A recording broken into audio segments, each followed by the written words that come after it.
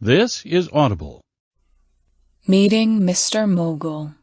Written by Mel Ryle. Narrated by Rachel Baker. Chapter 1. Good evening, sir. Are you ready to order? I asked with a forced smile on my face while pulling out a white pad paper. I was poised and ready to take his order. Unfortunately, I couldn't say the same for him. He browsed through the menu once, twice, thrice, and so on, clearly taking his sweet time. By the fourth time he rechecked the menu, he was starting to get on my nerves. I mean, come on. It's not like the words would change every time he flipped a page. He finally made his choice about 4 minutes after he arrived. I could have used more productively. I would like your filet mignon with lemon sauce and some red wine to go along with it. That would be all, the man in a gray suit briefly stated as he closed the menu. He then looked away after he pulled out his vibrating phone. It will be served in 10 to 15 minutes, sir, I replied with a smile. Oh, hello. I thought you were in Paris, the man said as he waved me off to answer the call. I excused myself with a slight bow before I walked towards the computer on the far right side of the room to punch in his order. I scowled in annoyance at the man's rudeness, but there wasn't much I could do. Since I started working as a waitress in a 3-star restaurant, I found out this kind of treatment was typical. Whenever someone started to shout and scream, my night was sure to go downhill from there. Why so serious? Terry asked as I reached the small stall with a touchscreen computer for us to place orders to, which was synced to an identical computer in the kitchen. First douchebag of the night, I said, sighing wearily. Ah, so the contest for number 1 douchebag is on, Terry said with a smirk while his fingers continued tapping on the computer screen. Is anyone from your tables up for the running? I asked seriously as I quickly glanced at his section. Oh, I don't know. I haven't come across one yet, but I'll get back to you on that, he said and turned to me with a wink. Good for you. I hope he would be the only one for tonight. I'm pretty worn out, I said with a resigned sigh. I'm all done, Terry announced and turned towards me. Do you want me to punch that in? He offered with a smile. Sure, thanks, I replied, giving him the sheet with orders. While you're at it, I'll wait on some of your tables. You sure there are no assholes? I asked as I stepped away from him. None. Nada, he said, smiling. Oh, there are orders on the counter. Check if any of them is for my section, he continued as he glanced behind me. Right, roger that. I headed towards the counter where loads of dishes were waiting on the trays. I checked if any of the orders were for my section or Terry's before I delivered them. Afterward, I went to wait on the new customers in my section. As I headed back to the computer to punch in another order, I bumped into Terry. Andy, table 15's order is up, Terry whispered while I punched in an order. Thanks for the heads up, I replied with a soft smile. I got the tray from the counter and carried it to its designated table. Table 15. The douchebag. I smiled as I placed his order in front of him, immediately regretting not spitting on it when he rudely waved me away again. I saw Terry giving me a sympathetic smile as I retreated. To be honest, this job sucks. But I'm doing it for 2 reasons. 1, I have bills to pay, which are sent to me almost nonstop. 2, this was the only job which accepted me without fuss. It had been a month since I got here, and I've applied to other places to get out of this hellhole. So far, no go. Working with Terry was the only reason this whole experience was tolerable. If you want, I could ask some guys to follow him outside and kick the living shit out of him, Terry said as I went back to the counter to place another orders. Thanks for the offer, Terry. It sounds appealing, but I'll pass. He's not that bad, I said with a soft chuckle as I got the tray filled with plates, all orders for my section. Okay, but if you change your mind, he said, trailing off. You'll be the first to know, I called out in reply as I walked towards my section, balancing the tray in my hand. After serving the customers, I saw Raina, the maitre d', walk inside the restaurant with a beaming smile. She gestured a man to sit in an empty booth with a reserved sign, which was in my section. I walked up to take his order after Raina returned to her station. She was giving him longing glances on the way back, which made me raise my eyebrow in question. I was a few meters away from the said customer when I almost stopped dead in my tracks. I don't want to exaggerate, but the man captured the attention of every woman in his vicinity. They eyed him with a look that was almost primal in nature. The man was capital H-O-T. His blonde hair, sparkling blue eyes, and well-built arms, which slightly bulged in his slick black suit, made almost everyone stare at him and sigh. But I maintained my composure. I'm not easily swayed by appearances. Usually.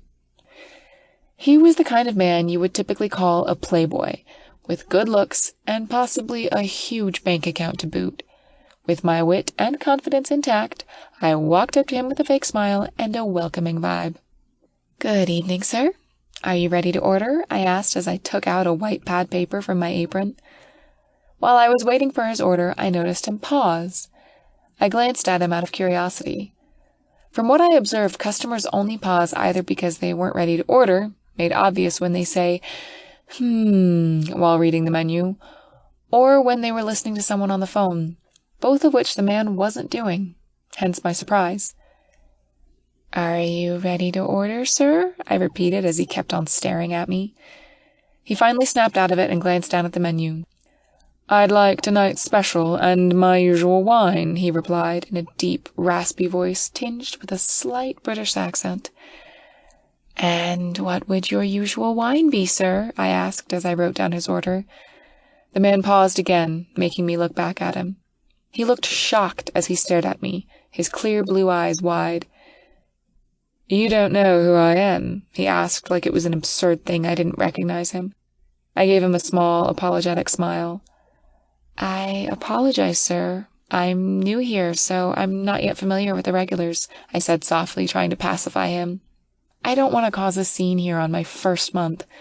So far, I've been able to tolerate people like him, and I wasn't going to stop now." "Figures," he muttered as he shook his head. "You can ask your manager what my usual is." "That would be all," he said, signaling the end of our conversation. I was taken aback by his words. I wanted to slap him right then and there, but I held back. I bowed as I closed my mouth shut and turned away without another word. "And we have a winner for number 1 douchebag and asshole of the night." I stomped towards where the manager stood, scanning the whole restaurant. When he saw me looking pissed and fired up, he raised his eyebrows in question. "Is something wrong?" he asked when I finally reached him. "Table 9's usual wine, sir," I said through clenched teeth. He blinked in alarm. Surprised by my anger, he looked behind me to see the person in question. Suddenly he gasped and looked at me in shock. "Did you say anything stupid to him?" he urgently asked as he grabbed my shoulder. "No," I said, confused by his sudden fierceness. Our manager was a calm man. Even when a customer was complaining or shouting in the middle of the room, he could handle the situation with a smile. So I was surprised to see him agitated. "Why didn't she tell me he's here? God, that woman! I have to reprimand Raina," he mumbled in annoyance as he walked away, ignoring me. Sir? What's his usual?" I asked as I followed him.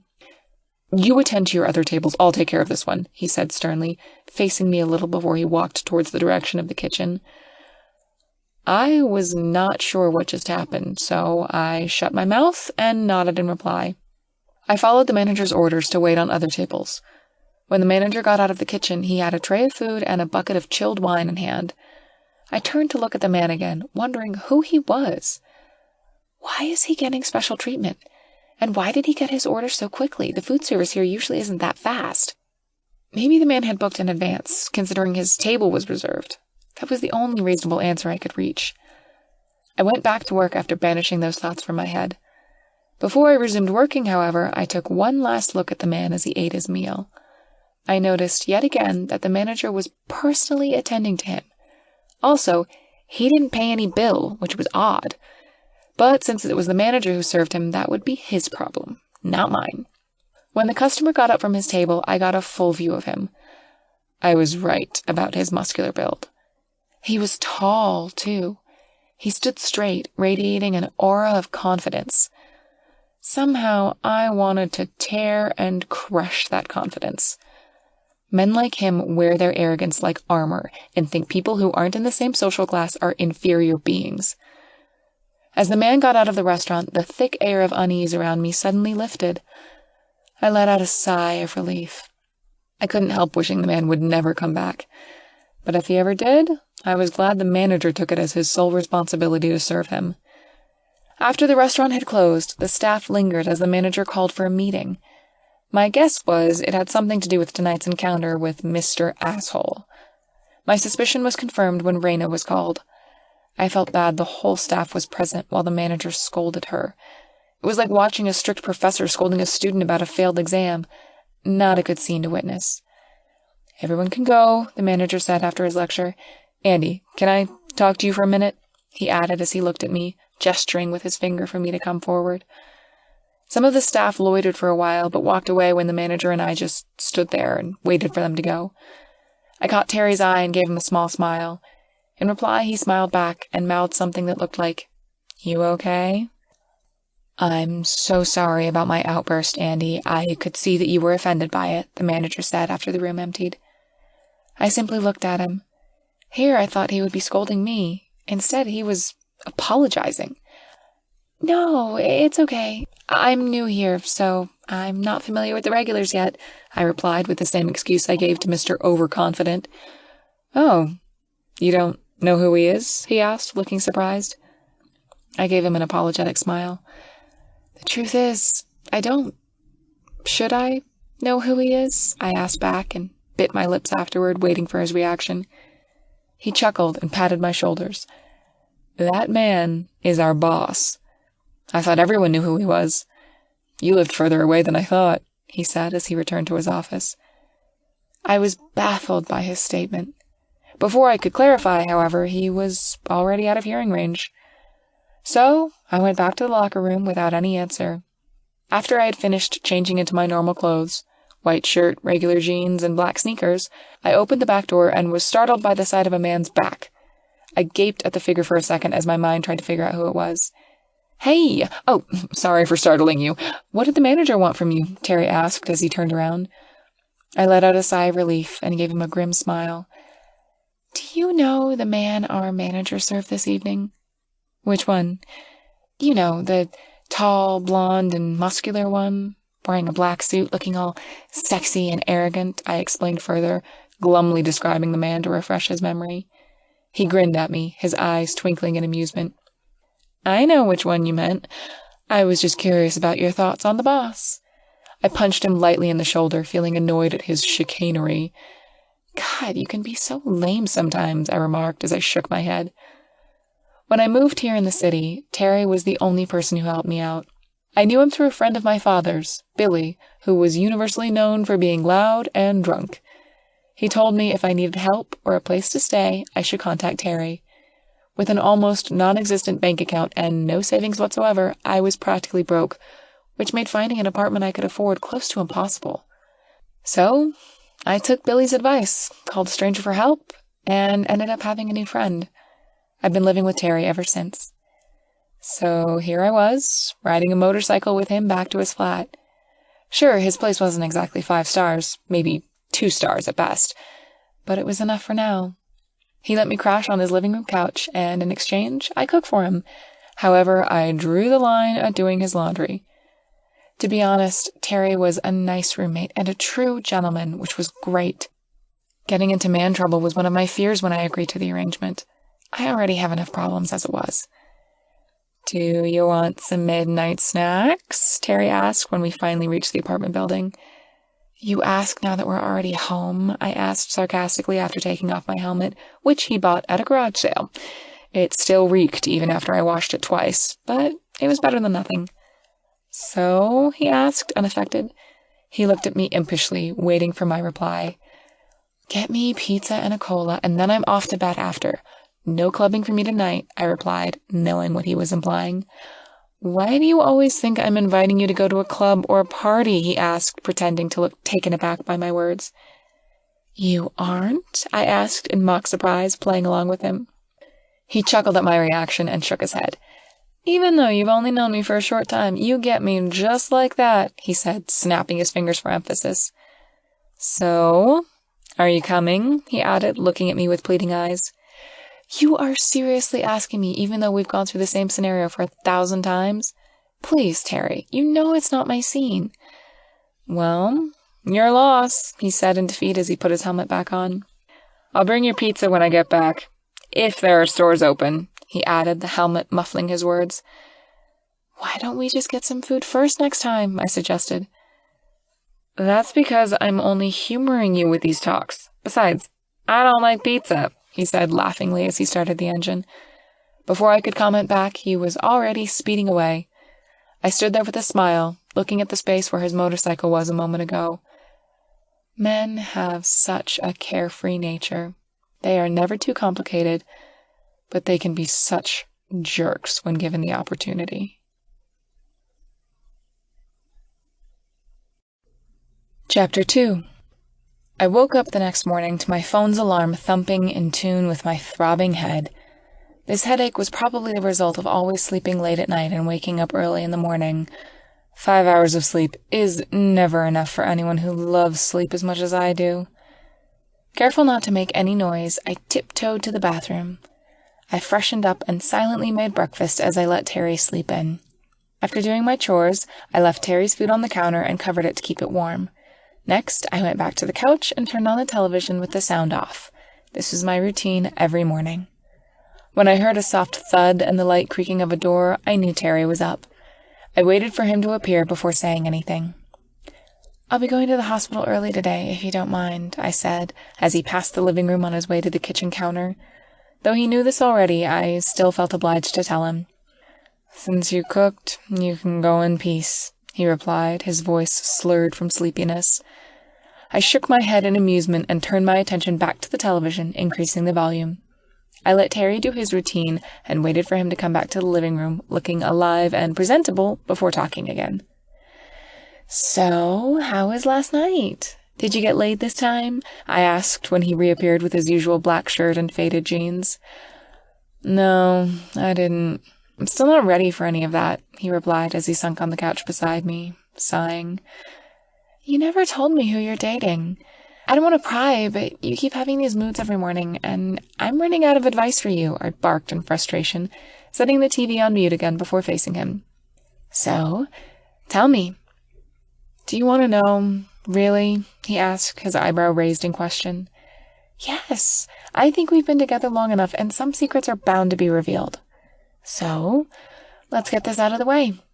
You tell me about the person you're dating, and I tell you something about myself, I said, looking him dead in the eyes. Do we have a deal? I asked, offering my hand for a shake. He looked at me for a second, and then looked down at my hand. It took him another moment before he shook it. Good. So, who is she? I asked before he could sidetrack me. He stared at me, looking thrown off by my question, and then he exploded with laughter. Why are you laughing? I asked by the time his laughter died down. Why do you assume I'm going out with a girl? He asked, still chuckling. Wait, what? I said, a little bit unsure. You're gay? I asked bluntly, stunned at this sudden revelation. Why do you sound surprised? Terry asked as he eyed me with a raised eyebrow. I was speechless. I tried to think of some signs that could have told me he was gay. However, nothing came to mind. So that's why you never hit on me, I jokingly accused him. You just had to point that one out, Terry said as he shook his head, though his eyes gleamed in amusement. So, who is he? I asked after recovering from the shock. Wow, you got over that one fast, didn't you? Terry muttered before he took a deep breath, becoming morose. We had a fight before you moved here. I told him about you and, well, he trailed off. So you've been moping around for a month because of me?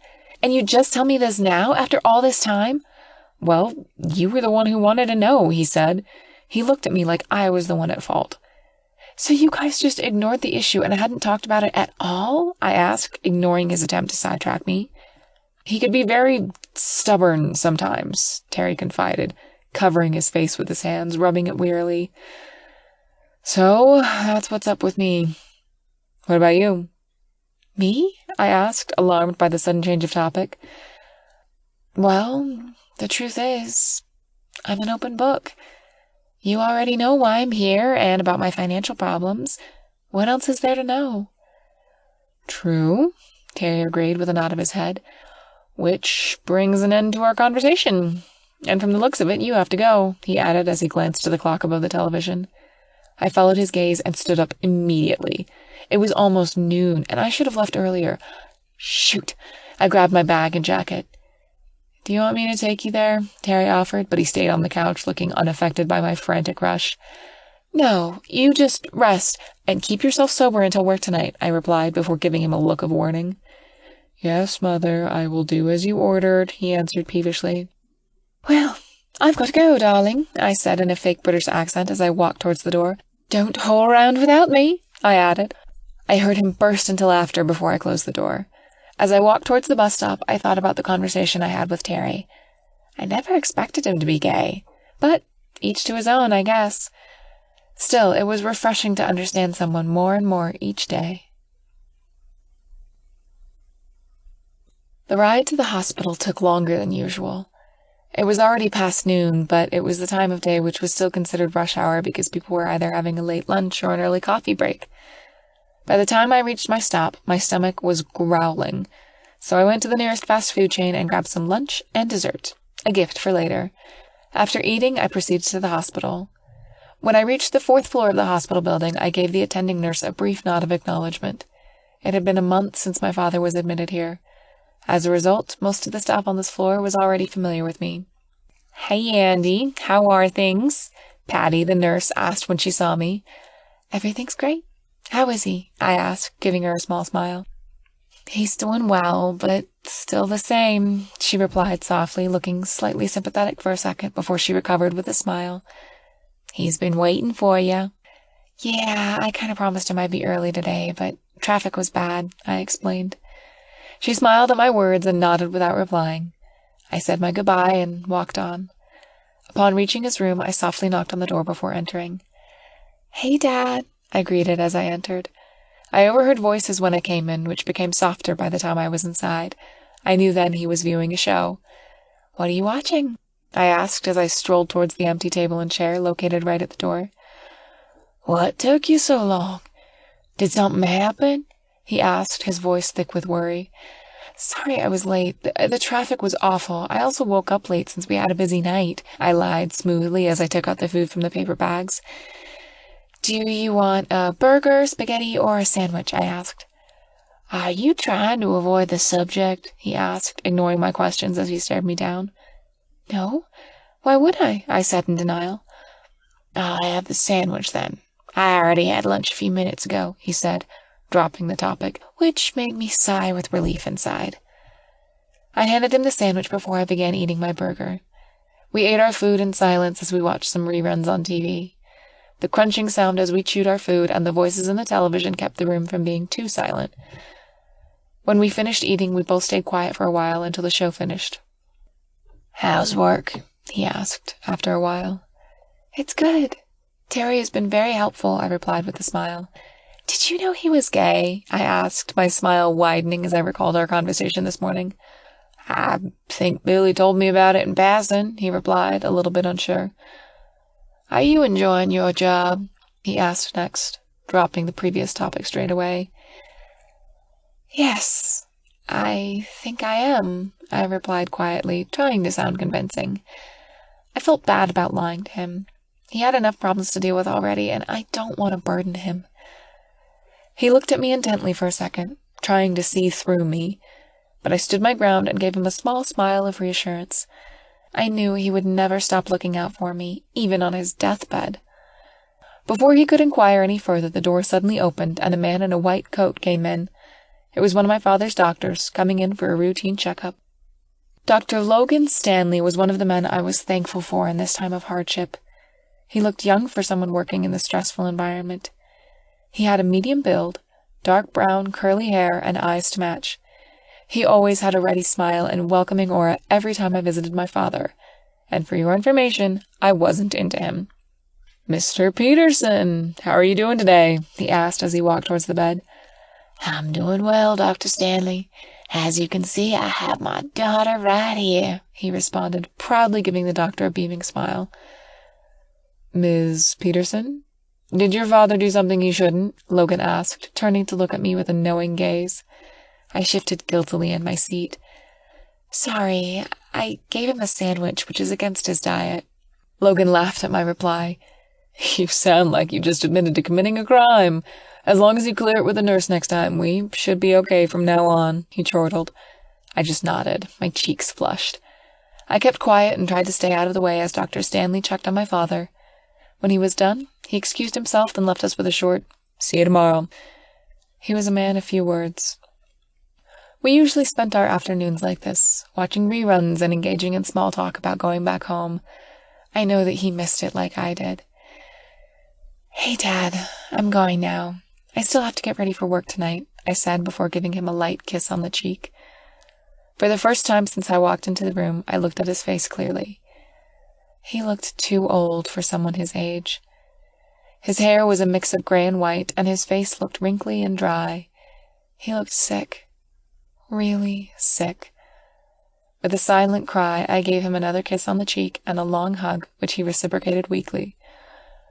Don't worry so much about me, Peanut. I'm gonna be fine. You take care of yourself and enjoy life, he whispered to me as I remained in his embrace. I know, Dad. I know, I whispered back, and gave him one last and gentle squeeze before letting go. I wanted to cry my eyes out at that moment. I knew he wasn't okay. I worried that the treatment and the medicine were the only ones keeping him alive. I didn't want to lose him, and for that I was willing to do anything and everything. But life didn't exactly work the way you expect it to work. It never does. As I entered Terry's apartment, I found it empty. There were no signs of him, so I grabbed the opportunity for some me time. I went into the bathroom and started filling the tub with warm water. When there was enough, I poured a little bit of bubble bath soap, one from Terry's secret stash. Then I soaked in the tub, not minding that the water was hot enough to scald my skin. I didn't know how long I submerged in the tub. It wasn't until I heard Terry's loud voice calling my name that I realized I fell asleep. Before I could get up and answer him, though, the bathroom door suddenly opened. I screamed as a man wearing square glasses, a body-hugging white linen shirt, and jeans burst in. What the? Get out! I threw the nearest bottle at him in mortification. Andy, there you are, Terry said as he appeared behind the stranger. Oh, he exclaimed in alarm as soon as he grasped the situation. I looked at him with anger and embarrassment and pointed at the door. Get out! Both of you! I snapped. Chapter 3. I slipped out of the tub, made sure to close the door behind me, and got myself dressed in the clothes I brought in. I took a steady breath before stepping outside. I heard Terry's voice. He was talking to someone. Let's just pretend the last 5 minutes never happened. Hey, I greeted as I stood on the threshold leading to the living room. They were sitting on my makeshift bed, aka Terry's couch. Andy, I would like you to meet Andrew, Terry said proudly. He was smiling from ear to ear as he said those words. It was the first time I saw him glow with happiness since I met him. I walked towards the couch and offered Andrew my hand, which he shook without hesitation. Nice meeting you, Andrew, I said with a friendly smile. Do you two need some time alone? I asked Terry after releasing Andrew's hand. No, we're good, he replied with a small smile, and then looked away. I can see from the way Terry blushed and turned away that he felt embarrassed. Oh, I forgot to tell you something this morning. Are you still looking for a job? Terry asked when his expression turned back to normal. One of his eyebrows slightly rose in question when I didn't reply. Yes, I'm still looking, I said after a moment, glancing at Andrew on the couch, who just looked clueless. When he caught me looking at him, he looked sheepish and quickly averted his gaze. A friend of mine is looking for an assistant. It pays well, he said, emphasizing the last part. He knew I needed the money, and a job which pays well would be very welcome, as long as it didn't involve anything illegal. I stayed silent as I thought of an appropriate reply. After a few moments, Andrew broke the tense mood when he stood up. I think I'll be going now. I still have some things to finish up. Terry jumped up from his seat and turned to Andrew. I'll see you out. Andy and I have to get to work in a few minutes anyway, he said softly to him. Andrew nodded in reply and turned to me with a friendly smile. "It was nice meeting you, Andy, and I apologize about earlier," he said as he stood up from the couch. I stayed in the living room and sat in my makeshift bed while I waited for Terry to come back. He probably wouldn't be returning for a couple of minutes, so I took that time to get ready for work. When I was done and he still didn't turn up, I sat on the couch again and waited for him. By the time he did, he abruptly stopped a foot away from the couch, looking at me with curiosity. "You're very friendly and accommodating today. Why is that?" he asked, eyeing me suspiciously. "Is it that hard to believe? I don't always have a foul mood." "True, but you look like you wanted to say more," he said with a soft chuckle as he sat beside me. "So, you ready to go?" he asked, looking at me from head to toe. "This doesn't look ready to you?" I asked, feeling a little insulted. Apparently my plain white shirt, jumper, and Converse weren't an appropriate outfit for him. "I may not be the kind of guy you expect, but I still know fashion, woman," he stated cockily. His lips twitched in amusement. I lightly punched his shoulder before standing up. "Let's go before I hurt you again. I don't want to murder anyone yet. It's still too early in the evening for that," I said as I grabbed my jacket and satchel, shaking my head in amusement. Peak hours in the restaurant started at 7 in the evening. Naturally, I was jumping from table to table, taking orders and serving meals. The night started out like any other. The only difference was I didn't have a whole roster of douches to serve. "This must be your night, Andy. No douches yet, and it's almost 9, Terry remarked when he passed by me as I got a tray of orders from the counter. At his words, I rolled my eyes and stuck my tongue, which only compelled him to tease me more by mentioning what I said last night. "So, you have a thing for tall and muscular blondes?" he asked as he stood next to me while I punched in an order. "Really? That's what you're using against me?" I asked him in disbelief when I finished. "Yes, why should I not?" he asked, talking in a British accent. I raised an eyebrow and smirked. "The way you talk, you'd make anyone swoon," I remarked with a grin. I wouldn't let him get away with teasing me without a counterattack. "You know we can talk about men, right?" he said, trying to reason with me. "Don't even start, Terry," I interjected, shooting him a deadly stare, daring him to contradict. I know he didn't like talking about his relationships, or men in general, and only opened up the topic to tease me. Besides, he knew I almost had zero contact with men since my father and I came to the city for his treatment, and that I had a good reason for my lack of dating prospects. "I wasn't saying you should sleep with a guy, Andy. I was only implying he was your type," Terry said, exasperated. I looked at him, feeling slightly guilty for getting worked up. "I know what you mean. And yes, maybe once upon a time, he was my type," I admitted reluctantly. Terry was about to respond when the manager interrupted us, told us off, and ordered us to get back to work. That night, I decided I would tell the manager I'd like to change my shift to accommodate my new job. However, it dawned on me I had no idea what the job was. I decided to wait for Terry to finish his shift, then ask him. When I saw him outside our locker room, I immediately probed him about it. "Oh, you'll be working at my friend's club. And in case you're wondering, yes, it is the club I always go to," he replied with an evil grin. "Are you that desperate to get me to a club that you had to kill the previous worker to get me this job?" I asked him jokingly. "Yes, I am," he replied with a booming laugh. "The previous employee got this new job in another state and simply disappeared when he got hired. He was a prick, so I told Jack about you. I also told him you play nice as long as no one messes with you," he added after he slightly calmed down.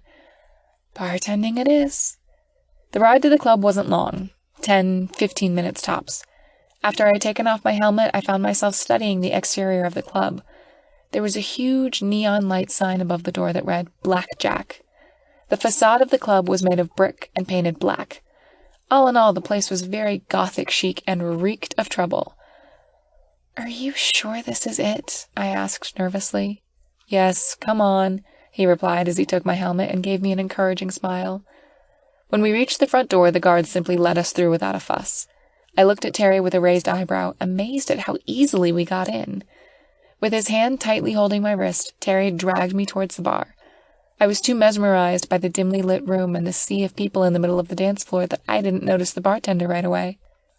"Jack, this is Andy. Andy, Jack," Terry shouted close to my ear, which made me abruptly turn towards the man behind the bar counter. In the dim light, I could only make out a small portion of his features. He looked to be in his 40s, with dark hair, gray highlights, and a scruffy beard. It was his deep, dark eyes which made me look at him longer than usual. His stare was stern yet weary, a stare that was quite familiar. It was the kind which had seen things in this world normal people had not. It was the same as my father's. In that very instant, I gave him my respect. "Marines or Army?" I asked after Terry introduced us. There was an awkward pause afterward. Jack looked at me seriously for a second, and then smiled. "I served in the Marines for 12 years before retiring to run this club," he shouted in reply, his voice deep with a thick accent. "You're from the South?" I asked. I'm starting to like this guy the longer we talked. "Yes, ma'am. Born and raised on a small farm in Texas," he replied, with a slight twinkle in his eyes, though the rest of his face remained impassive. "My father is from Texas, too. He served in the Marines for 15 years, I said with a small smile. Jack smiled in response, then turned to look at Terry. "I think I like this one," he stated. "I told you," Terry countered with glee as he looked at me proudly. "So, when do I start?" I asked. "Since you're here, how about giving me a hand with them?" he replied as he tilted his head in the direction of a crowd of people on the other side of the counter. "Sure," I replied. "How do I get there?" I added as I pointed at the inside of the bar counter. "Climb over," Jack replied, and then excused himself when a customer called his attention. He was gone before I could react. "Was he serious?" I asked Terry, looking at him dubiously. "Jack is always serious. He rarely cracks a joke," Terry replied as he looked at Jack's retreating figure. I hesitated for a moment. As I kept thinking about that piece of information, it made this job seem more daunting. Strengthening my resolve, I stepped on a stool, put my knee on the counter, and climbed over to the other side. I was glad I wore comfortable clothes. As soon as I was behind the bar, Jack immediately handed me an apron to wear, a sign I was to start work. About half an hour into the job, I was getting the hang of it. Terry stayed in the bar until Andrew showed up with a bunch of people. I was in the zone, getting beer bottles and washing glasses as the people came and went, though it was difficult to manage everyone's orders when they were all shouting at the same time. "Excuse me, can I get a whiskey, please?" A man with a slight British accent called to me when I passed by him to hand out another customer's order. "Wait for your turn, you just got here," I replied without looking at him. I said those words out of courtesy to the other customers. It was unfair to serve a newcomer first. "Excuse me, are you just going to ignore me?" the man asked in disbelief when I went past him a second time, overlooking him to serve another customer at the other end of the bar. His words finally caught my attention. I eyed him in irritation for a second, the poorly lit room masking his features. My voice was clear when I said, "Sir, with all due respect, there are people who waited to get their drinks before you, so please, be patient and wait for your turn." A few of the people nearby heard my reprimand and turned to look at us in awe. A girl on his right clapped her hands and cheered me on while the other guys just grinned and told the guy to wait. He was silent for a second before he walked away. As I stared at the man's back, I had this strange feeling there was something familiar about him. I just couldn't put my finger on it. "Andy, can I talk to you for a minute?" Jack asked while I was cleaning a beer glass by the bar. It was already past 3 in the morning, and I was beat. I dried my hands with my apron and took it off when Jack gestured for me to go somewhere else. He led me to a small room at the back of the club. At first, I thought it was the storage area. As it turns out, it was his office. When we got in, he lightly closed the door behind him. He let out a sigh and said, "Did you insult Mr. Maxwell?" Tonight was a long one for me. Can you be a little more specific? I may have insulted or cursed on a few people who were being too rude to handle, so I have no idea which one he is, I replied lightly, trying to lighten the mood. He gave me a serious stare and walked around me towards a small desk across the door. "For someone who just started, I can't believe you had to pick tonight to be clueless," he said. Terry was right. The man was humorless. "I'm sorry, Jack. I don't know who you mean or why you're angry," I said calmly. "He told me you told him to wait and deliberately overlooked him. Does that refresh your memory?" he asked lightly, though his voice sounded grave. As soon as he mentioned it, I remembered. Yes. He was a prick, if you ask me," I answered, snorting in disgust as I recalled the incident. "You don't know who he is?" Jack asked, looking taken aback. "Well, I did just say that," I pointed out. "William Maxwell, CEO of Maxwell Enterprises. The man owns almost half of the city's businesses. He co-owns this club with me, Jack explained quickly, giving me a gist of the man's background. Holy, I started, but trailed off as a memory came to me. He was the man I served in the restaurant the night before. He was the boss of my boss, and now it turns out he was also my boss at my other job. It just dawned on me I disregarded the man twice, and he has the power to ruin my life. And both my jobs. Chapter 4. Jack was very calm after I had explained I didn't know who he was. He forgave me for my lack of knowledge and just told me not to be rude to the man again. I wanted to comment more on that, but I held my tongue and just nodded. I might have only encountered the man twice, but during each encounter he made my blood boil. The arrogance which emanated from him was overwhelming. I almost always lose my cool each time. After our chat, Jack gave me a lift back to Terry's apartment since it was almost 4 a.m. When I got inside the apartment, the sky had turned gray, signifying dawn. I was so exhausted. I didn't bother changing my clothes and just crashed on the couch. When I woke up, the sun's rays seeped through the window, blinding me momentarily. Then someone nudged me, taking me by surprise. In retaliation, I kicked the person, which resulted in a series of profanities. I didn't know you were so violent when being woken up, Terry said, his voice suddenly close to my ear. I turned my head to the side since I usually sleep with my face down on the pillow and stuck my tongue out at him. Why are you annoying me? I just got home. Wait, what time is it? I asked in alarm, quickly sitting up. Terry studied me with his brown eyes, smirking at my comical movements. You look funny. I never actually saw your just-woke-up face, he said, looking amused. Don't worsen my already foul mood, Terry, I warned and glanced at the clock. Shoot, I gotta go, I exclaimed, getting up as I frantically searched for my bag. Here's your stuff, Terry said as he held up my bag and jacket. Do you need a ride? Or a shower, perhaps? He asked as he pinched his nose. I looked at him severely for a second before getting a whiff of myself. I cringed at how I smelled. I reeked of beer, though I never drank last night, sweat, and a whole lot of other things. I smelled like someone who had a rough night. Glancing back at him, I gave him a grim smile and gestured for him to wait for a second. Shortly after, I sprinted to the bathroom to freshen up. When I had a look in the mirror, I jolted in surprise. I almost didn't recognize myself. Maybe I'm overreacting, but I think I looked like a caveman with my fuzzy hair and dark eye bags.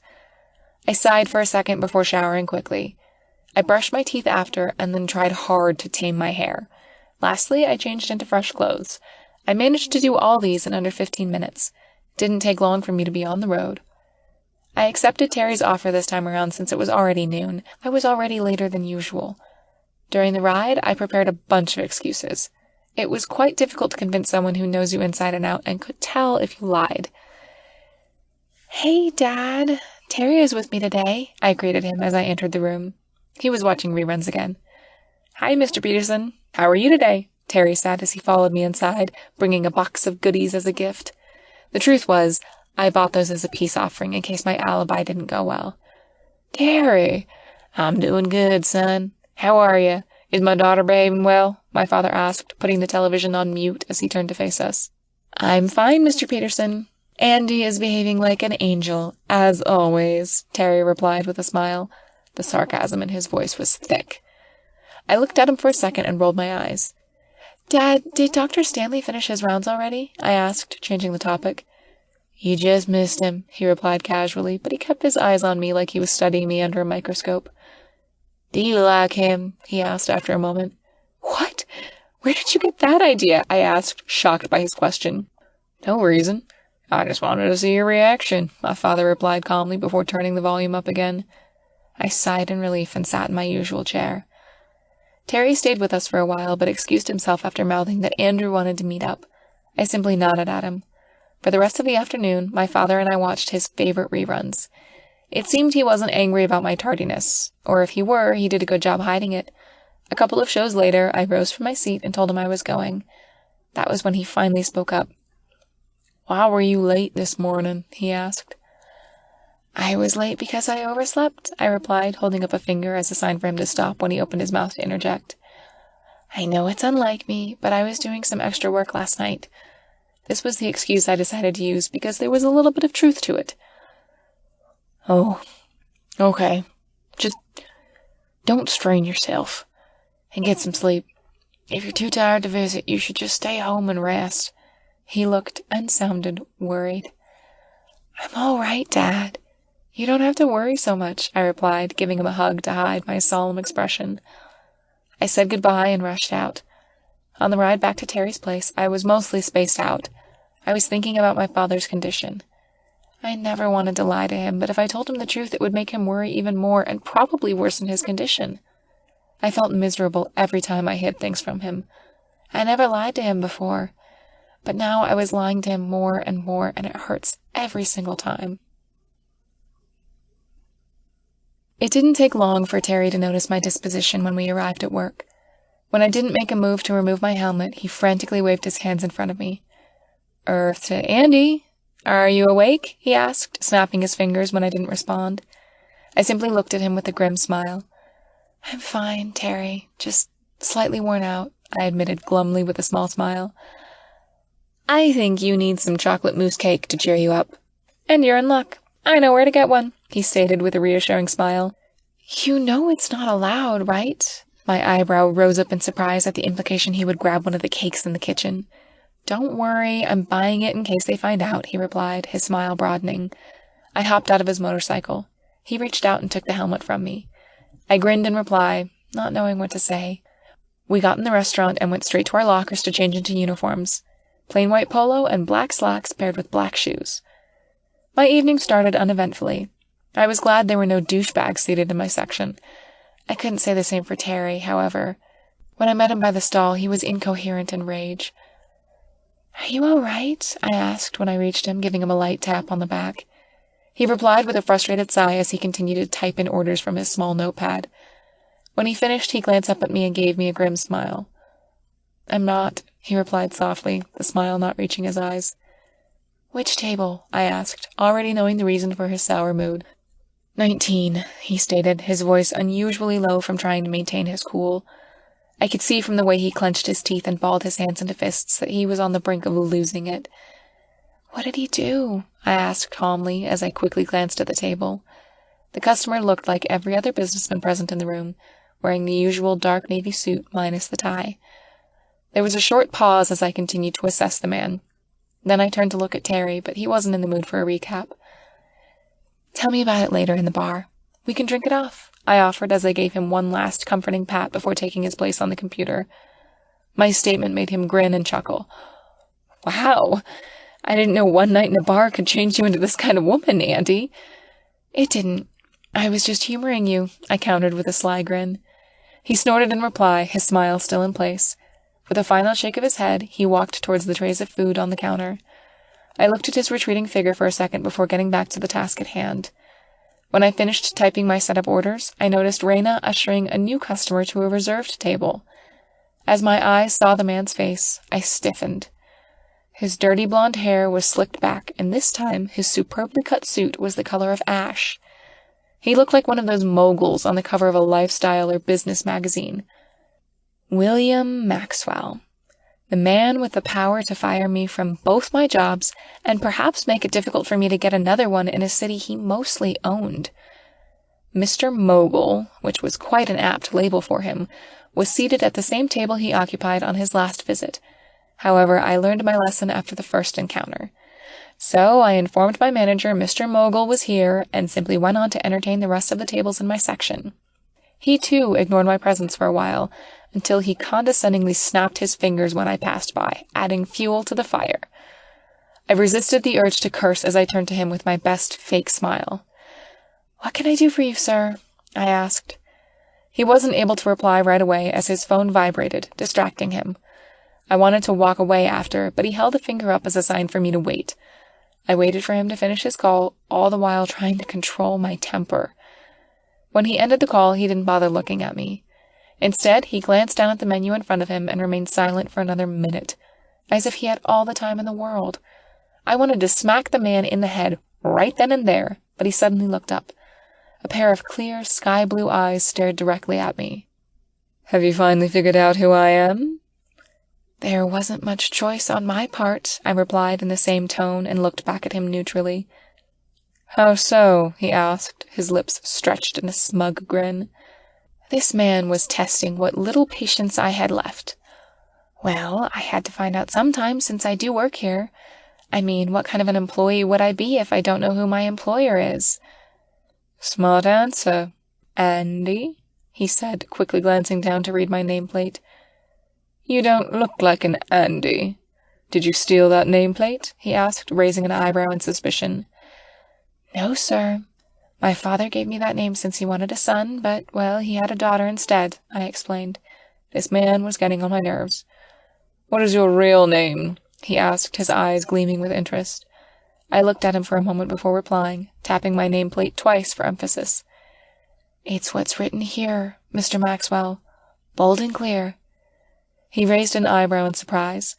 From the way his eyes hardened afterward, it was obvious he didn't like my answer. He tilted his head a little as he continued to stare.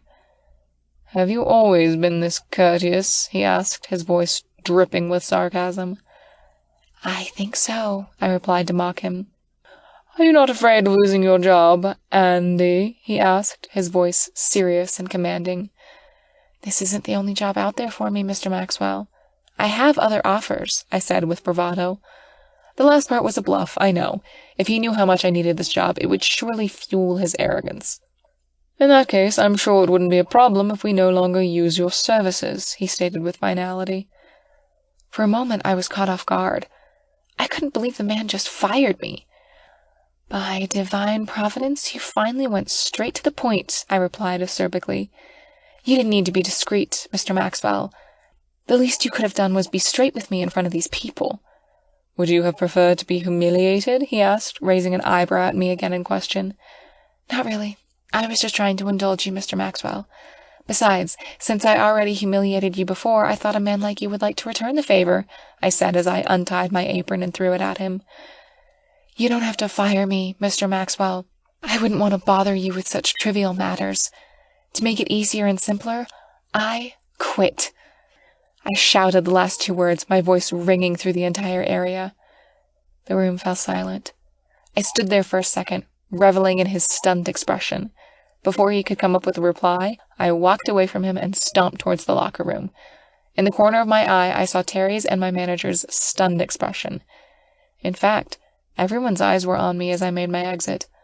I quickly changed out of the uniform, stashed it in my locker, or what used to be my locker, and went out through the back door. The streets weren't busy, and only a few people were present as I waited at the bus stop. For a moment, I felt hopeless. What have I done? I couldn't believe I did it. I quit. I stopped pondering over what happened, though, as soon as I saw a black car stop in front of me. Without warning, a man got out of the passenger seat. As I eyed his familiar frame, I mentally cursed him with all the profanities I could think of, and more. Chapter 5. What is wrong with you? You don't have the right to make a scene like that in my restaurant, he snapped as he walked towards me. Just because you're the boss does not mean you can treat me however you want, I countered furiously, jumping up from my seat. I didn't make a scene when I fired you. You should be grateful I hadn't humiliated you in there, he stated, practically spitting the words at me.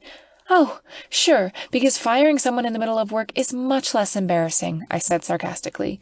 Stop being so snarky, he interjected, snorting as he shook his head in disbelief. This kind of behavior only shows how unrefined you are. You lower-class people are so opinionated and rude. Oh, and you think your kind is any better?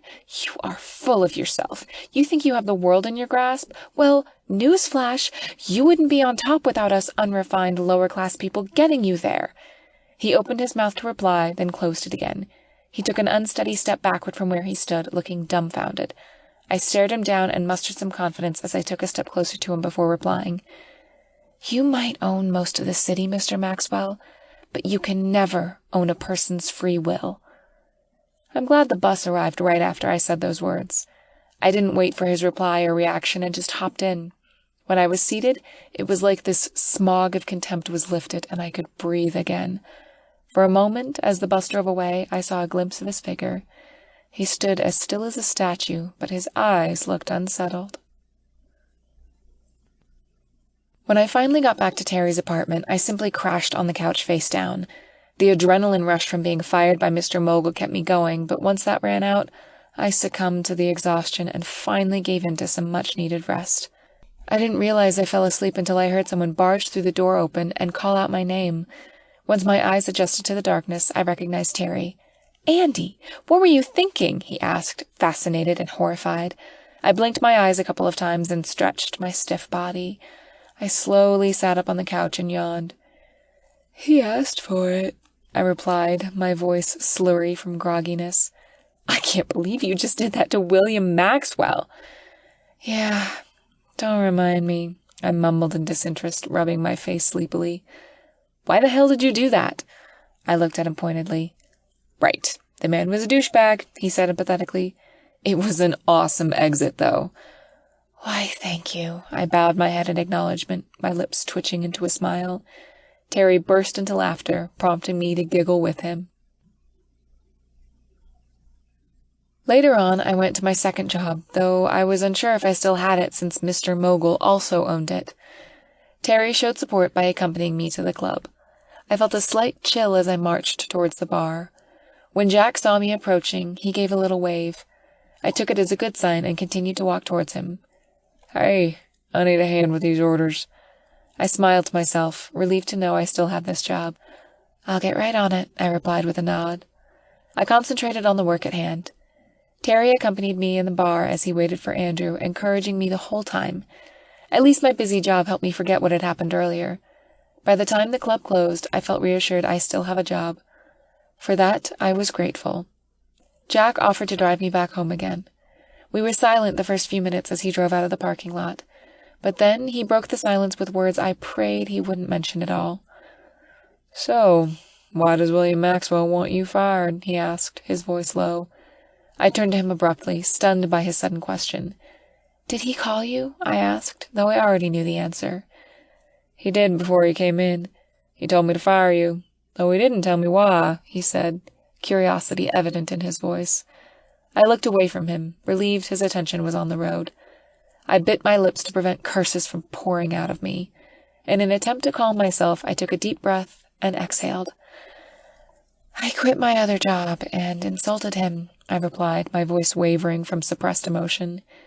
He slowed down to a stop when the traffic light turned red. He turned towards me, his lips twitched in amusement. "You insulted him? Why?" "Well, he insulted me first. I just returned the favor." There was a pause. Then his laughter rang through the confined space of his car. He was still laughing when the light turned green. It took a while before he could reply. "I can't believe someone is brave enough to go against a Maxwell." I kept my mouth shut and stared straight ahead at the dimly lit street. When we reached the apartment, I softly thanked him. He didn't bring up the topic anymore. He simply smiled. From the way he acted that night, or morning, I thought Terry was wrong about him being a serious person. After all, I just saw the man look amused, smile, and laugh. A few hours later, I woke up before Terry. I made breakfast, freshened up, and waited for him to get up as per usual. When he emerged from his room, I greeted him warmly, as if yesterday's events didn't happen. "Are you going out early today?" he asked, assessing me for a moment before walking towards the kitchen. "Yes, and I might get home a little late since I quit my waitressing job," I said, adding that last tidbit calmly. "So you're going to look for another job again?" he asked, his voice slightly distorted from chewing his food. "Maybe. I haven't received any responses from the companies I've applied to earlier this week. I'll wait some more before I start looking again." "Oh, I remember Andrew telling me about this work that was available. I could talk to him about it if you're interested," Terry said as he nibbled on the bread he was holding. "Tell me what the job is first, and then we can talk more from there," I countered, smirking at him mischievously. I need to be careful about accepting Terry's job offers since the last two he gave belonged to him. I am barely staying afloat, and my job at the club was hanging in the balance. The last thing I needed was to give him another opportunity for him to fire me. When I reached the hospital, the attending nurse was bemused when I arrived earlier than usual, though she didn't say anything about it. Instead, she gave me a friendly greeting and told me about my father's progress. After our little chat, I went to my father's room and silently opened the door. I knew he was awake because I heard muffled noises. "You're early today," he remarked. I smiled in greeting. Surprise, I said softly, spreading my hands for emphasis. He smiled at my actions, though it faltered when he took in my overall appearance. You look worn out. Did something happen at work? He asked, his voice thick with worry, his eyebrows scrunched together. I'm fine, Dad. I am doing well at work, I replied dismissively, not really in the mood to pretend. You know you can tell me everything, right? I will find out about it eventually. I know, I said as I took a seat. Okay, I'll spill, I relented, giving him a sad look. I quit my waitressing job. You quit? I thought you liked it, he said, looking surprised. Well, I may have exaggerated on the like part, I admitted reluctantly. I knew you didn't like it. You know no matter how much you try to lie, I'll always figure it out, you know, he said, smiling at my discomfort. I snorted, then grinned in return. Yeah, I know. For the first time in months, I told him the whole truth. I didn't hold back and just let go. I didn't know it would be such a relief to get everything out. I'm so sorry for lying to you, Dad, I said after a short pause. It's okay, Peanut. I get why you thought you had to lie, he said as he grabbed my hand and gave it a gentle squeeze. For the rest of my visit, I gave my father an overview of my life within the past month. I told him about my work as a waitress and a bartender. I also told him about why I got fired. It was pretty hard to tell, but I was able to get it all out. He smiled when I told him about how I scolded Mr. Mogul like a naughty preschooler. He looked pleased by my actions. Around dinner, I finally excused myself and left. For the first time in a long time, I felt relieved and free. I bought dinner at the fast food joint beside the hospital before heading home. I was walking to the bus stop when I felt my phone vibrate in my pocket. I balanced the plastic I was holding with one hand and took out my phone with the other. A quick glance at the number told me it was from someone unknown. Out of curiosity, I answered it. Hello, who is this? I asked. Andy, this is Jack. I'm sorry for calling you out of the blue. I just wanted to ask if you could come to work early today. Jack? I asked in surprise. Oh, sure. Great. See you then. The line went dead. I glanced down at the phone in confusion, not sure what the point of the conversation was. Then it dawned on me he might fire me because Mr. Mogul found out he still hadn't. What am I going to do? If that happens, I'd be back to square one, jobless and hopeless. Before my imagination got the best of me, I got a hold of myself and made my way back to Terry's apartment. I was too distracted to eat. Since I lost my other job, Jack changed my shift from midnight to 8 in the evening. He requested me to come early, so I showed up at 7:45. I texted Terry of my plans before leaving, so he won't wonder when he came back from work and found the apartment empty. However, I forgot about the possibility that he might want to catch up, and failed to tell him about my new schedule this morning. The bus ride to the club was long, which gave me time to think about the possible reasons why Jack wanted me to come in early. As I finally stood outside the club, I was thinking about running away when Jack came out of the club. For some reason, he looked stunned to see me. How long have you been standing there? He asked in curiosity. Long enough to see 6 customers come in, I replied nonchalantly with a bland smile. He chuckled and gestured for me to enter. I hesitated for a moment, but followed. I could tell Jack noticed my discomfort, but thankfully didn't comment on it. We were already at the door when he stopped. He turned around and looked at me. You don't have to worry about a thing, Andy. I already talked to her. You can still have this job if you want to, but she does have some conditions. And if I were you, I would listen to them, he said as he stared at me seriously. Before I could ask what he meant, he faced the door and knocked on it. I heard a female voice behind it, which was a surprise. Jack opened the door and gestured for me to go in. I might have been anxious, but I still wanted to know what he meant earlier. However, seeing his expression, I decided not to press on the matter and went in. The first thing I saw was her silhouette. I could tell that the woman was tall and fit. As I stepped further into the room, I finally got a good look at her. She was beautiful, with luxurious golden hair cascading past her shoulders. She wore a pale, nude dress, which fitted her body like second skin. From the way she stood, I knew she was a woman with power. "You must be Andy Peterson," she greeted. "Yes," I responded warily. I'm Alexandra Maxwell, chairman of Maxwell Enterprises. I'm also the sister of the man you pissed off. Chapter 6. Am I in trouble? Are you going to fire me? I asked with a trace of anxiety. I looked at her guiltily, squirming. Please stop fidgeting, Miss Peterson. I'm not here to fire you, and you are certainly not in trouble, she said as the corners of her lips tugged up in a smile. I'm here to hear your side of the story, since my brother seemed incapable of telling the truth. What do you mean? I stuttered, unsure of her words. So, you insulted him. That part is true, right? She asked with a smirk, her eyes gleaming in amusement. I stiffened at her words. Is this a trick question? Are you trying to test me? I asked, overlooking her delight at the situation. No to the first question, and maybe to the second. So, she trailed off. Yes, I insulted him. The man belittled me. He was a prick, so I told him off. Yes, my brother can be a handful sometimes, she agreed. But I assure you he wasn't always like that. He became what he is now after our father died. I can't blame him. He worked hard to get our old man's company, but our dad gave the company to me instead. I'm sorry to hear that, I said after a beat of silence, not sure what to say. So, let's talk business, she stated, and gestured for me to sit across her. I sorted out my jumbled feelings as best as I could. My heart was beating rapidly as my thoughts raced on her implication of business. What kind of business does she want with me? Before I proceed, I want to know more about you. So, Andy, where do you live? She asked, taking me by surprise.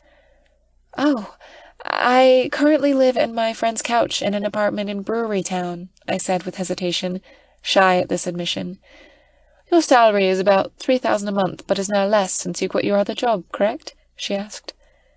Yes. And you pay a portion of your father's medical fee? Is your salary enough to cover those expenses? Yes, I replied softly as I stared at her. How do you know all of this? You sent an application for our job postings, Andy. We have your background file with us, she answered with a smile. I also read that you applied as an art curator for our new gallery. Wait, you own Galleria de Belle? I asked, stunned. Yes. An art gallery is a good investment, she replied with a chuckle. I finally noticed her blue eyes. They were the same shade of blue as Mr. Mogul's and were luminous in the light. Here's my offer, she continued after a brief pause, her demeanor turning serious and professional. You can have the job as art curator if you work as my executive assistant for the next 3 months. Why? I asked, astonished by her offer. Where is she going with this? I fired my last assistant, and I'm in need of one right away. You don't have to worry. We pay about $45,000 a month. I'll even throw in an apartment. After all, I don't want my assistant to be homeless, she replied with an enthusiastic smile. I stared at her, my eyebrows practically disappearing to my hairline. The woman just looked at me stoically, just like her brother did before her. I mentally scoffed at the similarities. It's a generous offer, Miss Maxwell, but why me? I asked again, daunted by the offer. So far, you're the only woman who was able to look past his physical appearance and face him straight on. I've never known any woman, except me, my mother, or his assistant, who can, she said with a grin. So, she said, pausing for a second. Since my office is beside his, I'll finally get some work done without my assistant drooling over my brother. Right, which means I'll be seeing him more often? I asked, though the answer was obvious. Yes, you'll see him every day. I stood up from my chair, my face blank. So far, this was the greatest job offer I've ever had in my life. However, there's one big catch. I can't be the only person who was indifferent towards him. On the other hand, I had seen him in a suit, and I have to admit, he is good-looking. I pursed my lips from the image which popped into my mind before I shoved it away. I paced as I thought. She sat there, staring at me patiently, her eyes gleaming in amusement. It was evident she knew she was giving me an offer I couldn't refuse. I thought of some way to get out of it, but I badly needed the money. Plus, the apartment bonus would solve my housing problems. But was it worth it? I stopped pacing and turned to face her. She sat up straight in her chair, ready to listen. "I accept your offer, Miss Maxwell, though I have a request," I stated. "What is it?" she asked, taken off guard. "Can I have the weekends off?" I asked shyly, squirming under her scrutiny. Her eyes softened as she replied, "Of course. I don't want to take your time away with your father." "Thank you." "So, when do I start?" I asked ardently, making her laugh in delight. For the rest of the night, I worked my last shift at the club. Jack wasn't pleased to know his partner's sister had stolen his new staff member, but he was happy for me. Not once did he show how inconvenient it would be for him to find another replacement. I wanted to recommend Terry for the position. However, before I could even say a word, the man in question himself stopped me from doing so. I left before the club closed and rode home with Terry. Jack's idea. On the ride back, I mulled over the conversation I had with Alexandra. Though she told me her reasons, I believe she didn't tell me even half of it. I was quite sure she held something back. However, I wasn't one to look a gift horse in the mouth, so for now, I let the matter rest. The next morning, I woke up at the usual time and did my usual routine. The whole apartment was quiet. I was glued to the television when a knock on the door broke the silence. I was so startled by the sound I almost jumped off the couch. I tiptoed to the door after the knocking stopped. Curious, I looked through the peephole. As I got a good look at the person on the other side of the door, I felt my heart skip a beat. His dirty blonde hair was slicked back, and he was wearing his usual suit without a tie, 2 buttons undone. He paced back and forth, hands deep in his pocket. I continued to stare at him in shock, not quite sure what to do. In frustration, he balled his hand into a fist, intent on pounding on the door. Before he could do so, I opened it. He stood there, inanimate for a second, before he cleared his throat and took a steady breath. "Good morning, Mr. Maxwell. What a pleasant surprise," I said with a bland smile, which made him purse his lips. "Can I have a few minutes of your time?" he asked, his voice deep and controlled. "Sure. What do you want?" He didn't reply. He simply looked at me with a raised eyebrow. "Aren't you going to invite me in?" he asked. "This isn't my apartment, so no, I'm not. We can talk right here. It wouldn't take long, would it?"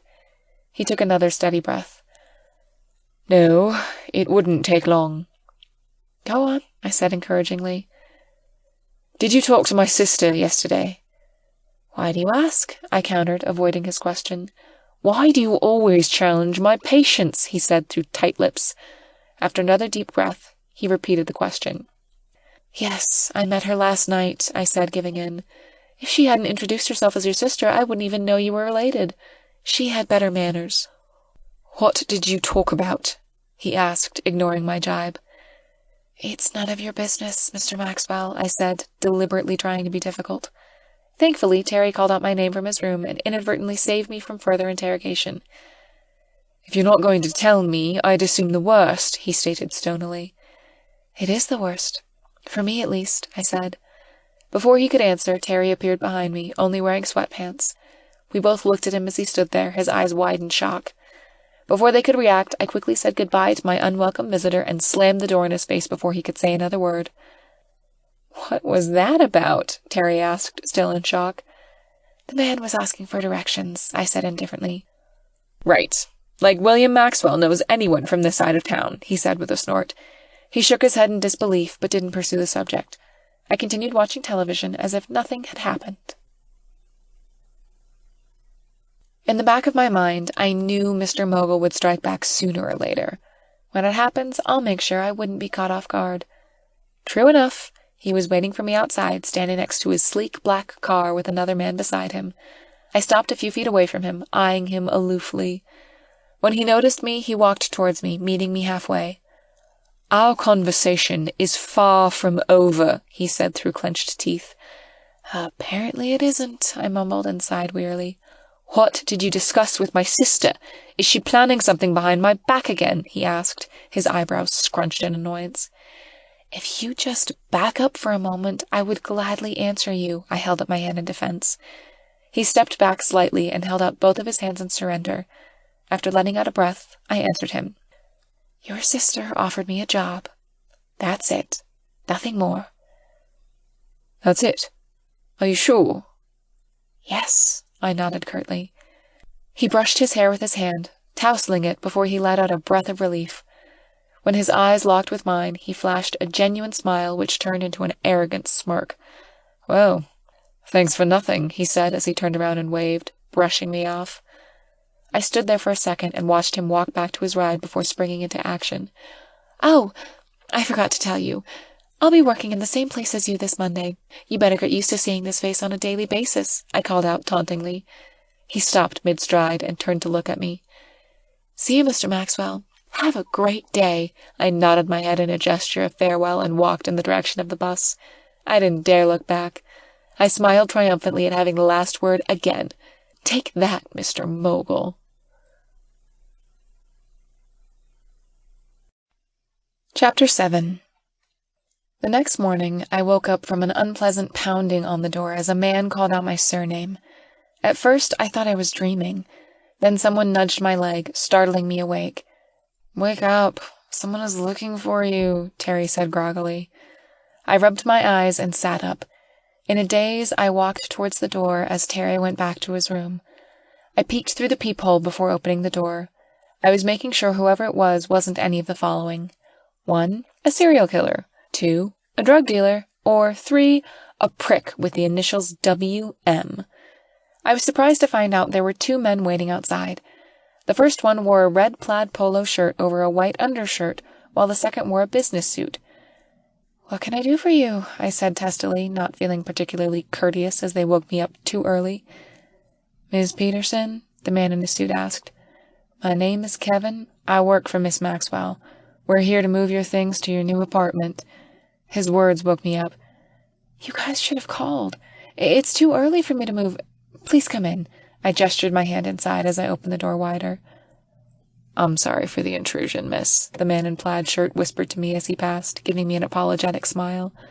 I realized I had left the couch in a mess. I excused myself and walked ahead of them so I could go through my things and clean up as much as I could. Once they got to the living room, they stood there for a second to scan the place.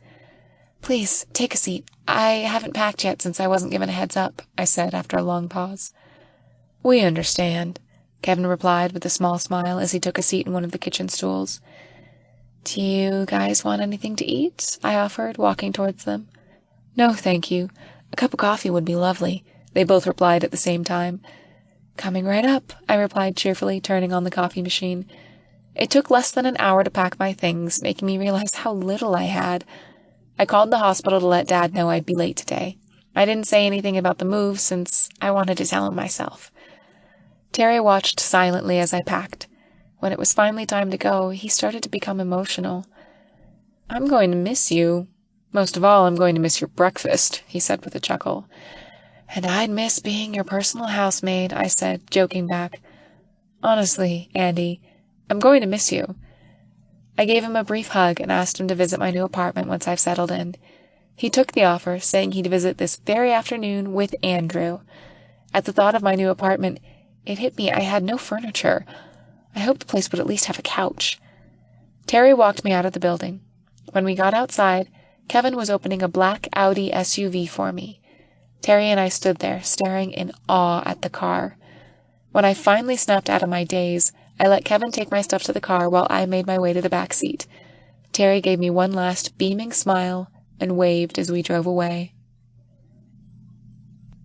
I pondered on how my new apartment would look. I hoped it was somewhere in the same street as Terry's.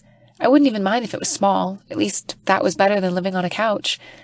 But as the car drove further and further away from Terry's place going to the upper side of town, the idea seemed more and more ridiculous. The car cruised a street lined with huge buildings. Among those were stores made of red brick and clear glass windows. The car stopped in front of a 10-story building with washed-out white brick walls and tinted glass windows. I was too distracted to notice Kevin opening my door, waiting for me to alight the vehicle. Please follow me.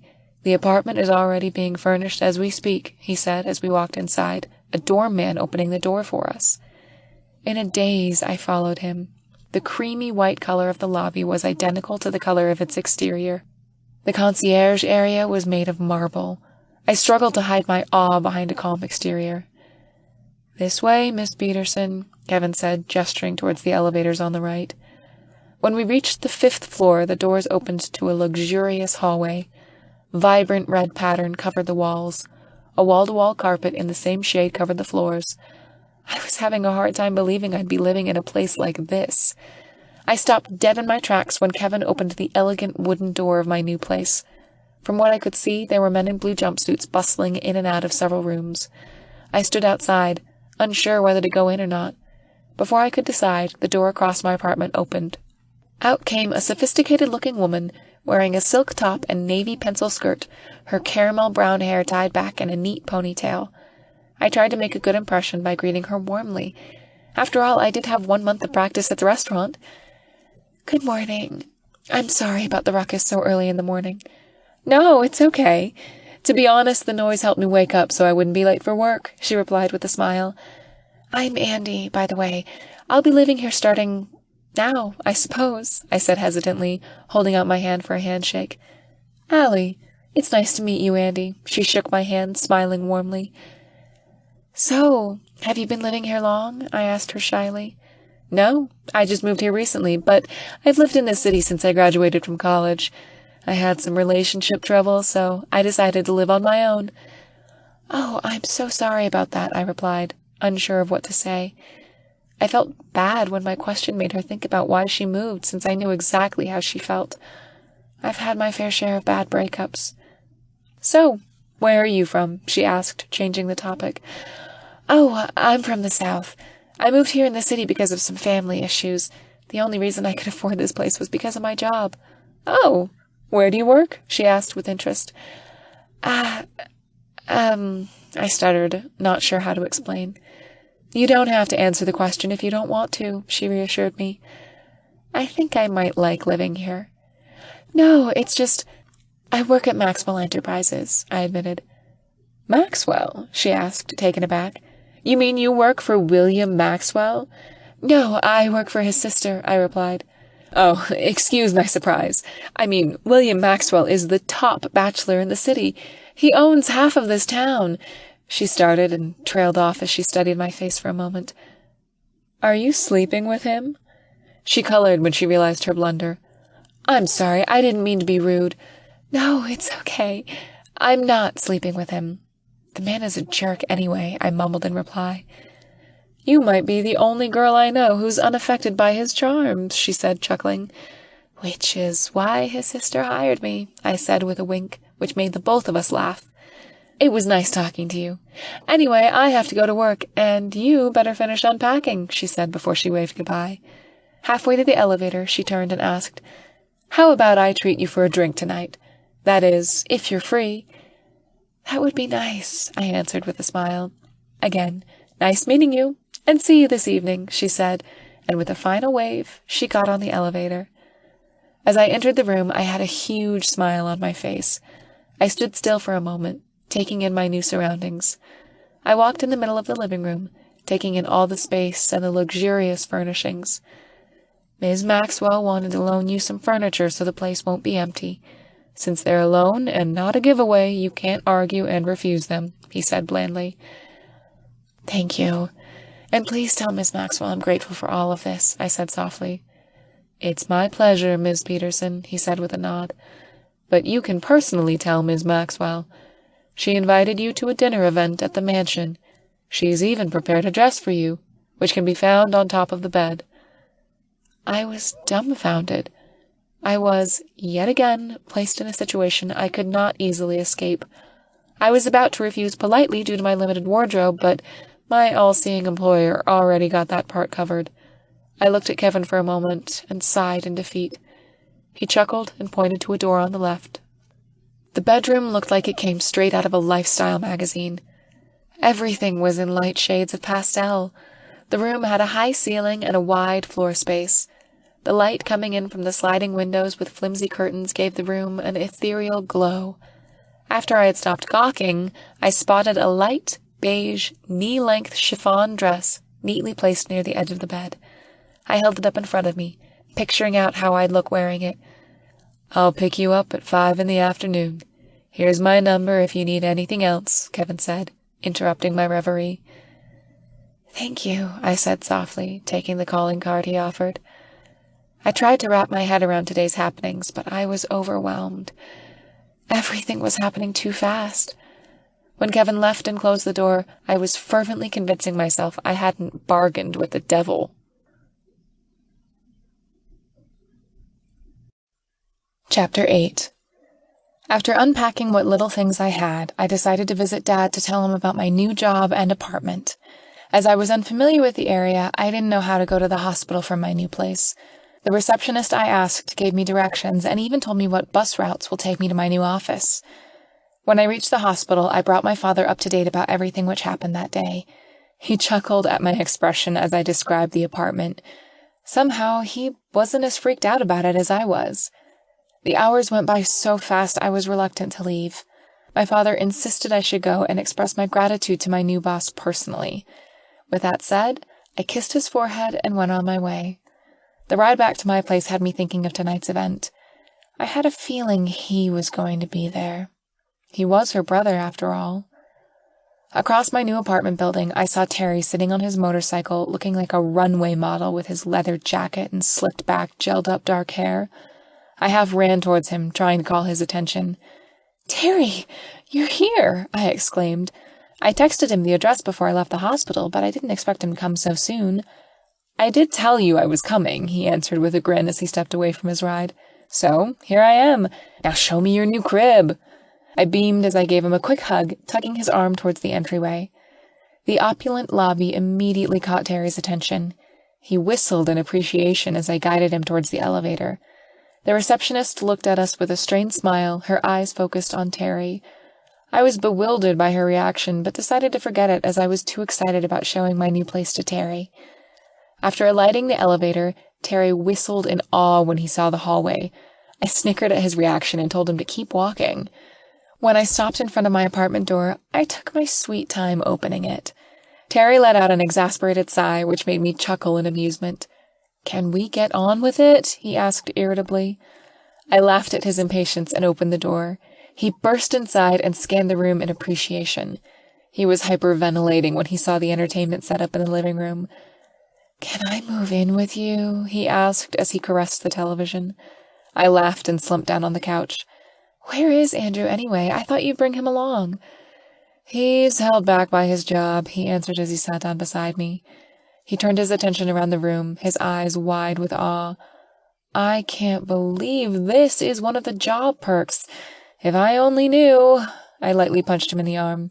After a few seconds of silence, I stood up and looked at him.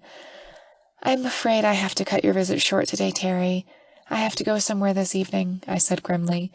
He looked at me upon hearing my tone. "Where to?" he asked, his voice filled with curiosity. "A party," I answered, not wanting to add more details to it. "What party?" he probed, raising his eyebrow. I sighed unhappily and then gave him a look. "Miss Maxwell invited me to a party tonight at their mansion," I admitted, letting out another sigh.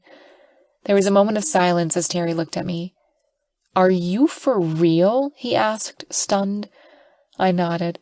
There was another silence before he whistled in admiration. "Wow. I can't believe how quickly you made it to the top with the A-listers," he said with a snicker, his eye twinkling in amusement. I shook my head and grinned back. "I haven't. Don't worry," I said as I walked away from him towards the bedroom.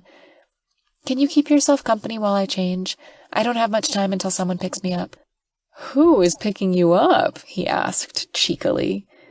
"No, it's not who you think it is, and I have no idea why you would even think that," I replied as I opened the door to my room. "Turn on the television," I suggested with a smile. "Hell yeah!" he exclaimed in excitement, all thoughts of teasing me suddenly forgotten. I shook my head in amusement. I left him to watch shows while I went inside my bedroom. I haven't moved the dress from where I last put it this morning. I glanced at it for a moment before walking towards the dresser on the other side of the room. I stared at my face for a second before styling my hair. It took me half an hour to complete my hair and makeup. I was hesitant to put the dress on. A knock brought me back to reality. "Andy? There's a man in a suit asking for you. Do you know him?" Terry asked, his voice muffled by the door separating us. "It's probably Kevin. Please let him in and tell him I'll be done in a minute," I called as I picked up the dress. "Okay," he shouted, his voice and footsteps getting fainter and fainter. I quickly put on the dress before I can change my mind. After a quick look in the full-length mirror, I walked out of the room. When they saw me, Terry and Kevin looked at me in surprise. I felt myself redden with the sudden attention. A little uncomfortable, I cleared my throat. "Andy, you look fantastic," Terry spoke up first, breaking the silence. "Thank you," I said to him with an uncertain smile. "You look lovely, Miss Peterson," Kevin agreed, nodding his head briefly in greeting. "Thank you, Kevin. Shall we go?" I asked, mainly to escape being in the spotlight. "Sure. This way, please," Kevin said as he offered me his arm. I looked at him, uncertain what to do. Terry silently instructed me to take it. I mouthed a grateful "thank you" to him, prompting him to wink at me. As we all walked out of the apartment, I felt my heart beat faster. Once again, I thought about my predicament. It was weird how your life can change in a short amount of time. We stopped in front of the building to bid Terry goodbye.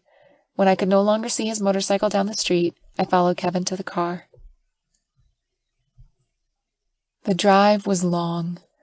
The mansion was located a few miles from the edge of Chestnut Hill, which from the looks of it was a neighborhood for the rich.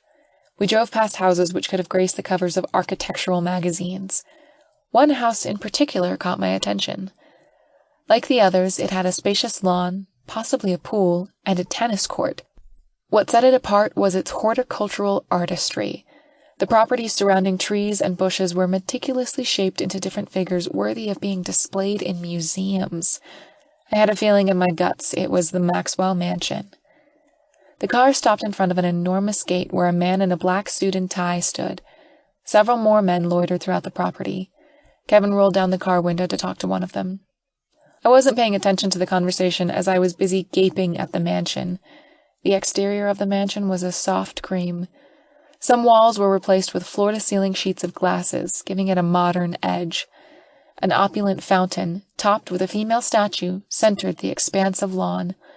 All in all, the place was mesmerizing with its modern and classic mix. Caught in a trance, I was startled when the car door opened. "We're here, Miss Peterson," Kevin said, offering me his arm again. I absent-mindedly looped mine around his and had him guide me inside. If the exterior was impressive, the interior was stunning. The walls were made of dark wooden panels, lending a classic feel to the room. The contemporary furniture and decor balanced it out. A grand staircase was its main attraction.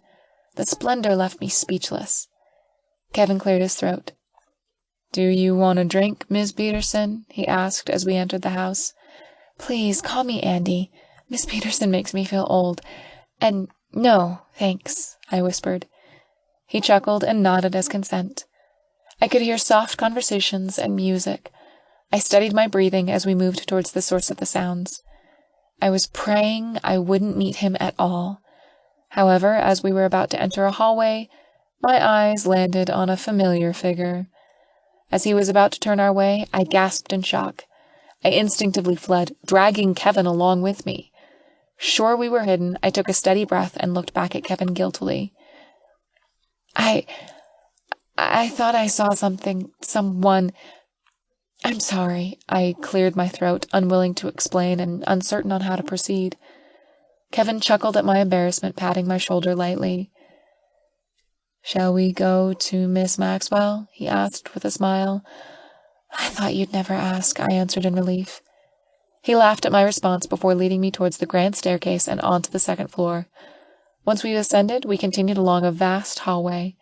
It wasn't until Kevin stopped in front of a door did I realize we have arrived. He knocked, then immediately opened the door. "Miss Maxwell?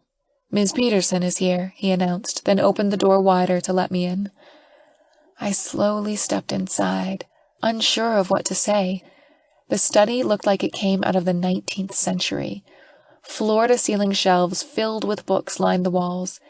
Bay windows made of dark wood with cushion and throw pillows gave the room an inviting and welcoming charm. A magnificent Dresden solid-carved wood table with upholstered chairs served as the room's main attraction. The sleek desktop computer on the desk was the only item from the 21st century. Behind it sat my new boss. She looked like she'd fit right in the Buckingham Palace. She had her hair up in a coronet which complemented her subtle makeup and flowing white dress. "Andy, Welcome to the Maxwell Mansion. I hope you enjoy the party, she greeted. Thank you for the invitation and also for the apartment, Miss Maxwell. It was more than I could have hoped for, furniture and all, I said softly to her, not sure how to properly respond. It was nothing. The place was vacant anyway, since I'm moving in with my fiancé. And call me Alexandra, she stated dismissively. I want to discuss your work this Monday, she said, her tone serious and businesslike. Starting next week, I'll be travelling to Europe for my wedding. I want you to send me reports about the situation here while I'm away. However, you will be working with my brother, she said. I opened my mouth to protest, but she beat me to it. I know you hate my brother, so hear me out. You still work for me, so I assure you he cannot fire you. He can, however, ask you to do things which are work-related.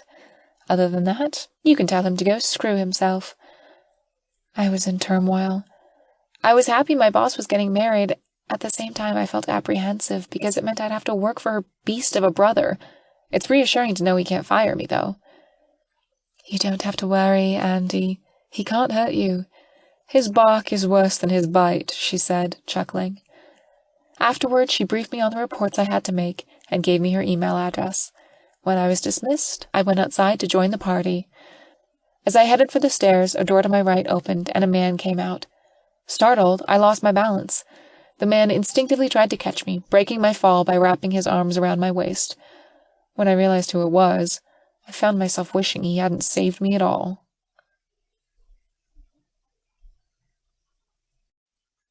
Chapter 9. What are you doing here? He asked severely, letting go of me abruptly.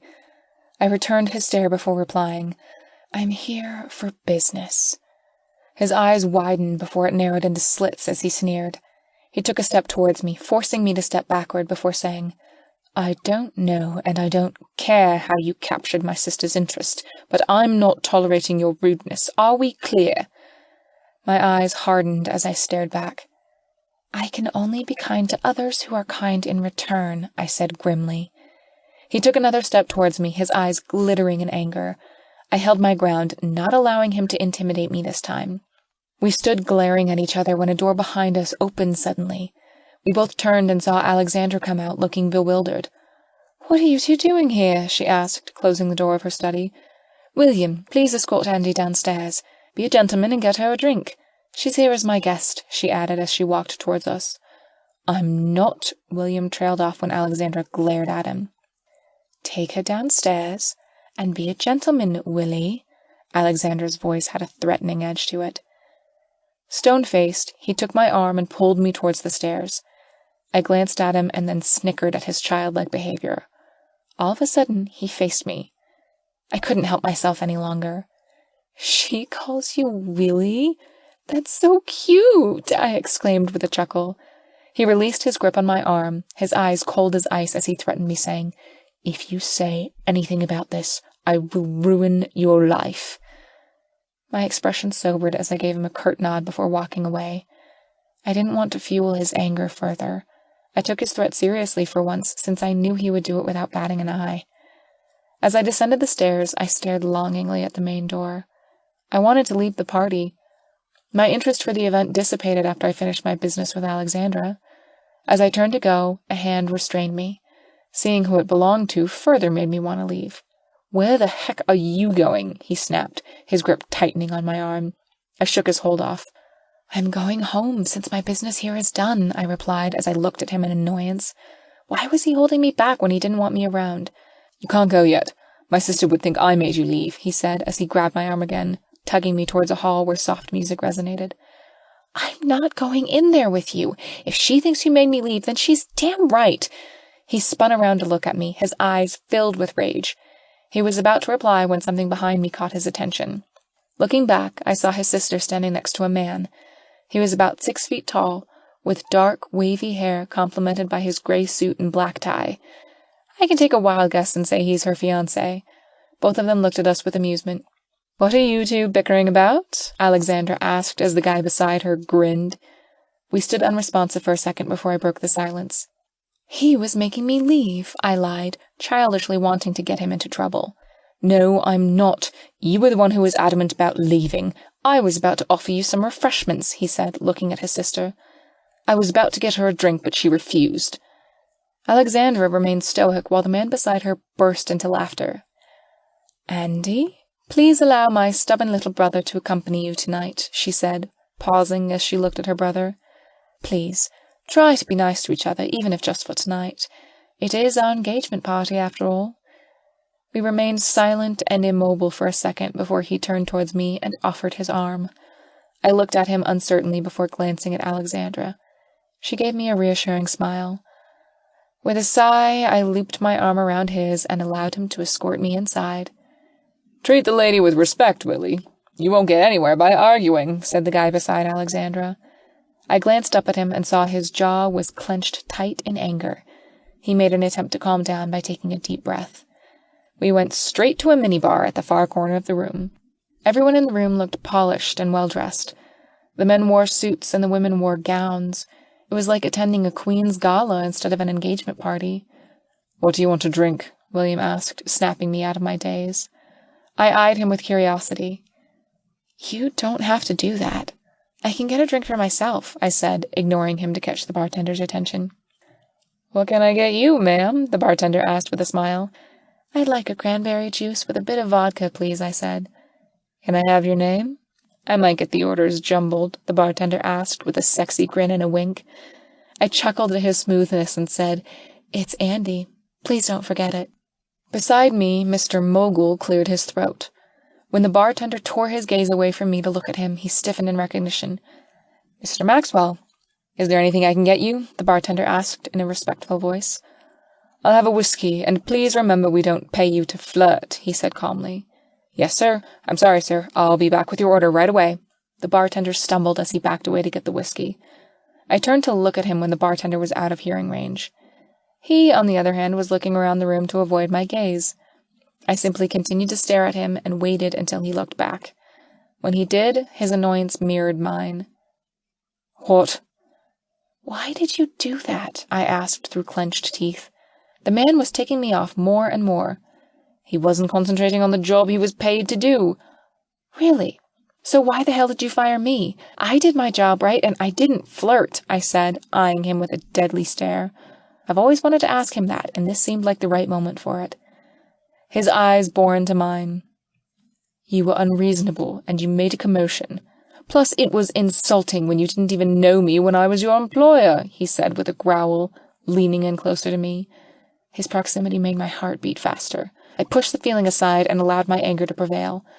I wasn't unreasonable. You were the one who overreacted. You can't blame me for not recognizing you. I just moved in town, for Christ's sake, I said, my voice an angry whisper as I leaned closer to him for emphasis. We both stood face to face, glaring at each other. We were interrupted when someone cleared his throat. I didn't know how long I could last under his gaze, so I was glad to break eye contact. The one who interrupted us was the man with Alexandra. This time, I got a good look at him. His dark hair and tan skin gave him an exotic charm which stands out from a crowd. With his muscular build, it was impossible not to notice him. His handsome face broke into a grin as he continued staring at us. Would you two get a room already? You're filling the room with sexual tension, he said. Shut it, Michael. I'm not in the mood right now, William warned as he turned away to get his drink. His glare made the bartender back away and retreat. Hi there. I'm sorry if I haven't properly introduced myself. The man turned to me as he held out his hand. My name is Michael Hamilton, Alexandra's fiancé. You must be Andy, he continued as I shook his hand, nodding in confirmation. It's nice to meet you, I mumbled. He just smiled at my timid reply. Don't be shy. I may look huge, but I don't bite. I could hardly kill a fly, he said with a laugh. I chuckled, my nervousness slowly disappearing at his carefree personality. If only Mr. Mogul was this amiable, then I wouldn't have been rude to him in the first place. Michael started asking me about my new job as his fiancé's assistant. He also asked about my degree and my hometown. He looked delighted when I told him I grew up on a farm. He said he always wanted to live on one, but it was nearly impossible since his work was in the city. William stayed with us and listened to our conversation in silence. From time to time, I glanced at him while I sipped my drink, and every time I do, our eyes would meet. I decided not to think too much about it, and instead focused on the conversation with Michael about his work as a lawyer. In the middle of the conversation, Alexandra joined us and kept the conversation full of laughter. However, her brother neither talked nor laughed. He just stood there like a statue. From the corner of my eye, I noticed Alexandra's expression fall as she glanced at him. I pretended I didn't see her reaction. After about half an hour of talking, we stopped when the revelers were called for dinner. I decided to take this time to head out. I didn't want to sit in a room filled with high-class people because I knew I wouldn't fit in. Alexandra tried to convince me to stay, but I made up an excuse of having another appointment. She let me go under one condition. William was to take me home since Kevin was unavailable. I wanted to protest, but the stern look in her eyes shut me up. She was the kind of woman who, when she makes up her mind, gets what she wanted, come hell or high water. William looked as unwilling as I was, but in the end, he relented. "I'll drive you back to your apartment. I don't like these people anyway," he mumbled to himself. "Please tell Mum I'm heading out," he said aloud as he glanced back at his sister. I waved goodbye while William dragged me towards the main door. When we got out, he asked the valet to bring his car around. I slowly slipped my arm out of his grasp, but he put his other hand on top of mine. When I heard the purr of an engine, I looked up and saw a sleek black car coming towards us. I have to say, I was impressed. I've only seen this kind of luxury ride in the movies. I restrained my excitement as I caressed the hood of the car while the valet handed over the keys. "Aren't you going in?" he asked, breaking my trance. I looked up at him in disbelief and asked, "For real?"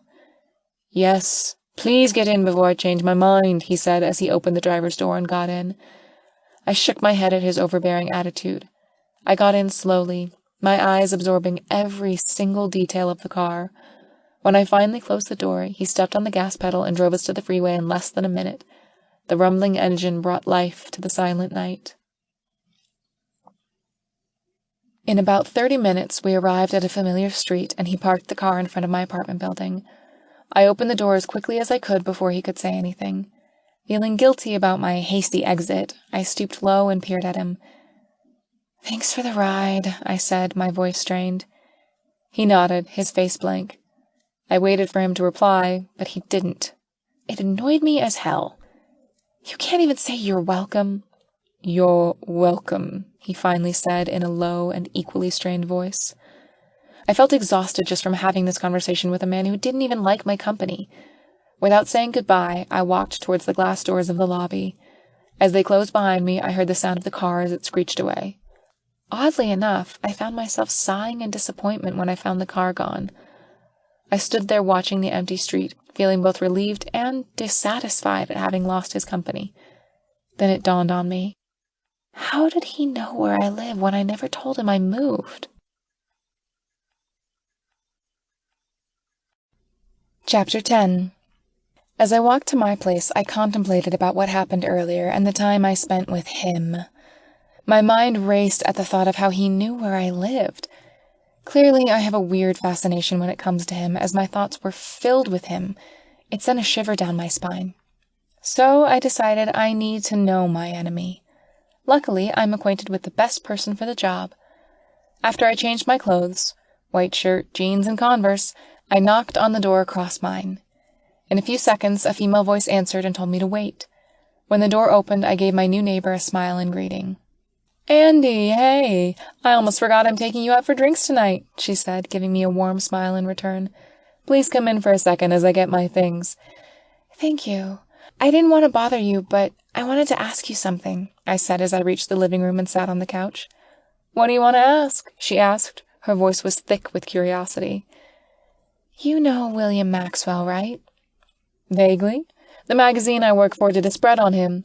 From time to time we feature him and his sister. Why do you ask?" "Well," I paused for a second as I thought of a good excuse so as not to sound like a stalker. "I'm going to be working with him this Monday, and I want to know the man." She paused and looked at me knowingly before saying, "Okay, sure. I can tell you what I know. Let me change first, and then we can head out to the coffee shop across the street. The tenant who lives in the apartment beside mine owns it." I waited as she quickly changed. When she stepped out, she wore an outfit almost identical to mine, though hers looked more expensive. When we reached the coffee shop, I was impressed by its warm atmosphere and tasteful design. It had a vintage feel to it, with its dark red couches and wooden tables and chairs. Somehow, It reminded me of the Maxwell Mansion. We sat down at the far side of the room.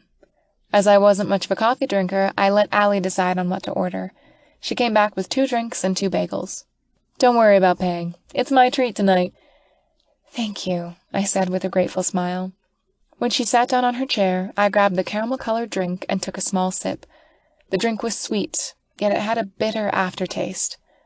"What is this drink called?" I asked out of curiosity. "It's caramel macchiato, my favorite," she said with a beaming smile. I took another sip of the drink again, tasting it a second time. A few more sips later, I was starting to like its bittersweet taste. "So, what do you want to know about Mr. Maxwell?" Allie asked. I was nervous, so I asked the first question that came to mind. "Who is William Maxwell?" She chuckled and shook her head, saying, "Can you be a little more specific? The question is too vague." "I mean, what's he like personally and professionally?" "Well, I don't know about his personal life, but when it comes to business, the man is a force to be reckoned with," she said, blinking a couple of times in awe. "He dropped out of Harvard Business School in his 4th year to help build the Maxwell empire after his father died. He kept the company afloat, and in less than 2 years increased its market value. I don't think he slept much during those 2 years. He transformed a small real estate company into a corporate conglomerate." Her voice filled with admiration as she told me Mr. Mogul's accomplishments. Throughout the conversation, Allie revealed details about him which I could have read in newspapers and magazines, but she also added a piece of information the tabloids didn't reveal. William Maxwell was set to inherit Maxwell Enterprises. However, due to his rebelliousness during his adolescence, his father decided to pass him over for his sister, Alexandra Maxwell, instead. She ran the company alongside their father, albeit reluctantly. Her dream was to be a chef. She thought William can redeem himself by going to Harvard Business School. While he was studying, his father was diagnosed with 4th-stage cancer. His father died before he could graduate. His sister then took over their company, and he left school. Then, under Alexandra's guidance, he was appointed as CEO. He took the opportunity, defied the odds, and became what he is now. Although he was known for being distant and aloof, he was popular with the ladies. He was also known as a player, who juggles multiple women and rarely gets into a relationship. The last known relationship he had was back in college to a now famous supermodel. Just now, it dawned on me how powerful he was. I thought of reasons why he couldn't hurt me, though I didn't find any of them reassuring. The man owned more than half of the city's businesses and real estate properties with local and international branches. He was the worst kind of enemy, and I had the worst kind of luck. I sighed in defeat. I'm screwed. I didn't know how to face him on my first day at work. I could only pray that I don't cross paths with him at all. Then I remembered Alexandra saying his office was right next to hers, which might mean he'd pass by my desk each time he goes in and out of his office. After finishing our drinks and bagels, we headed back to our apartment and said our goodbyes.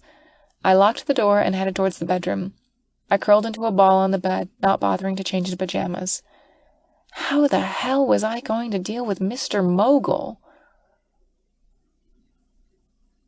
The next day, I woke up with a bit of a headache, which I ignored. I showered and dressed. I decided to skip breakfast and go to the hospital right away. One of the perks of my new place was the short bus ride to and from the hospital my father stayed in, which helped save time. When I arrived, he'd just finished eating breakfast. He was pleasantly surprised to see me this early. I told him about my day yesterday. Somehow, I felt compelled to leave out the part about him taking me home. I don't know why, but I felt like I had to. My father's eyebrows scrunched together when I told him about William Maxwell. I wondered at his reaction. Maybe it was a response to the way I was narrating the story? I don't know, and I didn't ask. In the afternoon, Terry came to visit with Andrew. It was the first time my father met Terry's boyfriend. He was cordial about the whole thing. I also told them about the party. Andrew was taken aback when he found out I was going to work for Alexandra Maxwell. He started questioning me about it. I got uncomfortable at one point, which made Terry cut him off and say he had to go to work early. In reply, I smiled to him in thanks. I left a few minutes after Terry due to my father's insistence. I was reluctant to go since I wouldn't be seeing him until the next weekend, but in the end, I caved in. Monday arrived, and I got up from bed at 5:30 in the morning. 5:30 is just too early for anyone to be up.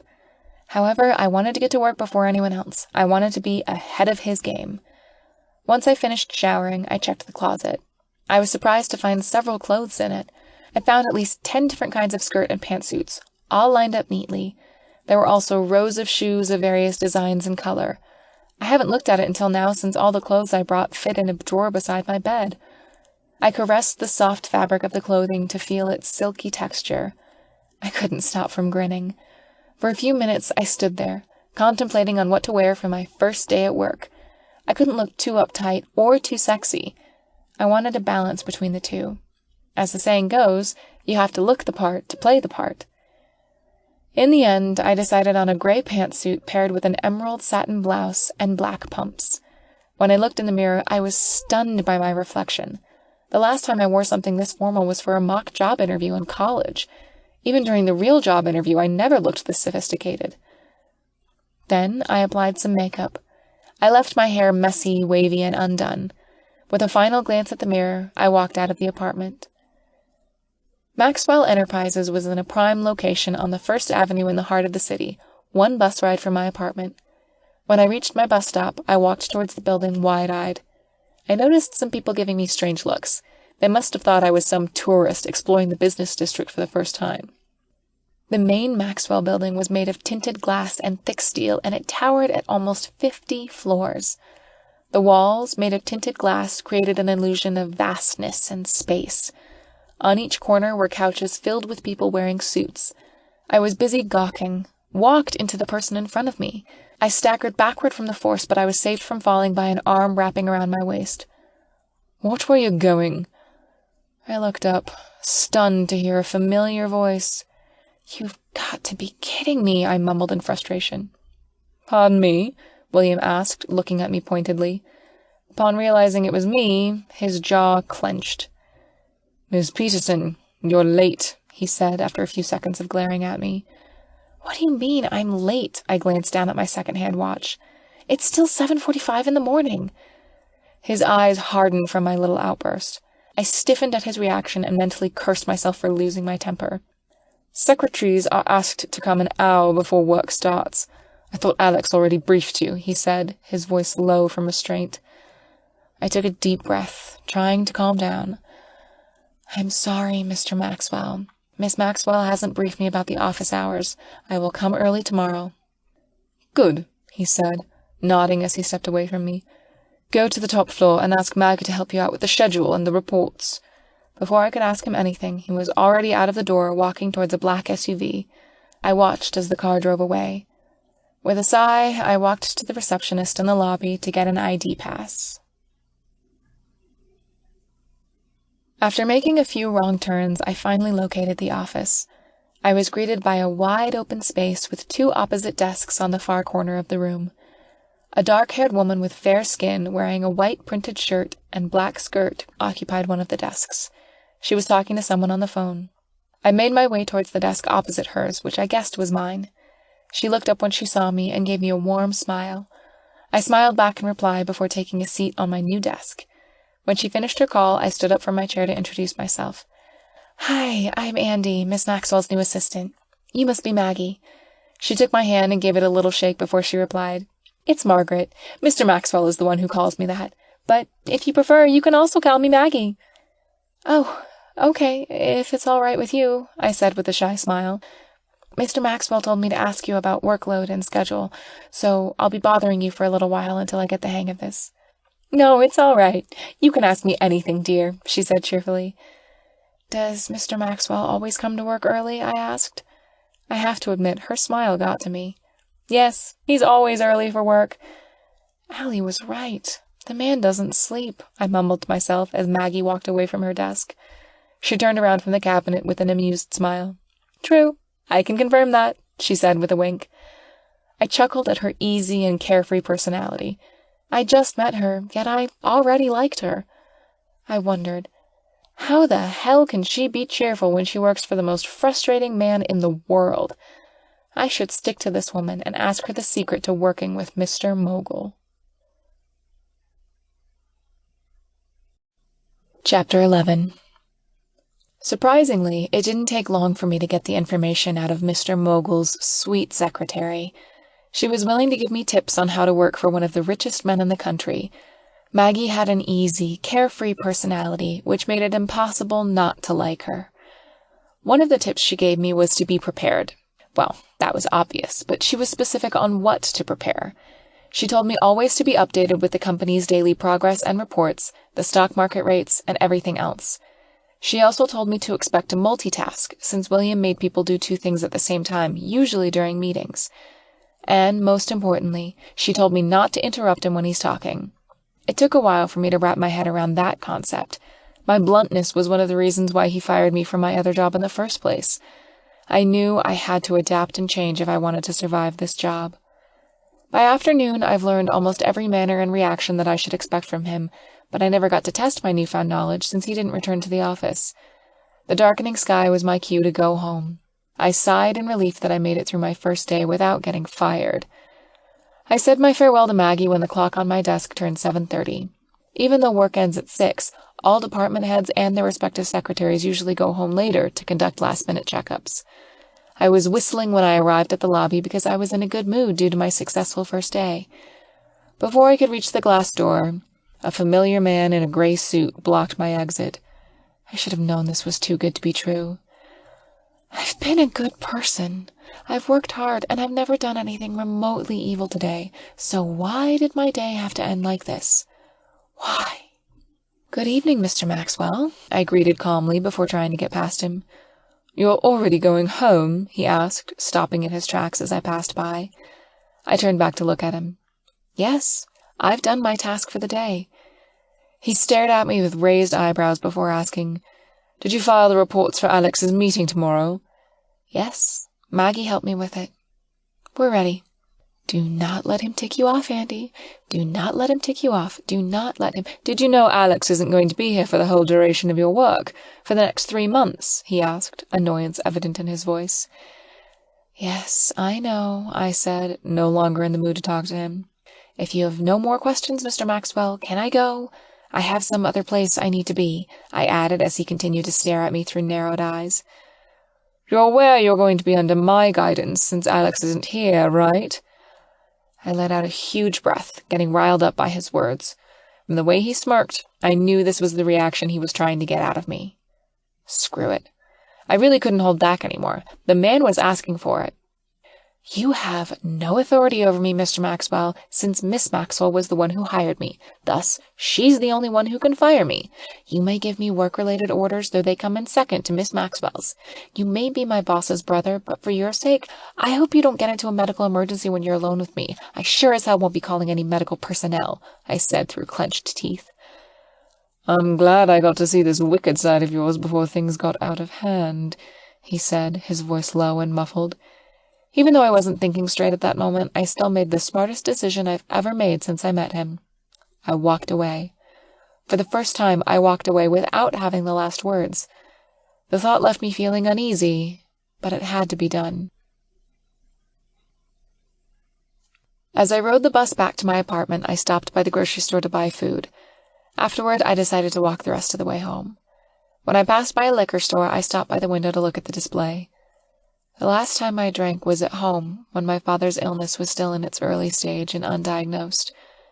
Without much thought, I went inside and bought a case of beer. When I got home, I placed my groceries in the fridge and opened a can.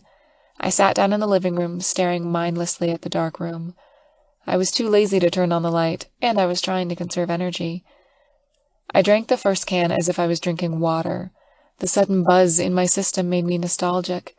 I went back to the fridge and brought the whole case with me. I sat back on the couch, this time turning on the television. To distract myself from my thoughts, I listened to the soft murmur of the person talking on the screen. I only realized I fell asleep when the loud sound jolted me awake. I rolled onto my back, only to fall down on the floor to land on my behind. I grunted in pain as I sat up. I sluggishly searched for the ringing phone. The ringtone was starting to make my head throb. I pushed away a can before I reached my purse. I was able to answer it before it went to voicemail. What is it? Hey, to celebrate your first day, let's go out to drink. My treat! A voice shrieked through the other end of the phone, making me cringe in pain. I should have known it was Terry. Please don't shout, I said, moaning. Andy, are you okay? Are you drunk? Yes, I'm okay now that I'm wasted. I don't even know why I'm wasted.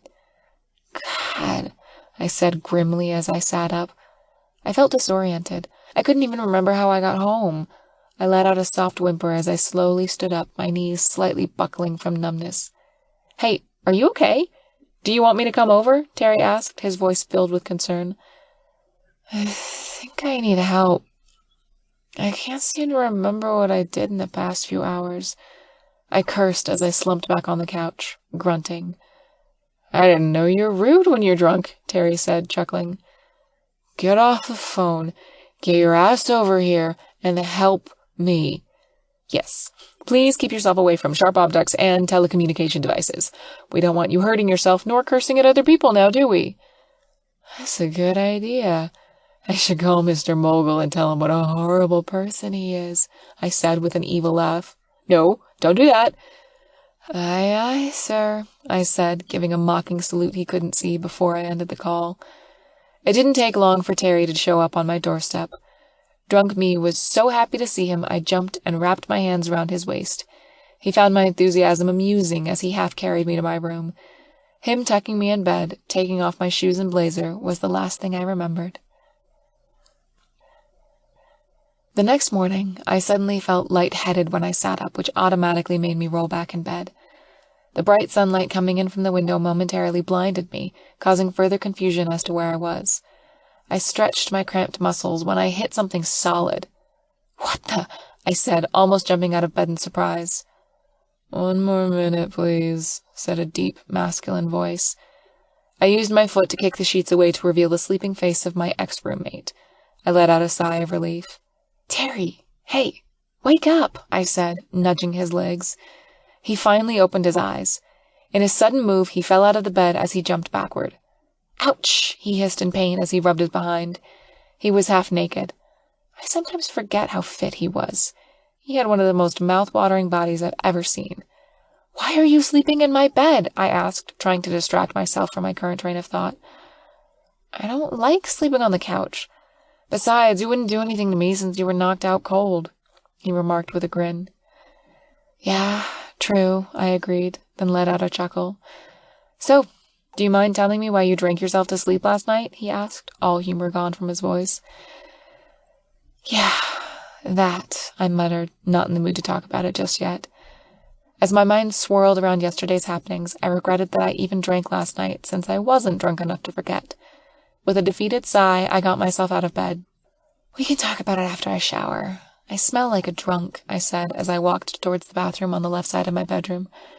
"I thought I'd never get to hear you say that," Terry shouted in amusement as I closed the door behind me. When I finished showering and dressing up for work, I offered Terry the use of the bathroom. I cooked breakfast and waited for him so we can eat together. While we ate, I told him about my frustrating meeting with William Maxwell. When we were ready to go, a thought crossed my mind.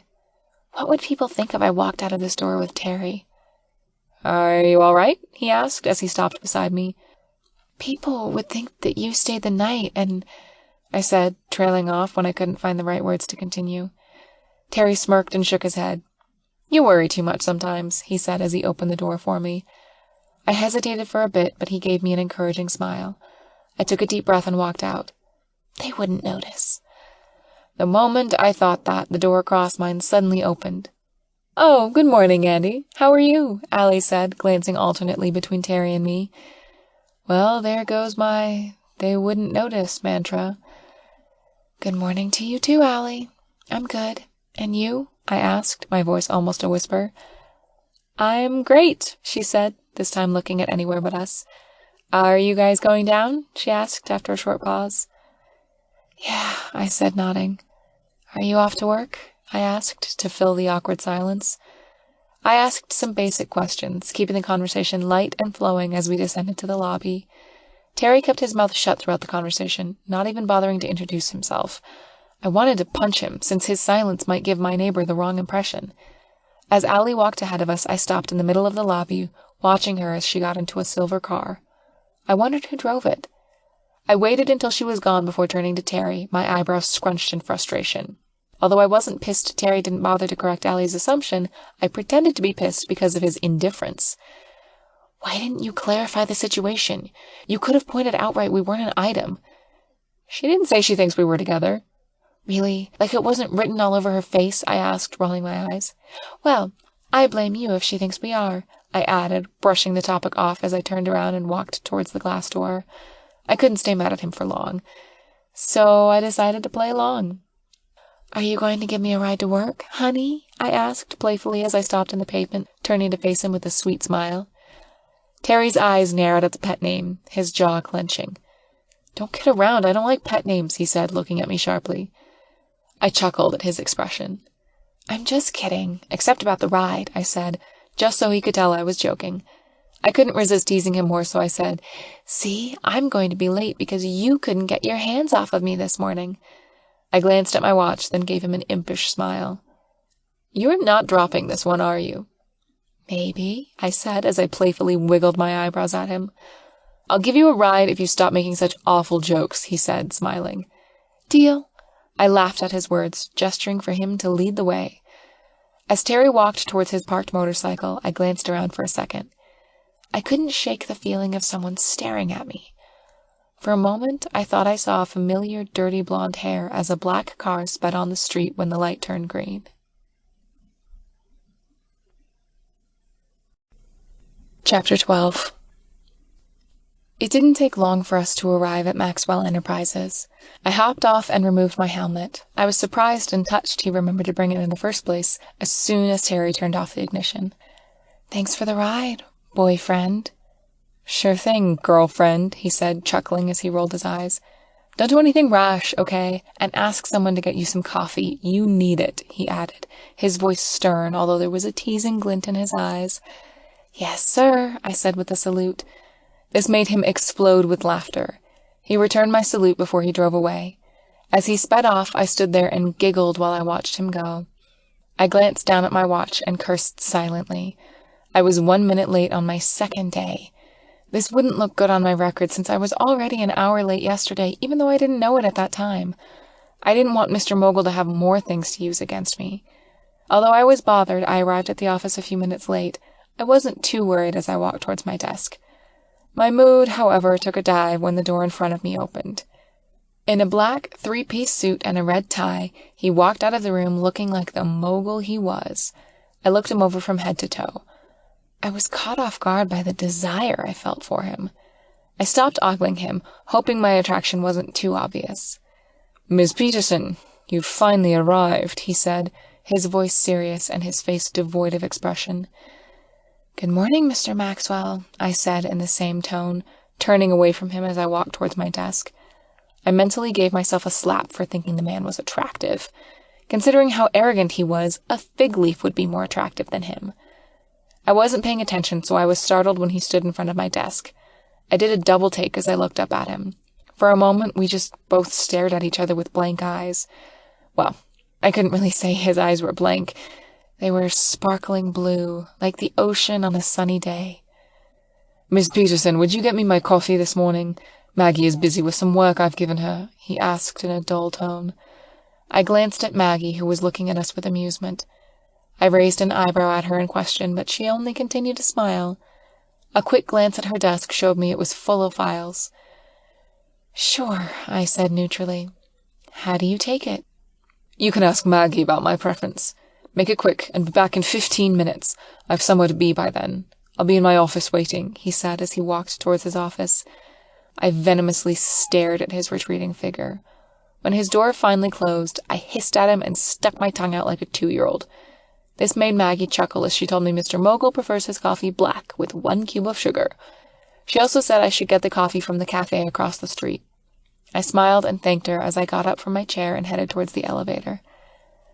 After 10 minutes, I was back with 3 cups of coffee in hand. 1 for Maggie, 1 for Mr. Rudeness, and 1 for me. I gave Maggie's drink first. I got her a latte since I forgot to ask her for her preference, though she was grateful all the same, before placing mine on my desk. I was about to deliver his coffee when he suddenly stomped out of it. Because it was unexpected, I wasn't able to move out of his way. I bet you can guess what happened next. What the? The coffee I was holding drenched the front of his three-piece suit, making it look even darker. I stared at him in shock. He was flushed red with anger. "I'm sorry," I said, horrified and unsure what to say next. "It doesn't look bad. Thank heavens you were wearing funeral clothes," I said. I was trying to lighten the mood, but somehow ended up making it worse. His eyes blazed in fury. He took off his blazer. I look away, embarrassed, even though I know I shouldn't. "This isn't a strip show. Be serious, Andy." He clenched his jaw as he dropped the wet fabric on the floor.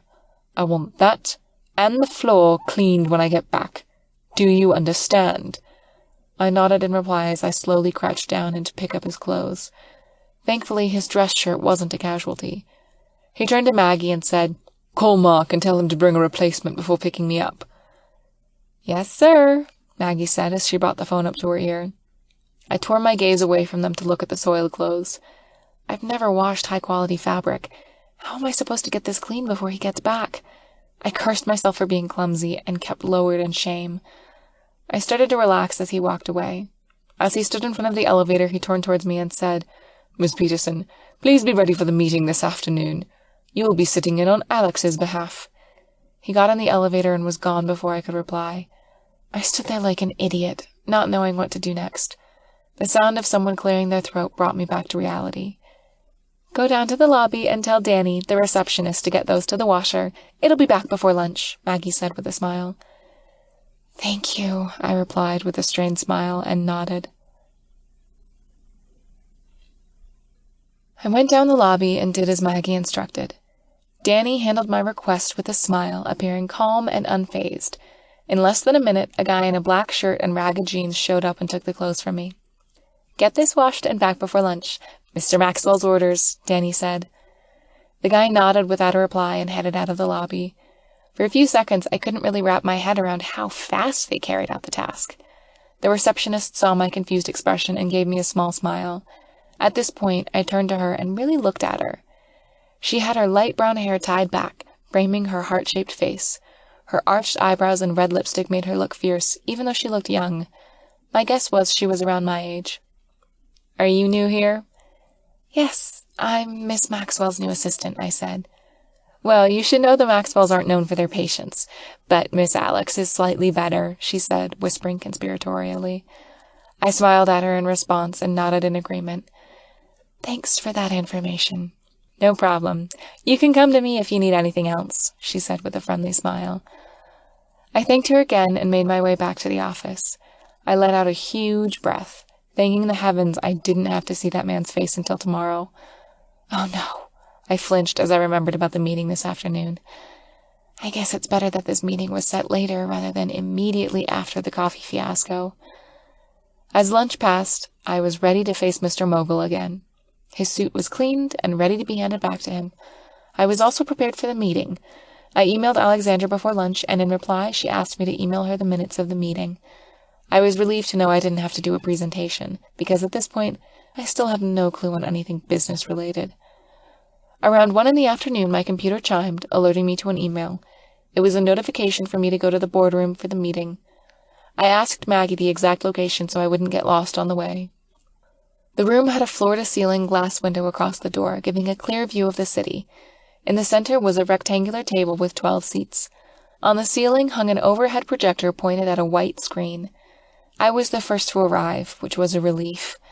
I was glad I didn't have to walk in a room filled with important people in suits. When the first person came in, wearing a dark brown suit with navy blue tie, he stopped for a second when he saw me. Afterward, he gave me a small smile as he took a seat. 2 more men in suits came in, both displaying the same reaction as the first one. After about 15 minutes, the room was packed with men in business attire. I realized I was the only female in attendance. They were whispering to each other. Some were blatantly staring at me. I ignored them and instead emailed Alexandra that the meeting would start soon. Suddenly, the room went silent. "Good afternoon, gentlemen. Are we ready to start?" He paused by the door for a few seconds before striding towards the head of the table. He was wearing a blazer similar to the one he was wearing this morning, sans coffee.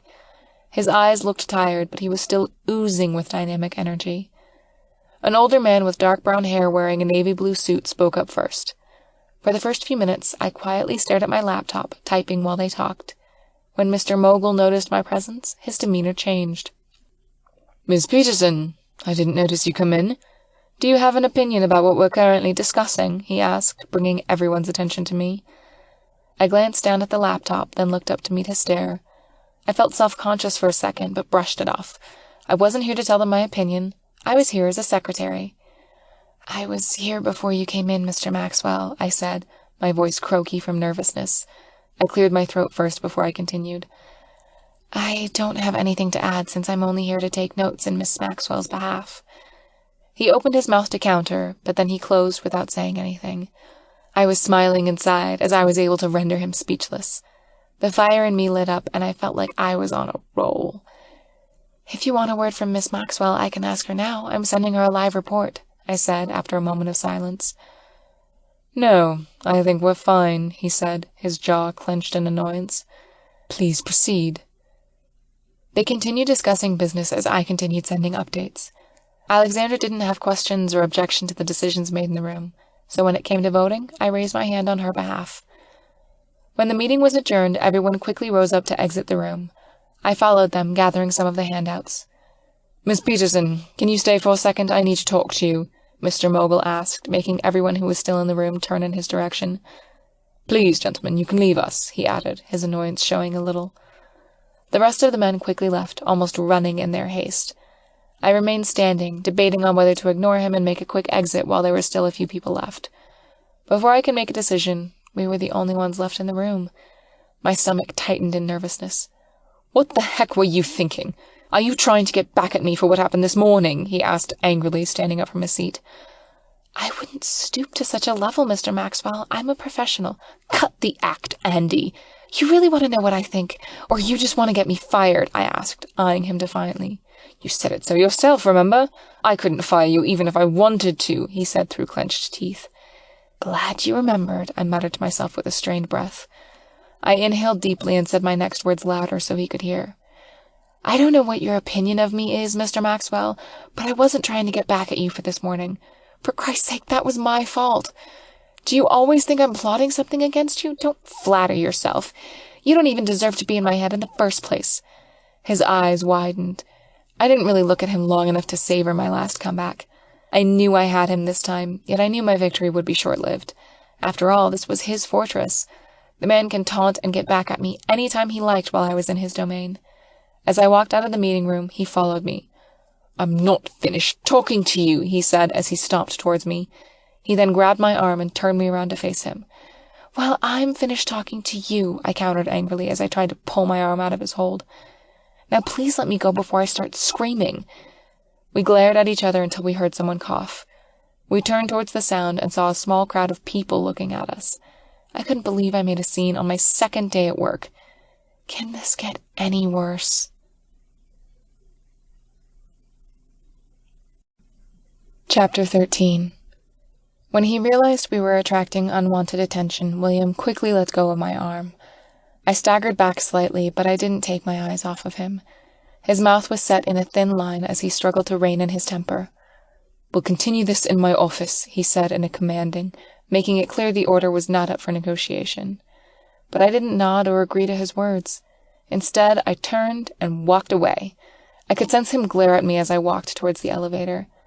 I didn't bother looking at him in the eye as I stepped inside and turned back to face him.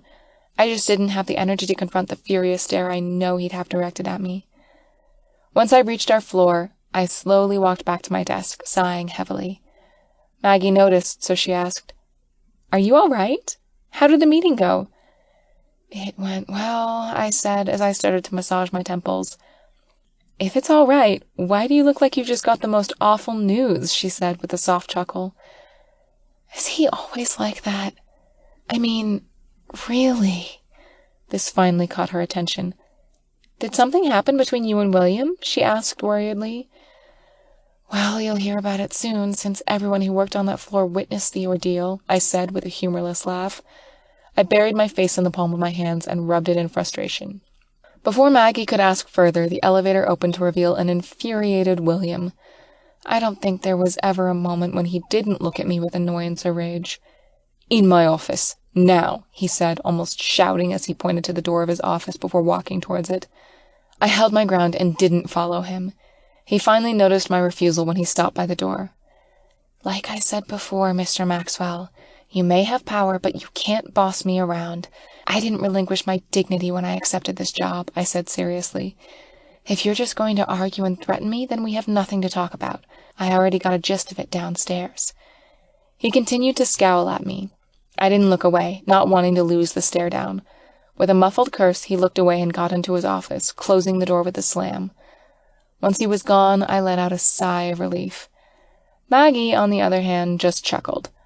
I looked at her and gave her a small smile, which she returned with a beaming one. Then I returned to my computer with a triumphant grin. I had a lot of things to do, which I hope would be enough to keep my mind away from thoughts of Mr. Mogul. I left around 7:30. Around that time, Maggie was still at her desk, very much absorbed on the files stacked up in front of her.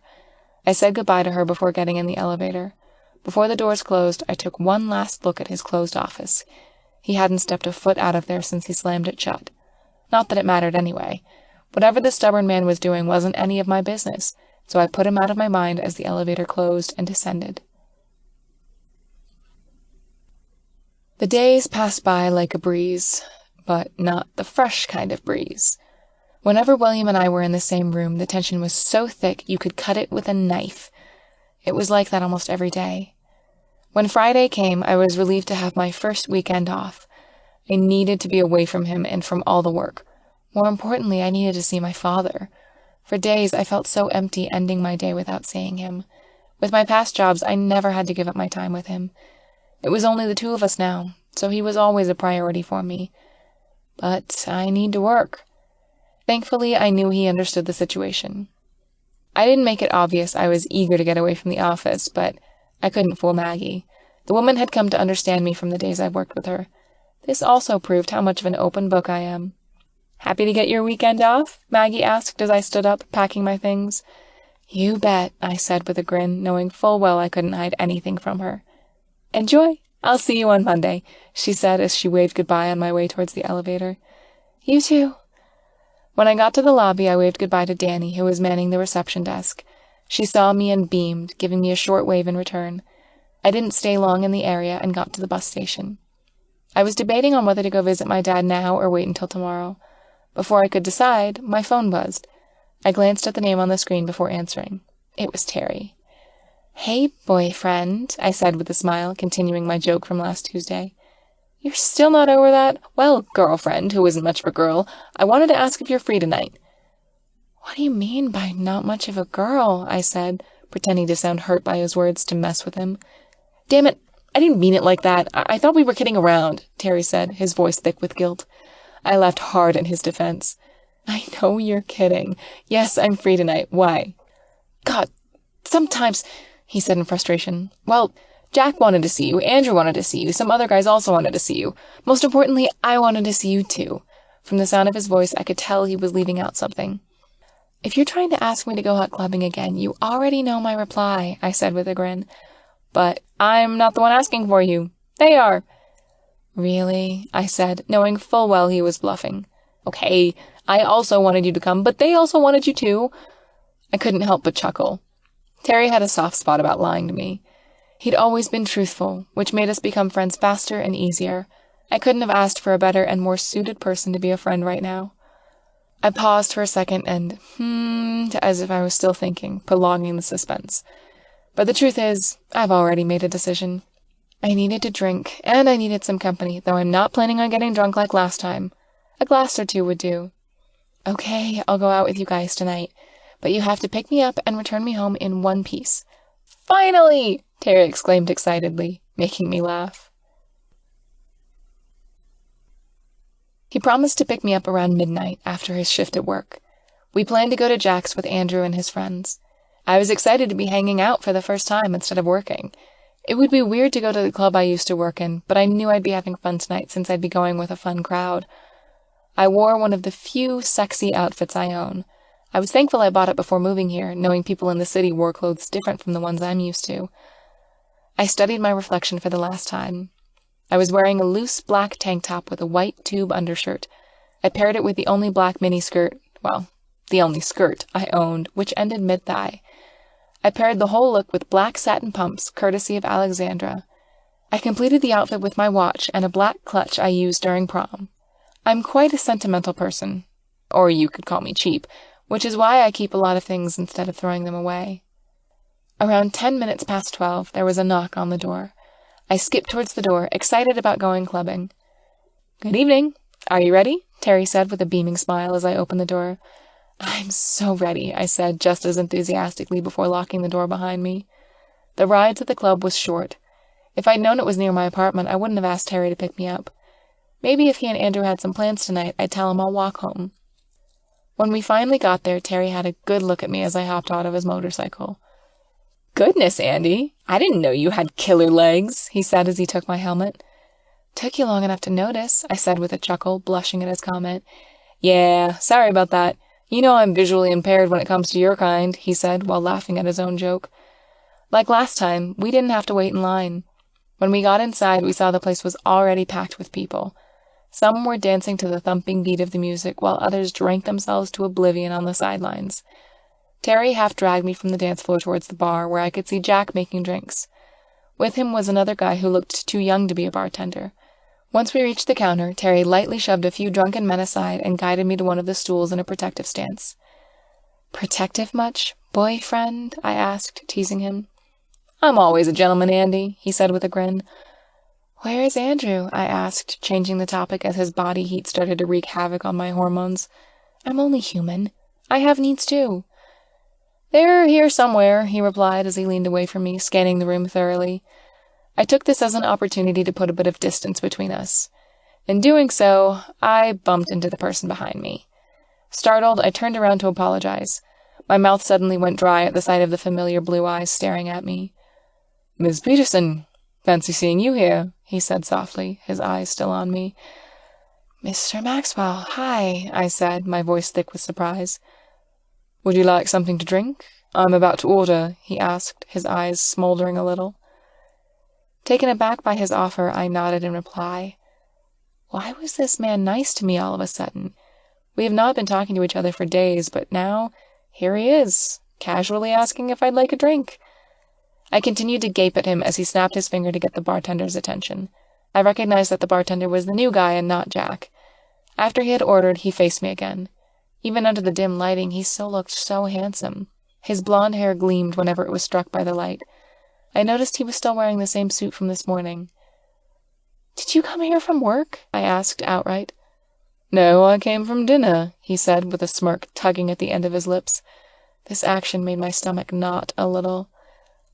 "Oh, okay," I said awkwardly, incapable of asking him another question. "I was having dinner with my sister's fiancé, since he will be off to Europe tomorrow," he said, responding to my unspoken question. I gave him a shy smile in return. I can't believe he read me so well. Maybe it was written all over my face again. I decided to turn away from him and face Terry, who I thought was beside me, but he wasn't. I can't believe he left me here when he knew about my unstable relationship with Mr. Mogul. I stood on my toes and scanned the room, looking for him. I felt someone tap my shoulder, which made me turn around to see William handing me a glass of dark red liquid.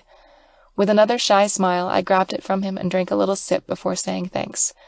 I was surprised he ordered me cranberry juice with a pinch of vodka. How did he know what I wanted? Then I remembered ordering the same thing from his sister's engagement party. I was surprised he remembered something as insignificant as what drink I liked. "If you're looking for your boyfriend, he's there in a booth with some other guys," he drawled as he slightly leaned forward to point somewhere, his face only a few inches from mine. My breath hitched as I stood frozen. He smelled so intoxicating. Maybe it was his cologne, but the scent seemed more natural than perfume. As I leaned away, I took a breath and looked at the place he pointed out. There I found Terry and Andrew seated together with a few of their friends. After a few seconds of studying the group, I turned my attention back to William, only to find him gone. I quickly scanned the room and found his retreating figure on the other side of the room, heading towards the exit. With him were two other men in full black suits, which I guessed were his bodyguards. I kept my gaze on him until he left. For a moment, I was in a trance. Did that really happen?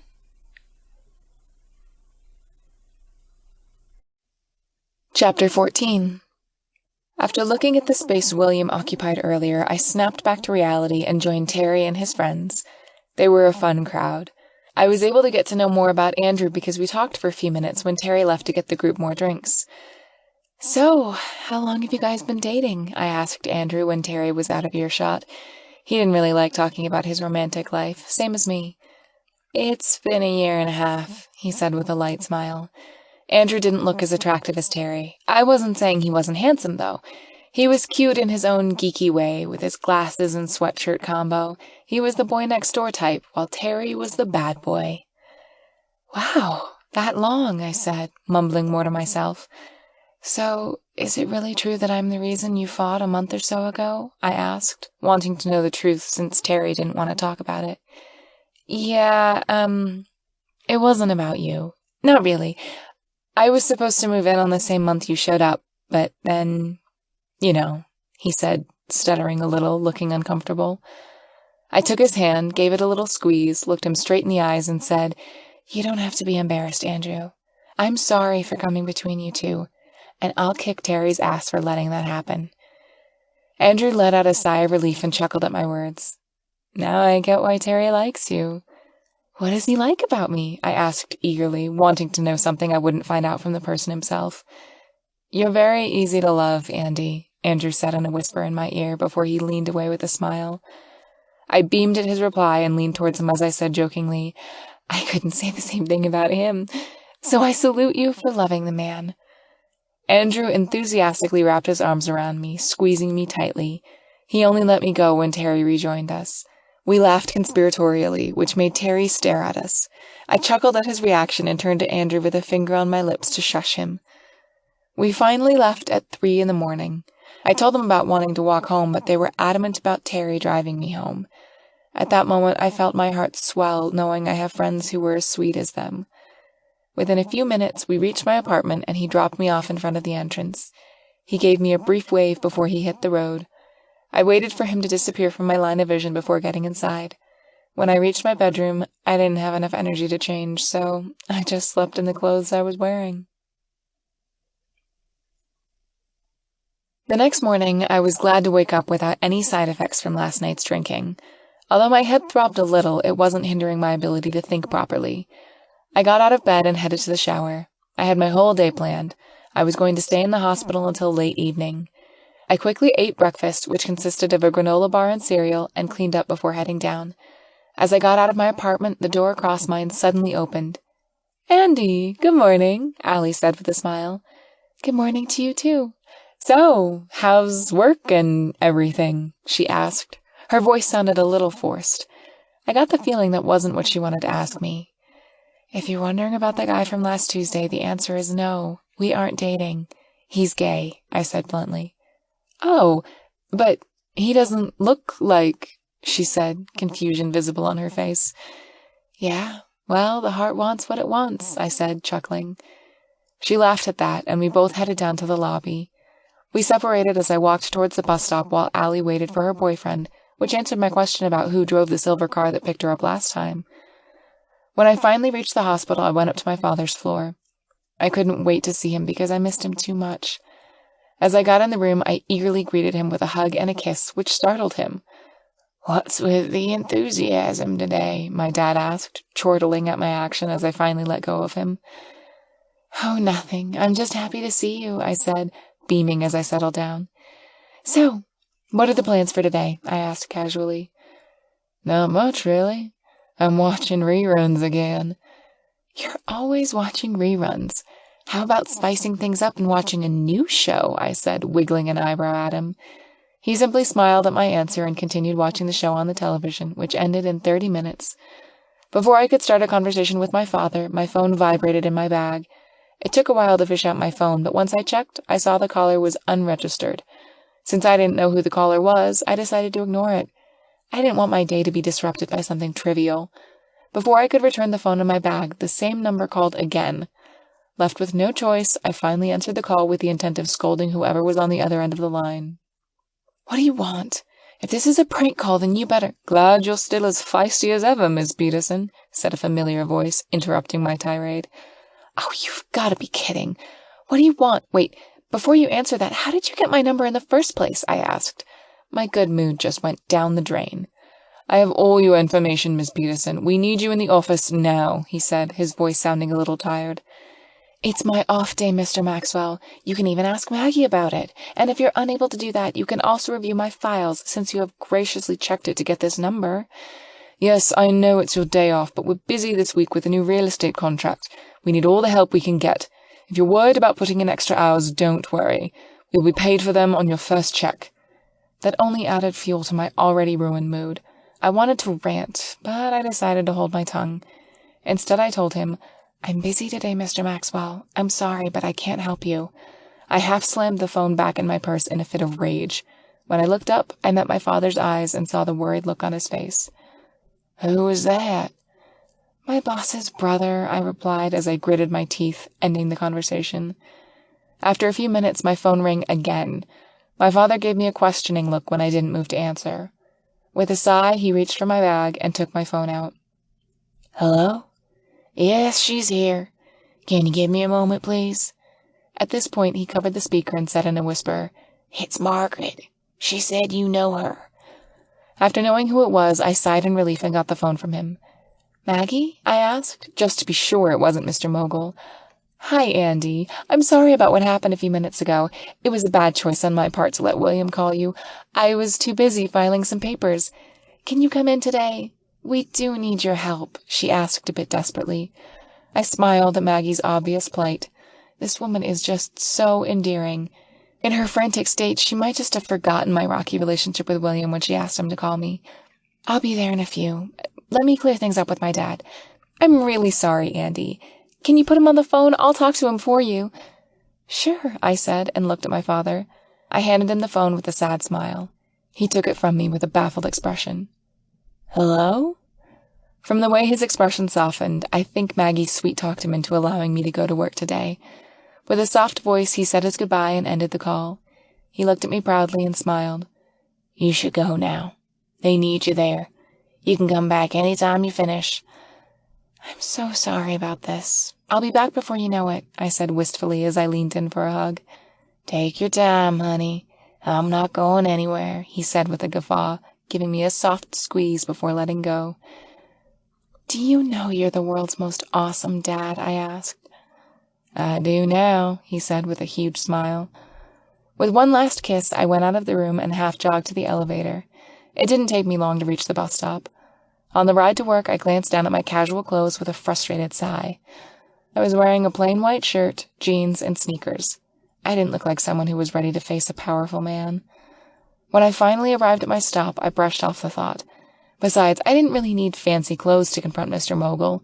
The first time I fought him, I was wearing my waitress uniform, which was just as inadequate as what I was wearing now. With my confidence back, I determinedly marched to the building. When I waved to Danny in the reception desk before getting inside the elevator, I caught her shocked response as she looked at my outfit. I smiled to myself at her reaction. Strangely, that also gave me the confidence to face him. Once I reached my floor, I admit I felt a bit apprehensive. When I stepped out of the elevator, I was greeted with the sight of an empty office. I was surprised and puzzled to see no one. I was about to push the close button to check if they were on another floor when the door to Mr. Mogul's office opened, making me jump in surprise. Andy, you're here, Maggie said as she closed the door behind her. Hey, sorry it took me a while to get here. You can put me to work now, I said with a tight smile as I walked out of the elevator. I sighed in relief it wasn't him who came out the door. She looked at me for a second and then her eyes widened a little as she glanced down at my clothes. I'm so sorry for taking your time with your father. I wouldn't be doing this if I didn't have to. It's okay, Maggie. My dad was cool about it, I said with a reassuring smile. Are you going somewhere? I'm getting some coffee and lunch. Do you want anything? A chicken sandwich and caramel macchiato would be lovely, I said shyly. Wait, do you want me to get it for you? I asked. I strongly hoped she would say yes so I could delay the inevitable. No, it's okay. I need the time off anyway. I've been at it since 6 a.m. Just go inside and ask William what you need to do.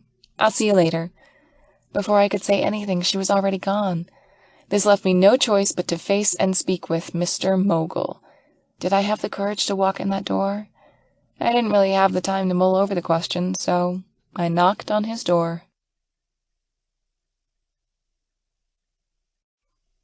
Chapter 15. I felt myself rigid once I heard a voice telling me to enter. After letting out a huge, calming breath, I slowly opened the door. This was my first time to enter his office. The first thing I saw was the massive, clear glass wall behind him, which provided a spectacular view of the whole city. I gasped at the sight, which made him look up at my entrance. His initial expression was anger, which then turned impassive, but I saw his eyes soften for a second before he sported his poker face. He was the only person I knew who could change expressions with a snap of a finger. "What took you so long?" he asked in a commanding tone, the kind I was used to hearing from him. "I rode the bus. So, what do you want me to do here?" I asked as I gestured around the room, slightly taken aback by the piles of papers in front of him. "Straight to the point, as usual," he mumbled softly to himself, but the eerie silence in the room made it easier for me to hear him. "You can take over Maggie's work until she gets back. You'll just recheck all the paperwork done for the past month," he instructed, and pointed to the huge table on the right side of the room. When I turned to look, I was startled at the mountain of boxes and the files in them. The table looked a lot like the one in the boardroom, complete with 12 chairs. My guess was it measured about 6 feet long. On the edge, near his dark mahogany desk, was an open laptop. I guessed that was where I would be working until Maggie comes back. Without another word, I turned away from him and walked towards the table. I could sense him stare at my back as I silently made my way to the laptop. When I sat down, I glanced sideways in his direction to check if my suspicions were correct. I managed to catch him swiftly look back at his computer. I grinned at his reaction. For almost 15 minutes, the only thing I could hear in the room was our fingers tapping on the keyboard. The sound was starting to drive me insane when he spoke. "Why are you dressed like that? Were you with someone?" His gaze was on the laptop as he asked me. I didn't answer him right away because I wanted him to look at me first. "Why do you ask?" I said with a raised eyebrow when he finally looked at me. "Well, because you are wearing that," he said, scoffing as he pointed at my outfit.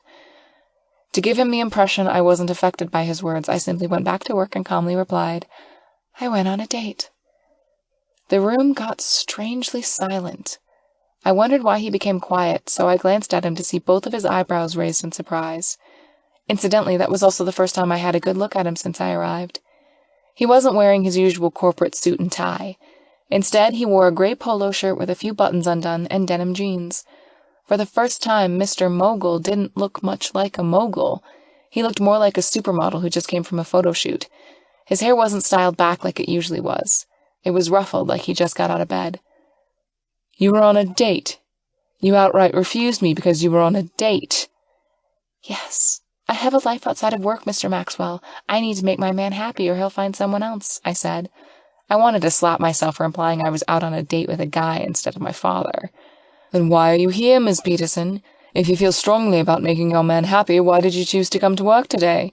At this moment, he turned my way to scrutinize me. I tried not to cower under his gaze. "Well, I didn't want to at first. He convinced me to change my mind. He understood that I have a boss who is very demanding of my time." "Are you saying it's my fault you're here now?" "I'm merely stating a fact." He couldn't think of a response at first. A few seconds later, he asked another question. "The guy with you in the bar last night, that's your boyfriend, right?"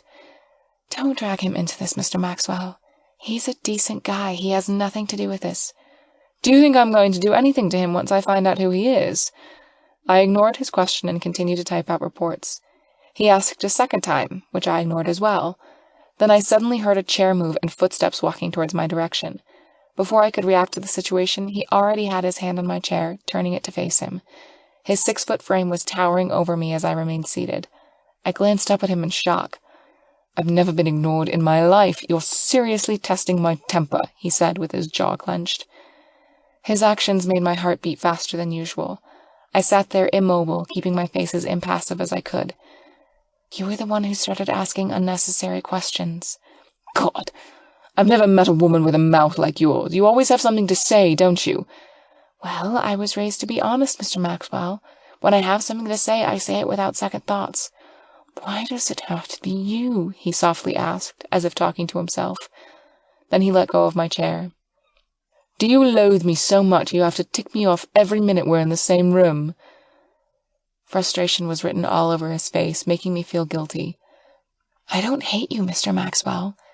Maybe it seems that way, but I think that's because we look at the world differently, I replied as calmly as I could. I think we fight because we're afraid of each other, I said reluctantly.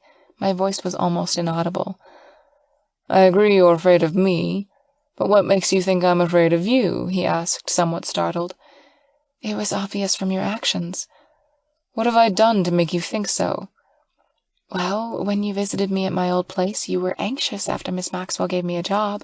You were also keen on embarrassing me during the last meeting. Lastly, you're always trying to make my life a living hell. He snorted at my reply. You have a good memory, I'll give you that. Thank you, I said, giving him a small smile. He closed his eyes for a second before he placed one hand in his pocket while ruffling his hair with the other. Then he sighed and opened his eyes.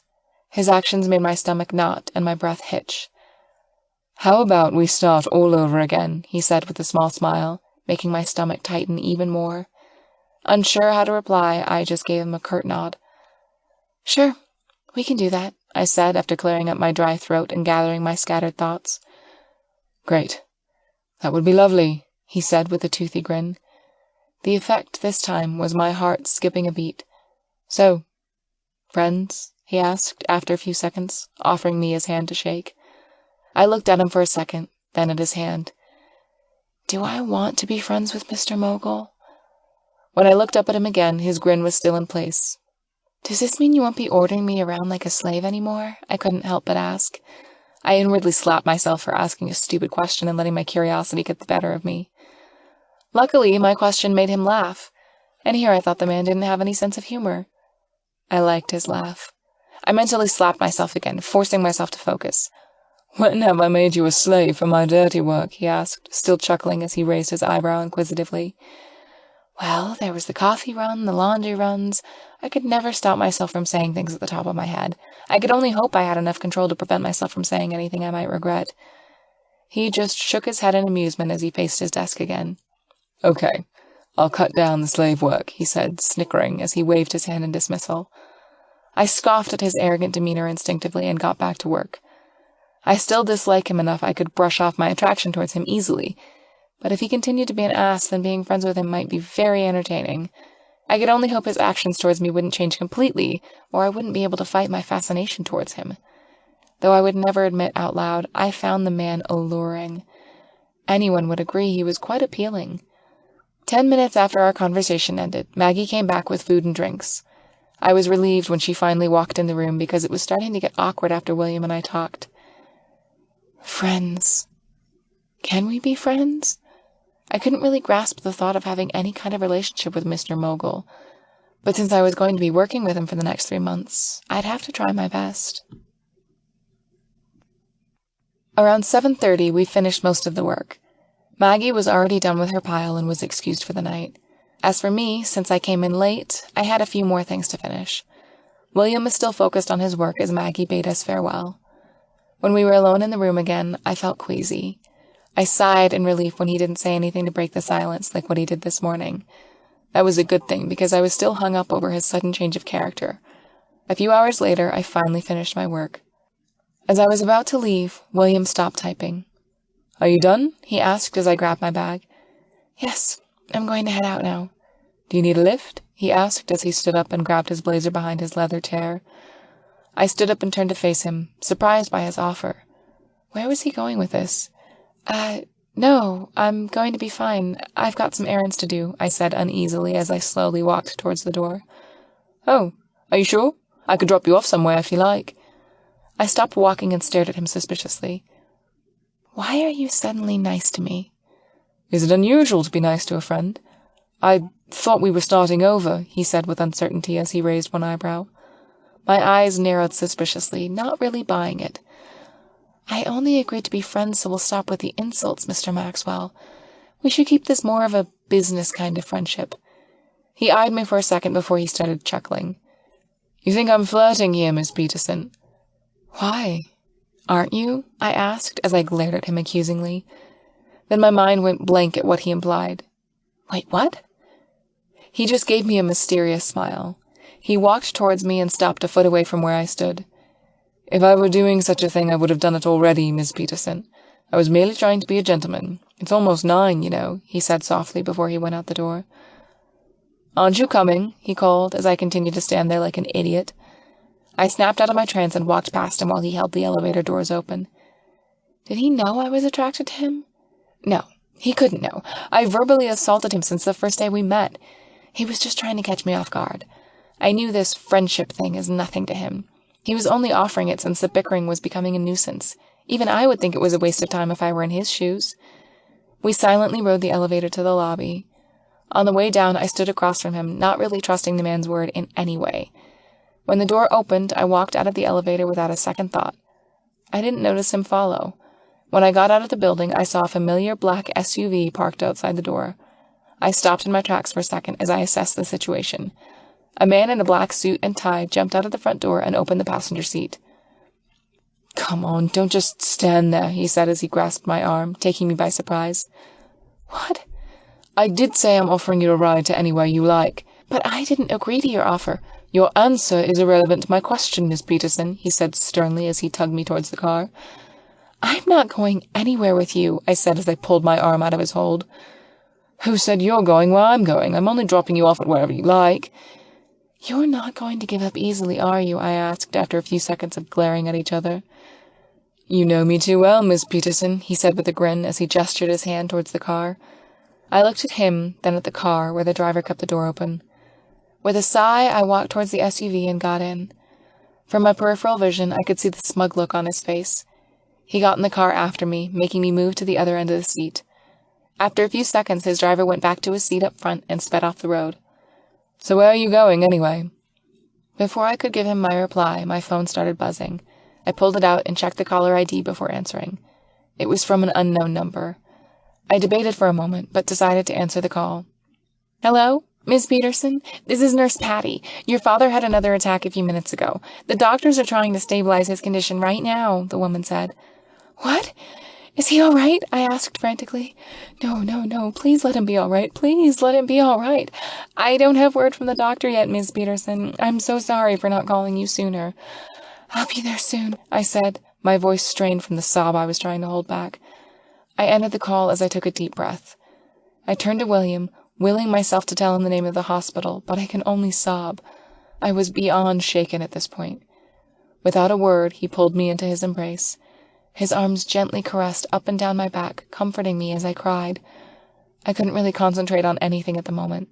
I was barely conscious when I heard William tell the man in the front seat to call someone. I was crying like that day when the doctors told me my father only had a few months to live.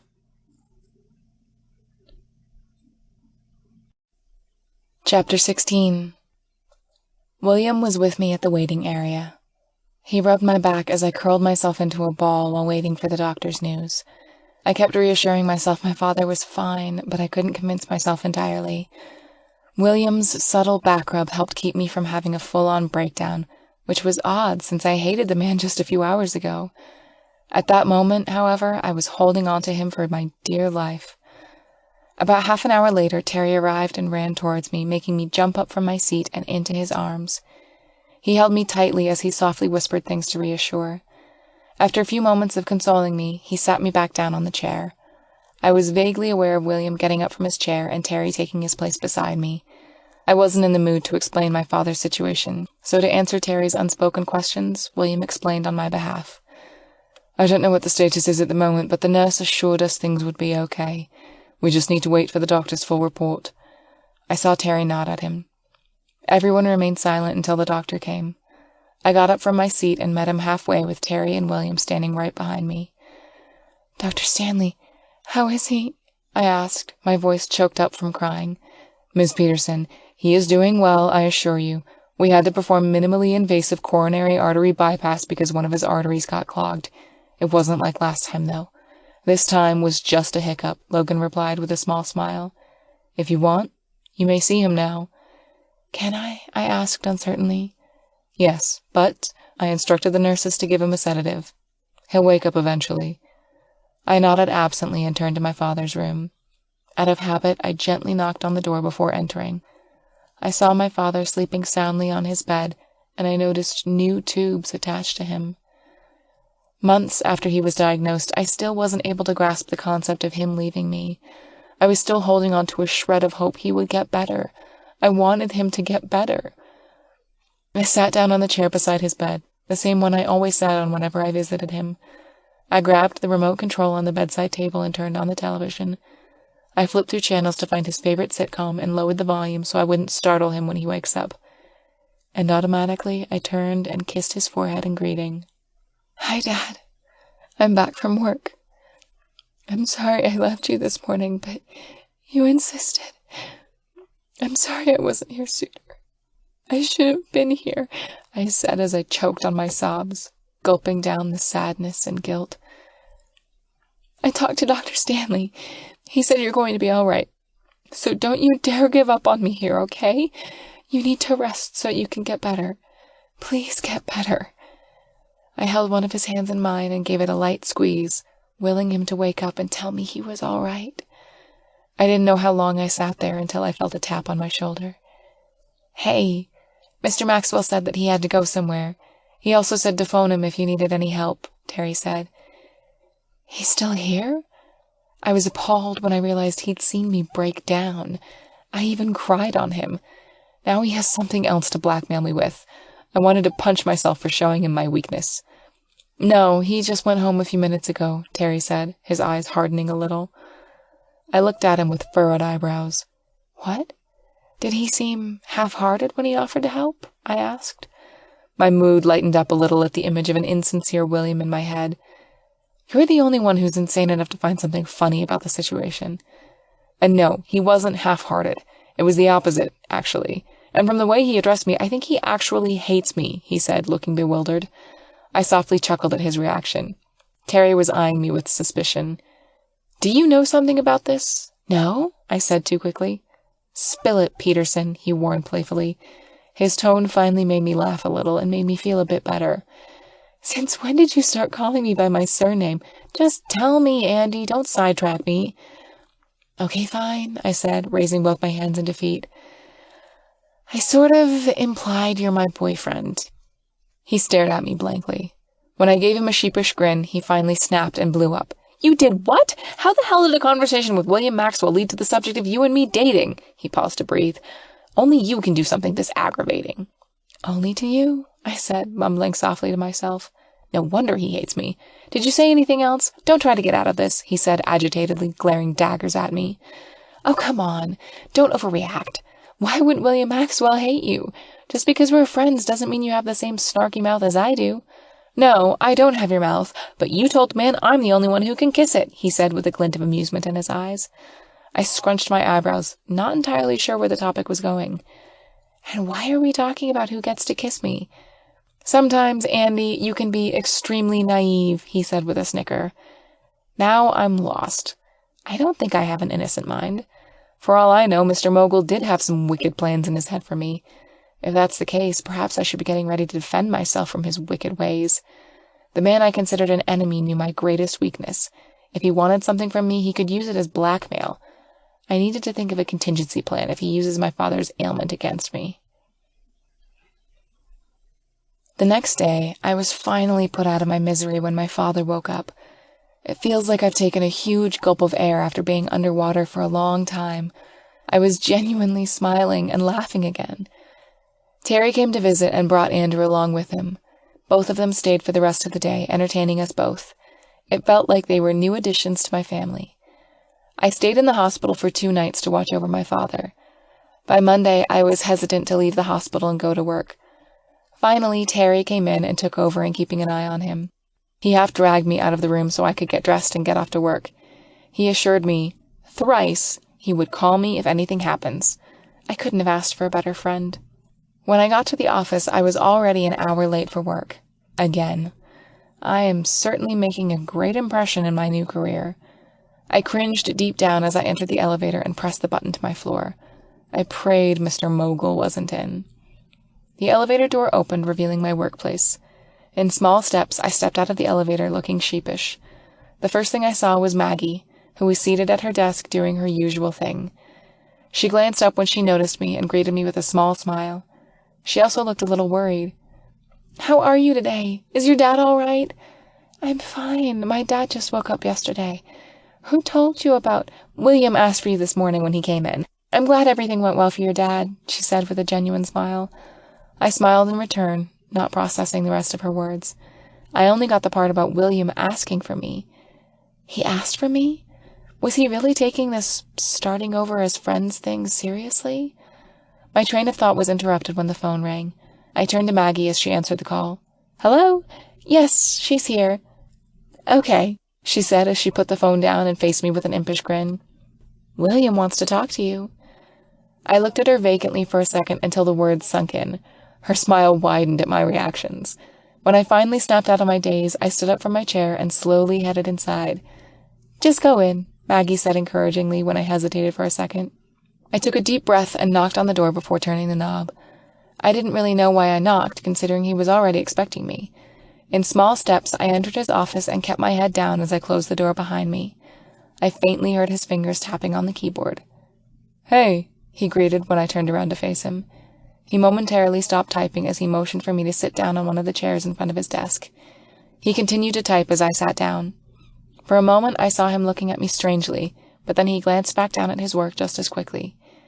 He had on a light gray suit with a blue tie. I've never seen him wear light-colored clothes before, which used to make me think he only had morning clothes.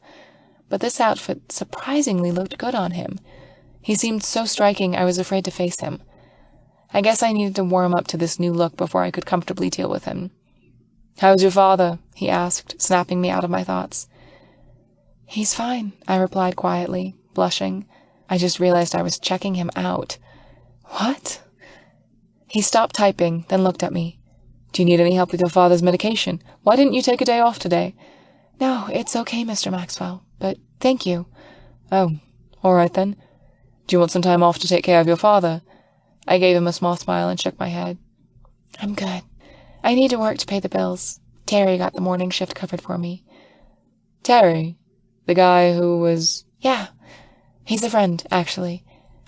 Did you say anything rash to him before you left? I asked. He avoided my gaze before saying, I just asked him to give you a message, that's all. Right. Sensing his discomfort, though, I left it at that. Is that all, Mr. Maxwell? His eyes met mine, widening for a second before they softened. Yes, that would be all, Miss Peterson, he said with a small smile. Oh, I almost forgot. Thank you for last Saturday. I thought you were kidding about the friendship thing. He chuckled and shook his head in reply. There was a teasing glint in his eye when he said, I wasn't joking, Andy.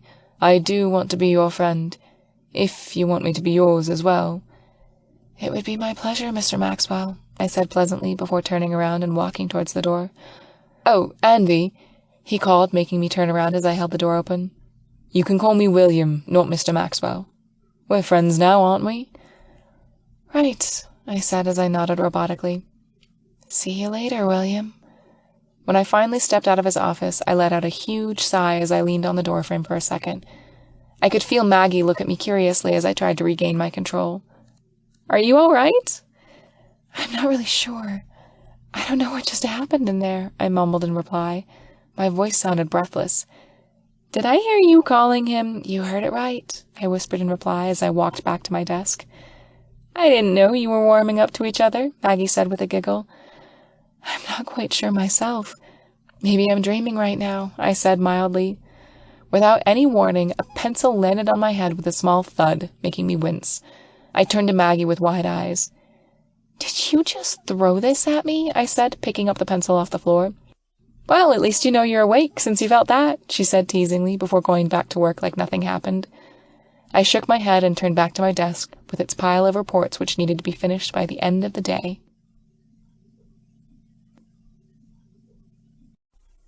Chapter 17. In the next few days, I changed my routine. After work, I usually went home to get fresh clothes. Then I would head to the hospital and stay in my father's room overnight. I made myself at home on the chair beside his bed. I kept this routine for 3 days after he woke up, even though he was already fine and back to normal. I did this to assure myself he was fine. But for someone who just had an attack, my father was energetic. When he found out I slept on the chair, he got quite upset and reprimanded me. It took me a while to calm him down and get him to agree to let me sleep over for a few more nights.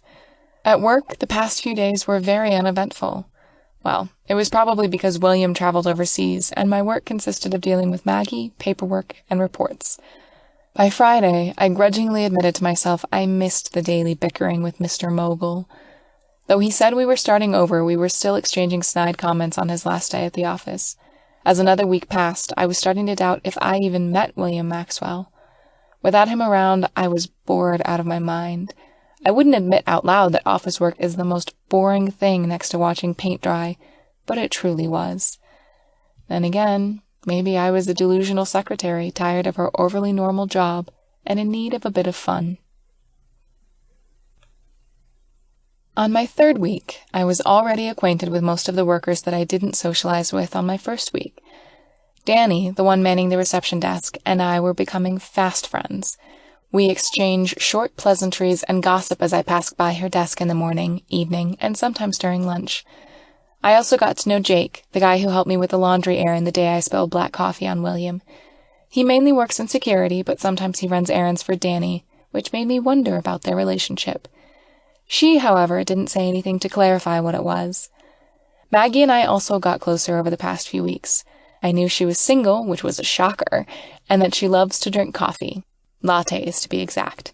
She was sometimes a vegetarian, her words, not mine, and she has worked for the Maxwells for 15 years.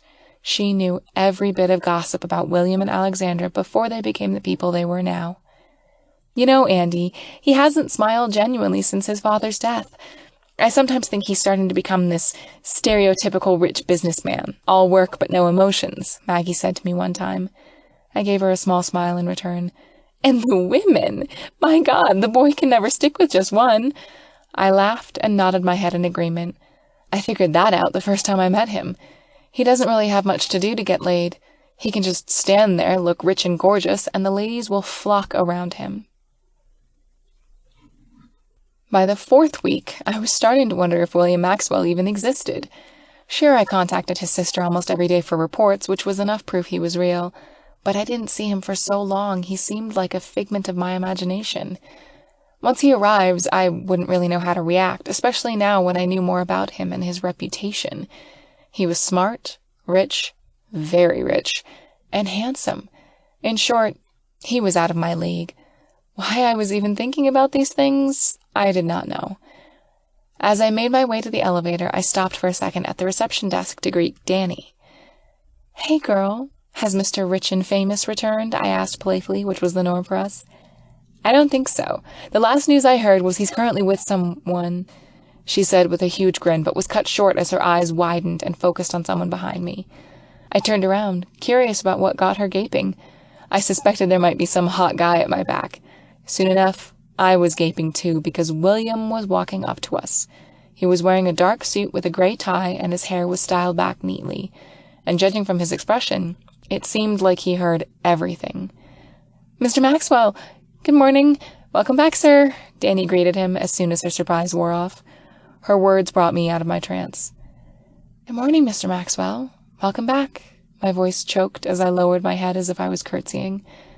"Miss Peterson, lovely seeing you this energetic so early in the morning," he replied as he stopped about a foot away from me. It sounded like his voice had a hint of amusement. I gave him a curt nod in reply while keeping my eyes away from him. This is not how I envisioned meeting him again. "Aren't you going up?" he asked after we both stood there for a second in awkward silence. Yes." I quickly turned my face away from him as I felt it heat up. I dashed to the elevator as the metal doors opened right on cue. I was glad that we weren't alone in the lift. But as the elevator traveled further up, people started getting out on each floor. By the time the last person left, my heart was hammering in my chest. I didn't get why I felt so nervous. It's not like I had feelings for the man. Right? "So, how's your father?" he asked out of the blue. The doors closed shortly after, leaving the two of us alone. "He's doing great," I said, wincing at the sound of my voice, which was an octave higher than normal.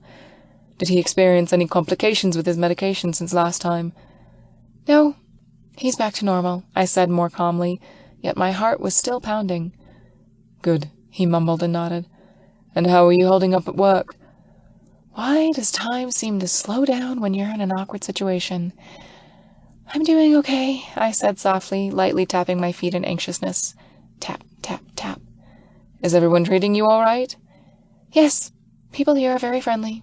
Tap, tap, tap. So you and Maggie are practically best friends now, I presume? Yeah, maybe. Tap, tap, tap. Are you catching up well with all the work Alexander left for you? Yes. They aren't very time-consuming. Why is this elevator taking so long to get to our floor? I internally screamed in frustration. As if God had answered my prayers, the elevator stopped and the doors opened. I went out of the lift before the door completely opened all the way through. I couldn't care less what William thought of my actions as long as I was out of that small compartment. It was starting to make me feel claustrophobic. When I got to my seat, giving Maggie a brief greeting, I turned on the computer. I acted as if I was already busy and in the middle of starting a report, hoping William would ignore me and go about his business. Unfortunately, that wasn't the case. Are you trying to avoid me? He asked sternly, standing in front of my desk. He set his hands on my table and leaned his body forward, casting a shadow over me. How did you come to that conclusion? It's obvious from the way you just walked out of the elevator, he said sardonically. Is this because you're embarrassed I overheard your conversation? I opened my mouth to reply, but no words came out. The only sound that could be heard was me trying to choke out some of my jumbled thoughts. He raised an eyebrow and stared at me challengingly. Okay, I'm sorry about that. I didn't mean anything by it. I sounded stiff and forced. Are you trying to apologize? Yes, isn't it clear as a bell? I said in exasperation. For someone who's trying to ask forgiveness, you sure don't sound like one, he said with a grin, his eyes twinkling in amusement. Are you making fun of me? He snickered in reply as he turned towards his office. I missed you too, Andy. As the door closed with a soft whoosh, I was left gaping at his last statement. I can't believe he caught me off guard with his parting words. I missed you too, Andy. What was I supposed to say to that? If I replied, I would indirectly be admitting I actually missed him, which was kind of true, though I'll never admit it, even on my deathbed. When I turned towards Maggie, she was beaming at me with a teasing glint in her eyes. What? You remind me of a lead actress in a rom-com movie. You know, the one that makes a fool of herself in front of the man she likes. I shook my head at her in exasperation and went back to work. This was not the time and place to delude myself of a possible romantic relationship with my boss's brother. No, I definitely don't have the time at all. By the end of my shift, I succeeded in not having any further conversations with William. I wasn't verbally equipped to face him today. His sudden return caught me off guard. After finishing my last report for the day, I quickly made my way down the lobby and smiled and waved to Danny as I passed by. When I reached the bus stop, I realized I was a few minutes early. I had no choice but to stand under the tiny shed since it didn't have seats. I thought this was unusual since the rest of the bus stops have them. I'm surprised I only noticed it now, considering I've been working here for almost a month. Then again, I never had to wait for the bus this long, so that must be why I didn't notice before. You heading home? A familiar voice asked, making me look up in surprise. What are you doing here? I was just about to head home when I saw you, William said. So, are you getting in or not? No, thank you, I'm fine. The bus will be here any minute now. But I'm here now. I eyed him for a second before glancing quickly at his car and my surroundings to check if there were people nearby. I didn't want to have an eyewitness. William must have sensed my hesitation because he leaned towards the passenger door, opened it for me, and said, Get in already. With a sigh, I hopped in and closed the door. I'm definitely going to regret this, I mumbled softly to myself. When I finally buckled up, William hit the gas pedal and drove onto the busy street. As the minutes ticked by in silence, I was starting to feel suffocated. Why are you driving? I thought you have a driver. Is it a crime for me to drive? He said, his eyes firmly on the road. Bless him, the man actually had some respect for traffic laws. No, I'm just asking. It was quiet again before he said, I like driving by myself sometimes. I only ask Mark to drive if I'm too tired to do it. I just nodded. So, you like SUVs? You know cars? No, I don't. I can only tell the difference between a car, a truck, a pickup truck, and this one. Oh, and sports cars, too. They're those two-seaters, right? I perked up a little, thinking about sports cars. Not all two-seaters are sports cars. Oh, yeah, well, that's all I know. I would want to see that, though, I said wistfully. Well, you're in luck. One of these days I might use one of them instead, he said with a playful grin. Yeah, right, like you own one, I said, snorting. But I do. Oh, right, Mr. Mogul, how could I have forgotten that? Mr. Mogul? I covered my mouth once I realized what I blurted and turned towards him with wide eyes. Sorry, I mumbled sheepishly. Well, that's a first, he said, sniggering as he turned his attention back on the road. I can't believe I just said that out loud. Now he knows what I call him. Why can't I keep my mouth shut whenever he's around? How am I going to make it up after this blunder? When we reached my apartment, William parked his car right outside the door, and I got out quickly. I had enough small talk with him for today. I gave him a brief thank you and goodbye before sprinting inside the building. Before I left, I swear I saw him smile in amusement. Finally, inside the safety of my apartment, I crashed down on the bed. I didn't bother changing into my pajamas, and I skipped dinner. I curled into a ball and covered myself with the sheets. I don't get why I feel so embarrassed. I mean, I insulted and bickered with the man not so long ago. Well, at least I didn't say he was arrogant and imposing or something. I just said he was a mogul, which was quite true. But it was still humiliating. Me and my stupid mouth.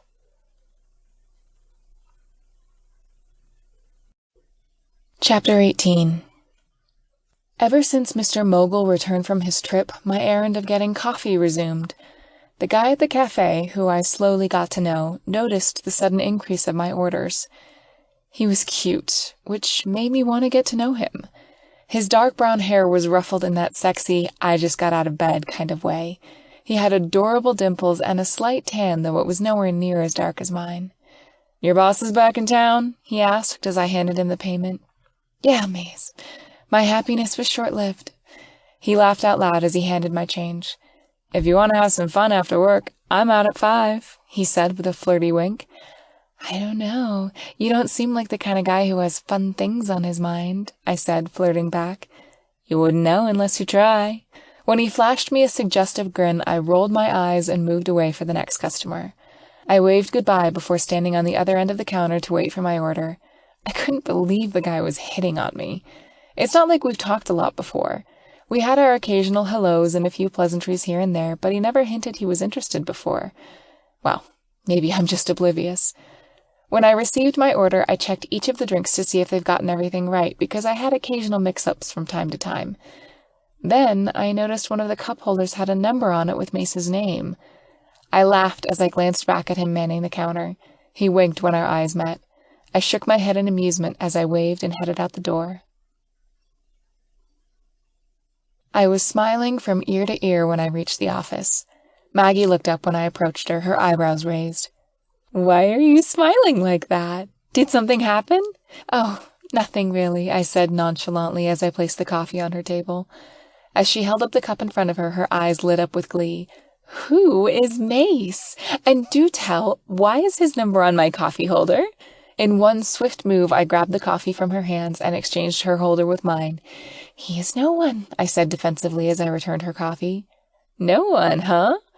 Right on cue, the elevator door opened, ending our conversation. I got back to my desk as Maggie sipped her coffee, trying not to giggle. When William walked up to us, he stopped by my table and glanced at Maggie and me. Is that my coffee? He asked as he faced me. Yes, I answered, and frantically handed him one of the coffee cups. He paused for a second as he eyed the cup in confusion. Who is Maze? This did not just happen again. I stood up from my seat and stole the coffee from his hands. He is no one, I said hastily. I placed the coffee on my table, grabbed the other one, and handed it to him. He looked at me with his lips set in a grim line as he got the cup. He assessed it again with a glint in his eyes. I rolled my eyes at his teasing gesture and sat down. I'll be in my office. I might give that Maze person a ring, William said with a muffled cackle as he went inside his office. I glowered at his closed door. Did he just tease me? I believe he did, Maggie said, looking at me with a huge grin. This woman was all smiles. When lunch came, I was about to head out to eat when William's door opened. He was talking to someone on his phone. Yes, I'll be there in a second. I promise I will, he said, ending the call with a sigh. He looked around for a second before his eyes met mine. Oh, there you are. I thought you've already gone down, he said, exclaiming in relief. I was a little baffled, so I asked, Is there something I can do for you, Mr. Maxwell? Yes, can you come with me for lunch? Someone wants to talk to you.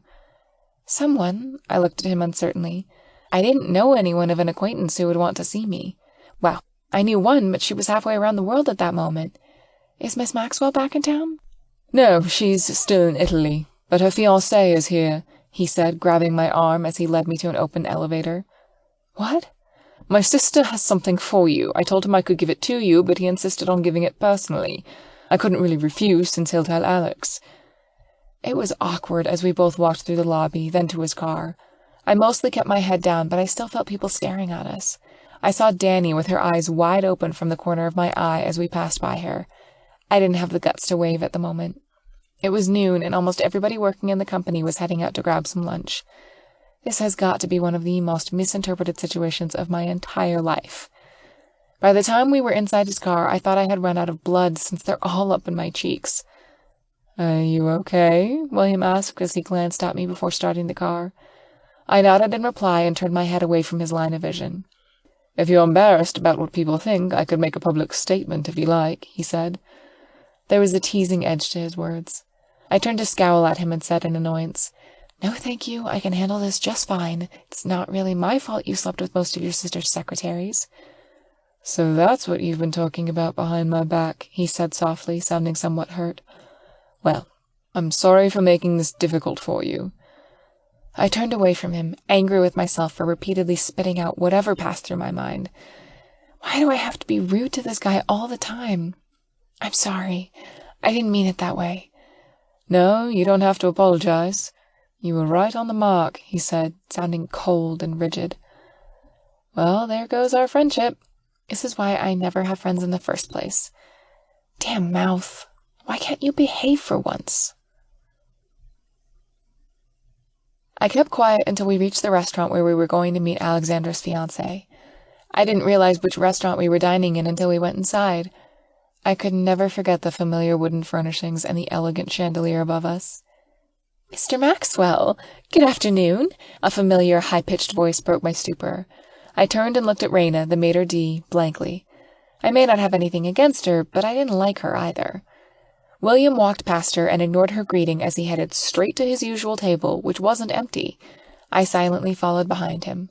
As William took his seat in the booth across from Alexander's fiancé, I stopped dead in my tracks in astonishment. Where the hell was I going to sit?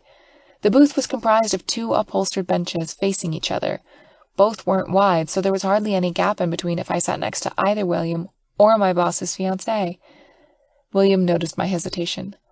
Why aren't you sitting down? He asked, as he gestured for me to sit next to him. I would have preferred not to be beside him, especially after what happened a while ago. But who am I kidding? Raina finally noticed me standing behind her. Her eyes went wide as she recognized me. Andy, it's nice seeing you again, Alexander's fiancé greeted, getting up from his seat and pulling me into a quick hug. I stiffened in his embrace and let out a sigh of relief when he backed away. He still had his hands on me, though, holding me at arm's length. I remember Alexander's fiancé, Michael Hamilton, of course. He was an interesting character. Mr. Hamilton, good to see you too, I said with a weak smile. Please, sit, he said, gesturing towards William's side. I'm sorry about my brother-in-law's rudeness, Andy. He doesn't know much about being a gentleman. Don't talk like I'm not here, Mike, William said in annoyance as he pretended to be occupied with the menu in front of him. Michael just smiled, unaffected by William's mood. I'm glad to see you too, Willie, he said. In the ensuing silence, Raina quietly introduced herself and told us to wait for a server to take our order. She left with a quick bow and retreated to the podium. I didn't dare look at her directly as I pretended to study the menu.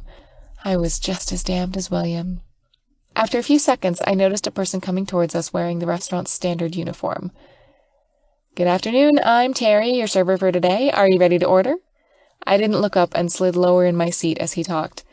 This was getting more and more embarrassing than I imagined. I'm already full. You can take the lady's order, Terry, Michael said, gesturing at my covered face. Why didn't you wait for us? William asked in a miffed tone. He always seemed to sound that way whenever he talked to Michael. You made me wait for almost an hour, Will. I got hungry, so I ate. From my peripheral vision, I could see William shake his head in disapproval as he closed his menu. I'd like roasted chicken with corn and mashed potatoes on the side, and a Riesling wine. All right, sir, Terry said with a hint of a smile, pausing for a moment. And you, ma'am? I could feel his gaze on me, and I stiffened again. I didn't really have much choice, and the chances of escaping were thin.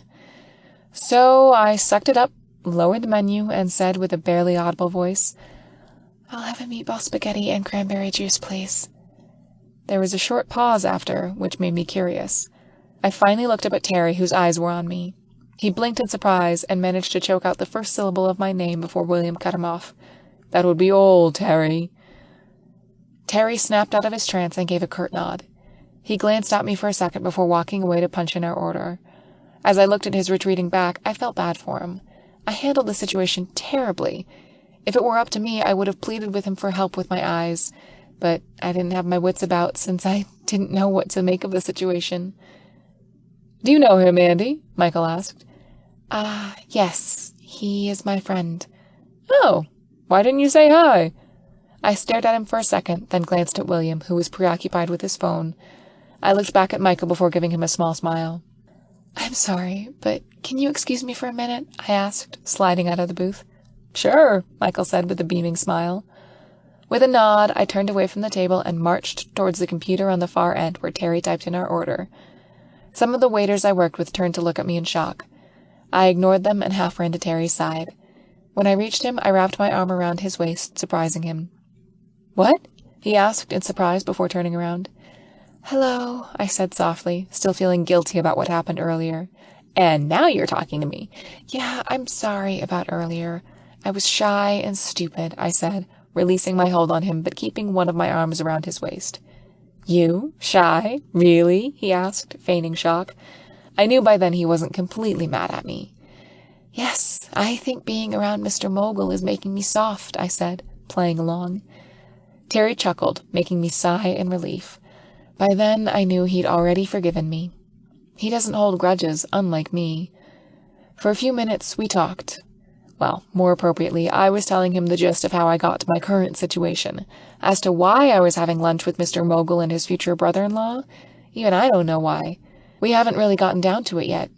With that, I bid farewell and returned to my seat. Chapter 19. When I got back, William and Michael were talking about something above my pay grade. My plan on asking them outright why I was here was pushed back. By the time they stopped talking, our food had arrived, making me lose another chance to ask them. So I waited until we were done eating, but Michael beat me to it.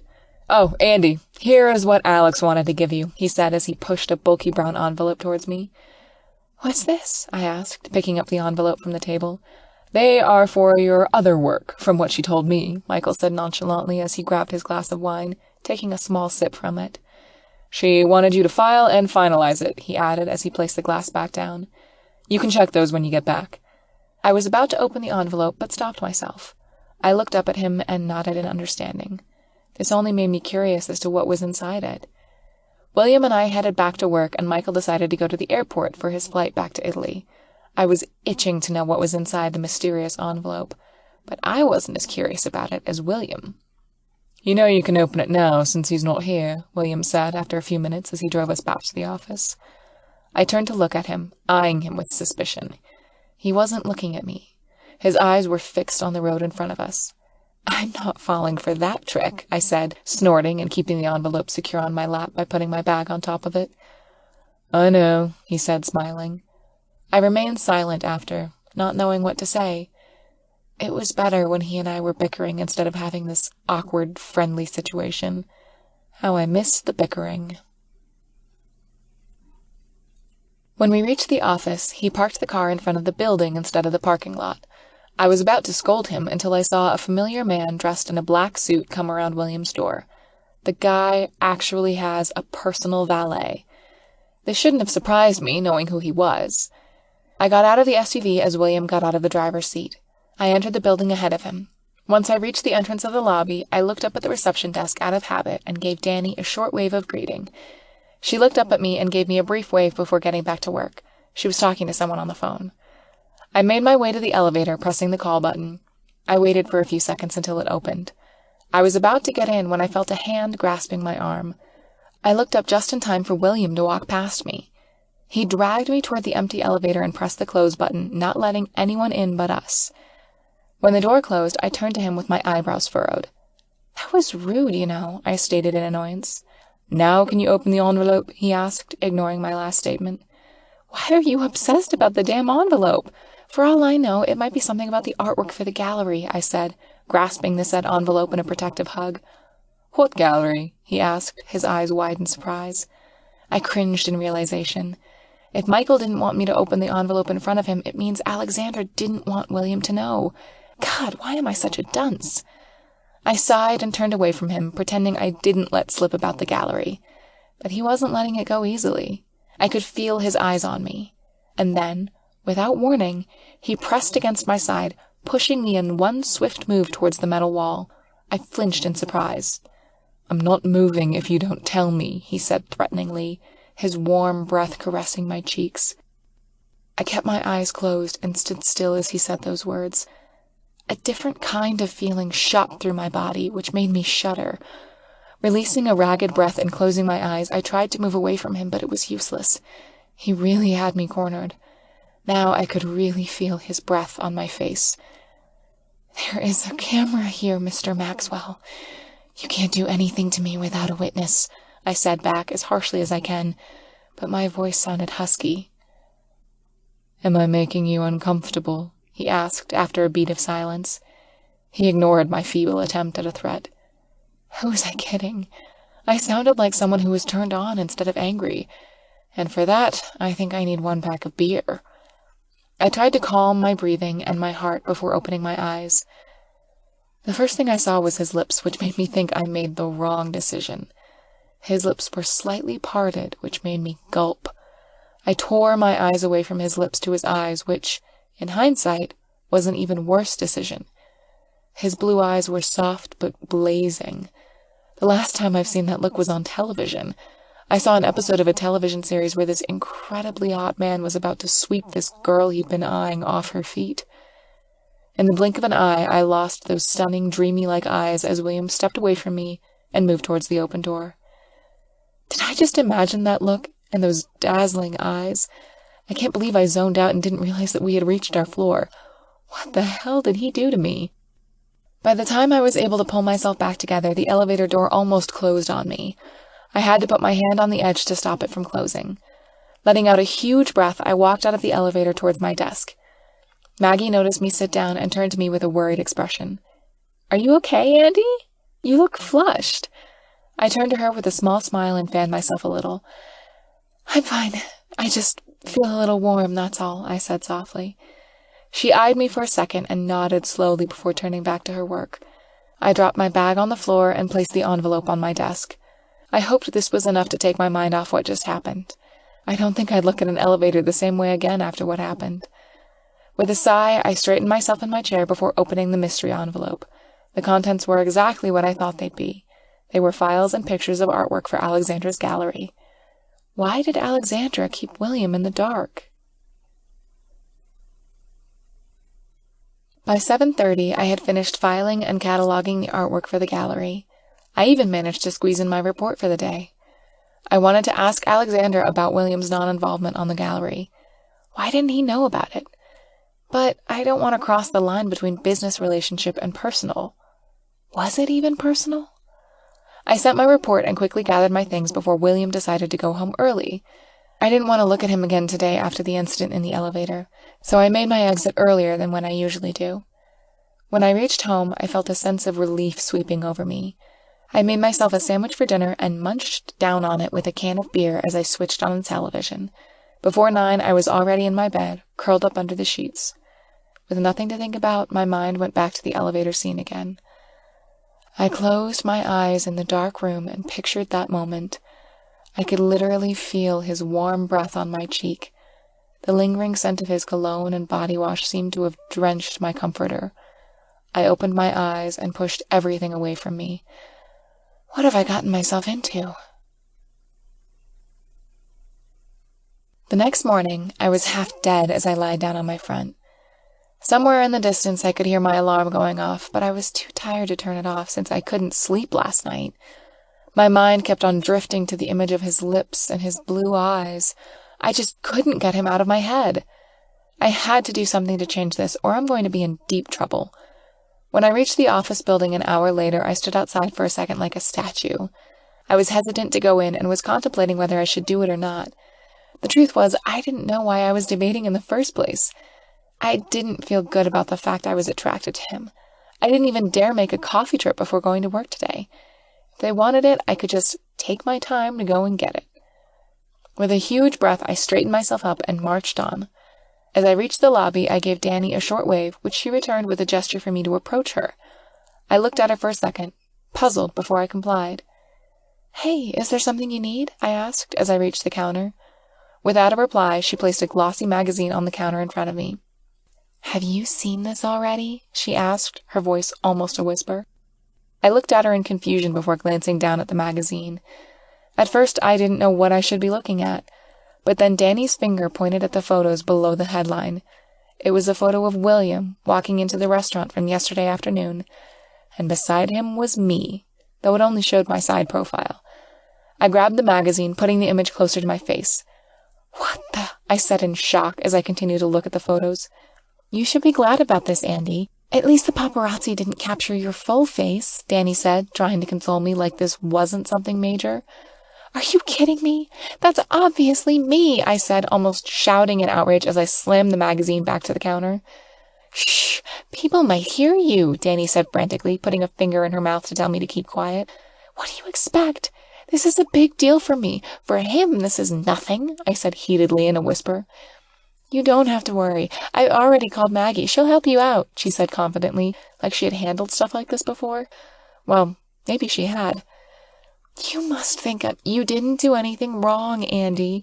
Now stop moping around and go upstairs. Maggie is waiting for you," she said, grabbing the magazine out of my view and pointing to the elevator. "This is really bothersome," I mumbled as I walked towards the elevator, giving Danny a wave of goodbye. When I reached my floor, I hesitated a little when I thought of William being there. What were his thoughts on the magazine? Is he just as pissed as I am? Well, maybe not as pissed, since he was probably used to it. With a sigh, I walked out of the elevator and to my desk. Maggie noticed and greeted me with a face breaking into a smile as she held up the same magazine Danny had showed me. "So, what do you think?" she asked. Her voice held a teasing edge to it. "As you can see, I'm not happy about it," I said, pointing at the frown on my face. Maggie chuckled at my reply and placed the magazine back down on her desk. "Don't worry. I already told the press it was a misunderstanding. You were just an associate there for lunch," she said nonchalantly. "Is that the same excuse you use to all the girls he slept with?" I asked bitterly, dropping my bag down on the floor underneath my desk as I sat down. "No, not really," she replied, sounding unsure of herself. I turned towards her, my eyes blazing. She chuckled when she noticed. I can't believe that she found the situation amusing. "This isn't funny, Maggie." "Oh, come on, Andy. It isn't that bad. You aren't really sleeping with him, are you?" she asked, her amusement clearly showing as her eyebrows wiggled playfully. "What? No, that won't happen. Ever. I was just playing with you. I know you don't like him," Maggie said softly, looking slightly guilty. "I'm sorry. I didn't mean to yell at you," I said calmly, giving her a weak smile. "Well, at least I already know it's hopeless for me," a familiar voice suddenly said, startling us. Maggie and I turned towards William, who was standing by the elevator looking like the mogul he is. Today, he looked even more gorgeous as he was wearing something light, a gray three-piece suit with a navy tie instead of his usual dark suits. His hair was slicked back with a few strands out of place, which made it look effortless. I blinked a few times, and then felt my face heat up as his blue eyes darted at me. I froze in my seat, unable to look away from him. Slowly, he walked towards me with a smile playing at the edge of his lips. "You look lovely today," he said as he reached my desk, pausing for a second. When I didn't reply, he smiled and turned to Maggie to greet her with a good morning. As he did, it gave me the chance to snap myself back to reality. I wouldn't let him sweet-talk me. "Mr. Maxwell." "Good morning," I finally said before he made his way to his office. He turned towards me, slightly surprised for a second before he gathered himself and grinned. "Good morning to you too, Andy," he said before entering his office and closing the door behind him. I swiftly faced my computer. To my left, I faintly heard Maggie's soft chuckles, which turned into a cough as I glanced at her. After that, there was a definite silence as we both turned to our work and kept to ourselves. Maggie didn't bring up the topic of William and me for the rest of the day, which was the total opposite of what I was doing inside my head.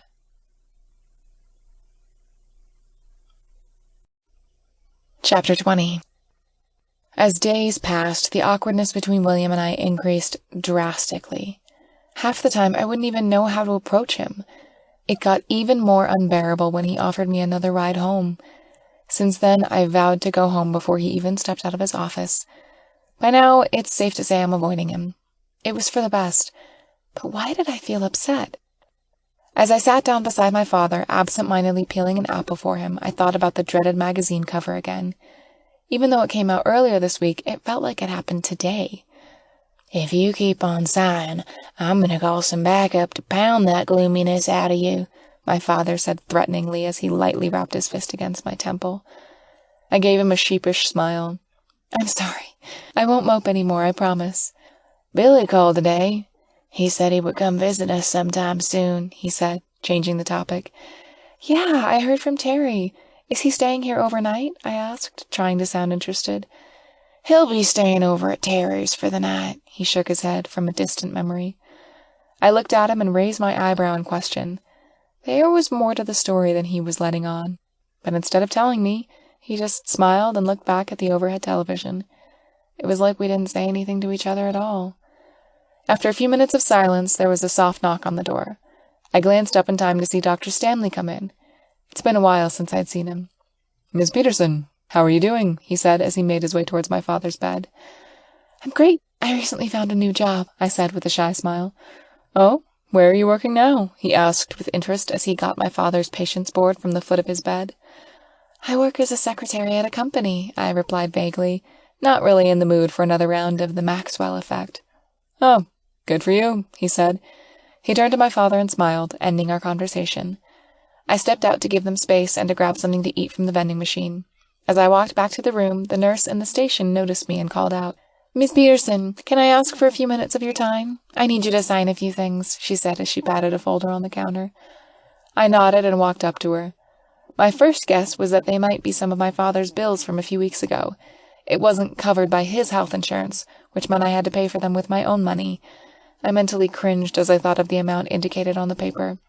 "I just need you to sign some of these documents so we can finalize your father's balance for this month. Since you have another health insurance, your balance isn't as expensive as the first month," she said with a warm smile as she opened the folder. I looked at her in bewilderment. "What do you mean by another insurance?" I asked. She looked up at me with a confused look. "Didn't your company inform you about the medical insurance they provided? You do work at Maxwell Enterprises, right?" she asked, pointing at the name listed below my father's health insurance company. I wasn't informed about this. Apparently, Maxwell Enterprises' health insurance benefits included all of the employees' immediate family members. As I continued to assess the paper, I noticed the insurance paid for the operation my father underwent. It also covered his daily medication and room charge in the hospital. In the end, it left me nothing to pay but his personal medications. After signing the papers, I walked back to my father's room, still stunned by what happened. Did he do this? No, he couldn't have. Maybe his sister did it. She was very generous with the apartment, and she knew about my father. I speculated, although I didn't have the guts to ask either one of them. Then a thought crossed my mind. I stopped a foot from the door of my father's room and got my phone from my pocket. I scanned the caller IDs until I found what I was looking for. I clicked the call button, knowing that the person would answer. "Hey, Andy, is there something you need?" Maggie asked. "Maggie, no, I wanted to ask you something. Do you know about the health insurance the company provided for my father?" I asked hesitantly. "Oh, right. I forgot to tell you. Sorry," she said guiltily as I heard soft tapping of keyboards in the background. "What are you doing?" I asked out of curiosity. "Oh, sorry. I'm typing out something William had just given me," she said softly as the tapping stopped momentarily. "Excuse me for a moment," she added and continued with her words slightly muffled. "Auntie is on the phone. She's asking about the health insurance." "What? Don't tell." For a second, I could hear William's voice on the other end before the line went dead. I removed the phone from my ear and looked at it with confusion. What was that about? I tried to call Maggie again, but I couldn't reach her. After 3 tries, I gave up. She wouldn't be able to avoid me when I got back to work on Monday. By then, she should have a good explanation about all of this. Over the weekend, I didn't let those thoughts dwell in my head. So when Monday came, I almost forgot about it. Almost. It all came back when Terry texted me before lunch to remind me. I was glad I told him when I stayed over at his place yesterday. I was starting to miss his living room couch. "Maggie, what is this about a health insurance in the company?" I asked after reading Terry's message. If I prolong this until lunch, I might lose the confidence to say a word. Maggie stopped typing and glanced up from her computer. "Oh, that," she said with a nervous chuckle. She glanced quickly at William's closed office door before turning back to me. "I'll tell you when he leaves," she said in a whisper. I was about to ask her what she meant when William's door suddenly opened. This was the first time I saw him since I came to work. It seemed William arrived earlier than I did. "Maggie, I'll be out for the rest of the afternoon. I have a meeting with a few possible partners," he said as he closed the door behind him and pulled out his phone from his pocket. As he made his way to the elevator, he didn't look up once. When the steel door closed on him, I snorted at his arrogance. I thought he'd changed. Maybe I just imagined it. "Glad he's back to his usual self," I said as I returned to my work. I heard Maggie chuckle softly in agreement, which made me glance in her direction. She looked amused. "So, are you going to tell me now?" I asked expectantly. "William told me to set one up for you and to include your dad," she replied with a smile, without any trail of hesitation.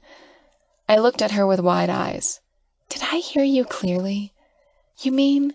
I asked, trailing off in disbelief. "He's not as bad as you think," she said with a smile. I faced my computer monitor, looking at it without really seeing. My mind was swirling from what she said. Is this what he meant about helping me last time? With a sigh, I shoved all thoughts regarding him to the back of my mind and went out for lunch earlier than usual. I needed some time to think. I wandered around aimlessly on the street near the company building, looking for some new place to eat. I settled on a quiet bistro just a few blocks away, which looked more laid back than most places have around this part of the city.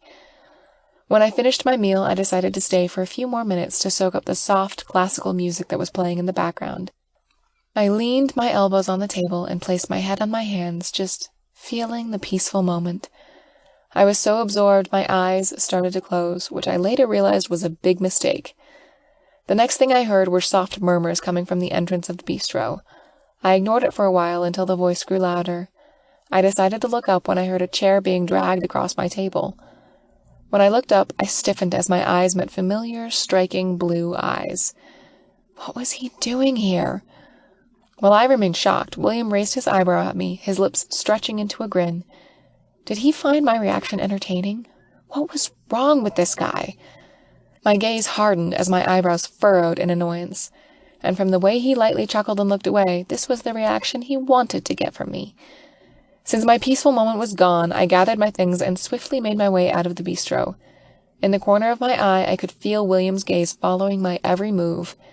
It took all of me to ignore his presence and force myself to get out of there before any verbal clashes start.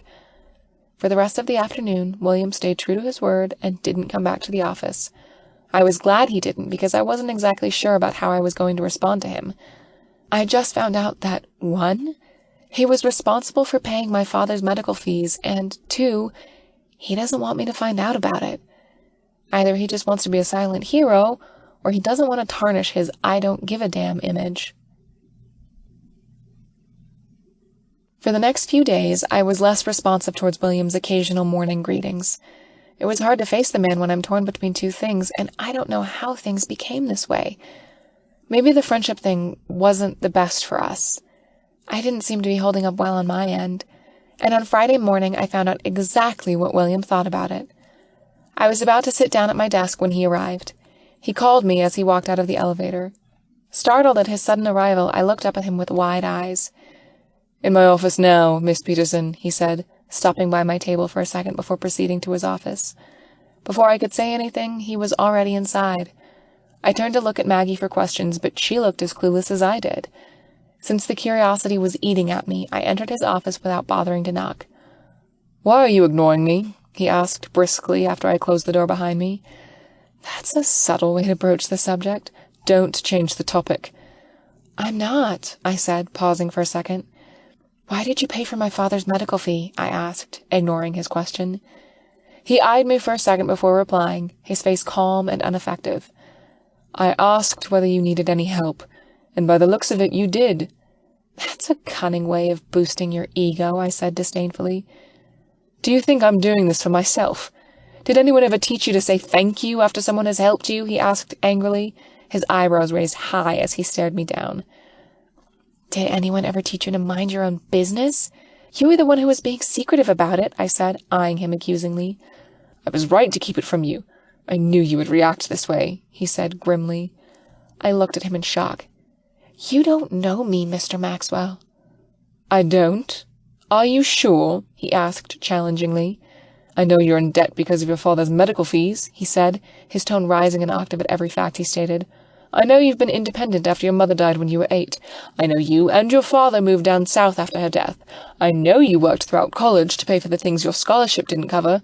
I know you paint, yet you haven't had a solo exhibit yet because it was expensive to do so, and from the looks of it, you don't seem to have it in you to accept people's help. How do you know all of this? I said, my teeth clenched to stop myself from yelling at him. It's not hard to ask around, he mumbled without meeting my eyes. Why are you digging into my past? Are you trying to find some leverage to get back at me for all the things I've said to you? I said, breathing hard and unevenly. Do you really think I hate you that much? I'm not some heartless guy, he said, hurt plastered all over his face. Suddenly he stood up from his chair and walked around the table towards me. Don't you take one more step, I warned. Did you think I was joking about being friends? He asked as he ignored my warning. I looked at him for a second, watching him as he stopped a foot away from me. He looked angry, his eyebrows set together, though he remained calm. Yes, and I changed my mind. I don't want to be friends, I said after a long pause. I didn't look back as I opened the door behind me and walked out, my head held high.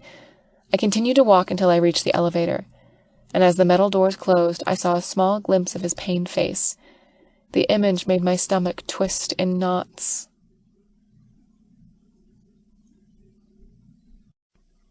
Chapter 21. I brought this upon myself. How am I going to face him after what I did? I'm not going to go and pretend he didn't do all those things. Plus, he was digging up my past. I can't believe he found out a lot about me. Even Terry, who was the only person I let into my life after moving here, didn't know all those things. He did know about my father's illness and my deceased mother, but no one knew about me working through college and my failed art exhibit plan. Those are the things I don't like to share. I don't know whether to feel pissed about it or not. Why did he even bother to investigate anyway? Maybe he does want to find some dirty secret of mine. But why? All I want to know is why. I don't believe his talk about being friends and wanting to help me. I know the Maxwells have charity foundations. Maybe he saw me as a charity case. Misguided, philanthropic prick. I texted Maggie and told her I was taking a day off. She was worried, telling me William just went out without a word after asking my whereabouts. After reading that, I turned my phone off. I took the first bus ride going anywhere. When the bus stopped a few blocks from the hospital, I smiled at my luck. When I reached my father's floor, I stopped dead at the corner leading to the nurse's station when I heard a familiar voice. My surly face suddenly broke into a smile. "Uncle Billy!" I shouted as I ran up to the startled old man.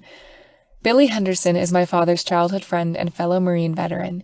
He's one of the few people in my life I consider to be family. He's like a second father to me. When Dad and I moved back south to his hometown, Billy was there to help him get back up on his feet. At that time, my father was at his lowest, and he didn't have the energy to raise me by himself. "Oh, hey, Andy. How are you doing?" he asked with his thick southern accent while he wrapped me in one of his bear hugs.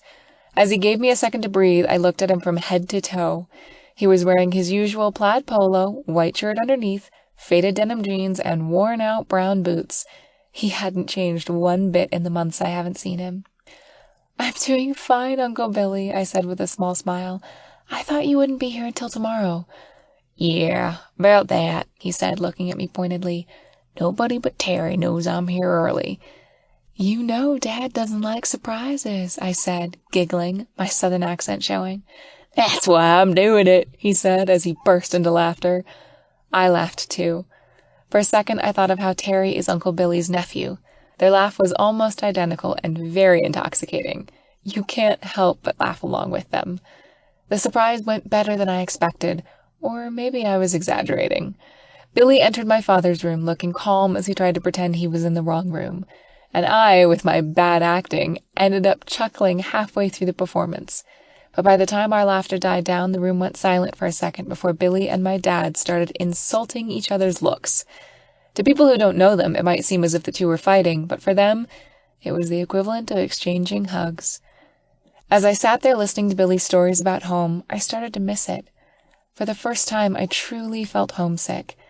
I excused myself in the middle of Billy's animated storytelling and went out of the room. I couldn't control the tears I'd been holding back from falling. I missed the old times back at home when everything was better and my dad wasn't in a hospital bed. As I made my way through the lobby of the hospital, I was too preoccupied with keeping my head down to cover my slightly red eyes that I didn't notice someone standing in front of me. I staggered backward from the impact. I looked up to apologize, but held my tongue when I saw who it was. "What are you doing here?" I asked, my voice raspy from the crying. "I came here to apologize," he said, his voice almost a whisper, though his face remained impassive. I stared at him, waiting for his apology, but William kept silent as he continued to look at me. For a second, I thought I saw worry cross his face. Before I could confirm on it, he looked away and cleared his throat. "I don't really know how to apologize since I don't seem to see the fault in what I did, but I'm sorry if what I did upset you." "You don't look like you're sorry," I said as I raised my eyebrow at him in question. "Okay, I'm not," he admitted with a sigh and turned to look back at me. "I did what I did because I thought it was right, Andy.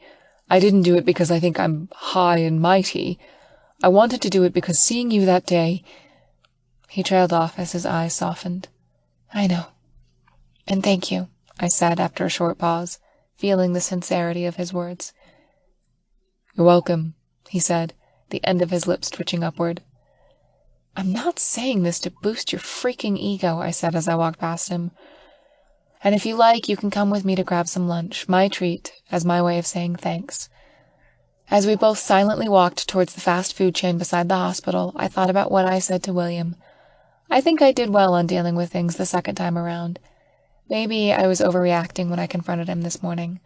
Besides, he looked like he meant what he said about helping me out. When we reached the busy counter of the fast food restaurant, I glanced beside me to sneak a peek at William's expression. From the way he was looking around the place while flinching when someone walked past him, I knew he wasn't comfortable with the situation. I mentally laughed at his awkwardness. "How did you find me anyway?" I asked him, trying to make small talk with him. He looked towards me with a small smile, like he was guilty. "Mark told me." "Mark?" I asked, confused at his reply. He gestured at a man in a familiar black suit by the door. It was the same man I see driving William whenever he gets out of the company building. The man looked like a statue as he stood there while scanning the place as if everyone was trying to blow up the building. "I thought he was your driver/valet guy. Why is he standing there looking like a damn Secret Service agent?" I asked William as I continued to study Mark. He chuckled for a second before giving me a reply. "His job doesn't just involve driving me to and from work. He's my head of security/wingman. "And how does that answer the question about you finding me?" I asked, not letting him change the topic. I glanced at Mark, who looked intimidating as he stood outside in a black suit. "I asked him to look for you," he said sheepishly as he turned and looked at the menu above the counter. "Hey, do they have anything non-greasy here?" he asked after a short pause. "Don't change the subject," I said as I looked at him accusingly. "Okay. I'll answer if you tell me why you reacted that way this morning." "You're not playing fair." "You're the one making this complicated." I gazed at him for a second before I sighed. I knew he wouldn't back down so easily. One thing I knew about Mr. Mogul was that he was one stubborn man. "Okay. I hate it when people pity me, and I hate surprises." "What if I told you I wasn't doing it because of charity?" he asked. "I would hate you even more," I said in annoyance. He laughed at my reply and gestured for me to move forward as the person in front of me finished paying his order. I turned towards the cashier and looked at the menu board. In the midst of ordering our food, I had to clear my throat a few times to snap her out from ogling William. I should have asked him to wait outside. I offered William my thanks in the form of a burger and an extra-large serving of fries. He was hesitant on accepting it because of the fries. I lied to him and said that it was baked instead of deep-fried. I'm surprised that he actually believed me. It was the only way he was going to eat it. I said my goodbye to him, but he was adamant about walking me back to the hospital. When I refused for the third time, he simply grabbed my wrist and started dragging me towards the hospital. The worst decision I made at that moment was to allow him to do so. When I got back, I was aware of the smile on my face. I decided not to tell my father and Billy about my encounter with William. How was I supposed to explain his appearance in the first place? I only hoped they wouldn't find out about it. When evening came, my father's room was cramped with Billy, Terry, Andrew, and me, who were all busy fussing about where Billy was staying. Though it was already arranged that Billy was to stay over at Terry's, I was the one who had a better apartment. So I offered Billy a place to stay for the rest of the weekend. After some shouting, hissing, and occasional cursing, I was able to convince him to stay with me. With my father's help, of course. Terry tried to look defeated, but when we caught each other's eye, he gave me a wink. I chuckled at his act. I knew Andrew moved in with him, which was why I offered my place. As we made our way out of the hospital, Terry and I trailed behind Andrew and Billy, who were having a quiet conversation. "Did Maxwell give you his reasons for paying your father's bills?" Terry asked, breaking the silence between us. "Yeah, I met him just a few hours ago," I said with a sigh as I rubbed my temple. "So, are you two dating?" he asked as his voice spiked with interest. I abruptly turned to face him. "Where the heck did you get that idea?" "Well, Andrew wanted me to ask you after he showed me this magazine article last week," he said sheepishly.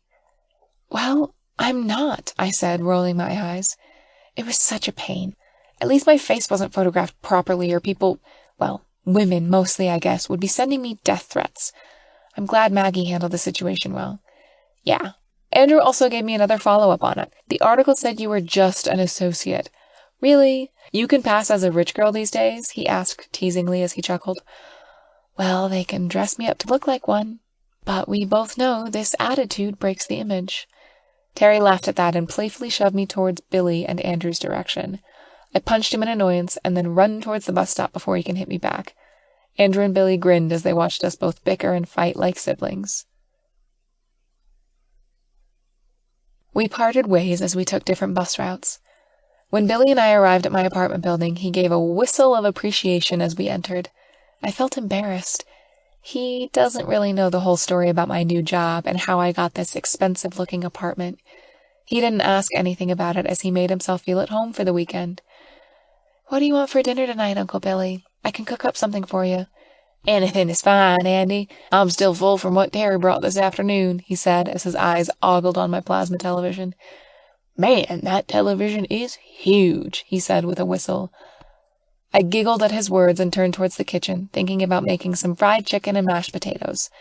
I checked my fridge for the ingredients and grimaced when I saw how little I had in there. I walked back to the living room and told him I was going out to get groceries. He replied with a nod as he waved his hand dismissively, his eyes still glued to the television. I smiled at his actions. That was the Uncle Billy I remembered.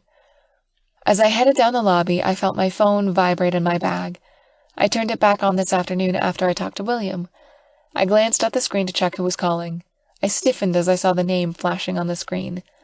I mentally cursed as I took a deep breath before answering the phone. "Miss Maxwell, I'm sorry for not answering the phone right away," I said, my voice quivering slightly. "Why didn't you tell me you're taking a day off?" she asked sternly, making me stiffen. "I'm sorry, Miss Maxwell. He was, I said, stuttering as I tried to come up with something to say. This call was not going to go well.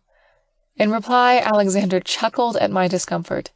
"Did my brother finally get your attention?" she asked, still chuckling. "What? I'm sorry, I don't seem to follow you, Miss Maxwell." "Oh? He still hasn't asked you out? I thought my brother was better than this at courtship," she said with a giggle.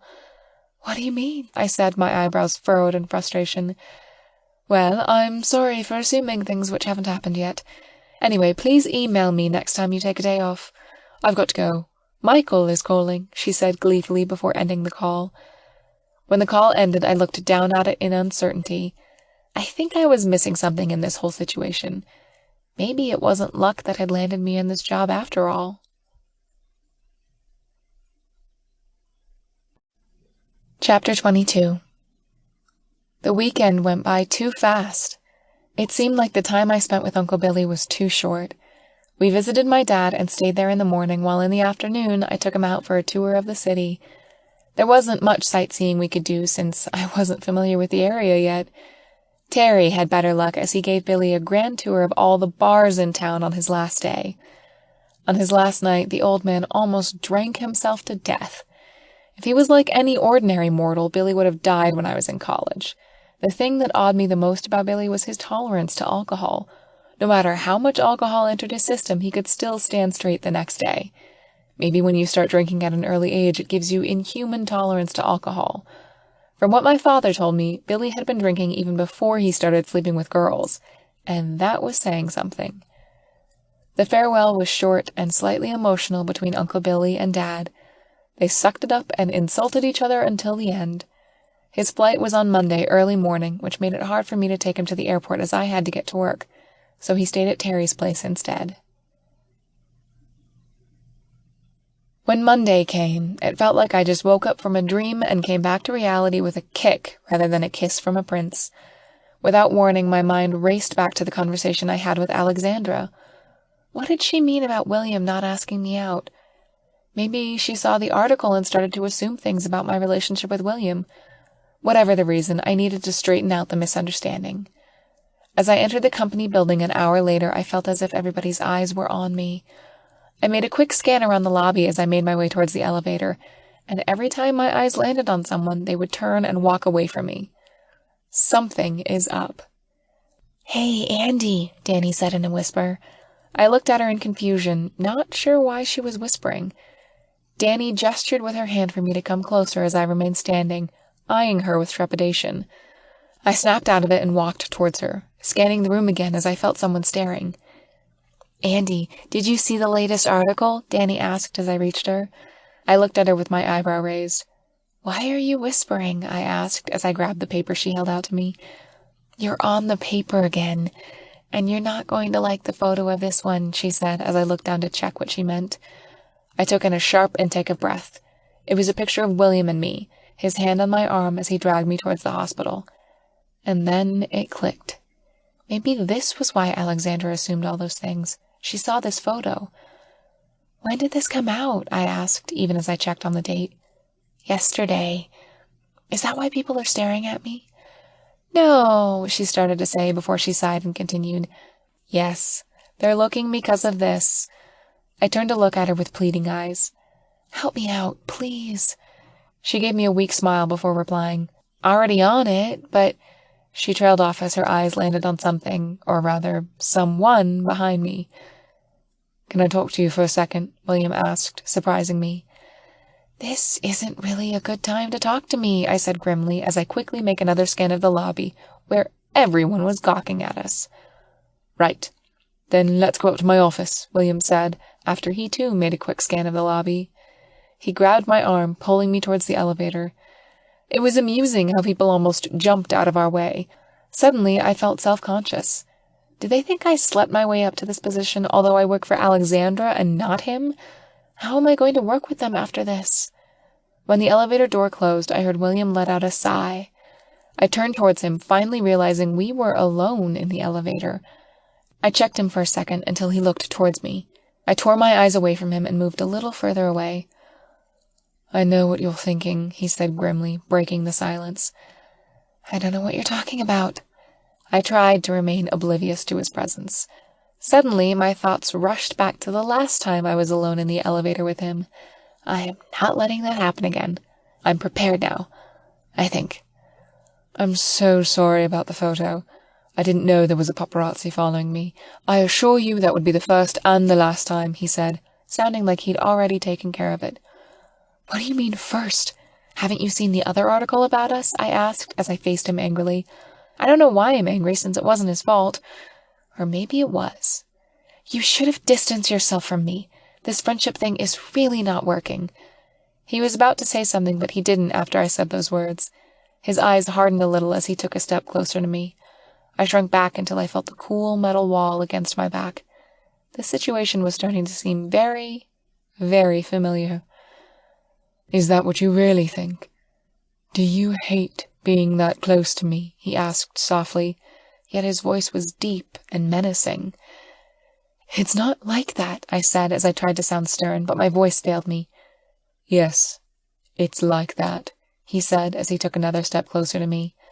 I held up my arm as he stood only inches from me. Wait, I exclaimed in frustration. This was not how I envisioned things would go.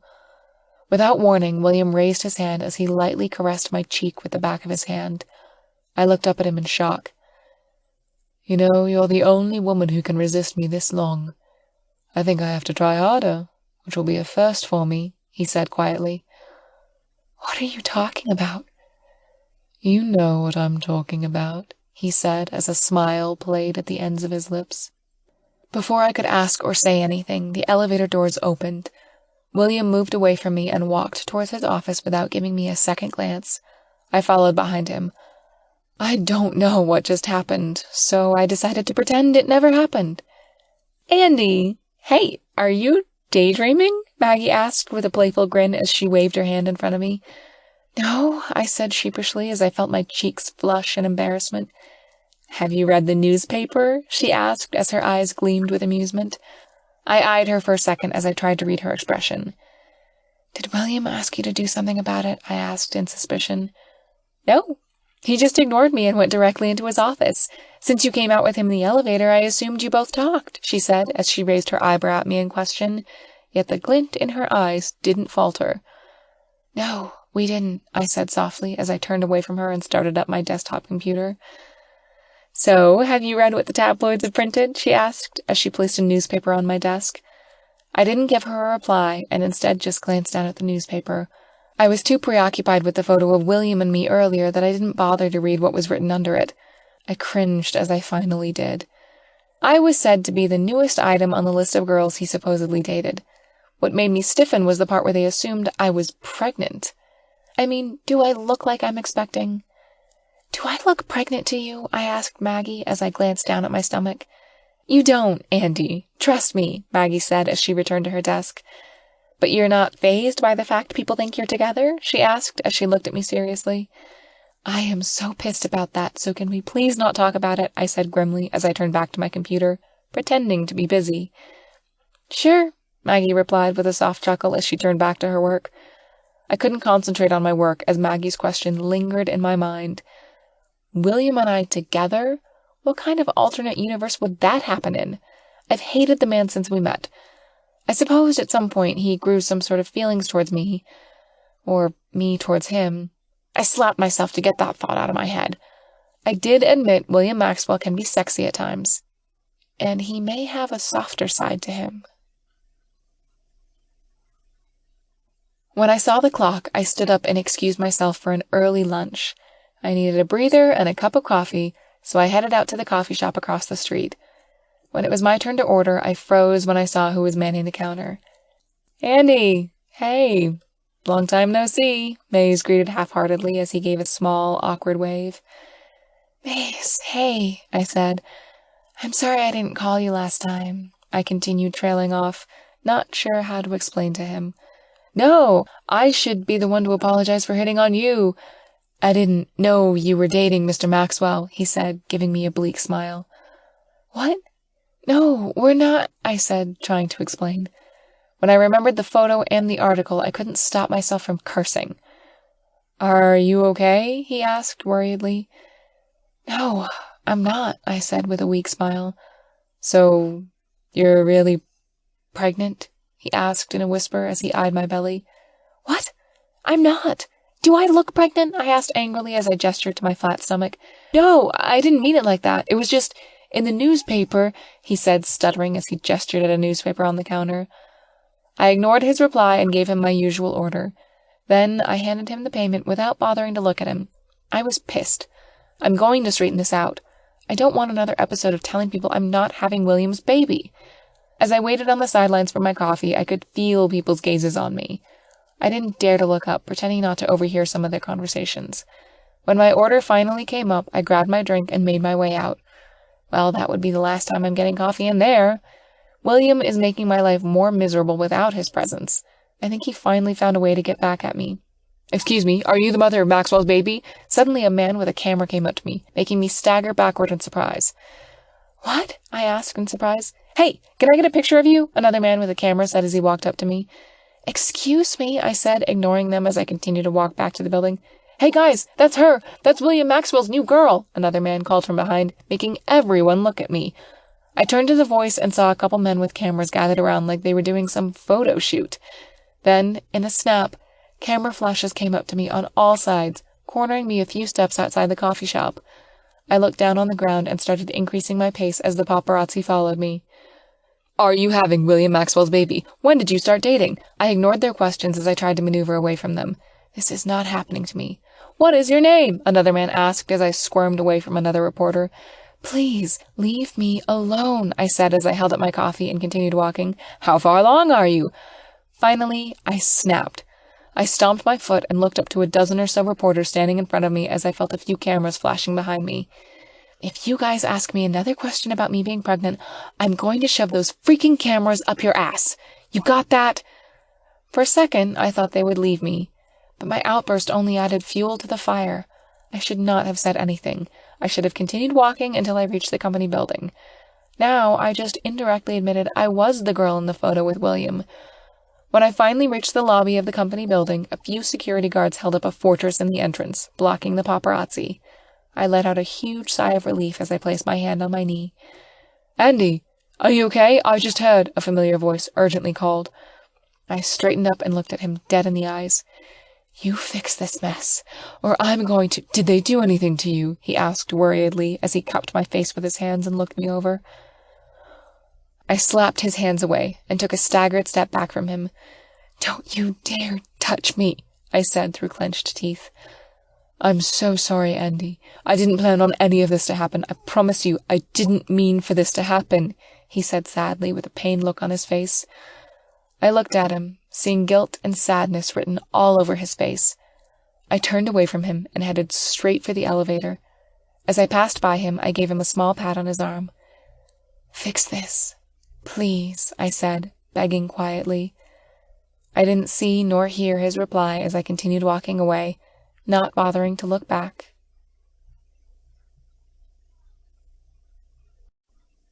Chapter 23. By Friday, the buzz had died down, and people weren't following me around with cameras and questions. However, there still remain some people who are curious about my involvement with William. As I read today's paper, it contained an article explaining the real story behind the last photo. The article sounded untrue, yet the tabloids bought it, or someone paid them to print it. At least they'll leave you alone now, Maggie said with a smile as I continued to read. Are you sure?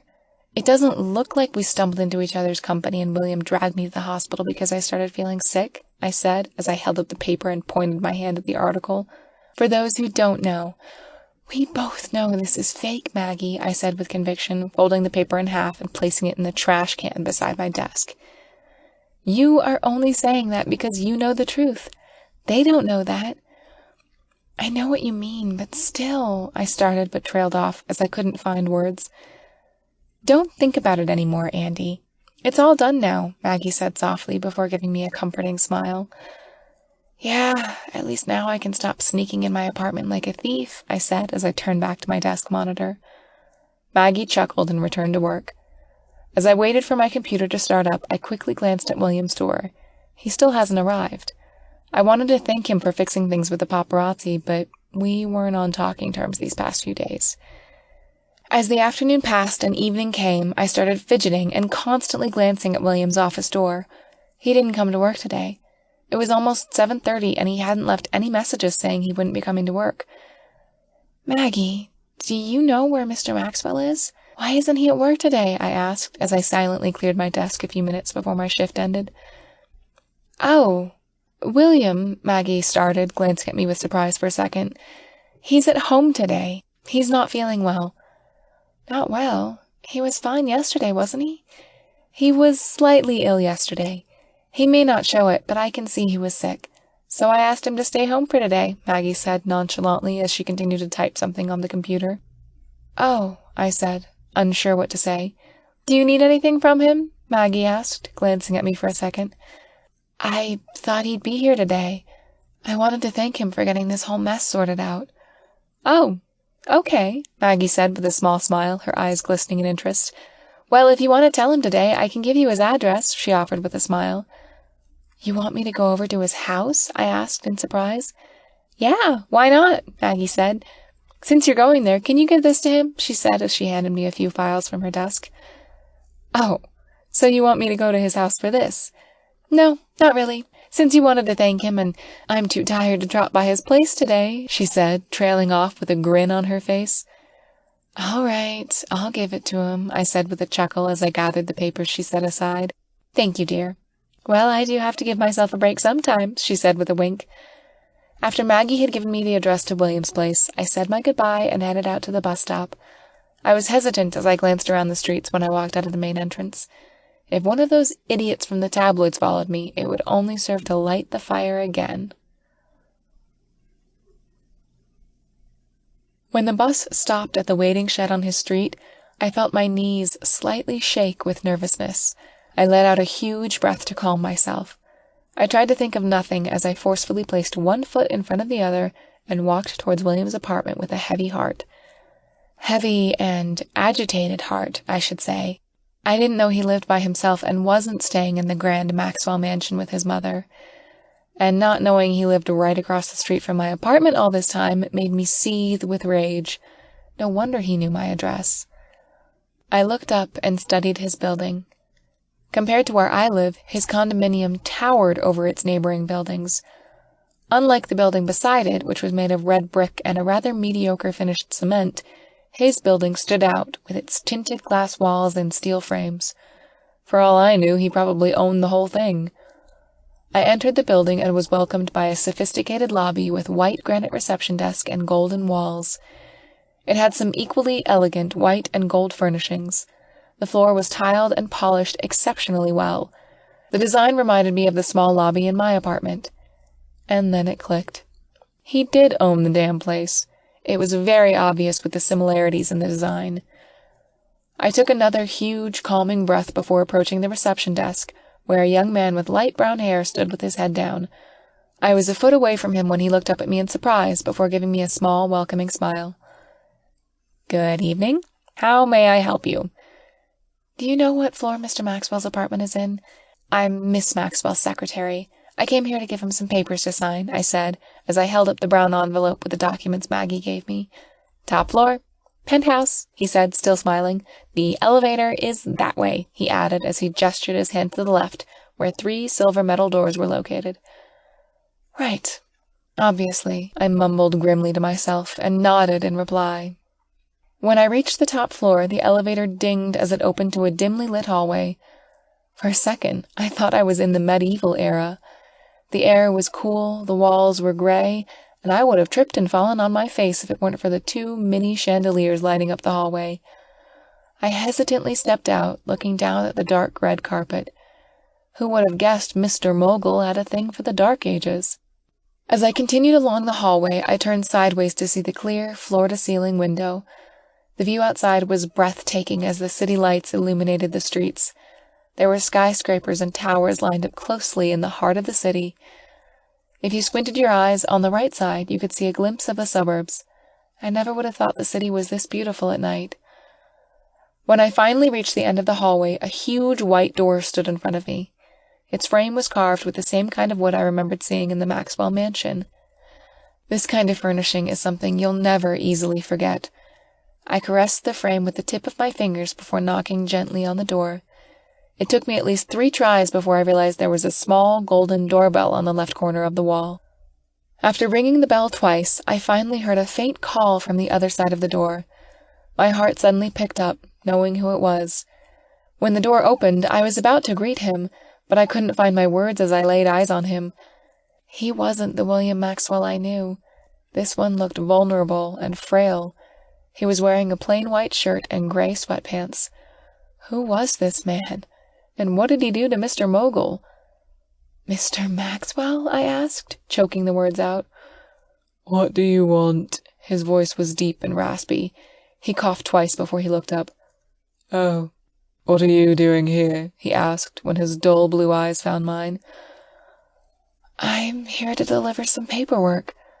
Are you okay?" He waved his hands dismissively as he grabbed the brown envelope I handed him. For a second, I stood there unable to say another word.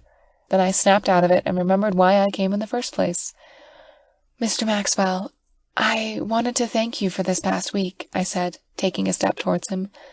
He turned back to me, his eyes wide. It was like he finally realized who I was. "Andy, no, it was nothing," he said, slightly straightening his stance. May I come in?" I asked, after a short pause. "Oh, right, that was rude of me.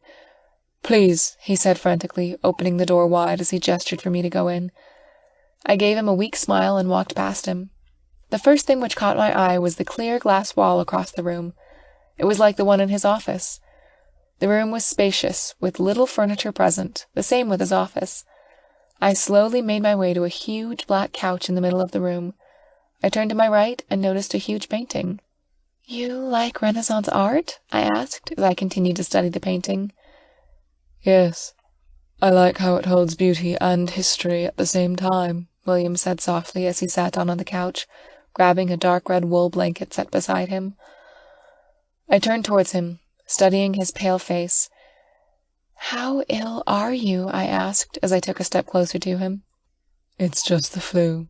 I'm not on my deathbed yet," he said with a chuckle, which turned into a series of coughs.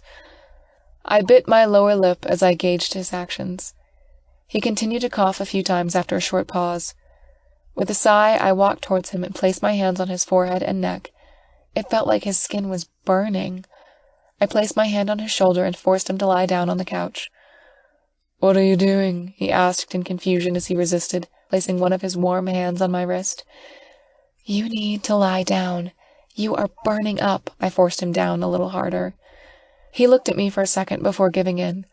I grabbed one of the pillows nearby and put it under his head. Then I grabbed the blanket and covered his whole body with it. "Have you eaten?" I asked as I lightly patted down the sheet onto him. "I don't know. I forgot," he said as he turned his head away from me. I stood up and looked around the vast room until my eyes landed on a kitchen counter. "Do you have chicken in your fridge?" I asked as I glanced down to him. "I don't know. What do you want to do with a chicken?" he asked as he glanced up at me in confusion. "I'm making you some chicken soup," I said as I walked away from him. "Why are you doing this?" he asked aloud, his voice raspy as he coughed again. "It's not what you think. Now sleep while I make you soup," I said sternly as I hunted for utensils and ingredients. Half an hour had passed, and the chicken soup was almost done. I kept it warm a while before I checked on William.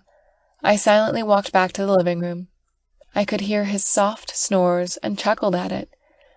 Slowly, I peeked through the back of the couch to see his sleeping face. The blanket was up to his chin, and his dirty blonde hair stuck to his pale face because of sweat. I smiled at how innocent he looked. Even a man who talked like he owned the world had vulnerable moments. I lightly slapped his forehead to wake him up a few minutes later. He groaned in annoyance before opening his blue eyes. He looked disoriented as he quickly sat up on his couch and turned towards me. "You look like a wet golden retriever," I said with a laugh, shaking my head in amusement. "You're the only person I know cruel enough to laugh at a sick person," he said with a smile. Since the first time I stepped into his apartment, his eyes gleamed back with their usual bright blue shade as his lips tugged up into a smile. I liked his smile. He looked more alive than before. Like a bullet train, some sense hit me. What was I doing here? Making him a meal? Taking care of him? As he saw my sudden change of expression, the smile on his face was gone as the glint in his eyes hardened back to its dim color. "Here's your chicken soup. Eat it all up so you'll get better," I said as I grabbed the tray on the table beside me and placed it in front of him. "Thank you," he said, looking down at the steaming bowl. "No problem." I walked a few steps away from him, gathering my bag and coat, which I placed on the couch beside him. He noticed what I was doing. "Where are you going?" he asked. "I'm heading back. It's getting late," I said softly as I glanced down at my watch. It was almost 9 in the evening. "Why don't you stay over for the night?" he he said quietly as he stood up. Mr. Maxwell, please. I have an extra room down the hall, he interrupted as he gestured towards a dark hallway on the right side. I eyed him for a second. I don't think I should. If you're afraid I might do something to you, I won't. I'm not well enough for any of that at the moment, he said with a teasing grin. My lips twitched upward at his jibe. Even when he's sick, he was still arrogant. I shook my head in amusement as he continued to stand there, shifting his weight from one foot to another, waiting for my reply. Mr. Maxwell, I started again. My voice had more force in it than before. Please. When I looked at him, I saw his eyes were filled with sadness and loneliness. With a sigh of defeat, I placed my bag and coat back down beside the couch. I'm probably going to regret this, I said. William smiled brightly before placing the tray back on his lap. I can't believe the man I once hated just convinced me to stay the night. I can't believe he was able to weaken my resolve with his blue eyes. What is happening to me?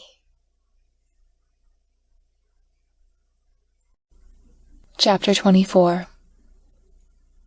While William silently finished his chicken soup, I sat across him as I read one of the magazines on his table. This one had him on the front cover. He saw me eyeing it as he dug into his soup and asked me to read it. I refused at first, but he wanted me to read about his interview and give him my opinion. Once I finished reading the magazine, I pretended to continue reading. As soon as he was done with his chicken soup, I retrieved the tray and washed the dishes. He didn't stop me or wrestle the tray away from me as I took it from him. He was rather silent and observant as he looked at me curiously. I was glad to be out of his sight for a while as I washed the dishes. I didn't need him distracting me and messing with my head. When I was done, I went back to the living room awkwardly. Now we had to start talking, or this would lead into one of the most awkward nights for both of us. So, what do you think? He asked worriedly as I settled back down on the couch across from him.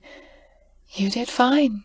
Your reply was very convincing, I said as I tried to avoid his gaze. I don't want those blue eyes hypnotizing me again. Fine. Are you certain?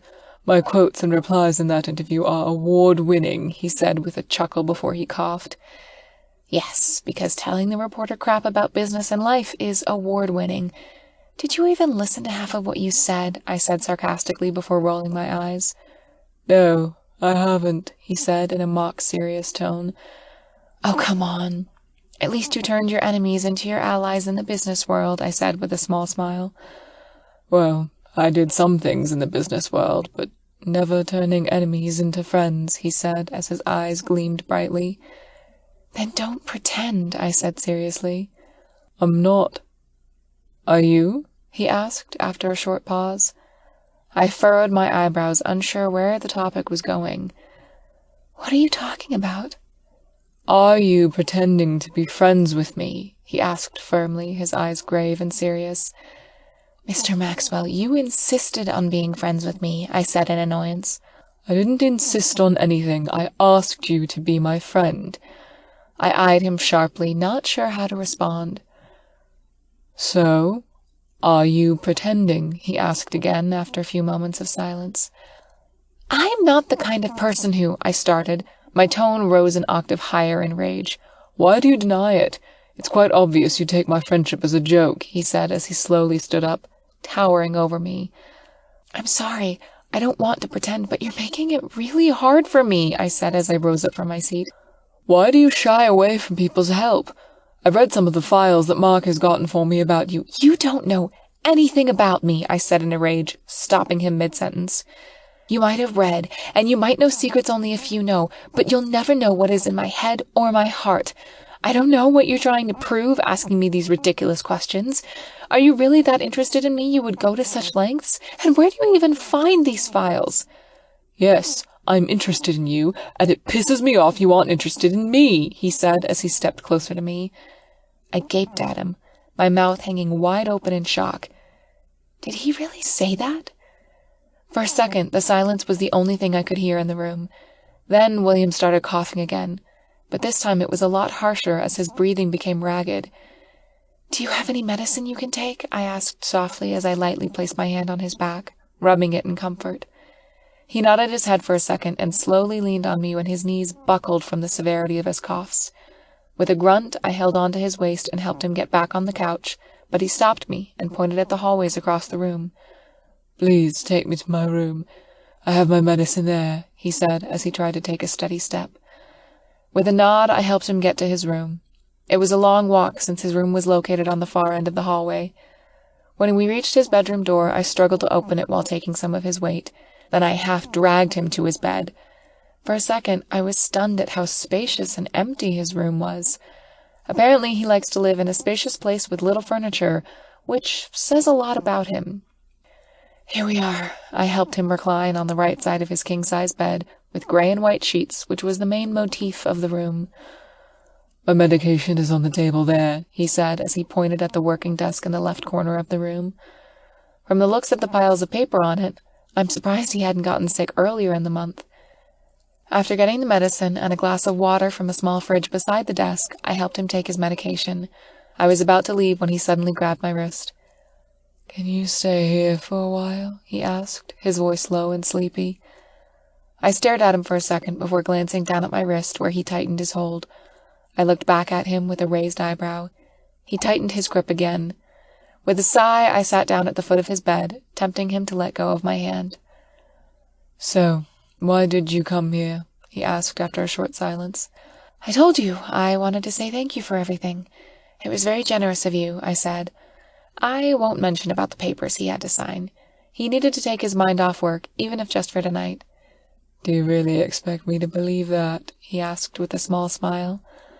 My lips tightened into a grim line as I eyed him. "Yes. You can think whatever you want to think. What I said is the truth, whether you believe it or not." "Why do you turn everything into an argument?" he asked seriously. I looked at him confused before I opened my mouth for a reply, but no words came out. I closed them and cleared my throat, trying again. "I don't like arguing with you," I said defensively. The answer might be what he expected from me, with the way his eyes glinted in amusement. "You are doing it now," he said with accusation. "Then why are you trying to piss me off?" I said sternly. He chuckled at my question and snuggled in his comforter, bringing it up to his chin. "I'm not trying to piss you off. The truth is, I'm trying not to," he mumbled softly in admission. I stiffened at his words. "Stop talking nonsense and get some sleep," I said as I shook my head and stood up.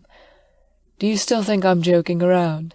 I meant what I said about being interested in you," he said, bringing me to a halt as I walked towards the door. I turned back to him, my eyes wide in shock. "What are you saying?" "You know what I'm trying to say," William said as he sat back up on his bed, his eyes staring directly at mine. "Don't pretend you don't get what I mean, Andy." "If what you're saying is true, then why are you being a jerk?" I asked, frustrated. "You're the one who's being unreasonably difficult." "Mr. Maxwell," I said as I let out a strained sigh, "how do you expect me to believe everything you said after everything that happened, especially when we first met?" "I know how I treated you, Andy, but I've more than made up for it, don't you think?" he said intently, making his words sound domineering. "So you expect me to return the favor just like that?" I asked, bitingly, looking at him in disbelief. "You know it doesn't work that way." William looked at me in shock and disbelief. For the first time since I met him, he looked apologetic as his lips tightened into a grim line. "I'm sorry," he mumbled, breaking the short silence. "I'll think about it," I said softly as I turned away from him. "Good night, Mr. Maxwell." "And I forgive you," I said as I opened the door and closed it before I heard his reply. For a second, I thought he would get up from his bed and follow me, but he didn't. I went back to the kitchen and cleaned the glass he used. After that, I went back to the living room, eyeing my bag and coat. I wanted to go home, but as I glanced down at my watch, I saw it was almost midnight. I sat down on the couch where William slept earlier and took off my shoes and my white top. Thank God I choose to wear a white tank top underneath my blouse to cover my black bra, since the material was light. I laid down on the couch and got the blanket William used to cover my whole body. In seconds, I drifted off to dreamland. When I heard a soft rumbling sound, I simply continued to close my eyes. Then, when I heard a series of coughs, my eyes flew open in a sudden realization of where I was. In one swift move, I sat up on the couch and blinked a couple of times until my eyes landed at the source of the coughing. On the carpet below me was a sleeping William. A blanket was tangled up in his legs, and his white shirt slightly raised up, revealing his well-toned stomach. His eyes closed and his mouth slightly opened. For a second, I forgot he was sick until he coughed again. I frantically got up and kneeled down on his side. I softly nudged him and whispered for him to wake up. After 2 tries which he ignored, I woke him up like last time by slapping his forehead lightly. "Would you wake up? Why are you on the floor? You'll get sicker." Finally, his eyes fluttered open as he groaned again. "Do you really want to kill me that much?" he rasped as he blinked his eyes open. "Why are you here on the floor?" I asked frantically as I grabbed his arm and helped him sit up. "I was looking for you. I thought you left," he said as I rolled him onto the couch with a groan. "I think I hurt my back." "Which is why you shouldn't have slept on the floor in the first place," I said as I placed my hand on his forehead and neck. "I think your fever went down a little," I announced in relief. "Can you make me chicken soup again?" he asked sleepily. "Sure, I'll get you some," I said as I pulled the blanket to his chest. I was glad I placed the extra soup in the fridge. I could reheat that and make something else for him. "Do you want anything else to eat?" I asked as I made my way to the kitchen. "Scrambled eggs and toast sounds good," he said, his voice low. "Thank you for staying," he added in a more audible voice. I acknowledged him with a curt nod, even when I knew he wouldn't see me. I made my way to the kitchen to whip up something to eat. As I stood in the middle of the room, I turned to the clear glass wall and watched the sun rise over the slowly waking city. What a beautiful way to start my morning. An hour later, breakfast was ready. I neatly placed his food on the small dining table in the kitchen. I stared at the back of the couch where I could hear William's soft snore. I smiled at the sound and walked silently towards him. Now I knew other things about William Maxwell. 1, he snores, and 2, he needs a smack on his head for him to wake up. I snickered at that last thought. After a good smack in his forehead, William grudgingly sat up on the couch. "Get your butt to the dining room. Breakfast is ready," I said with a soft chuckle. He turned towards me with his eyebrow raised. "Did you poison my food?" I shook my head in disbelief and turned towards the couch where I placed my white shirt. I put it back on, together with my shoes. William kept his gaze on me the whole time, looking at me from head to toe. With a sigh, I looked back at him. "Stop staring at me," I blurted in annoyance as I turned back to get my bag and coat. "Where are you going?" he asked. "I'm heading back. I need a decent rest and a shower," I said grimly as I glanced down at yesterday's outfit. "Aren't you having breakfast with me?" he asked as he took a step closer to me. "No, I need to go," I said as I took a step back. "I have plans today," I added as he started to open his mouth in protest. "Breakfast with me won't ruin your plans for this morning. It would be reasonable to eat here than at home. It would save you time and money." I shook my head at his stubbornness and sighed in defeat. "Get your butt to the dining table already," I said as I placed my coat and purse down yet again. With a beaming smile, William grabbed my wrist and pulled me towards the dining table. I mentally noted he was energetic enough to walk on his own. I vowed to just stay here long enough to eat the meal and maybe clean the dishes. With that, I gave myself a mental slap. Why are there so many things keeping me in this apartment?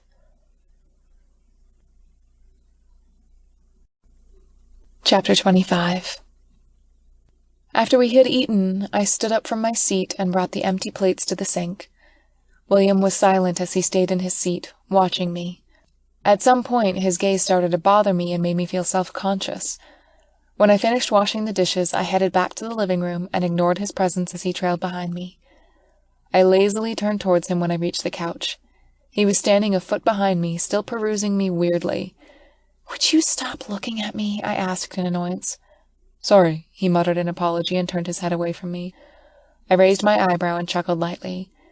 "Now please, sit down and rest. You need it," I said, pointing at the messy couch. He gave me a smile as he walked past me to the couch. I stiffened at his sudden closeness, but brushed it off as I turned away from him. I bent down to get my coat and bag, hoping this time I wasn't going to put it down again. "You're going now?" William asked aloud. His voice echoed in the spacious room. I snapped my head towards him. Yes, I said shortly as I slowly draped my coat over my arm. Suddenly, William stood up, which caught me by surprise. I stepped back at his advance as I eyed him curiously. When his breath almost caressed my face, he placed both his hands on my shoulders and pulled me towards him, closing the little distance between us. "What are you doing?" I asked with a shaky breath, my heart suddenly picking up speed. "Oh, no." "Do you still think I'm joking about being interested in you?" he asked, his voice low and raspy, yet stern. I don't know what," I stuttered in reply. My heartbeat started to ring in my ear. Where the hell is this conversation going? "You know what I mean, Andy," he said as he stepped closer to me. There was no more space between us. I mentally hissed at our current situation. I could feel the blood rush to my face as it heated up. I couldn't believe I'm blushing right now. It wasn't a good reaction in this situation. But from the way William's lips twitched into a grin, he thought differently. For a second, I didn't know what I was supposed to do. That was enough for him to lean forward and place his warm lips against mine. I froze in response to the contact as it sent shivers down my spine. I shuddered as goosebumps broke out all over my skin. William's hands gently stroked my arms as they traveled towards my waist, encircling it as he crushed me into his chest to deepen the kiss. I was lost in his kiss. With my eyes closed, my entire consciousness zeroed in on the feel of his warm lips. His tongue asked for entrance when it didn't need to. I allowed him to go deeper, fully consuming me. He was in control as we explored each other. I don't know how long we stayed that way until we broke away from each other to breathe. William didn't stop kissing as he trailed his lips down my heated body, from my jawline to my neck. While he kissed me, his hands explored other parts of my body. At some point, it stopped on my butt as he gave it a little squeeze, making me moan softly in pleasure. I couldn't remember the last time I felt like this. The last serious relationship I had was in college, but even then we didn't really reach third base. I did remember the kisses, but this kiss was on another level. I was already turned on. His kisses unhinged me, and when William broke away, I was brought back to my senses. I pushed myself away from William. William looked at me with wide eyes as he blinked a couple of times. I stared at him for a second before glancing down at myself in shame. My coat and bag were on the floor, and all the buttons of my shirt were open, revealing my white tank top. "Is there something wrong?" William finally asked, breaking the silence between us. I looked at him, confused by his question. "What is wrong? This is wrong," I said gravely as I gestured between the two of us. I let out a frustrated breath and bent down to grab my things on the floor. "What are you doing?" he asked, confusion evident on his face as he watched me button up my shirt and slip on my coat in a hurry. "Thank you for letting me stay the night. I hope you'll get better soon," I said softly as I turned away from him. I didn't allow myself to look in his direction. I took 2 steps away from him, but his hand grasped my wrist and brought me to a halt. I looked up and met his eyes. I felt flushed. The memory of our kiss was still fresh in my head. "Why are you running away?" he asked sadly as he stared directly at me. I turned away from his piercing blue eyes. I knew what it does to me. "This is a bad idea. Let's just forget it happened and go back to hating each other," I said as I tugged my arm from his hold. He tightened his grip on my arm and pulled me towards him. He held me in a tight embrace, making me squirm. "What are you doing?" I asked in annoyance. "I'm not letting you go until you answer me," he said stubbornly. I tried to get away from him, but failed miserably. Even if he was sick, I was no match for him. I can't believe I'm this weak. I am physically strong for a woman, but why couldn't I get out of his hold? After a few more tries, I stopped struggling and sighed in defeat. Even though I wasn't trying to escape, he kept his arm tightly wrapped around me. I could feel his piercing gaze as conflicting thoughts and emotions took over me. "If you want me to let you go, you have to answer my question," he said after a few seconds of silence. I finally looked up at him and felt myself blush as I quickly averted my eyes from his plump lips towards his dazzling blue eyes. "I'm not running away. I'm trying to save myself. We both know what you really want, Mr. Maxwell, and I don't think I can deliver. Can we drop the act and be blunt about it? I'm not your plaything, nor will I be a part of your games."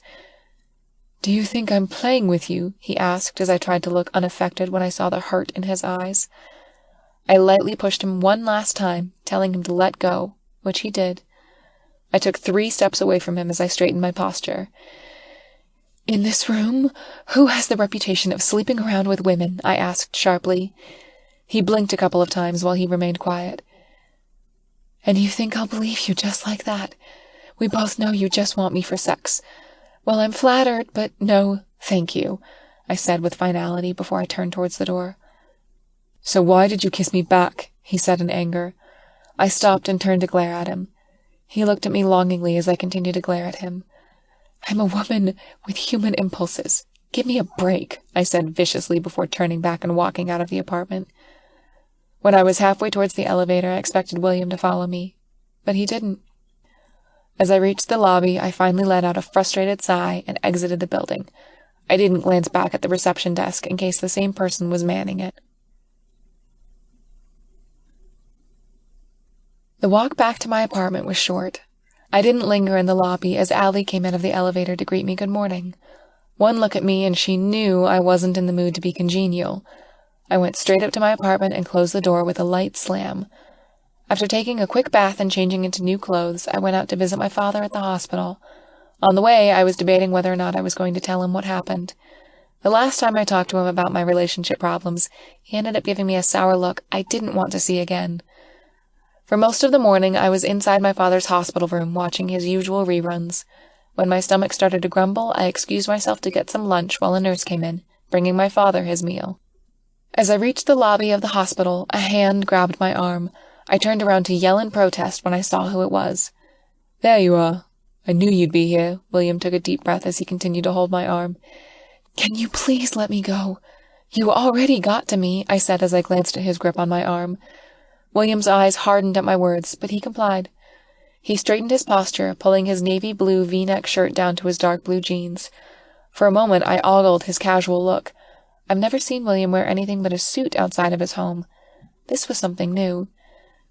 "What are you doing here? You should be resting at home," I asked. "I wanted to talk to you about—" He trailed off as he tore his eyes away from me, giving the lobby a quick scan. "About? Can we talk somewhere else?" he asked. I looked at him for a second before I scanned the lobby. We have gathered a few onlookers who were gushing about him. They were all women whose eyes were set on him. I couldn't deny the fact that he looked breathtakingly dashing right now. "I'm busy today," I said firmly as I turned away from him. "Wait!" William called me as I made my way out of the hospital. When he caught up after a few steps, he grabbed my arm again, but this time he yanked me around to face him. Startled at his sudden forcefulness, I raised my hand and slapped him across the face. The sound was so loud it made me flinch. William let go of my arm and covered his cheek, which was slightly reddening from my sudden assault. I stared in shock at what I had done. I'm so—" I tried to choke out an apology. William rubbed his red cheek as he looked around us before looking at me again. "You don't have to apologize.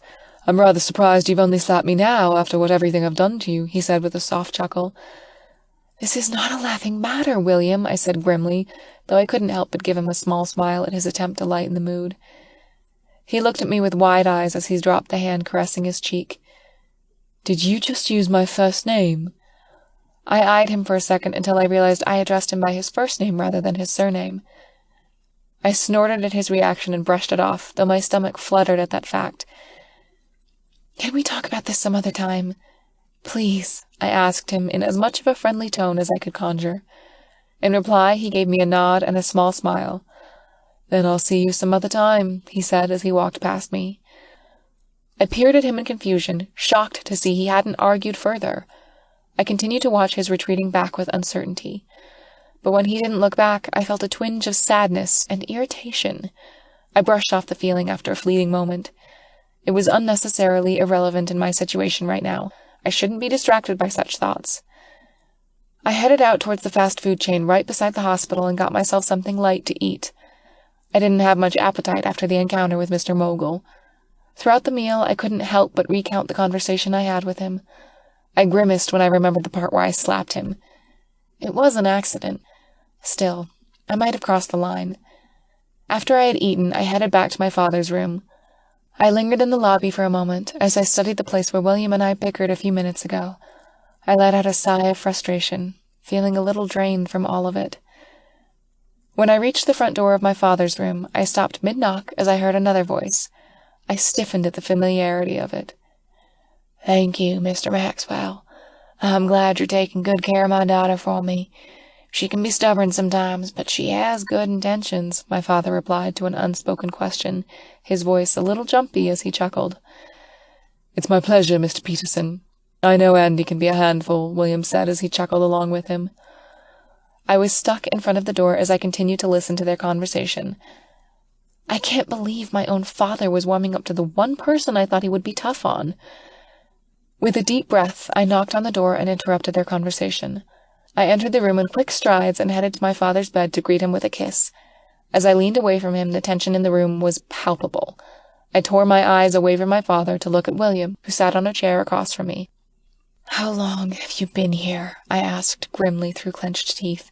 "Andy, please don't," my father started in warning, but stopped as I held his hand and gave it a light squeeze. Both fell silent for a moment as guilt registered on their faces. I kept my ground as I tried to reel in my anger. I didn't want to lose my cool in front of my father. "Andy, I'm here to talk to your father about—" "Get out. Now," I said darkly. My voice was low as I tried to control my bubbling anger.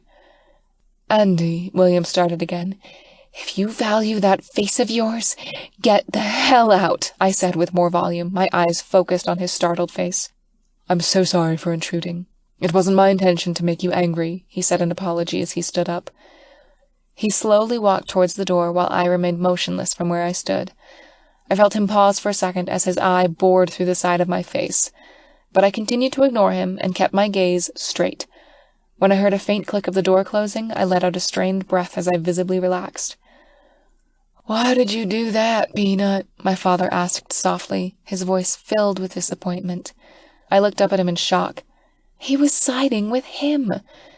He was the one who came here and barged in without my knowledge. He had no right to intrude, I almost shouted in reply, but I kept my voice at a minimum volume. My father stared at me as his face depicted the one expression I didn't want to see from him. "I know what this is, Andy. I know you're scared, but you can't shut people out like that. I've raised you better," he said, scolding me, though his voice held no anger in it. "Please, let's not talk about this now," I sighed as I moved away from his side. "I'll head out a bit and get some air," I added as I stopped halfway towards the door. "I understand," he nodded briefly, giving me a sad smile. After that, I silently walked out the room. At this moment, I didn't want to be with anyone. I don't know what I want anymore.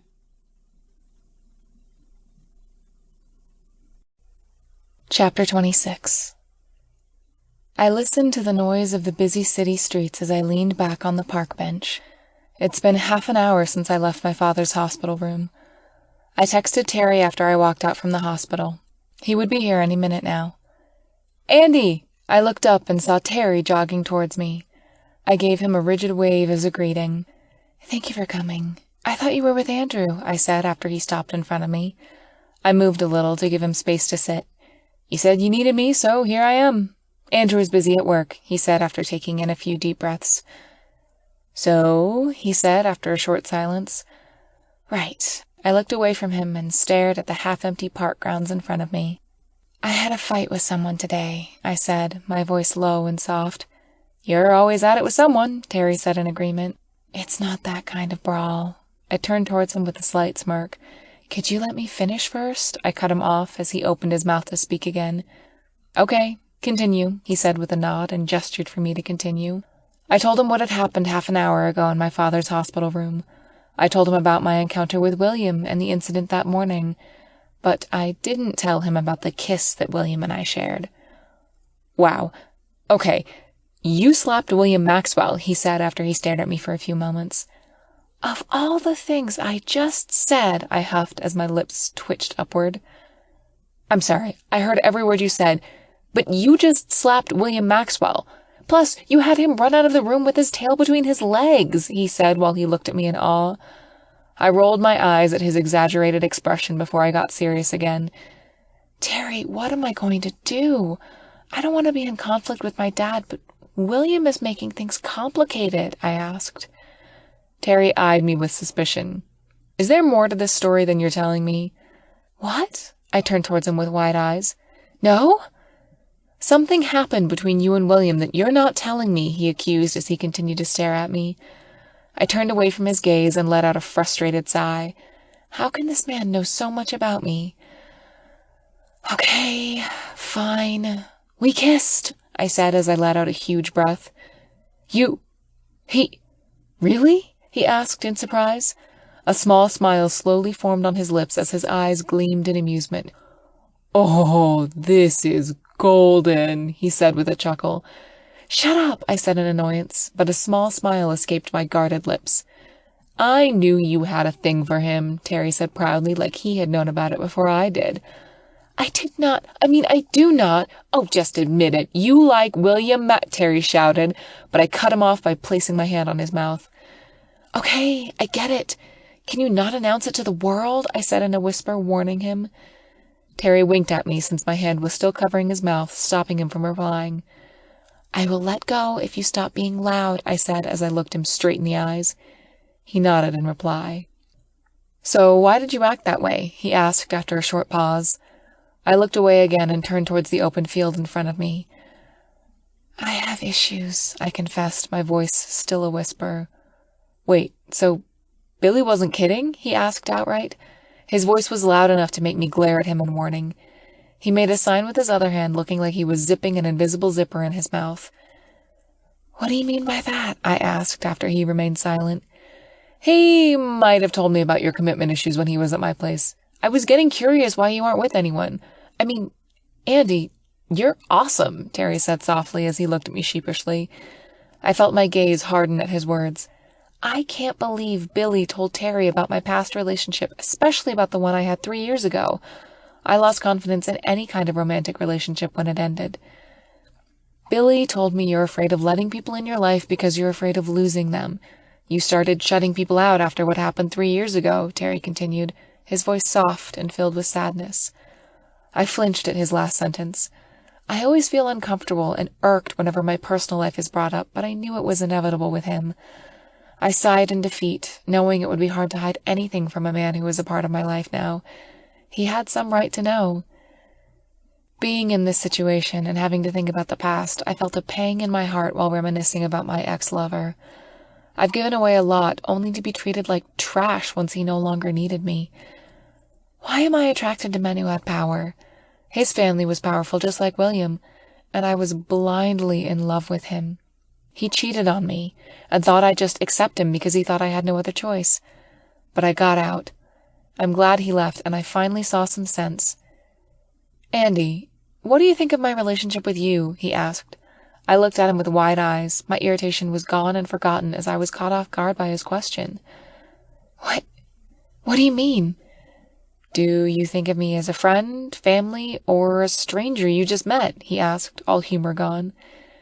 You're my friend. You've been kind to me, and you've always been there when I needed you.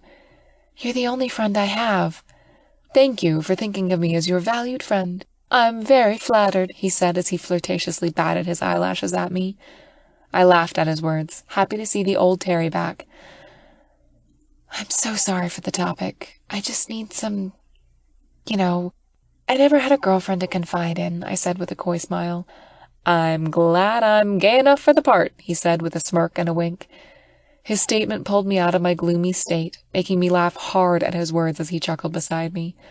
I'll never admit it out loud, but part of me was glad all of this was happening.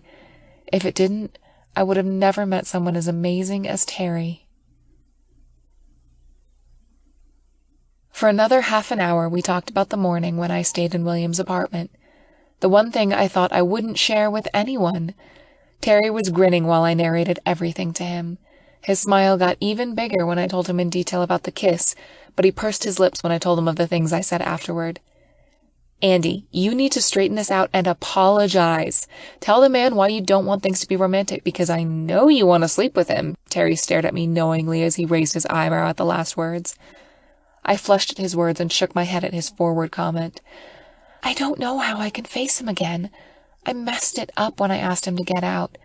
"Then you have to man up, or in your case, you have to woman up. It's your turn to lower your pride and say you're freaking sorry," Terry said with a suggestive smile. "I think I need a drink before that happens," I said with a laugh. "Andy Peterson, I never thought this day would come." I rolled my eyes playfully as I pushed him out of his seat before I stood up. I wrapped my arms around him in a surprise hug. He was startled by the action, but he returned the gesture. After a short chat, we decided to go back to the hospital so I can apologize to my father. Terry came with me for moral support, which made me love him even more. After my very short apology, which consisted of me fumbling with words, my father warmed up. He wasn't a man who held grudges long, unlike me. We avoided talking about what had happened and settled on a light topic. Terry helped when he talked about his work and the many douchebags he encountered after I quit. Terry and I said our goodbyes to my dad, then we made our way to the nearest bar since the club won't open until later. Terry was shocked I drank beer. In reply, I sarcastically pointed out the two men in my life. Terry knew Billy loved to drink alcoholic beverages, and my dad had his fair share of drinks before he was diagnosed. I was glad Terry had taken a day off today of all days when I needed him. We were about to take it up a notch and order another round of drinks when I saw Terry tense up as his eyes zoned in to someone behind me. "If I tell you something important, would you promise me you wouldn't react badly?" he asked softly after he recovered. "That depends," I trailed off as I raised my eyebrow at him in question. "What is it?" I asked as I slowly turned to look for whatever was bothering him. Before I could completely turn, Terry stopped me midway and spun me back to him. "Don't," he mumbled in warning as his eyes slightly hardened. Before I replied, I looked at Terry's eyes, following his gaze until it landed on someone beside me. The first thing I noticed was his familiar scent. Then, as I glanced sideways, I saw familiar blue eyes. "What are you doing here?" I asked in surprise. William turned towards the bar as he held out his hand to get the bartender's attention. When the bartender saw him, he walked up towards us. "I'll have a scotch on the rocks, please," he ordered in a businesslike manner. The sound of his voice sent tingles down my back, which made me shiver. Why am I reacting to his voice now? I've heard it all the time at work. Is it because I finally acknowledged my feelings for him? "Are you going to ignore me?" I asked in annoyance as I continued to stare at him. "Andy, maybe we should," Terry said. He held my shoulder and gave it a little squeeze like he was telling me to keep my cool. I turned towards Terry and gave him a small, reassuring smile, which he returned with a tight-lipped one. I ignored his reaction and turned my attention to William, who was now taking his drink from the bartender. He took a small sip of his drink before turning his gaze on me. "I thought you're not talking to me," he finally said, his tone dead. I eyed him for a second before letting out a sigh. "I've got to admit, I overreacted a few hours ago." "That is an understatement," he said, snorting as he took another sip of his drink. Before I could say another word, I turned back to Terry, who tightened his grip on my shoulder. I grabbed his wrist and pulled it away with a small, apologetic smile. "Can you leave us for a moment?" I asked softly. "Okay," he said with a brief nod after assessing my expression. I watched Terry walk towards an empty booth on the far side corner of the room. When I was confident enough he wouldn't come back, I turned back to William. I had taken another deep breath before I started my apology. "Okay, first thing, I'm sorry," I said, my voice quivering. "It was very childish of me to react that way. You caught me off guard, so I told you to leave me alone for a while, and then you sneaked up on me, and," I continued, my voice slowly rising in anger. "I thought you were apologizing," he said, stopping me mid-sentence. "I'm so sorry." There was a short pause before he started laughing. I looked at him in confusion at his sudden amusement. "Why are you laughing?" I asked. "I never thought you would apologize. You're full of surprises sometimes, Andy. That's why I can't help but like you," he said as the corner of his lips tugged upward. "Did you forget what I just did? You should be fuming right now or telling me you're going to fire my ass or something," I said in disbelief as I continued to watch him in confusion. "Well, it gets tiresome to be high and mighty all the time," he said with a grin before he took another sip of his whiskey. I eyed his drink and then him. "How many glasses have you drunk?" I asked sternly, willing him to take the situation seriously. "I'm not sure. And don't forget, I'm not feeling well, too," he said as he took another sip. I grabbed the glass of whiskey before he could drink and placed it further away from him. I put one hand on his forehead and the other on his neck to check his temperature. I let out a hiss when my hand came in contact with his heated skin. "Goodness, William, you're still sick." I stood up from my stool and wrapped my hand around his waist as he slightly staggered towards me. "I'm fine. I'm glad I saw you here. I thought you'd never talk to me again after that," he said as he weakly tried to get out of my hold. "Terry!" I called aloud as I scanned my eyes towards the booth where I last saw him.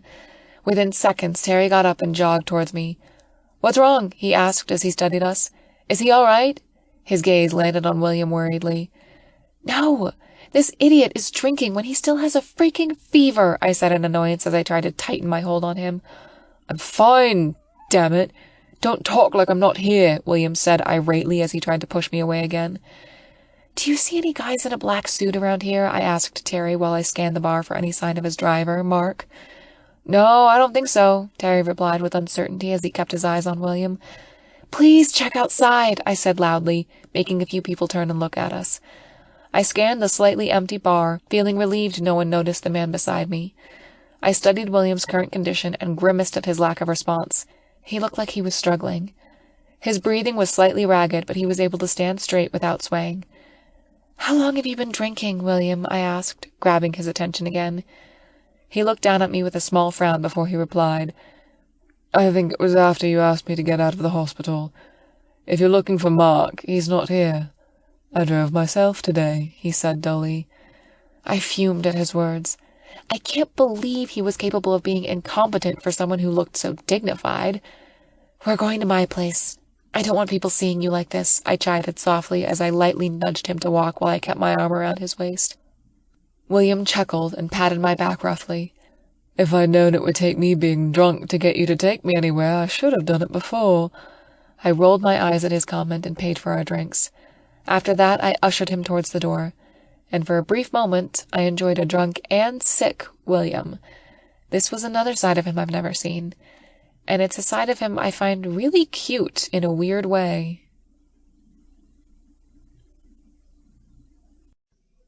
Chapter 27. "I think he's dead," Terry said softly as we lightly placed William on top of my bed. I rolled my eyes and sat on the edge of my bed. "Can you help me take his clothes off?" I asked as I quickly removed one of William's shoes. "I thought you'd never ask," Terry said with a huge grin as he rubbed his hands in excitement. I turned towards him with my eyebrow raised and my hand held up, telling him to stop. "Wait, I changed my mind. Can you please order some Chinese takeout, preferably some soup? William would need it when he wakes up." He stopped mid-stride.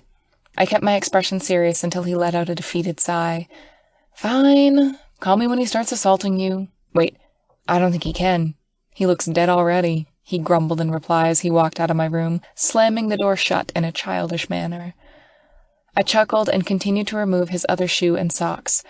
After trying to remove his shirt, I stopped stripping him and pulled the blanket over his body.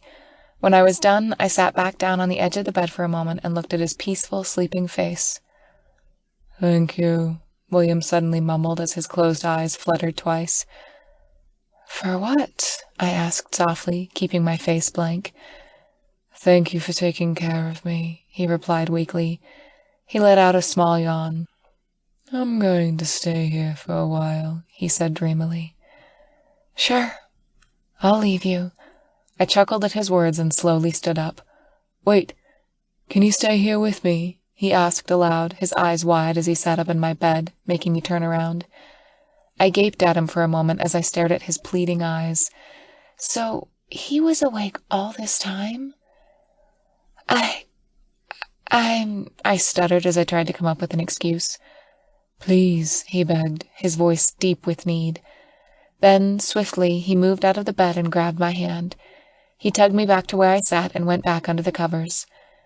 "Okay," I replied softly as I watched his every movement. He leaned towards me and pushed the blanket aside as he patted down his hand in invitation. "Come on. I know you're tired as well," he said. I gaped at him in shock. "I'm not sleeping with you." "Technically, in an intimate way, that would be impossible. But if you're up for it when I'm feeling better," he said with a grin. I slapped his leg as a smile crept on my face. "Jerk," I mumbled as I shook my head in disbelief. Without further ado, I crawled into the space William offered. With a victorious grin, William pulled the blanket over both of us. I quickly grabbed one of the pillows under me and placed it between us like a barrier. "Don't think I'll let you cuddle with me," I said resolutely, though I was hiding a smile. "You'll give in one of these days, Andy," William said with a chuckle. Then I felt a slight movement in the bed and gasped as the pillow between us suddenly vanished. "Don't flatter yourself. I don't like cuddling either," he said sardonically as he placed the pillow by our feet. I rolled my eyes at his comment and turned away from his smirking face. I couldn't help but feel happy at the moment, even though nothing had changed between William and me. Or am I the only one assuming it? I didn't know I fell asleep until I was woken by a warm, hard surface on my back. Faintly, I could feel something moving behind me. When I heard someone breathing on my neck, I quickly moved away. I didn't realize I was too close to the edge until an arm wrapped around my waist, pulling me back safely. "Careful there, or you might fall." William's deep, raspy voice was by my ear, evoking a sensation through my body. "Let me go, or I'll make sure William Jr. won't see the light of day," I said in reply as I sat up and moved towards the foot of the bed. William raised both of his hands in surrender. "Are you always this feisty?" he asked with his eyebrow raised and a mischievous grin on his lips. "You should see her kick me out of bed. You're lucky she just squirmed and yelled at you," Terry said. His voice suddenly made me notice his presence by my desk. I stared at him, shocked at his calmness. "How long have you been watching us sleep?" I asked in a low voice as I controlled my anger. "I don't really know. Since the soup has gone cold, I would say for a while," Terry replied nonchalantly, though I could still see the teasing glint in his eyes. My eyes hardened at his words. I was about to scold him when I heard a faint chuckle beside me. I turned towards William and gave him a dry look, which made him stop mid-chuckle. With a sigh, I slid out of bed and stood up while I lightly straightened out my wrinkled clothes. "I'm going to get something to eat. Stay here and rest. I'll get your soup." I turned back to William as I reached the door and stared him down to make my point clear. "Yes, ma'am," he replied with a faint southern accent, making me raise my eyebrow at him. He just gave me a wink in reply. I shook my head in disbelief and got out of the room before things got any weirder. I recounted what I did today. First, I had a make-out session with the man I thought I loathed, and then I slapped him accidentally. Also, I rudely asked him to get out of my father's hospital room where he clearly overstepped a boundary. And now I'm taking the responsibility of taking care of him because he is both sick and drunk, and he is my boss's brother. I didn't know it would only take a day to make my life change so quickly. And I almost forgot I just flirted with him. Yeah, because agreeing to sleep with him is a form of flirting. I felt the stupidity of my actions. Why do I feel so attuned to his presence? Do I really hate him in the first place? And I did admit to Terry I had a thing for him. What is happening to me? "Are you okay?" I looked up, startled at Terry's entrance. "I'm fine," I assured as I placed a hand on my chest and let out a sigh of relief. "Good." He studied me for a moment before taking a few steps towards the main door. "I think I'm going now. Andrew wants me to pick him up from work," he said as he took another step away from me. "What? You're leaving me with him?" I squealed in disbelief as I pointed at the door leading to my room. "You'll be fine. Besides, if he does something to you, just holler," he said with a light chuckle. "You're abandoning me." I pouted my lips in a ploy to make him feel sorry for me. Terry wasn't falling for it. He laughed at my expression and continued to walk towards the door. I followed behind him, pleading half-heartedly. But in truth, I wanted him to stay. How was I supposed to act normal after what just happened with William and me? Before I closed the front door, Terry gave me a brief farewell and a few lewd gestures, like making kissing faces as he pointed at my bedroom. In reply, I closed the door with a slam. Now I'm alone with a man I may or may not have feelings for. I silently walked back to the kitchen to check on William's soup, which I was reheating. When I was done, I carefully poured the soup into a small bowl and placed it on a tray. I grabbed a bottle of water to go with the soup. With ease, I carried the tray towards my room. It took me a while to open the door using my foot, since I had my hands full. As I entered the room, I heard a soft, rumbling snore coming from my bed. I stopped at the foot of my bed and watched William's peacefully sleeping face. I can't believe he went back to sleep when I just told him I'll be serving him food. I stood there for a few minutes, debating whether to wake him up or not. After much deliberation, I slowly walked out of the room and quietly closed the door behind me. With a sigh, I looked down at the soup and decided to eat it myself.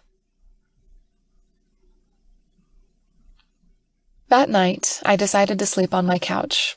I've been destined to sleep in one since I've moved into the city. Even when I already had my own bed, fate made it clear I will go back to sleeping on a couch. I sighed and mumbled a good night to no one in particular as I closed my eyes. The first thing I heard was a slight chatter from somewhere in the kitchen. I was still half asleep and thought it was just part of my dream, which was weird since I can't seem to remember what it was about. And then a loud crash made my eyes open wide. Swiftly, I twisted on my back, since I was lying face down, and almost fell on the floor. I gasped as I balanced myself with my right foot, while my right hand grabbed the head of the couch as my brain registered the situation I was in. "God!" a deep voice called from where I heard the sound of metals and utensils clashing together. I quickly stood up. I glanced down at the clothes I was wearing, which were the same clothes from yesterday. I can't believe I didn't even bother changing my clothes last night.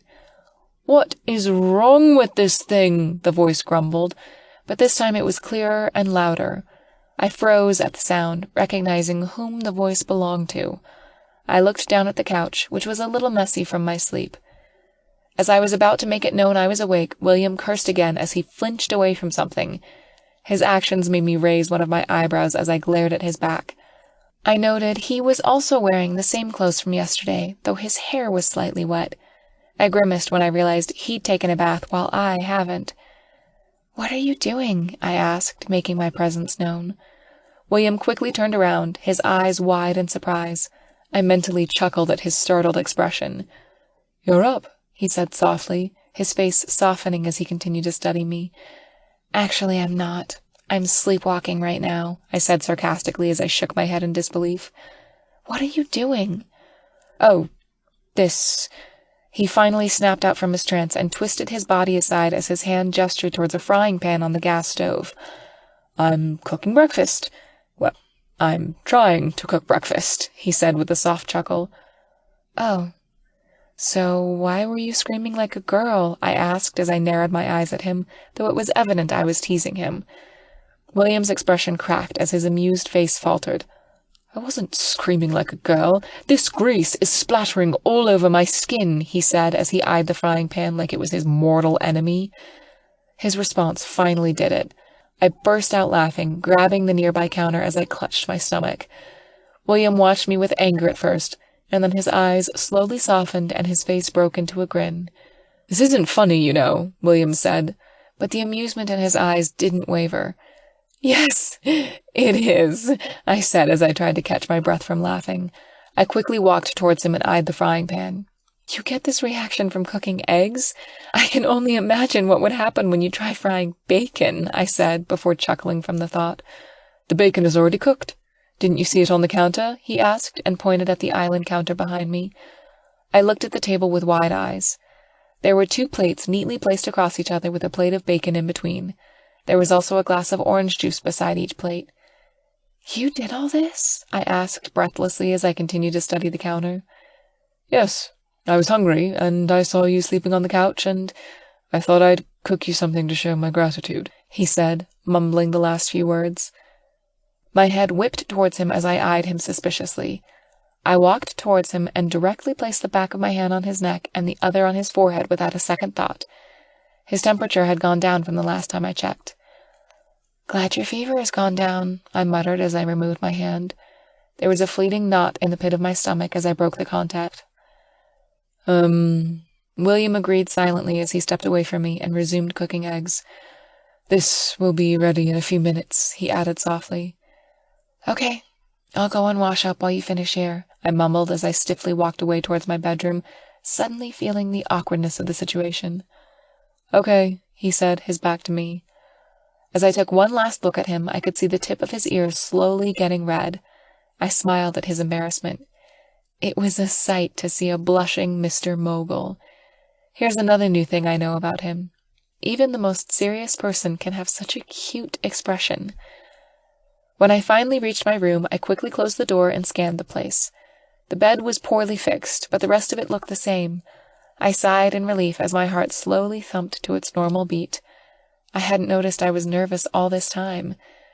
Now, how am I going to face him afterward without making it awkward again?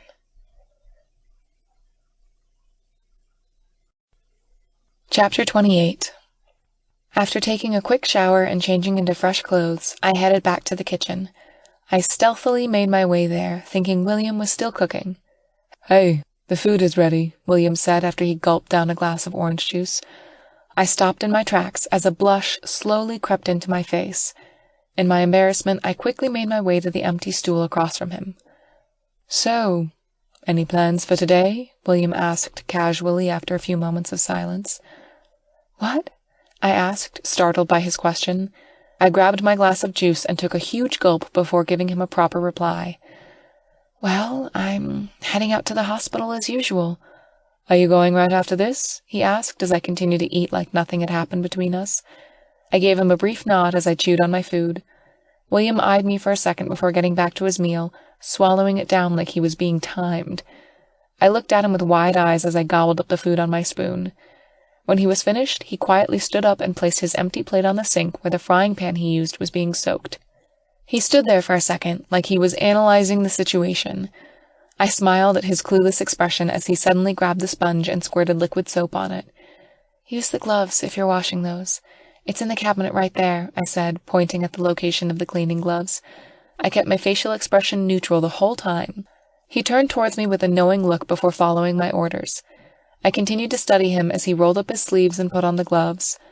I watched as he slowly and messily cleaned the dishes like a kid would. I smiled at his kindness and effort. I never thought I'd see William Maxwell washing my dishes.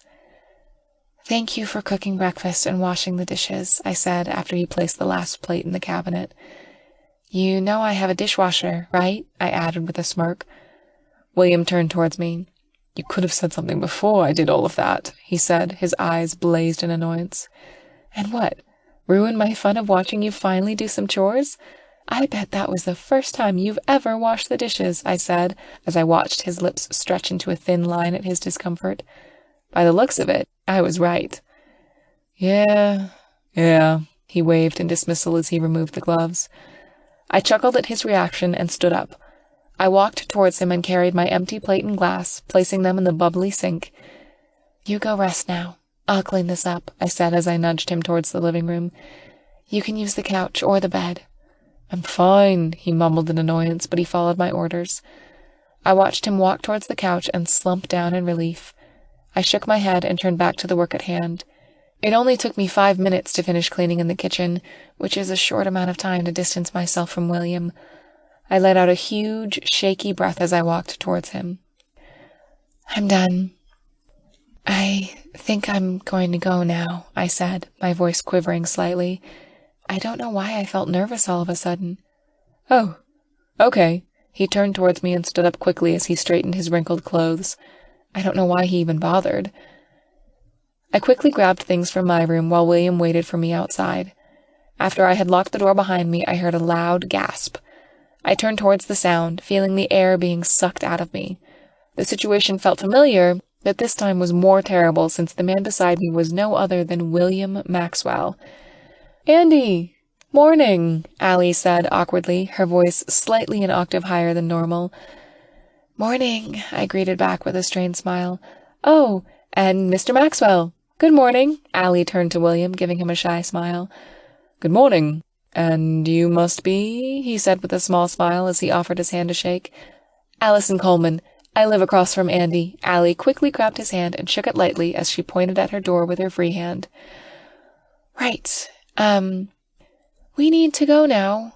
We're running a bit late for his meeting and stuff," I said, grabbing William's elbow and pulling him towards the elevator.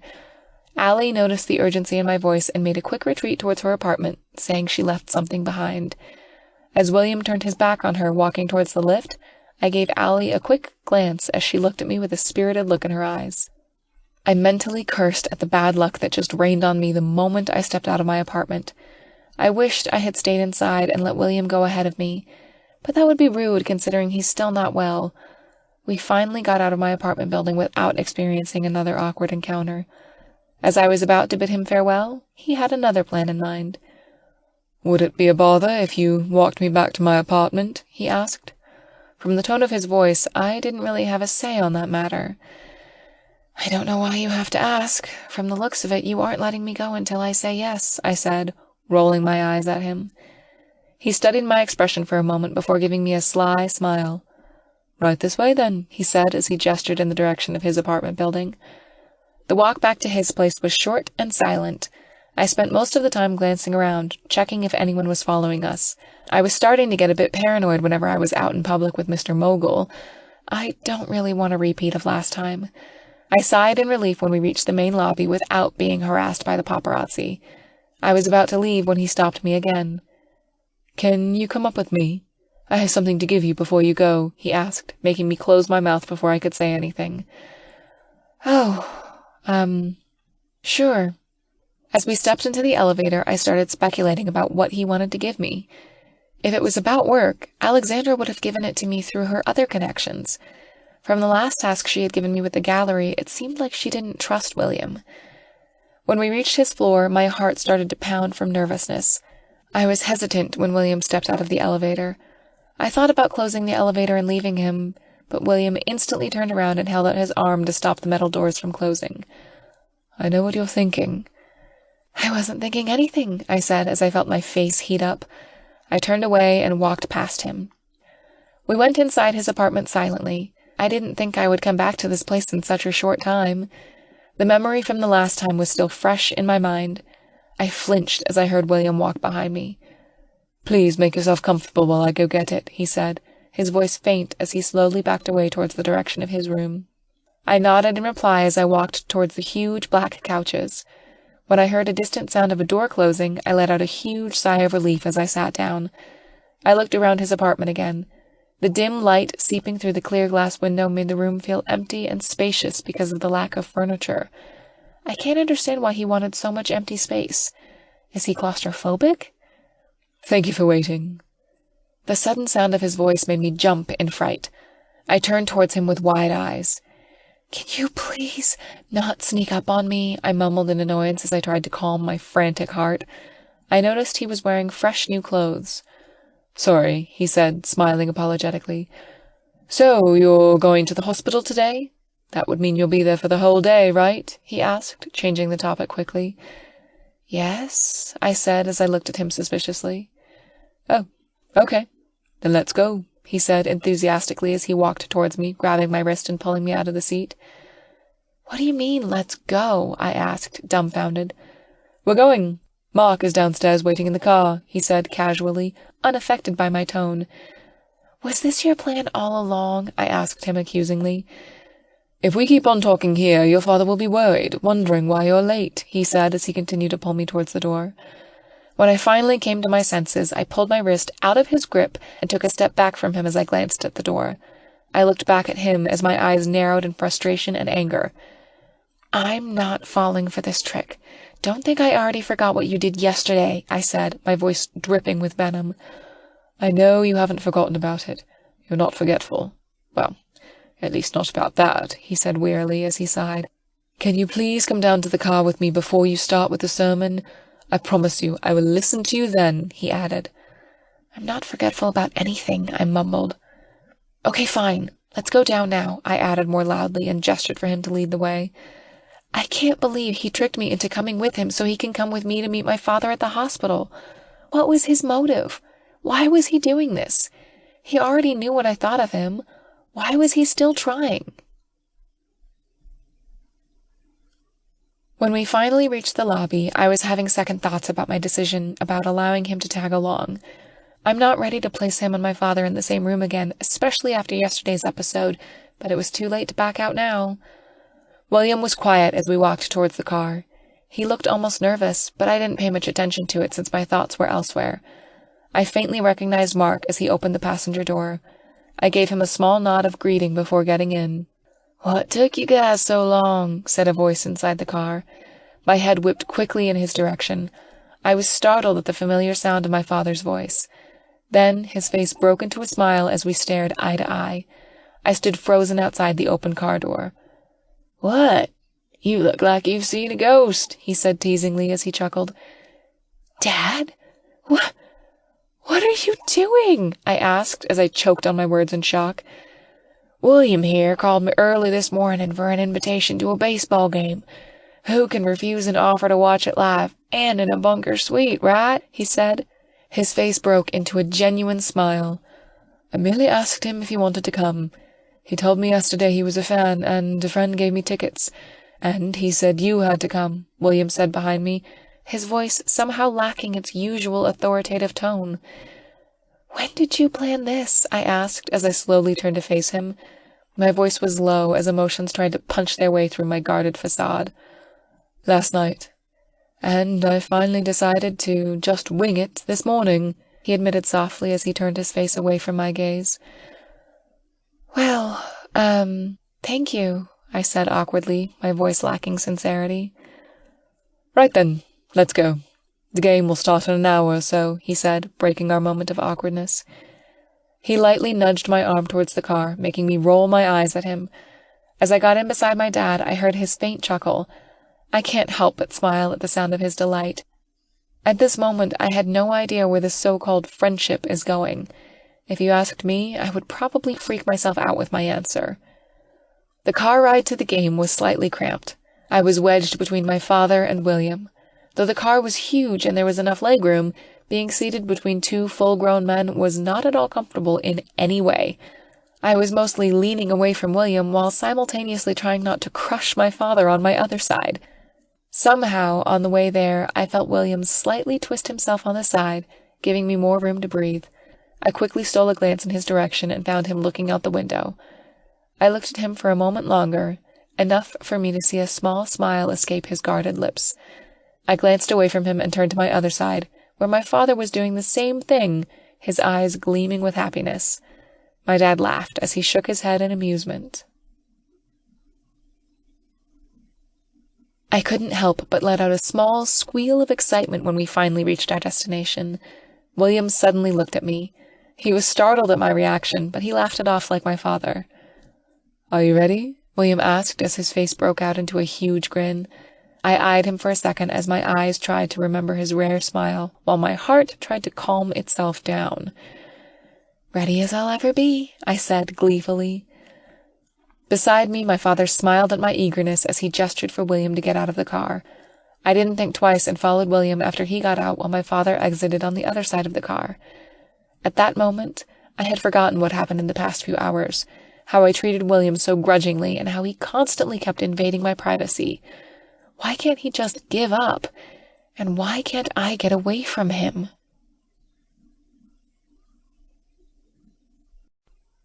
Chapter 29. After William had ushered us to our seats in the field box, as was promised, he left us for a moment as he went to greet the friend who gave him the tickets. I turned my gaze on William as he walked towards his friend. He looked almost identical to him, wearing an expensive suit, though he was a foot shorter than William, with dark brown hair styled neatly. I watched their mouths move as they talked in hushed tones. "So what did you do to the man to have him do all of this?" my father quietly asked a few minutes after William left us. "What? I didn't do anything, I think," I said. I looked away when I remembered the kiss William and I shared yesterday morning. I could feel my cheeks suddenly heat up from the memory. "Did you apologize for yesterday?" he asked sternly, ignoring my blush. "Why does it have to be me who has to apologize? He was the one who crossed the line," I said defensively, annoyed my own father was siding with him. In reply, my father looked at me expressionlessly. He kept that expression until I gave in and sighed in defeat. "Okay, fine," I said with resignation. I stood up from my comfortable seat and stomped my foot with much emphasis to show I didn't like what I was about to do. My father watched me in amusement and chuckled at my reaction. I was about to take a step towards the door when I staggered back as I bumped into someone. I was about to apologize, but halted my words at the man's familiar face. "I'm sorry. You shouldn't walk out like that, you know," William said. "Well, I was about to make sure if these seats are for real, and not you pranking me into believing you actually got these seats," I said, poker-faced. My plan on apologizing had evaporated. Who would want to apologize to a person who has this kind of high and mighty attitude? I faintly heard my father's cough in disapproval as I saw his head shake in disbelief in my peripheral vision. I didn't waver and continued to stare William down. "If you're trying to thank me, you could have done it with a little less bitterness," William said as he grinned cheekily after a few seconds while he kept his eyes on me. I can't believe he brushed off my mood. I sneered at him as I turned away, ending the conversation. I slowly sat down on my seat beside my father while William took the empty seat on my left. I realized we had the same seating arrangement when we were in the car, and I didn't like it. Would it be weird to ask my dad to change seats with me? With a sneaky glance towards my father on my right, I gave him a silent signal to change seats with me. But my father's mind was somewhere else. His eyes were fixed on the huge baseball field in front of us. For a second, I swear the fire in his eyes was palpable. Now I'm doomed to be seated in this chair until the end of the game. During the short breaks when the teams would switch from pitching to batting, I casually talked with my father so I wouldn't have to converse much with William. When we did talk, it was on an unpleasant note. William asked me which team I would be cheering for, and the answer I had given him made his face turn sour. We both bickered from time to time about the team each of us was supporting because somehow, in his mind, he thought his team was going to win. From a realistic standing point, the team I was cheering for was winning without breaking much sweat. Exaggeration intended. The game was about to end, and much to my dismay, my team was on the verge of losing. We were screaming at the top of our lungs as we cheered and shouted for the last pitch. William and I were on the edge of our seats as we watched the ball getting hit in the 9th inning. I was so absorbed by the game that I was praying hard for them to get a home run. "Yeah!" I yelled in exultation as the ball flew high up towards the far end of the field as the batter ran through the bases. "We won! We won! Home run!" I screamed as I jumped out of my seat and fist-pumped the air above me. Beside me, I heard the sweet laugh of my father as he eyed me with amusement. On my left, William looked defeated, yet the smile on his lips showed he wasn't too disappointed. As we slowly made our way back to the car, I was still hyped up as I talked about the game with my father. I had forgotten about everything that had happened before the game. This was supposed to be about my father, but why do I feel like he did this for me? After talking to my dad, I glanced towards William. When I found the space beside me empty, I was slightly unsettled. "Who are you looking for?" His deep voice suddenly whispered behind me. I jumped in surprise as I turned around. William laughed at my reaction and continued to look at me in amusement. "I was looking for your losing face," I said in a teasing manner. "You like looking at me?" he asked with a smirk, teasing me back. My eyebrows furrowed at his question as my face slowly heated up. "No, I was looking for you to thank you for today, but now I think I changed my mind." "I was only joking, Andy. Why do you always take things to heart?" "I knew that was a joke," I muttered as I felt the stupidity of what I just said. I don't know why I feel so bothered by him. "Come on, they're probably looking for us now," William said, changing the subject with a sigh as he turned towards the direction of the car. I kept quiet and followed closely behind him. I didn't notice they left without us. When we reached the car, my father was already inside while Mark had the car on idle. As I entered, sitting in the middle again, my father looked at me with a question in his eyes. I knew he was asking me if I apologized and thanked William for today. I turned away from his gaze, giving him my reply. I heard his faint sigh again. I think he will be sighing a lot if we were going to have this topic about William and me. The drive to my father's hospital was silent and agonizingly long. I was left again to my thoughts as both men beside me looked out the window. And here I thought I was having a blast a few minutes ago. I knew it was my fault both men aren't talking to me. So I had to gather my confidence and start talking first. My first choice is quite obvious already. "How are you, Dad?" I asked, my voice ringing in the silent, confined space. My father turned towards me with his eyebrow raised. He knew for sure what I was trying to do. "Today's good," he said softly. "Oh, I almost forgot," he started, pausing as he leaned forward to look over at William. "Thank you for today, son. I had a great time watching a live baseball game. Plus, the bunker seat was a sweet cherry on top." "No problem, Mr. Peterson. I'm glad you enjoyed it. William said with a smile. I peered at my father and William as they made the exchange. I quickly looked away when my eyes lingered longer at William as he smiled. On my left, my father lightly nudged me, which made me glance back at him. He stared at me for a second and looked at William, and then back at me again. I narrowed my eyes at him and looked away. I didn't dare look at either of them after that. "My daughter says thank you, too," my father suddenly said, making me whip my head at his direction. William softly said beside me as I gave my father a hard stare.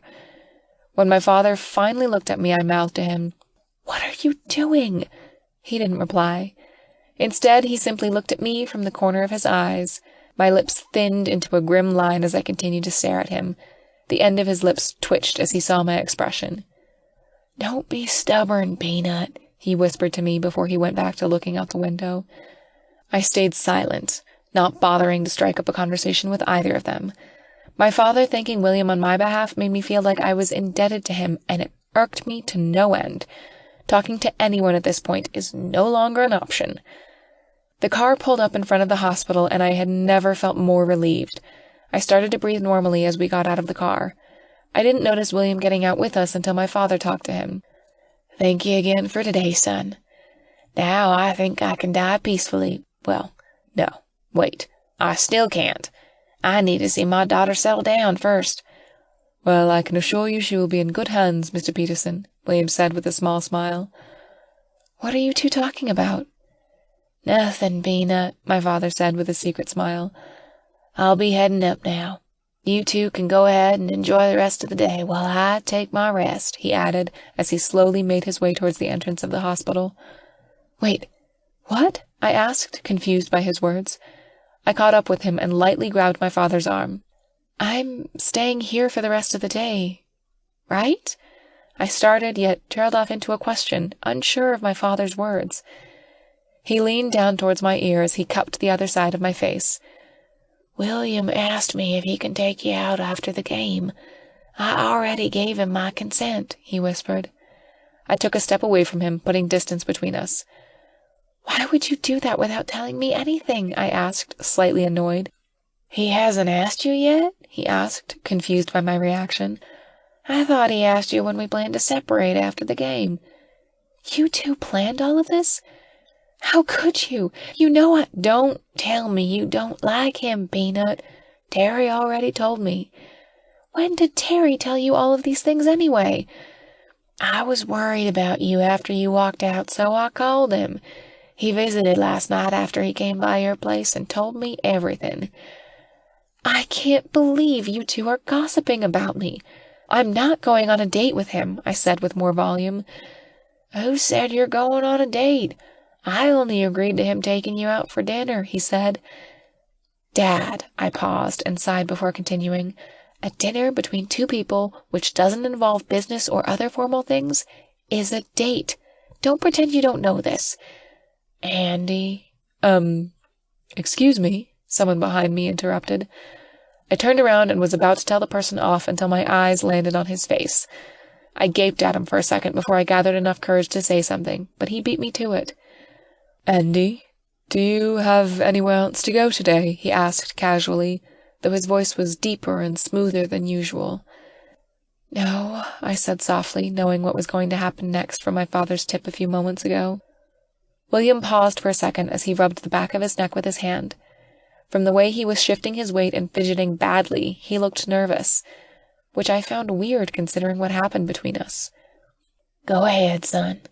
Ask her already," my father said impatiently as he walked up to William and patted his arm in support. "You kids have fun. Take care of my baby girl, William," he added as he quickly walked away from us towards the elevator. My eyes followed my father's every step while my mouth hung wide open. I can't believe he just gave him permission for William to take me out on a date. My father had never done such a thing to my past suitors. "Your dad is a great man," he said with a chuckle after my father was out of our line of sight. I turned towards him wearily. "Yeah, he's like that when he likes someone. I'm so sorry about his comfortable approach on you." "Don't be. I like it when he calls me son," he said without shame as his lips twitched into a grin. "Don't let it get to your head. The moment you do something wrong, he'll start calling you That prick. I chuckled at the memory of how he handled my exes. Thank you for warning me ahead of time, he said with a smile, his anxiety gone. Do you want to go to a lovely pastry shop? It's only a few blocks from the apartment, he added smoothly. I studied his expression for a second as I tried to read the atmosphere. You're not giving up, are you? I've been known to be stubborn. If you're paying, I'll come.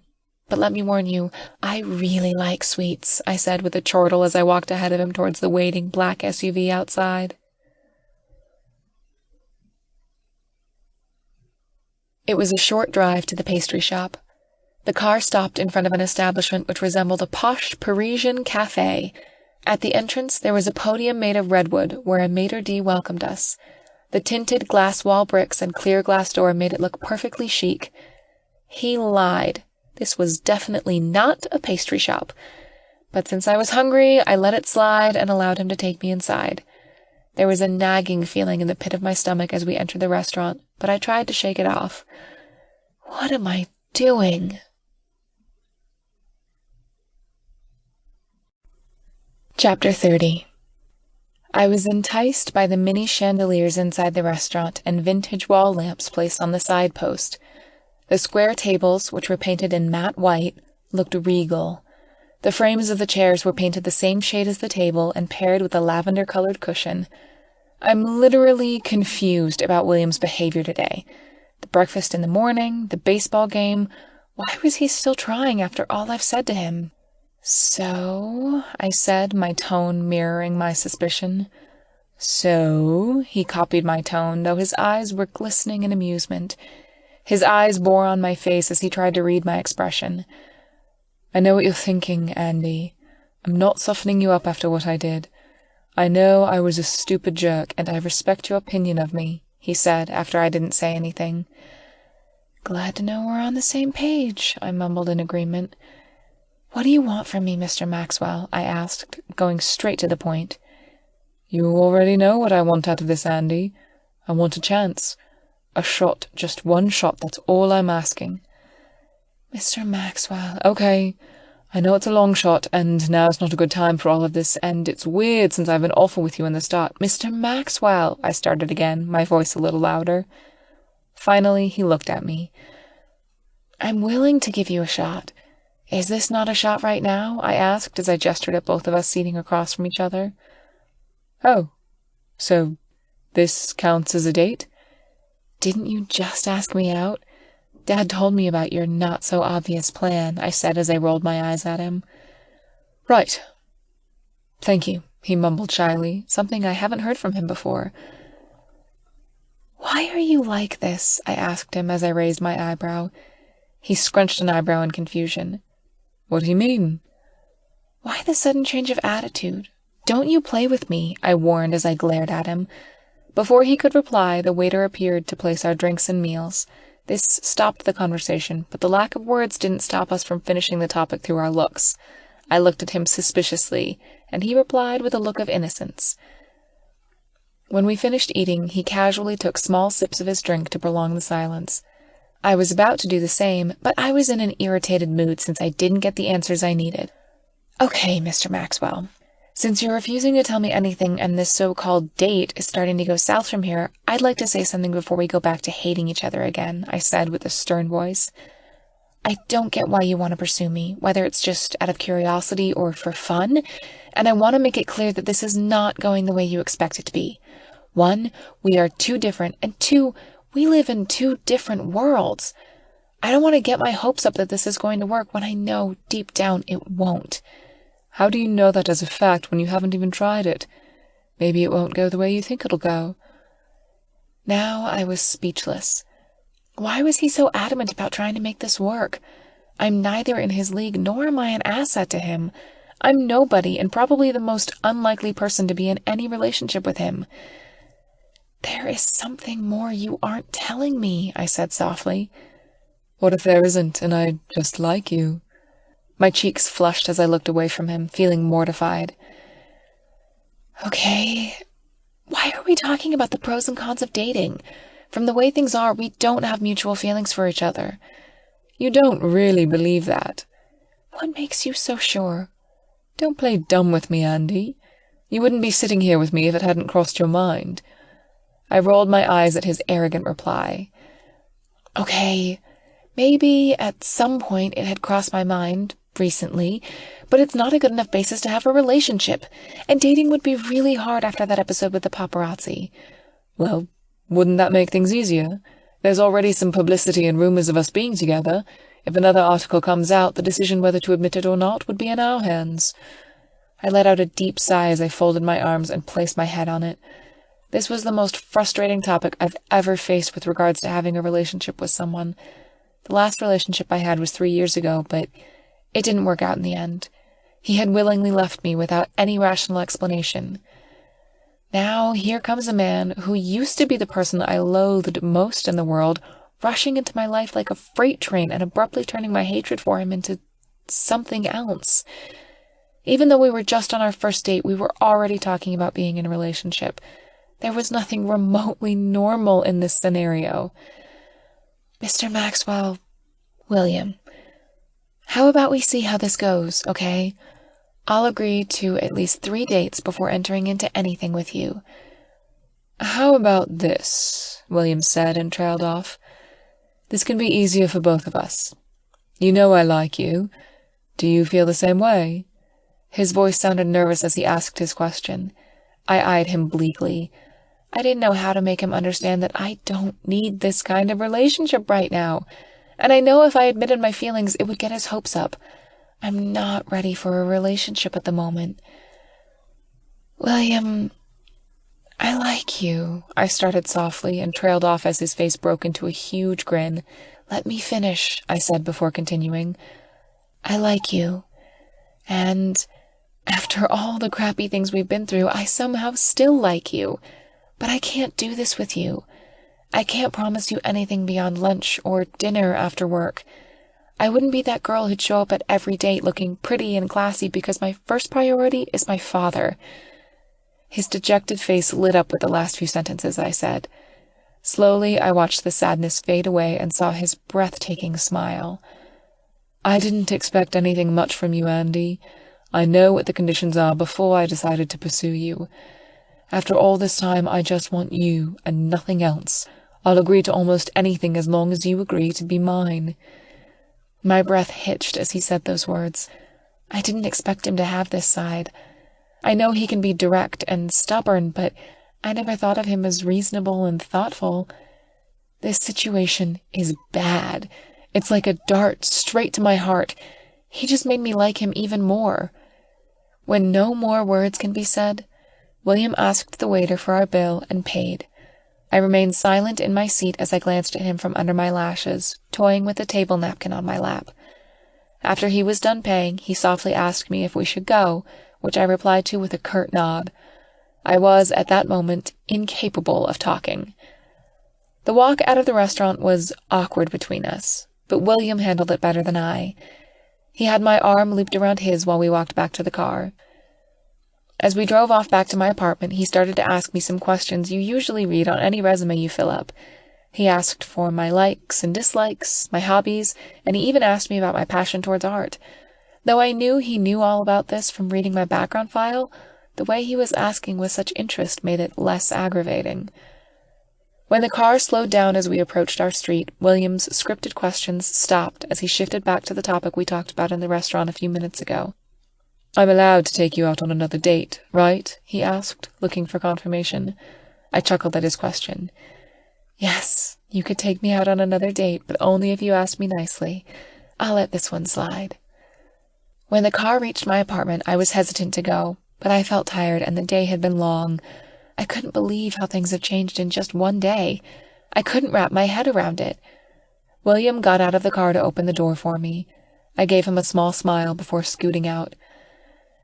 So this is goodbye, I said after an awkward moment of standing by the door, looking away from each other.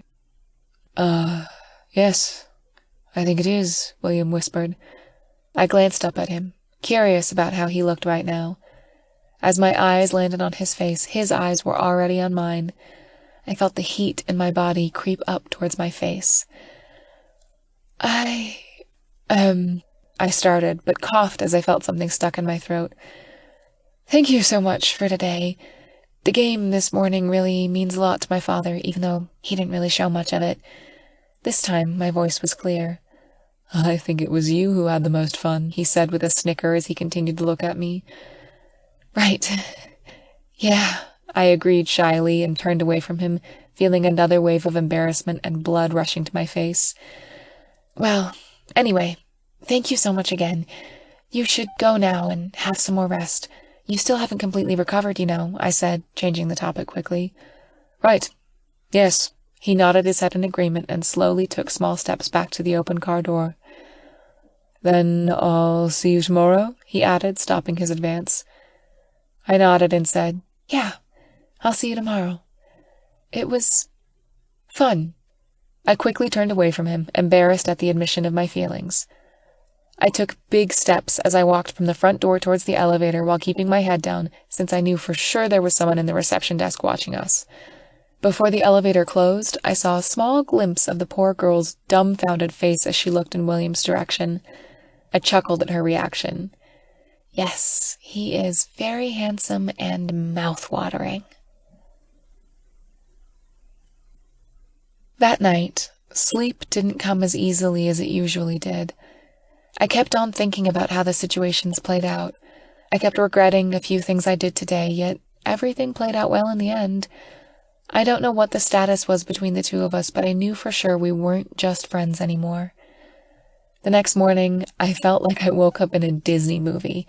Everything around me was bright, while the birds were chirping some happy tune, which was odd since birds were rare in these parts. I had the sudden urge to do a song number as I dressed up for work. As I got out of my apartment and made my short trip to the bus station, I, too, was humming a merry melody. When I finally settled down on the bus, I stopped humming as my phone started to ring, breaking my cheerful vibe. I glanced down at the caller ID. My eye grew wide as I looked at the name flashing on my screen. I didn't think twice when I clicked the answer button. Miss Maxwell, good morning, I said quickly, my voice an octave higher. Andy, I'm glad you picked up, she said in a jolly tone. I'm back for the week, so I'll be in the office starting today. Please get me some non-fat latte with caramel syrup at the coffee shop across the building before you go to the office. And please place anything I need to check or sign on my table. Okay, Miss Maxwell. I'll get it done, I said, feeling suddenly sure I was her secretary. Would that be all, Miss Maxwell? I asked after a short pause, remembering how Maggie asks this to William after he told her to do something. Yes, that would be all. Thank you, Andy. I'll see you later at the office, she said with a smile in her voice. Before I could reciprocate, the line was cut with a beeping sound. For a second, I couldn't really react to the situation.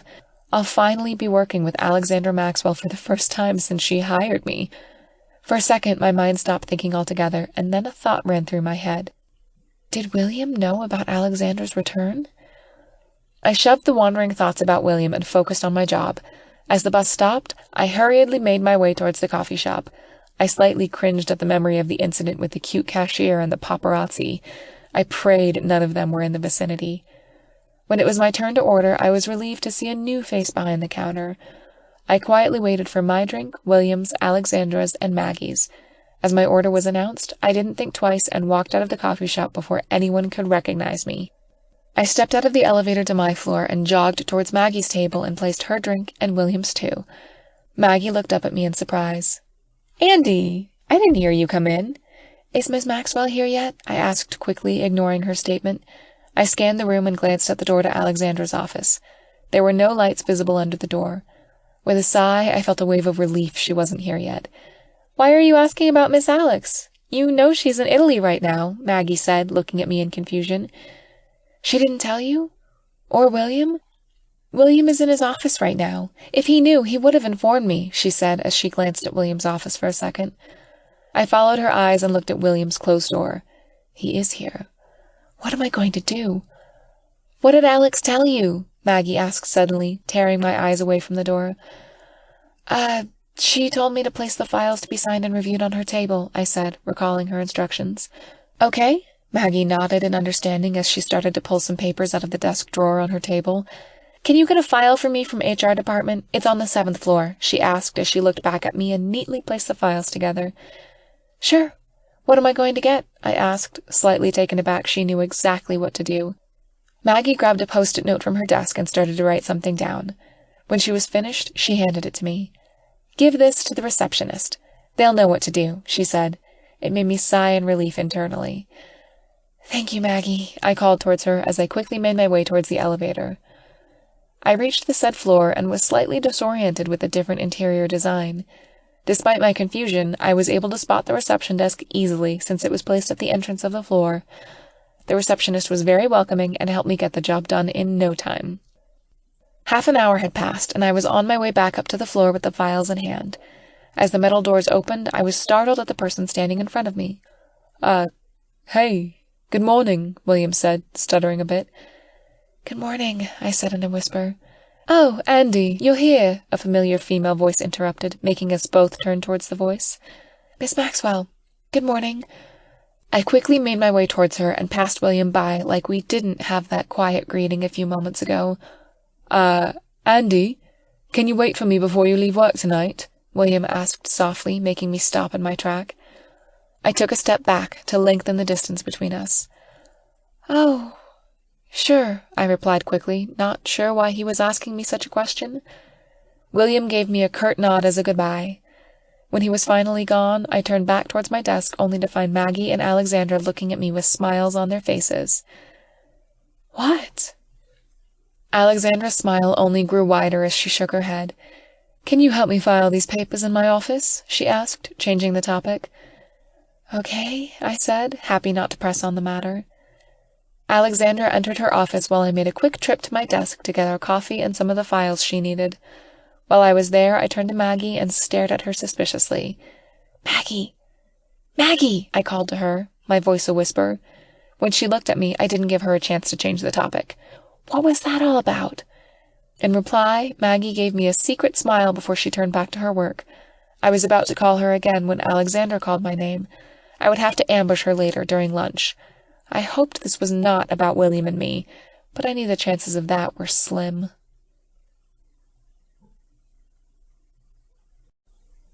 Chapter 31. As I sat across Alexandra, I wasn't paying attention to most of the papers I was handling. Since this morning, I couldn't help but be distracted by a certain someone who was stirring up my personal life, and that someone asked me to wait after work for something. What did he want from me now? Halfway through sorting papers, one of the titles printed in huge, bold print caught my eyes. I eyed it for a second before grasping what it meant. I couldn't help myself, so I asked, "Excuse me, Miss Maxwell, are these resignation and transfer papers?" Across me, Alexandra looked up from a paper she was reading. She assessed me for a moment before she gave me a reply. Yes, it is. You're leaving the company? I thought you're the one running it, I continued, not really contented with the information she gave me. The company is under my name, but I don't personally run it. William does, she replied confidently, giving me a small smile when she mentioned her brother's name. Why do you have to leave? If you're leaving, that would mean I won't have a job anymore, I asked, my thoughts drifting to my current professional situation. So in the end, I would be back at square one. Did you forget about the other job after this 3-month stint as my secretary? She asked with a chuckle. I couldn't help giving her a small smile in reply. Oh, right, the curator job, I replied shyly, feeling stupid for forgetting the very reason why I accepted this job in the first place. I thought you forgot about it already, she trailed off as she shook her head in amusement. The artworks are still being shipped here, so you will have at least a week of leave before starting your work at the gallery, she continued, her voice taking on a more serious tone. Oh, that's good to hear. When would that be? I hesitantly asked, internally cringing for blatantly voicing out another question. Then a thought crossed my mind. I'll be jobless for a week. If you're thinking about not getting paid for a week, you don't have to worry. You'll still get paid, and I still need you to help me clear out my office for that week, she stated. I only called it a leave since you wouldn't be doing any reporting anymore. Oh, okay. Thank you so much for that, I said shyly, my voice raising an octave higher as my nerves got the better of me. I can't believe she just read me, and it's exactly what her brother did yesterday. Am I that easy to read? Was there a signboard on my forehead that said what I was thinking? I'll be filing it today, and it will take at least a week before it can take effect, so your leave might start next week, she said as she looked back down at the paper she was holding and continued to read. I took this as a cue that the conversation had ended. I gave her a curt nod in reply. Though there were still things I wanted to ask her, I didn't dare to press on that matter. I reckoned she didn't want to talk about it because she didn't tell me her reason for leaving the company. Does that mean William was going to be the official owner starting next week? I shrugged it off and quickly brushed away my thoughts. As the day slowly came to a close, the chance of asking Maggie about what happened this morning slowly slipped through my hands. When I was about to approach her, Maggie suddenly stood up from her desk and excused herself to get some lunch. When she got back, she was already done eating and went straight back to work. It was rather odd, really. I wanted to approach her again, but then Alexandra got back from her lunch, so I didn't get any answers. The afternoon passed, the sky turned dark, and I was now uncertain on asking Maggie about it. I was in my last round of filing Alexandra's things when the office door suddenly burst open. "Oh God, I thought you've already gone home," William exclaimed in relief. I briefly scrutinized his appearance. He looked beat. I stared at his tired face before talking. "Good evening, Mr. Maxwell. Is there something we can do for you? Miss Maxwell and I are in the middle of work at the moment," I said in a monotonous tone, trying to look unaffected. William quickly scanned the room. "What are you working on?" he asked as he looked at me. I was about to reply, but Alexandra beat me to it. "What do you want, William?" she asked, finally looking up from the papers she was currently signing. William turned his attention to her, changing his demeanor entirely. The last time I saw William around his sister was at her engagement party. I observed that she had some control over him. "I have some plans with Andy today. Is she free to go now?" he asked, his question catching me off guard with its frankness. Alexandra scoffed while I stared at William in shock. After a moment, she turned to look at me with a small smile. "Are you done today, Andy?" she asked softly. I nodded in reply, yet I was not entirely sure how to respond to the situation. Alexandra took it as a proper reply before looking at William. "She can go now," she said to him before glancing towards my direction. "You can go now, Andy," she said with a lighter tone. I stared at her, unsure for a second. Was she serious?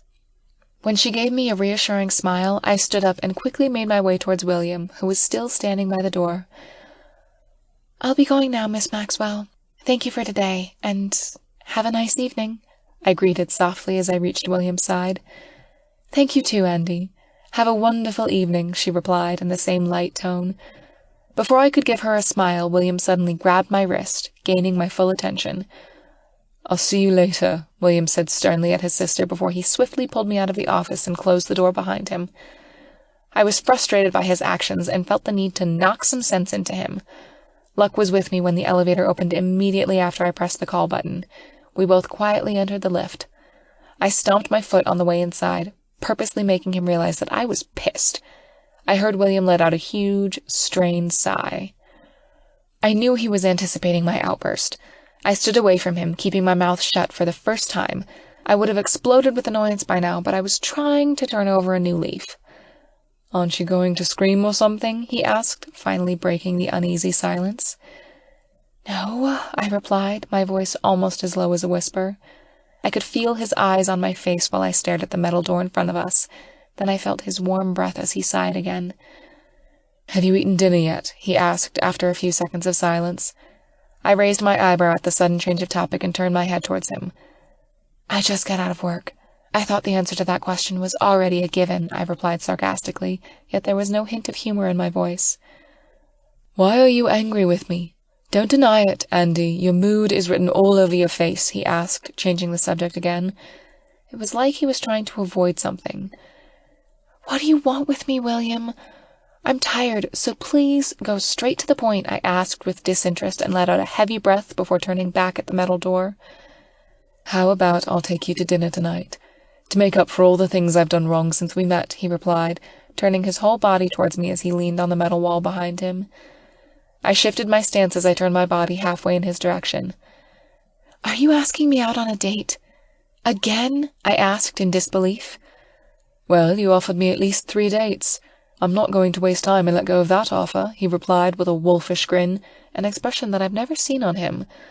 I hadn't anticipated the reaction that my body had from his expression.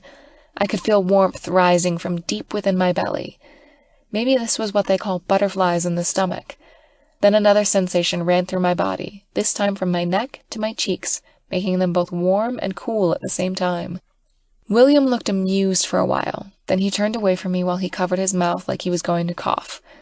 We had a short, awkward dead air as we avoided each other's gaze. I didn't understand why we were so embarrassed. "So, where are we eating out?" I asked softly. This snapped him out of his reverie. "That's a secret," he chuckled, his arrogance showing through again.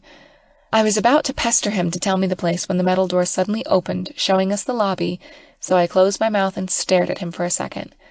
When I didn't move from where I stood, William gestured for me to go first. "Good evening, Miss Peterson," Mark greeted as he opened the back door when we reached the car outside. My head whipped in his direction, startled by his presence. I can't believe I was so preoccupied with thoughts of the man standing behind me. As I quickly gathered my wits, I gave him a small smile and greeted back. "Good evening to you, too." I jumped into the black SUV. By now, I was getting familiar and comfortable with the car.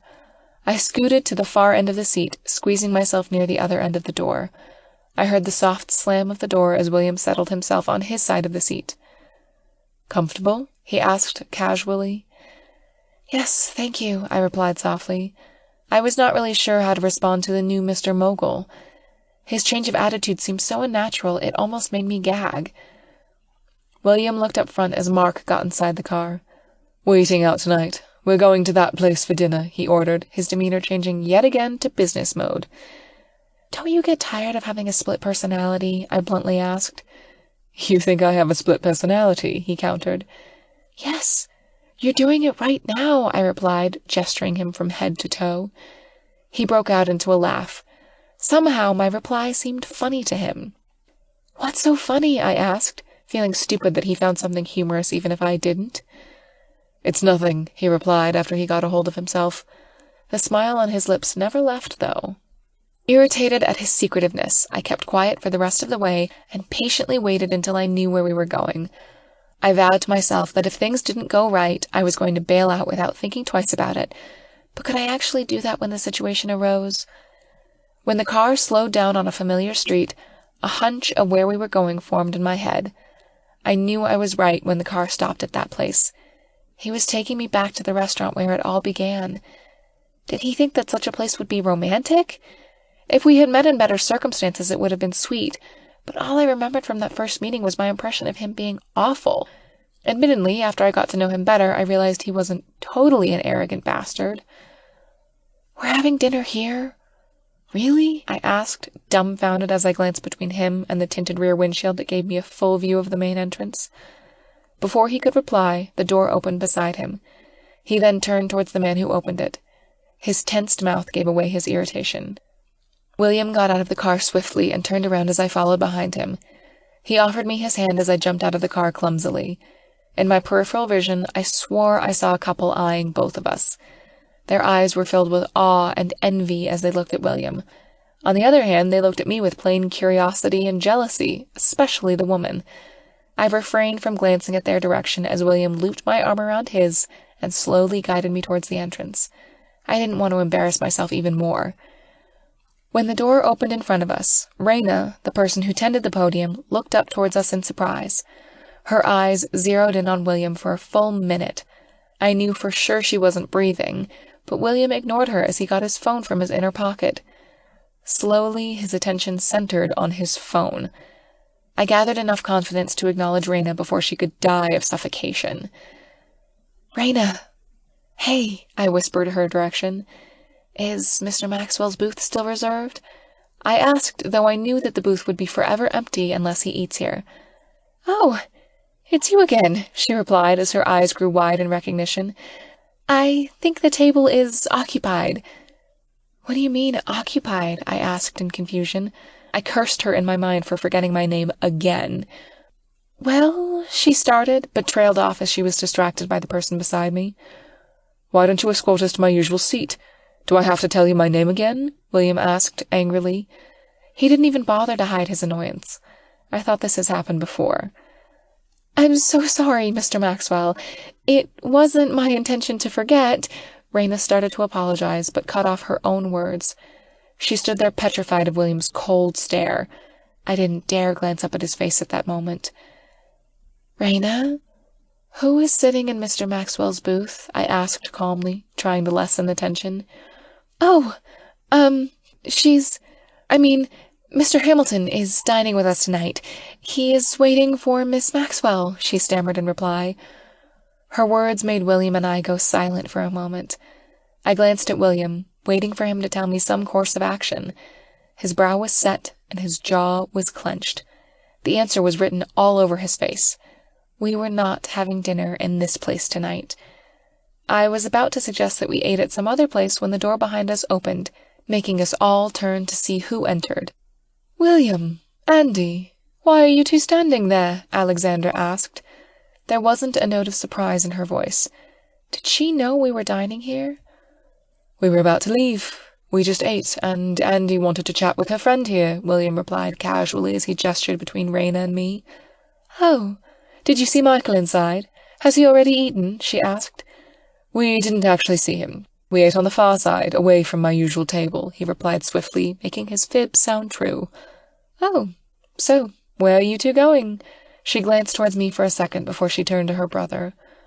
"I'm taking Andy back to her apartment. She's tired now, so we'll be going," William answered hastily, his arm quickly grabbing hold of my elbow as he pulled me towards the door. Before Alexander or I could say anything, we were both out of the door. I was startled by his sudden outburst. I didn't get why he was acting that way. Why was he avoiding his own sister?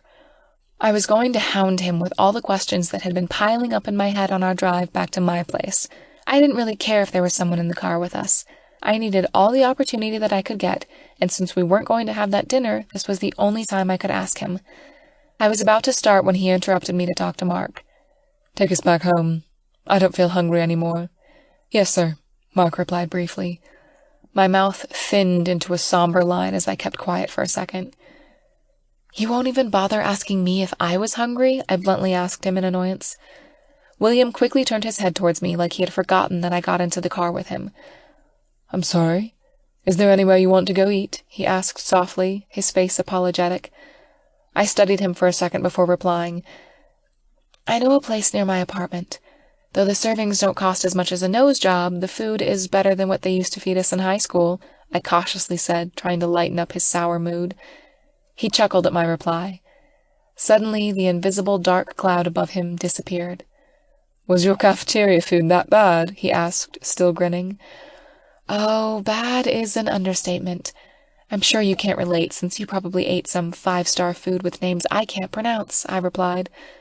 "Don't be fooled by who I am now. My family wasn't this rich when I was young. I know what kind of food they serve in public school cafeterias," he said defensively, yet his tone had a teasing edge to it. "Good to know that you had lived my life once, Mr. Maxwell," I said with a smile. "Yeah, it's very refreshing to remember that for once in my life I lived with normal, average people," he agreed with a chortle. "Oh, we both know you don't have a family of just average people." He laughed harder, making me chuckle in tune with him. As our pleasant conversation progressed, I felt lighter and lighter with every minute.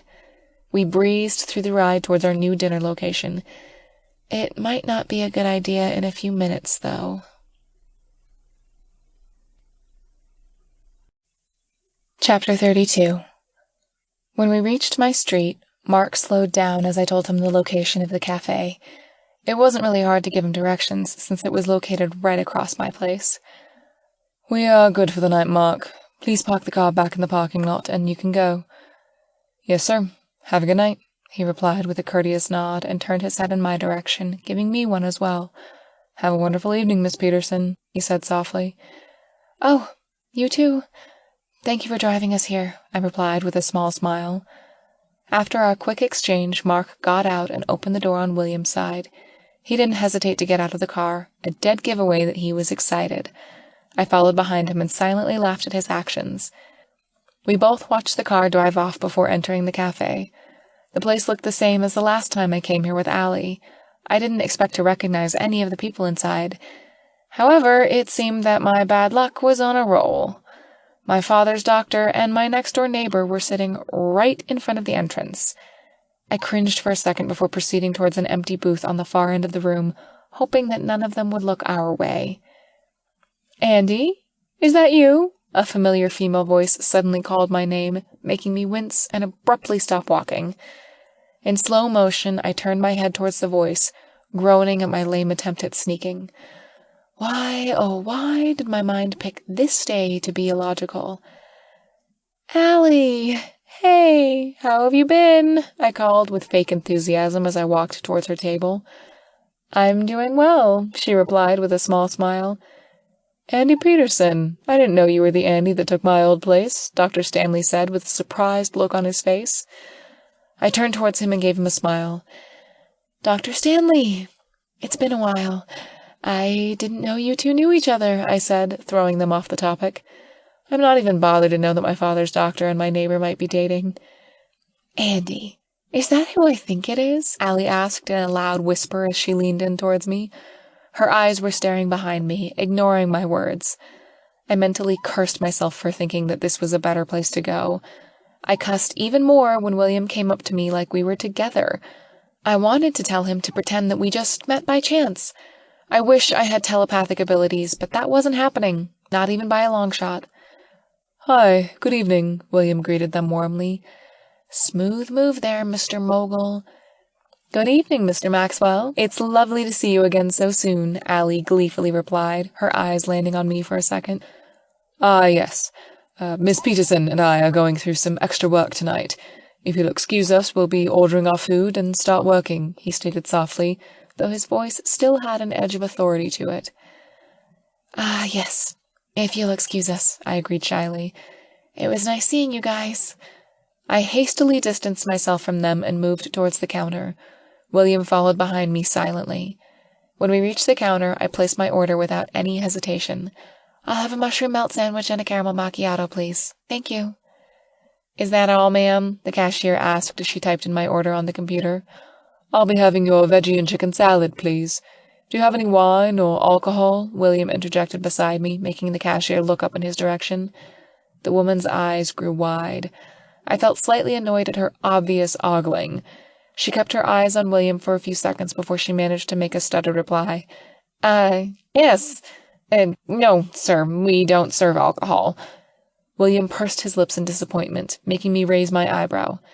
"You shouldn't be drinking after that episode 2 days ago," I mumbled suggestively. "That is exactly why I should. A glass of wine wouldn't hurt," he countered softly, but he let it go with a sigh. "That will be all, I think. How much will that be?" he asked, swiftly fishing out his wallet from his inside pocket. The cashier was lost in her thoughts again. She just stood there dazed with William's presence, making me grimace. To quickly get myself out of this misery, I tapped the screen that showed the total bill. He nodded his head in understanding and got out a $100 bill for payment. I choked at the huge amount, but I didn't point it out loud. The cashier studied the money for a second before placing it down and giving him his change. After getting the receipt, I gestured for him to go ahead and take a seat in the farthest booth from Allie and Logan. I was not in the mood to catch up. I hoped that they got the clue. When my eyes landed on Allie, she gave me a suggestive wink and smirked. She saw right through William's lie. "I think we should have the food to go. I don't feel like eating here anymore," I stated in defeat as I turned towards William. "I understand. So, where to?" "My place?" he asked, nodding like he was trying to weigh his options. I snorted at his question and slid out of the booth. "There is no way I'm taking that lame bait, Maxwell," I said. I then walked towards the counter to tell them to pack the food as to go. It took me a while to get back to my seat since I had to pay extra to have the food packed. When I got back, our table had crowded a little. Why didn't it cross my mind to check on him? "Oh, Andy, you're back. I hope we aren't being a bother. I just wanted to introduce myself properly to William here and talk a little business," Allie said shyly, slowly sliding out of the booth. "I promise you, Andy, I tried to talk her out of this," Logan said. "No worries," I replied with a small smile and quickly gave William a glance. His mouth was set softly and his eyebrows were relaxed. I was relieved to see that he wasn't annoyed at all. I didn't want them to see his not-so-good side. "Are you two not going to eat here? Are you heading back to the apartment, Andy?" Allie asked, her tone bordering on intrusiveness. Before William could answer her question, I gave her a reply that would make his day. No, we won't be heading back to my place. It's his turn to do the cleaning at his own place, I replied with a strained chuckle.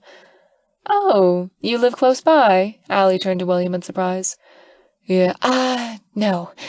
His house is on the edge of town, I replied, cutting William off again. It's a long drive from here. We just wanted to drop by before heading out, I continued.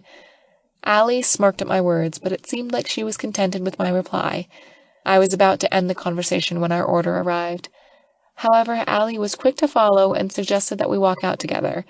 I didn't want to be rude to someone who's been nice to me, so I accepted her offer.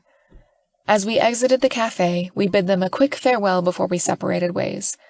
While doing so, I gave sly glances towards William to warn him not to go in the direction of his apartment. Even though I trusted Allie, I didn't want to give her a clue about William's address. I didn't want it to be common knowledge. To my understanding, even the paparazzi didn't exactly know where he was currently living, since I hadn't seen any paparazzi around that place.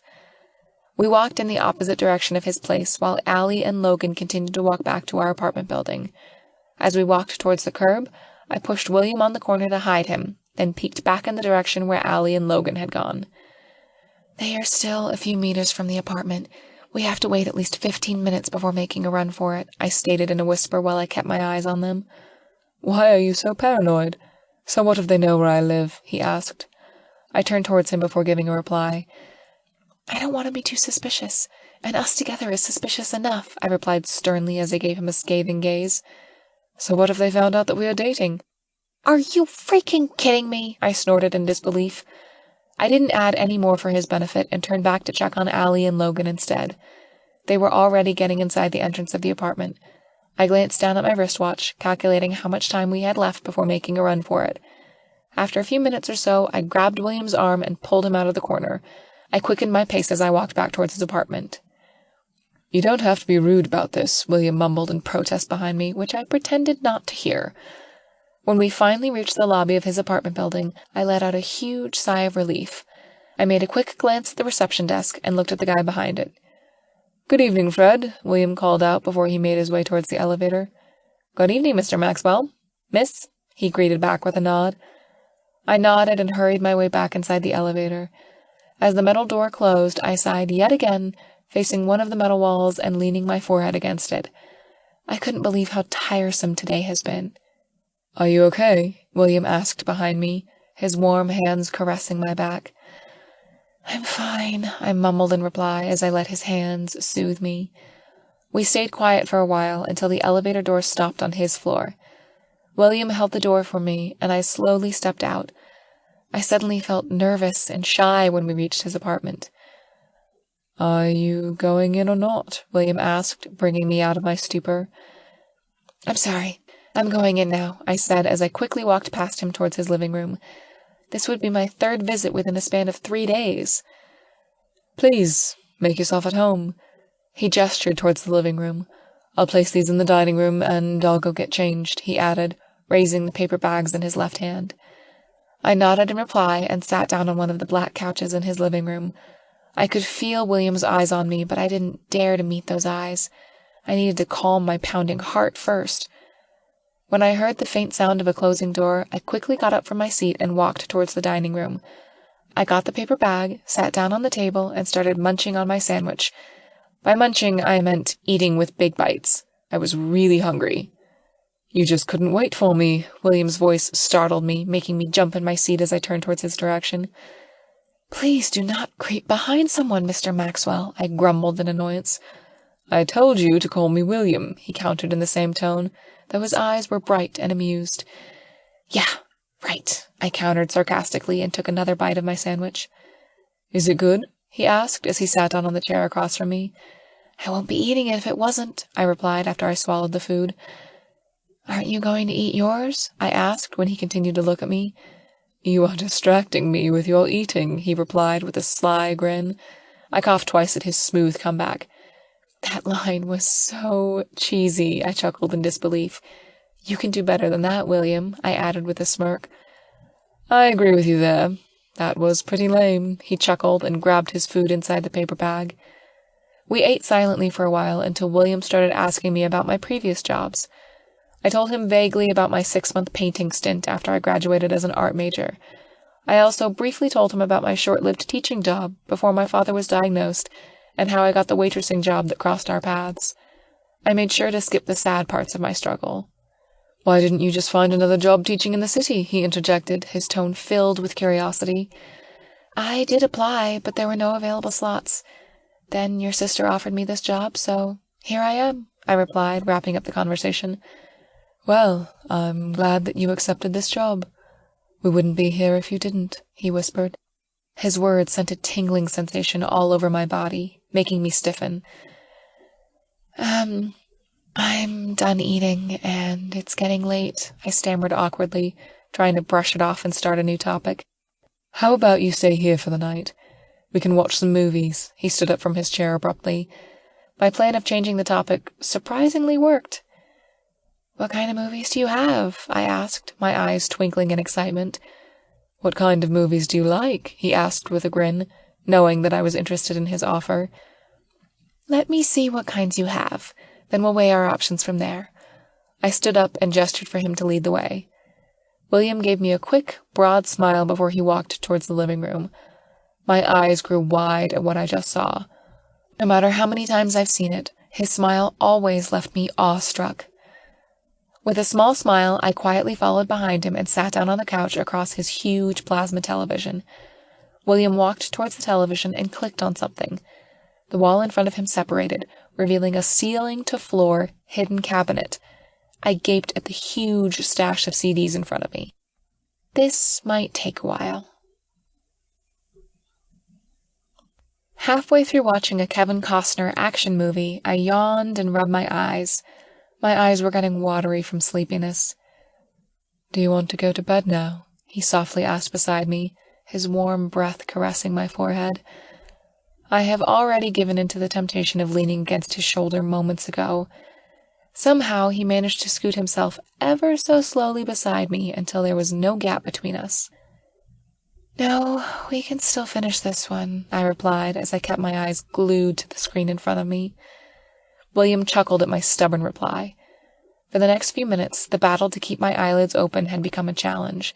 It was like climbing up the great Mount Everest. When I heard another faint chuckle from William, I knew I was losing the game.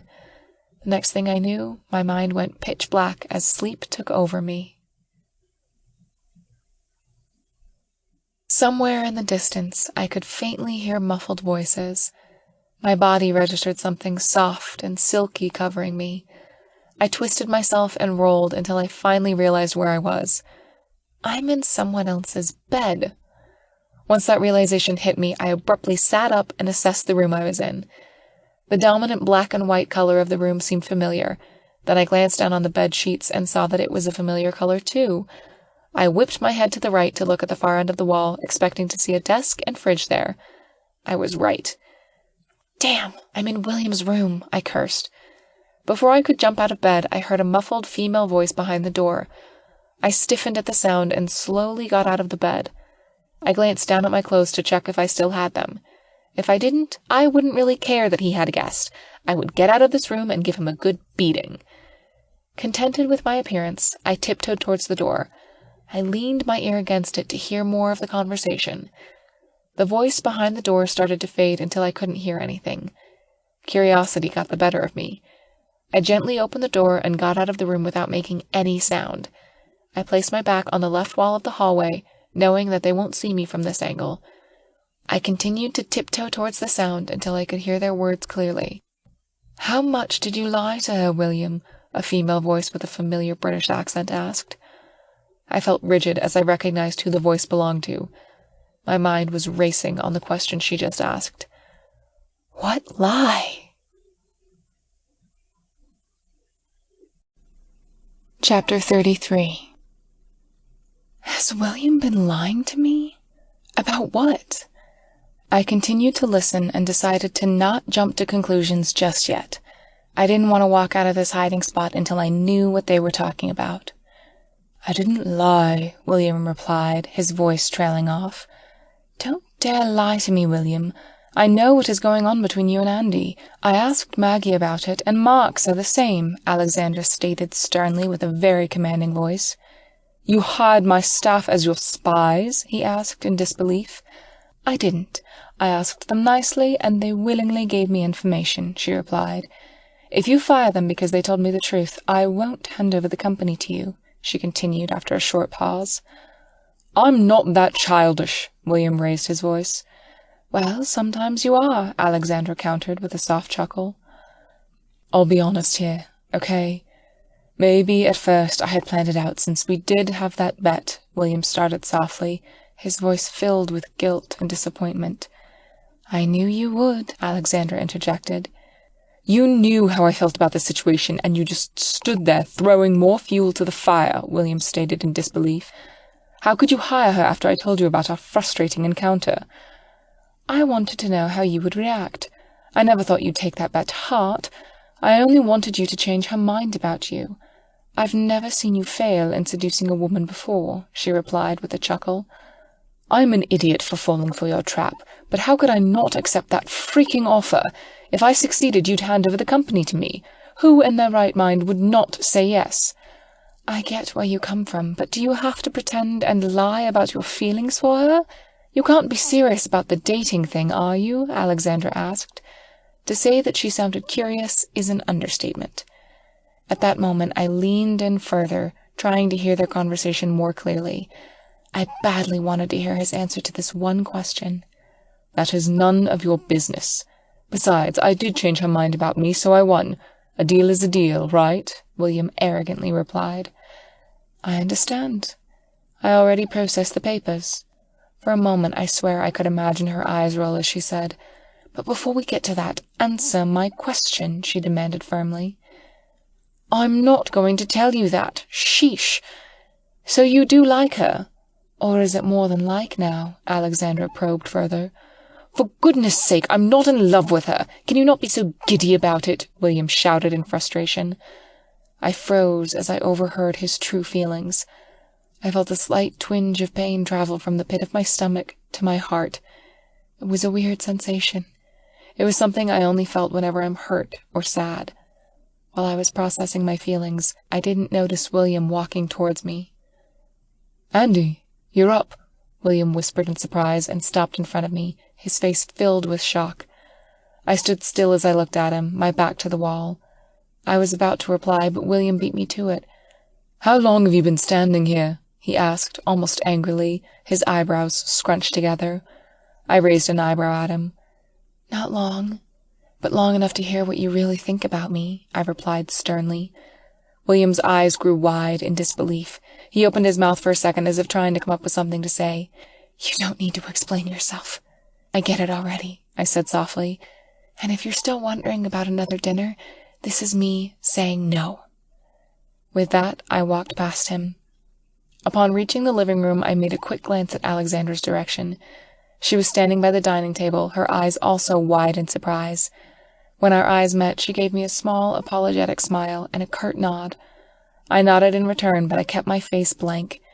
Now I knew the true reason why she hired me. It was all a game between two rich siblings, and I just happened to be the casualty. As I reached the main door, William finally snapped out of his shocked state and ran up behind me. Wait, Andy, he called desperately. I'm busy today, Mr. Maxwell. If you have some business that you'd like to talk about, I'll gladly entertain them at work, I monotonously replied, not even bothering to turn to his direction. I'll see you in a few hours. Good day, Mr. Maxwell, I continued after a short pause. At that exact moment, I felt my walls grow 10 times thicker.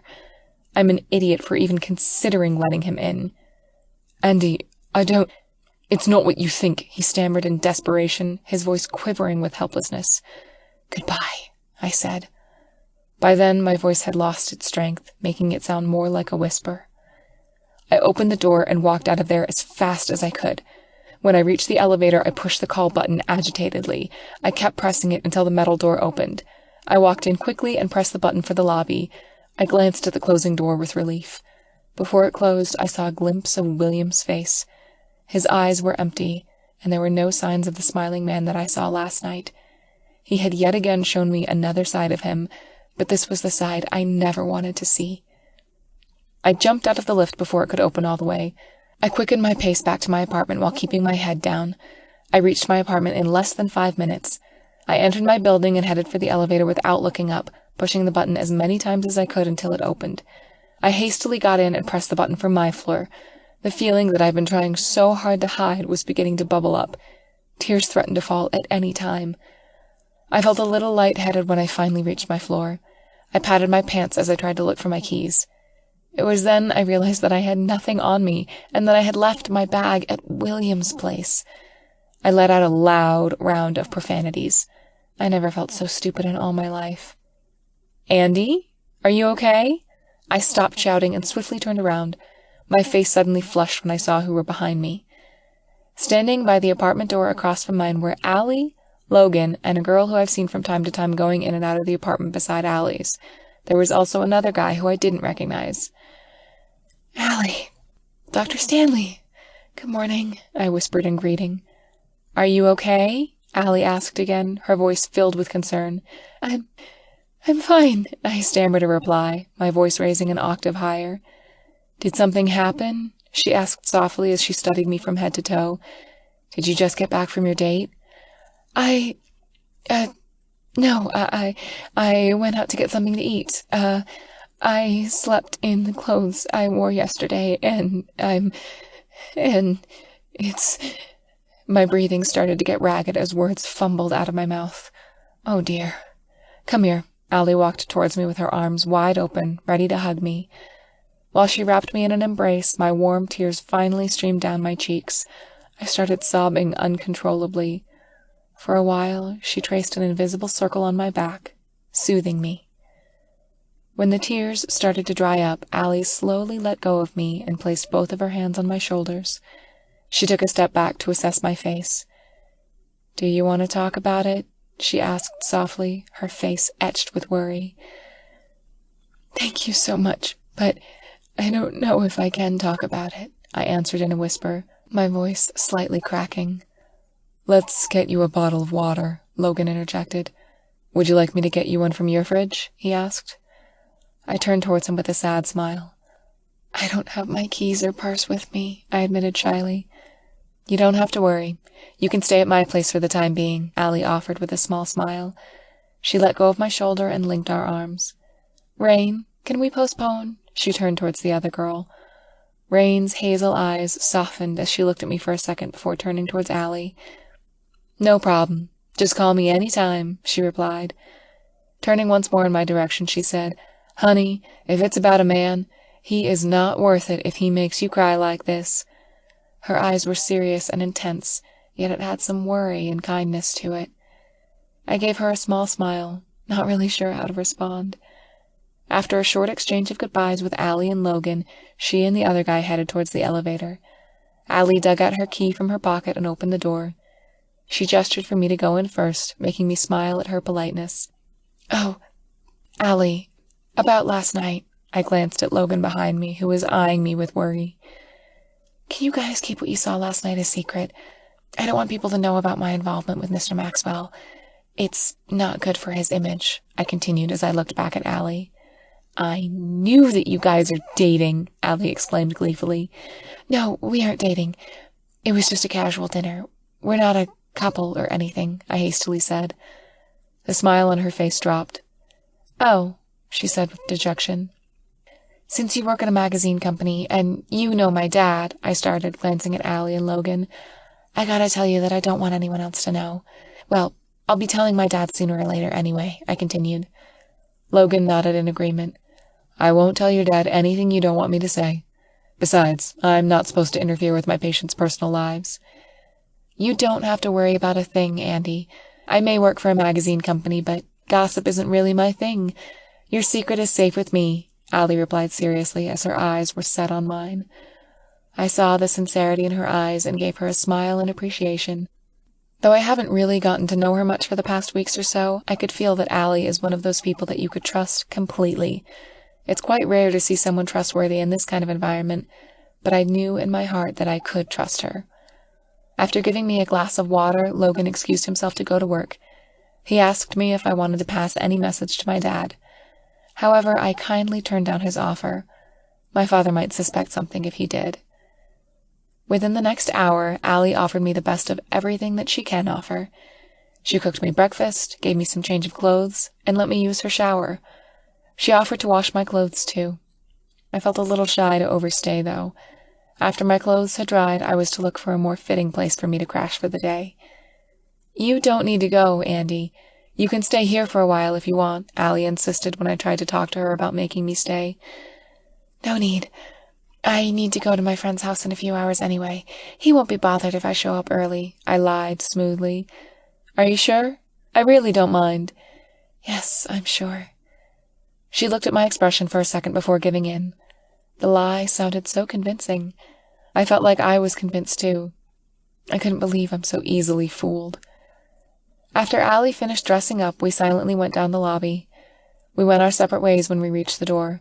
It would be weird and obvious if I took the same way as her. I saw a familiar black SUV parked just a few feet ahead. I stopped dead in my tracks and stared at it. When a full minute has passed and no one got out of the car, I sighed with relief.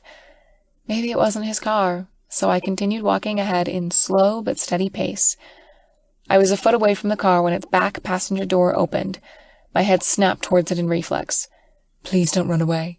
I want you to hear me out first," William pleaded as he walked towards me. My eyes went wide as I stared at him. I knew it. I knew that the car belonged to him. Why didn't I listen to my intuition? "I've heard everything you had to say," I spat harshly as I quickly walked around him. He grabbed my hand and pulled me towards him. "Don't you want to get your things back?" he asked. "Thank you for reminding me. Now can you please let me go?" I said through clenched teeth. As if on cue, the front passenger door opened and a man in a black suit came out, holding my purse and my jacket. William finally let go of my wrist. I looked at William in annoyance before grabbing my things. "Now can you give me a few minutes to explain things?" he asked softly as I hugged my bag close to my chest. I looked at him and studied his expression. He seemed sincere. Since I didn't have the energy to say anything more to him, I nodded my head in agreement. I hoped I was making the right decision because since that day I met him, all the decisions I made were wrong. I couldn't afford for that to happen again. "Thank you," he whispered softly, gesturing me towards the already open door. I was hesitant, but I managed to gather my wits and got inside the car. I settled myself on the far left side, positioning myself as far away as possible from William in that small, confined space. "Where do I start?" he quietly asked as the car drove into the busy morning street. "How about from the top?" I said.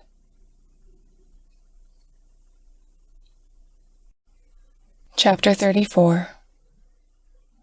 "Can you be a little more specific?" William asked. "Do I have to spell it out for you? I don't have the patience to play your games anymore.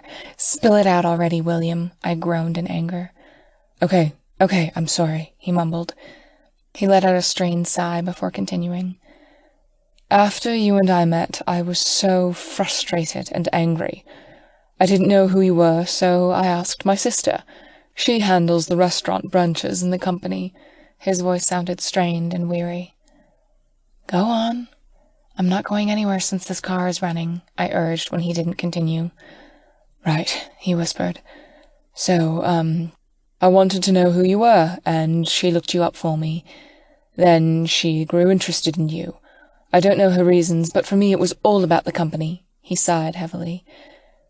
"You don't know how sorry I am right now for having you caught up in all of this, but I assure you, what I felt when I asked for another chance was real.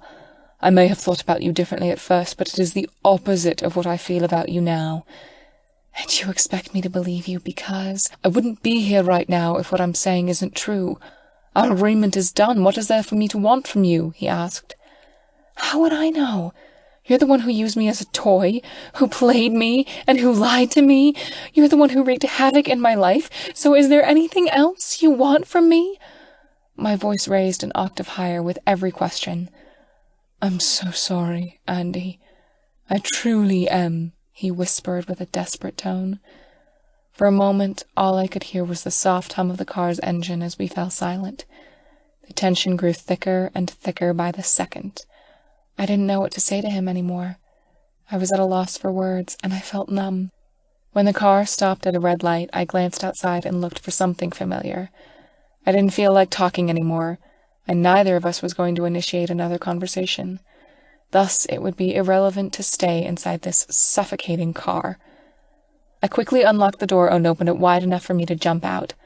I heard a loud gasp from William, and Mark turned his head around just in time to see me get out. "Where are you going?" William called out loud as I quickly straightened myself in the middle of the road. "I'm going," I replied firmly and turned towards the driver's seat. "Don't you dare get out of the car, Mark," I warned him, eyeing the already half-open door. "Aren't you going to work?" William asked. His body was leaning towards me, his face full of concern. "Yes, later. I'll call Miss Maxwell that I'll be late for work," I said in a dead tone as I mumbled that last part to myself. "I'll see you when I see you," I said with more volume before slamming the door in his face. I knew he wanted to say something more, but I beat him to it.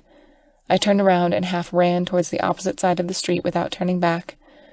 When I heard a loud honking of a car, I knew William's car was still there.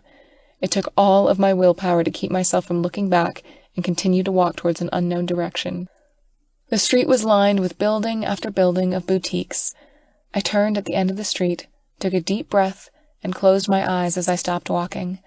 After a few seconds, when I was sure that he wasn't following me, I turned back where I came from.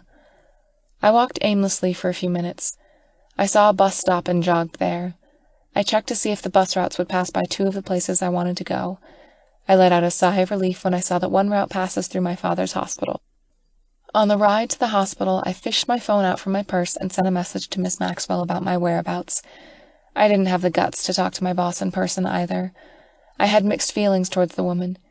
She was very sweet when she gave me the job and the apartment. Who would have guessed that it was all just a ploy for a bet between William and her? When I reached the hospital, my phone buzzed. I dug out my phone from my purse and glanced down at the name on the screen. I let out a strained breath. I slowly clicked the answer button and placed the phone to my ear. "Andy, I'm glad you picked up," Alexandra said. Yes. I sent you a message a few minutes ago. Can I get to work a little late today? I'm visiting my dad for a while," I whispered shyly. "Sure. Take the whole day off. You can come to work tomorrow. I'll be doing some personal filing at work today." She paused for a second. "But can I take a small amount of your personal time today? I'll treat you to lunch," she continued softly. "Oh, sure, Miss Maxwell. Where are we meeting?" I asked timidly, unsure whether to accept the offer or not. I can't see 2 Maxwells twice on the same day after what happened this morning, but I didn't want to be rude to my boss either. "Do you still remember Kevin? He'll pick you up at your father's hospital around noon if it's all right with you," she said with more confidence. "Yes, okay. Thank you," I whispered with uncertainty as I tried to remember who Kevin was. "Good. I'll see you at lunch." The line went dead. I slowly took the phone away from my ears and glanced at the empty screen. I don't know what to make of what just happened. I'll be meeting another Maxwell today, and I knew she wouldn't be saying sorry to me. One thing I observed about Alexandra Maxwell is that she was not the kind of woman who easily lowers herself when she sees that she isn't at fault, even if she was involved in it in some way. I made sure to take my time going up to my father's room. I didn't want to be an open book like any other days. On second thought, this was my father I'm talking about. Even if I had a perfect poker face on, he would still notice that something was wrong with me. As expected, he quickly noticed my sour mood when I entered the room. "Having a rough day? Why aren't you at work?" he asked as I walked towards him to give him a kiss. "Good morning, too, Dad," I greeted teasingly, kissing him on the forehead and walking towards my usual spot. "So, are you going to tell me, or do I have to guess?" he asked after I sat down. "Oh, come on. I don't look gloomy or sad. I have this no-nonsense expression right now," I stated in disbelief as I pointed at my face. "Peanut, have you looked at yourself in a mirror recently? Your eyes are red and puffy like you've been crying recently. Plus, your face is slightly flushed." He gestured at my face. "I didn't... It's not..." I stammered in defense, but gave in at the end. "Oh, Peanut, what happened? Is this about William?" he asked. "No. Why would I let that guy affect me? I'm tough about stuff like that, Dad." "You saying all of this is proof enough that it is about William." I pursed my lips and kept my mouth shut for a moment. He could see through my lie no matter what I do. There was no use of lying to my own father. However, I didn't want to admit out loud that this man I used to hate affected me this much. So what if he doesn't like me? With a deep intake of breath, I told him vaguely about what had happened last night and a few things this morning. I didn't put into detail what happened after or why I stayed over at his place. I went straight to what had happened this morning and what I overheard William said. "So you are hurt that he doesn't have feelings for you?" he interrogated. "I'm not affected whatsoever about—" I trailed off when my father stared at me with that look he makes when he knows I'm lying. "Okay, I'm a little hurt by it," I admitted softly. "Do you believe him?" "How can I not? He said it loud and clear for the world to hear." "Oh, Peanut. Men are sometimes like women too, you know. William doesn't dislike you. If he did, he wouldn't have gone through all that trouble for you. It would be a waste of time. No matter what the bet was about, a man can't be that dedicated to something when he doesn't really want it. William has feelings for you. He just might not know about it yet," he said softly. My father never gave me a love or relationship advice until now. With my previous boyfriends, he was adamant about kicking them out of the house or out of my life. Well, in those cases, I was still in school. Needless to say, I was speechless at his advice. "Did William come to talk to you after what happened this morning?" he asked after a short silence. Yes, we talked for a while," I stammered in reply. "And?" he probed when I didn't continue. "Oh, he told me he was sorry for what he did and told me his reasons for doing so, but I can't really wrap my head around it just yet," I replied while I was deep in thought. "I understand your reaction, Peanut. Just take your time. I think William will understand." I raised my eyebrows at him and grimaced. "I can't believe I never talked to you about things like this before." "Well, I wouldn't be saying the same thing then since you were still in school, and the guys you dated didn't pass my standards," he said with a toothy grin, making his sickly face brighten a little. I grinned. "You have a standard for men I date?" "Yes. You are my only child. You should have the best man to look after you. No more, no less," he replied proudly. I chuckled and shifted the conversation to a lighter topic. I stayed with him for most of the morning until Terry made a surprise visit. I couldn't help but give him a bear hug as he entered the room. I asked him to come with me to get some coffee and chat. "How's your date with Mr. Mogul?" he asked cheekily. His smile was from ear to ear. "Don't make me start. I have something to tell you, and you might not like it," I whispered, my heart racing again. I started to tell him the story I just told my dad. Half an hour later, we were still sitting at the coffee shop and taking small sips of our hot espresso. Terry's eyebrows were scrunched together after I finished telling him what had happened this morning, and that phone call I had with Alexandra. "You're going? For real? If I were you, I would have punched those Maxwells. I don't care if they owned half the damn city, or the world," he hissed in anger. "I knew you'd say that about Alexandra, but I haven't really heard her side yet. And William—" I trailed off with a sigh. "I didn't know you were that forgiving, Andy. I'm glad you aren't completely taken over by the dark side yet," Terry chided with a sigh. I chuckled and shook my head. "I'm not a saint, though. I'm still angry, and hell knows how deep my hatred is." "Good. Use some hatred when you face those Maxwells again. If you need some help, you can always call Andrew and me for backup, but I doubt that Andrew would comply. He'll just stare at Alexandra and gawk at William the whole time," he said. "Probably." I laughed at the idea.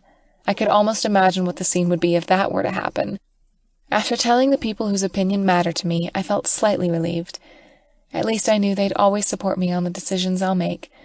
I was not ready to forgive anyone just yet, but I would still listen to them and give them a chance to reason out. Terry was right. I did have some good in me. When we finished our coffee, we went back to the hospital. Terry stayed for a while, but he had to leave eventually because he had something planned for lunch with Andrew. I felt nervous as I thought of the lunch I'll have with Alexandra in a few short minutes. I started to feel like backing out when my phone buzzed. I looked for it in my purse. It was a message from an unknown number. "Miss Peterson, this is Kevin. Miss Maxwell gave me your number to contact you. I'm already in the lobby. I shall wait here until you finish your visit. There is no need to rush. Please, take your time. Have a nice day." My eyes widened.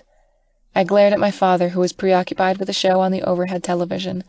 I gulped down the saliva that was stuck in my throat as my heart started to beat fast. Should I go along with this or not?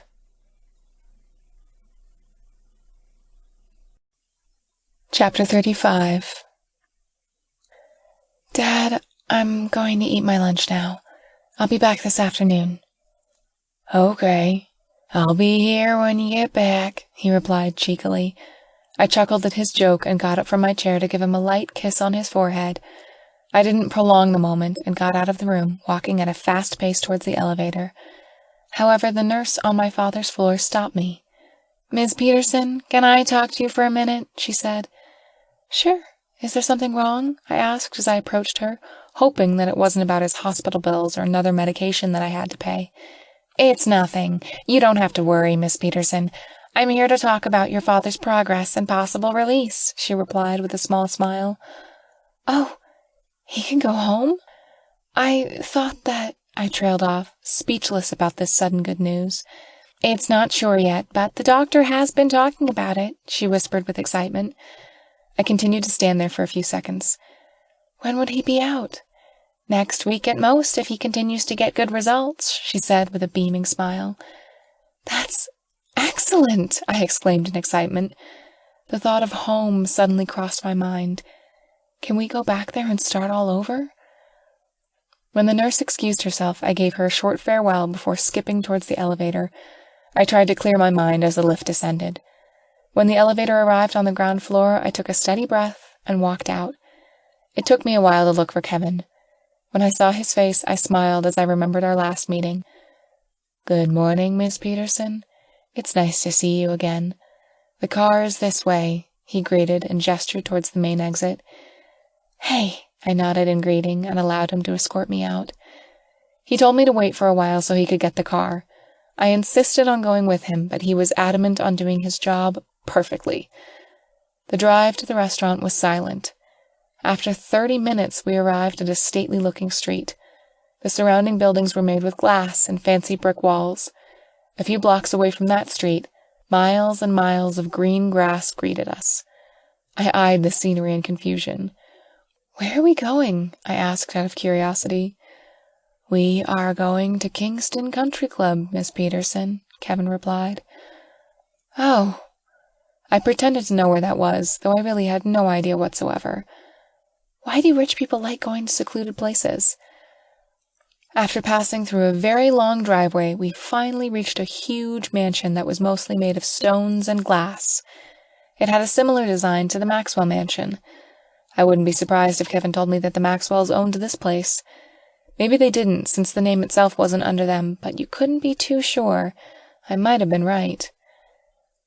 Kevin parked the car in front of the mansion where a man in a pastel yellow polo stood by the podium.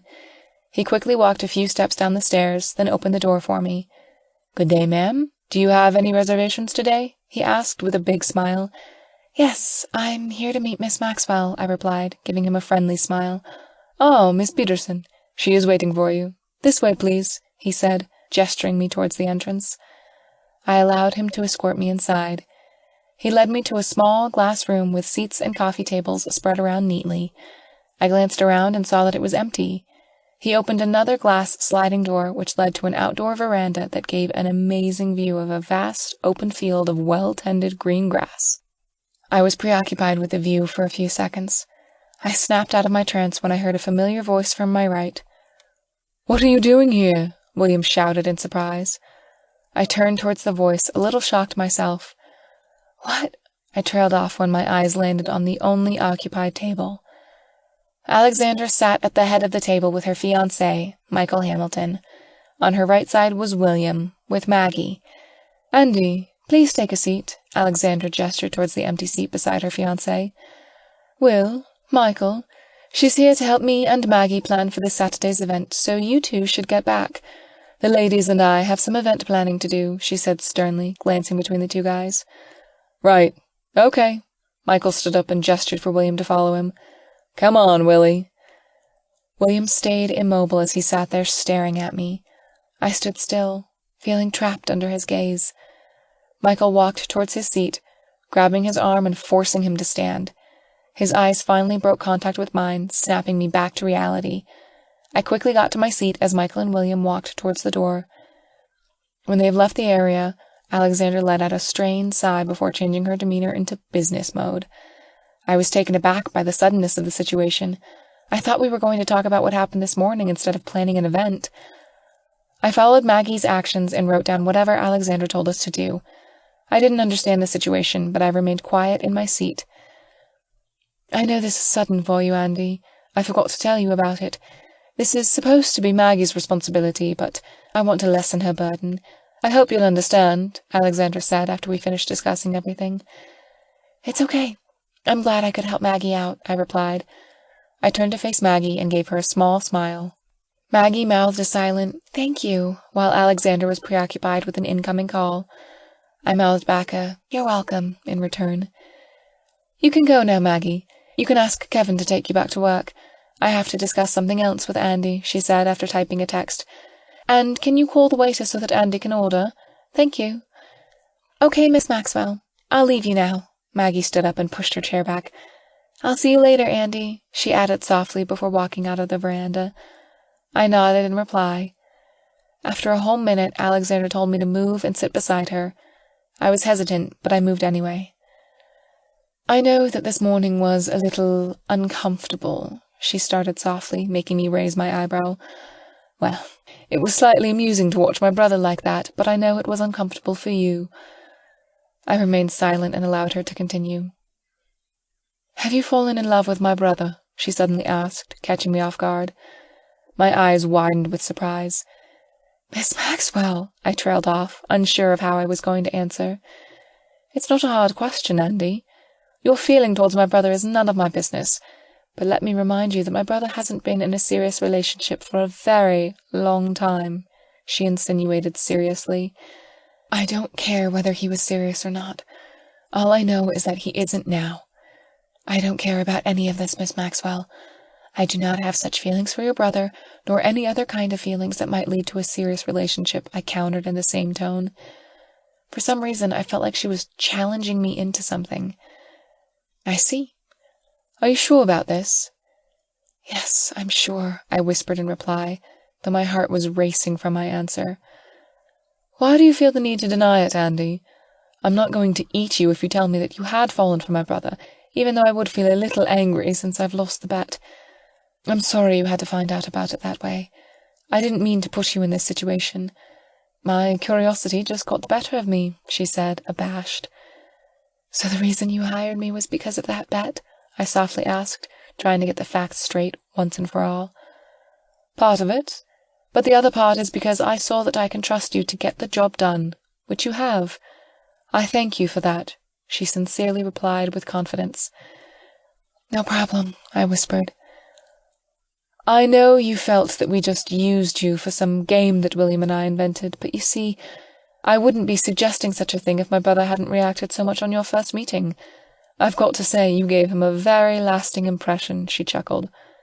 My eyes grew wide with surprise. I didn't know I had such an effect on my first meeting with Mr. Mogul. It was very eventful for me, too. It wasn't something you could easily forget. Have you talked to William after this morning? She suddenly asked, breaking my train of thought. Yes, we talked a little, I stammered in reply. Did he apologize? She probed, her eyes slightly shining with curiosity. He apologized, I replied curtly, feeling uncomfortable with the current flow of the conversation. I hoped she wouldn't ask more about it. So, what did you talk about besides that? She asked. My heartbeat quickened, and I started to get nervous all of a sudden. It felt like I was in an interrogation room, being asked whether I had stolen something. I opened my mouth, but no sound came out. Alexandra chuckled at my expression. You don't have to force yourself if you don't want to talk about it, she stated, releasing me from my internal agony. I didn't want to recount what happened in that short car ride. I felt drained whenever I think of William. Before Alexandra could think of taking back that offer, the waiter appeared to get my order. I didn't take long to pick, since I stuck to the classic sandwich and water. If I would eat anything heavy with how I was feeling right now, I might throw it all up.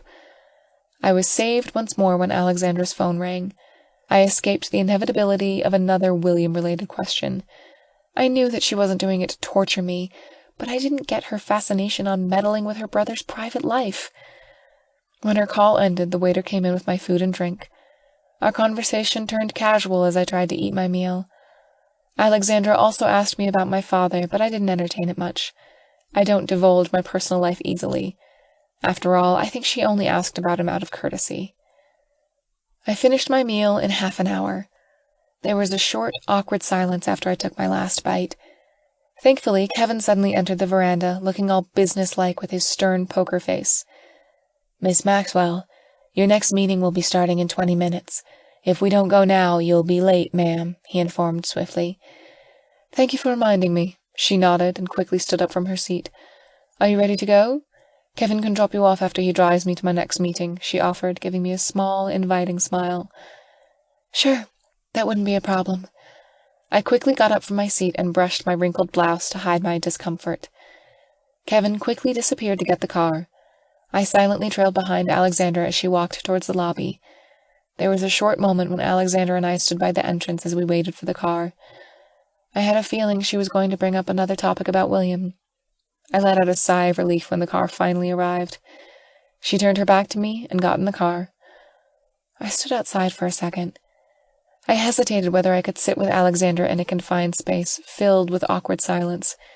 If she breaks that silence with another William topic, I don't know if I could hold back myself. There was a big chance that I will feel irritated, annoyed, or just plain speechless. "Aren't you going to get in?" Alexandra asked. "Sorry," I said, and quickly got inside the car. As I had predicted, silence filled the car as we drove off towards the main road. "Oh, I forgot to tell you. Some of the artwork's already arrived this morning. If you want to start with your curator job, Kevin can pick you up tomorrow to drive you to your new workplace. You don't have to worry about the moving thing for my office this week. I'll hire someone to do it," Alexandra suddenly said. About that, Miss Maxwell," I stammered in reply, feeling another wave of nervousness hit me. "I don't want to take that job anymore," I said in a low voice. "You can take back the apartment." "Wait, are you telling me you are quitting?" she asked in shock, her eyebrows scrunched together in confusion. "I thought you wanted this job." "I don't think that I'm fit for that job anymore," I stated swiftly with a newfound composure. This was it. I finally realized what I wanted to do about this entire situation. "Are you doing this because of what happened?" she asked worriedly, her voice filled with guilt and regret. "No, it's not like that." My voice trailed off as she raised her eyebrow at me. "Please don't lie to me." "I won't hold it against you, but William wouldn't really like it," she said. "It's not really his concern, Miss Maxwell. So can I take this weekend's event planning as my last assignment?" I asked with more confidence. "Are you sure about this?" "I think I am," I mumbled softly in reply.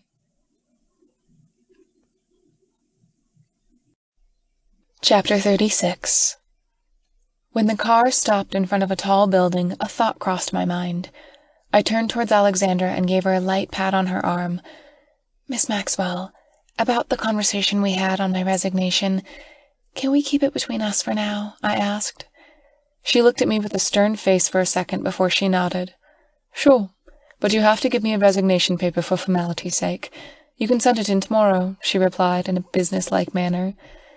"Thank you, Miss Maxwell. You shall have it on your desk by early morning. Have a good day." She gave me a small, reassuring smile before getting out of the car.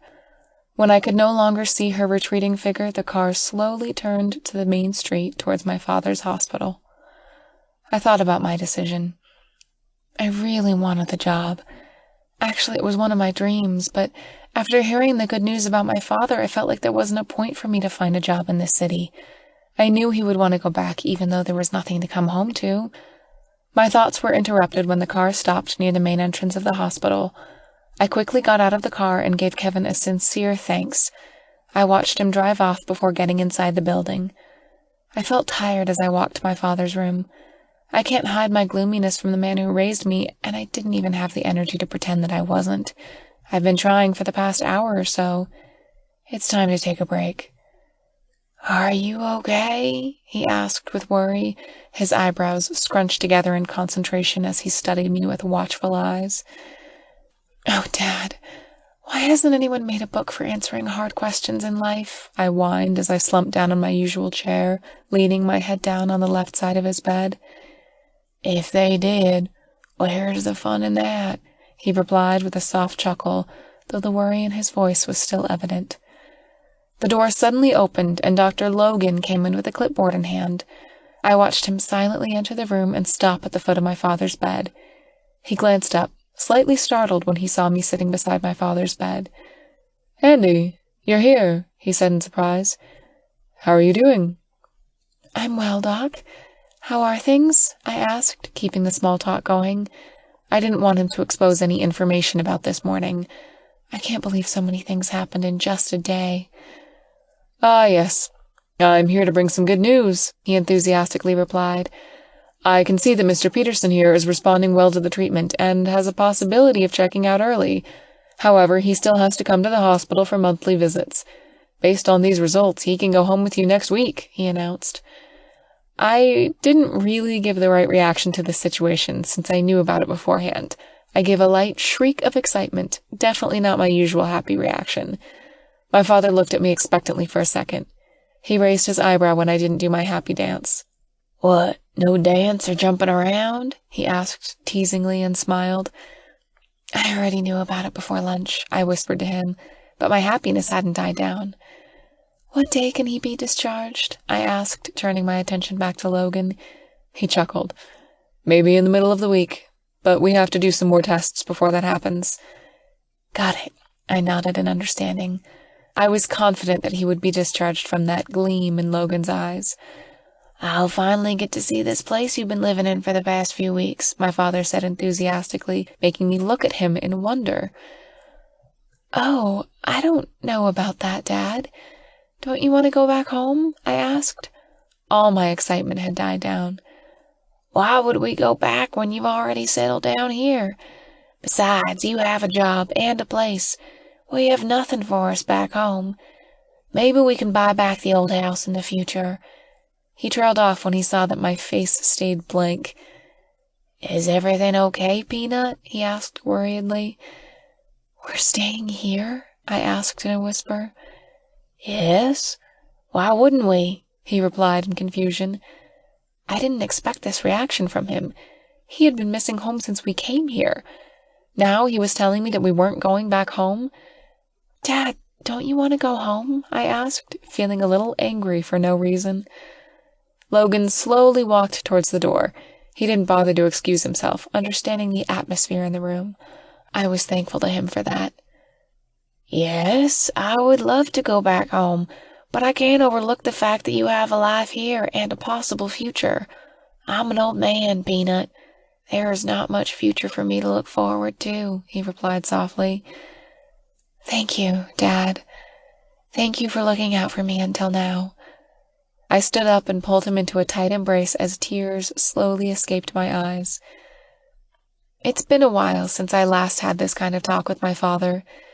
He might be a tough man who lived by a rigorous code, but he never lost his soft side when he was with my mother and me. Uncle Billy helped me understand this side of him when I was young and couldn't grasp his tough parenting. He had been more expressive with me since he got diagnosed. Everything had changed that day we received that bad news. I stayed with him for most of the afternoon, then excused myself before sunset. I walked to the bus stop, but I didn't feel like going back to my apartment. I didn't feel like going anywhere that would make me feel alone. So I jumped into a different bus route and got my phone out. I scanned my contact list until I found the name I wanted to call. "Hey, thank God you still have the time to answer my call," I started when the other line picked up. "What's up, Andy? Why the sudden call?" Terry asked curiously. "Are you at work already? I'm coming over," I asked, getting straight to the point. "No, I'm still at my place. How long would it take you to get here?" he asked casually, not even surprised by my sudden visit. 15 minutes, more or less." "Okay, I'll be here waiting." He ended the call quickly, giving me no time to say a proper goodbye. The bus ride to his place was short. When I arrived, it was almost dark outside. I had a small sense of longing for the old place. I didn't hesitate to knock on the door. It took a while for Terry to answer. "So, what brings you here?" he greeted as he allowed me to enter. "Can I crash here for a few days? I don't feel like staying in my place at the moment," I replied wearily. I walked towards the couch and slumped down, sighing as I settled in. "I miss this couch," I said longingly, disrupting Terry on what he was about to say. "And you are changing the subject because?" he asked, his tone filled with suspicion. "Because it's not a subject I want to talk about right now. It's quite obvious that it is about a certain someone," I answered dejectedly as I slowly lay down on the sofa comfortably. "So the fairy tale was a hoax?" he asked. "You already knew about it because of this facial expression, right?" I said while pointing at my face. I didn't even say whether he was wrong or not. "Yes, and the aura also helped," he said softly in a worried tone.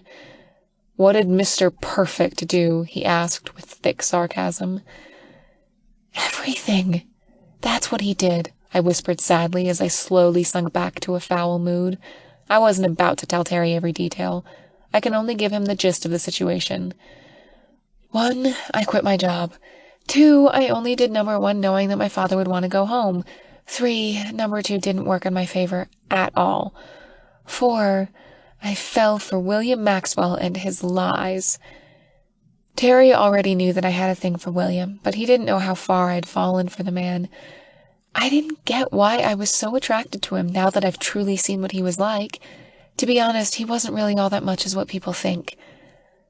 Terry allowed me to crash on his couch again for a few nights and agreed to take me to my place when his work was done to get a few of my things. When he left for work, I took the time to sleep. Any sort of entertainment was bland in my sight at the moment. The next thing I knew, someone was lightly kicking my legs. At first I thought I was just dreaming until the hits became more prominent. "Are we going to your place or not?" Terry asked monotonously. "Why are you kicking me? You should be kicking a certain prick instead," I mumbled sleepily, slowly turning my body to face the ceiling. "Do you want to get your things tomorrow night? You look beat. I only woke you up because I didn't want you to be pissed about it in the morning." "Let's do this now. I don't want to cross paths with anyone tomorrow." I slowly got up from the couch with my eyes still half closed. "Your shoes are here." Terry waved my shoes in front of me. "Thank you." I didn't know how I walked all the way downstairs and rode Terry's bike, but the next thing I knew, I was gripping on his waist for dear life. He raced through the empty, dark streets towards my apartment. It took us less than 10 minutes to get there rather than the usual 20 minutes. It made me wonder how Terry stays safe while driving a motorcycle that fast. "You can stay here. I'll be quick," I instructed as I jumped down and took off my helmet. I didn't wait for his reply and hurriedly entered the apartment building.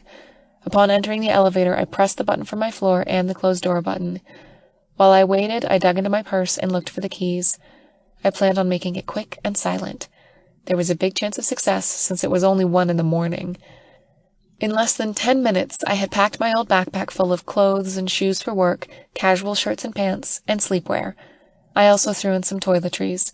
I debated on bringing my other things with me, but I didn't want to ride a bike with huge boxes on board, so with a discontented sigh, I made my way out of my apartment and down the lobby. When I got out of the clear glass door, I saw Terry standing by the same place where I left him. He took my command to heart. I leered at his stance and shook my head in amusement. "Come on, let's go. I'm tired, and I'm sure you are too." "So, no one is staying at your place while you are staying at mine?" he asked as he handed my helmet back. "Yes, why?" I asked, raising my eyebrow at his unexpected question. "How about we make a deal?" he said with a sly grin. "Go on, I'm listening." "You can stay at my place while I stay at yours," he stated with a smile. "We don't have a deal. You're making it sound like a fair exchange, but you get the upper hand with my gorgeous apartment," I snorted. "Hey, my place is awesome too. You seem attached to it," he smirked cheekily. Yeah. I playfully pushed him towards his bike as I wore the helmet. "Let's go already. I'll think about it." Terry sighed, but followed my orders nonetheless and hopped in his ride. I hoped that tomorrow would not be as eventful as today. On second thought, I was formally resigning tomorrow. Chapter 37. I was too lazy to get up the next morning. It felt like a heavy weight was placed on my back, but I tried to turn on the couch despite it. When I sat up, I could feel a numb sensation from my neck down to the soles of my feet. I grunted as I slowly stood up. I wasn't paying attention to my surroundings at all. Since I just woke up, I only had 5% consciousness at most. "What's with the grandma sounds?" Terry asked as he leaned against the wall near the television, making me jump up in surprise. Why are you awake at this hour? I was dumbfounded as I eyed him in shock. "I have a breakfast date with Andrew today." "What is your excuse for waking up at 10 in the morning?" he replied, raising his eyebrow.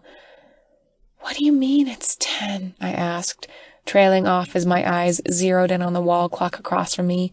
I gasped and animatedly jumped out of the couch. Terry just stood there, laughing at me the whole time. He patiently waited for me to finish dressing up and offered me a ride to work. I was juggling 2 tasks at a time, brushing my teeth while combing my hair, and he found it oh so hilarious. In less than 15 minutes, we were both out of the door and on our way to work. I wasn't really sure about how things would play out. Work consisted of seeing my boss, who I still had mixed feelings for. Plus, there was my other concern at work, William Maxwell. I don't know what to say to him at all. When Terry parked in front of the company building, things finally dawned on me. I sat there, still holding on to him like a statue. Terry teased me for a second, but when I remained silent, he realized something was wrong with me. "Andy, is everything all right? Do you want to take the day off?" he asked, taking my hand off him and turning to look at me. "You look pale right now." "I'm fine," I replied breathlessly as I tried to get a grip on myself. "I'm just a little dazed with what I'm going to do today," I added with more volume. "What are you doing anyway? You haven't really told me everything yet," he asked, sounding slightly annoyed. I looked at him dead in the eyes. "I'll tell you later. For now, you should go and have a beautiful breakfast date with Andrew. Lunch date, actually, since it's almost noon." "It's called brunch, Andy," he chuckled. "Well, you have to tell me when you get back, and no more shortcuts. I want details this time," he said seriously, but the teasing glint in his eyes was obvious. "Run along now. You are late." "Yes, sir," I saluted and turned around military style towards the building, making Terry burst into fits of laughter. When I arrived in the lobby, Danny had her head down while answering a phone call. I wanted to approach her and ask something, but decided against it. So I quickly made my way towards the elevator, hoping she didn't see me gawking her. The ride up was suffocating, and my heart started to beat a little faster than normal. My nerves got the better of me. I didn't know if I could keep a straight face on. The elevator opened on my floor without any stops. I felt a tightening in the pit of my stomach. I didn't know if it was my nerves or just hunger, but either way, I felt nauseous. "Andy?" Maggie looked at me in shock as I walked towards my desk. "Hey, is Miss Maxwell in her office?" I asked. "Oh yes, she's here since this morning," she replied, still staring at me in surprise. "Are you okay?" I replied with a timid smile before placing my things on my desk and turning towards Alexandra's office to tell her I had arrived. Maggie didn't say anything, which meant Alexandra had been expecting me. I knocked on the door twice before I entered. I wondered where I got my confidence, since the butterflies in my stomach hadn't disappeared at all. "Miss Maxwell, can I have a few seconds of your time?" I asked as I entered her office. She typed something on her computer before glancing up at me. "Andy, you're late," she pointed out casually. "I'm sorry for my tardiness, Miss Maxwell. I woke up late this morning. Can I give you the letter this afternoon instead?" I asked shyly. "Sure, take your time. There's no need to rush. I'm here all day today," she replied. "Thank you," I nodded briefly as I turned to exit the room. "Oh, Andy, can you tell William that we'll have a meeting later at 2 p.m., she said, making me stop mid-stride halfway out of the door. I looked back and nodded in reply. I stared at her for a second before getting out of the room. I quickly made my way towards my desk and slumped down in my chair as I let out a frustrated sigh. Maggie looked at me with a curious look. "Is there something wrong?" she asked worriedly. "It's nothing. Is William in his office?" I asked wearily and stood up from my chair. "He's inside. Just knock and go in." She gestured towards his office. I nodded before I slowly walked towards his office door, giving it a soft knock. I couldn't believe I was going to see him after all that happened yesterday. It was tough, even if it was for work. "Excuse me, Mr. Maxwell," I said as I entered his office. "Miss Maxwell asked me to tell you about the meeting at 2 p.m. I continued after a short pause, trying to keep my tone professional. Andy, you're here, he stated breathlessly as he looked up towards me, giving me his full attention. That's all, Mr. Maxwell, I stated sternly after a few seconds of awkward silence. No, wait. Can I talk to you for a second? He called aloud and jumped up from his chair when I slowly turned around towards the door. I'm busy at the moment, Mr. Maxwell, I lied, not bothering to turn around. Where were you last night? Why were you late this morning? That really isn't your business, I replied with more volume, but my voice still sounded breathless. If it isn't, then tell me this. Who are you avoiding right now? His voice had a hint of vexation in it. I stiffened, my hands balling into fists on my side. What do you want? You already made your point. Why can't you just leave it? I countered in the same tone. How can I do that when you are like this? He replied louder. Then I felt a hand touch my shoulders and slide down to the fists on my side. Like a breath of fresh air, my anger was slightly abated by his touch. I'm sorry, okay? I'm really sorry for being what I am and for what I did. I don't know how to make it up to you. You won't believe how guilty I am right now, but what I told you in the car was all true. Please believe me, he whispered softly, his warm breath caressing my hair. I felt a shiver run through my body, but I didn't let it show. I remained rigid as I stood there like a statue. Slowly, I took a necessary step away from him to give myself some room to breathe. Even if I don't want to, I do believe you, but the damage has been done, I answered softly. What can I do to change that? He asked desperately. I don't know. I stared at him for a moment. I've been in this situation before. Someone I used to love played me. He groveled and asked for another chance.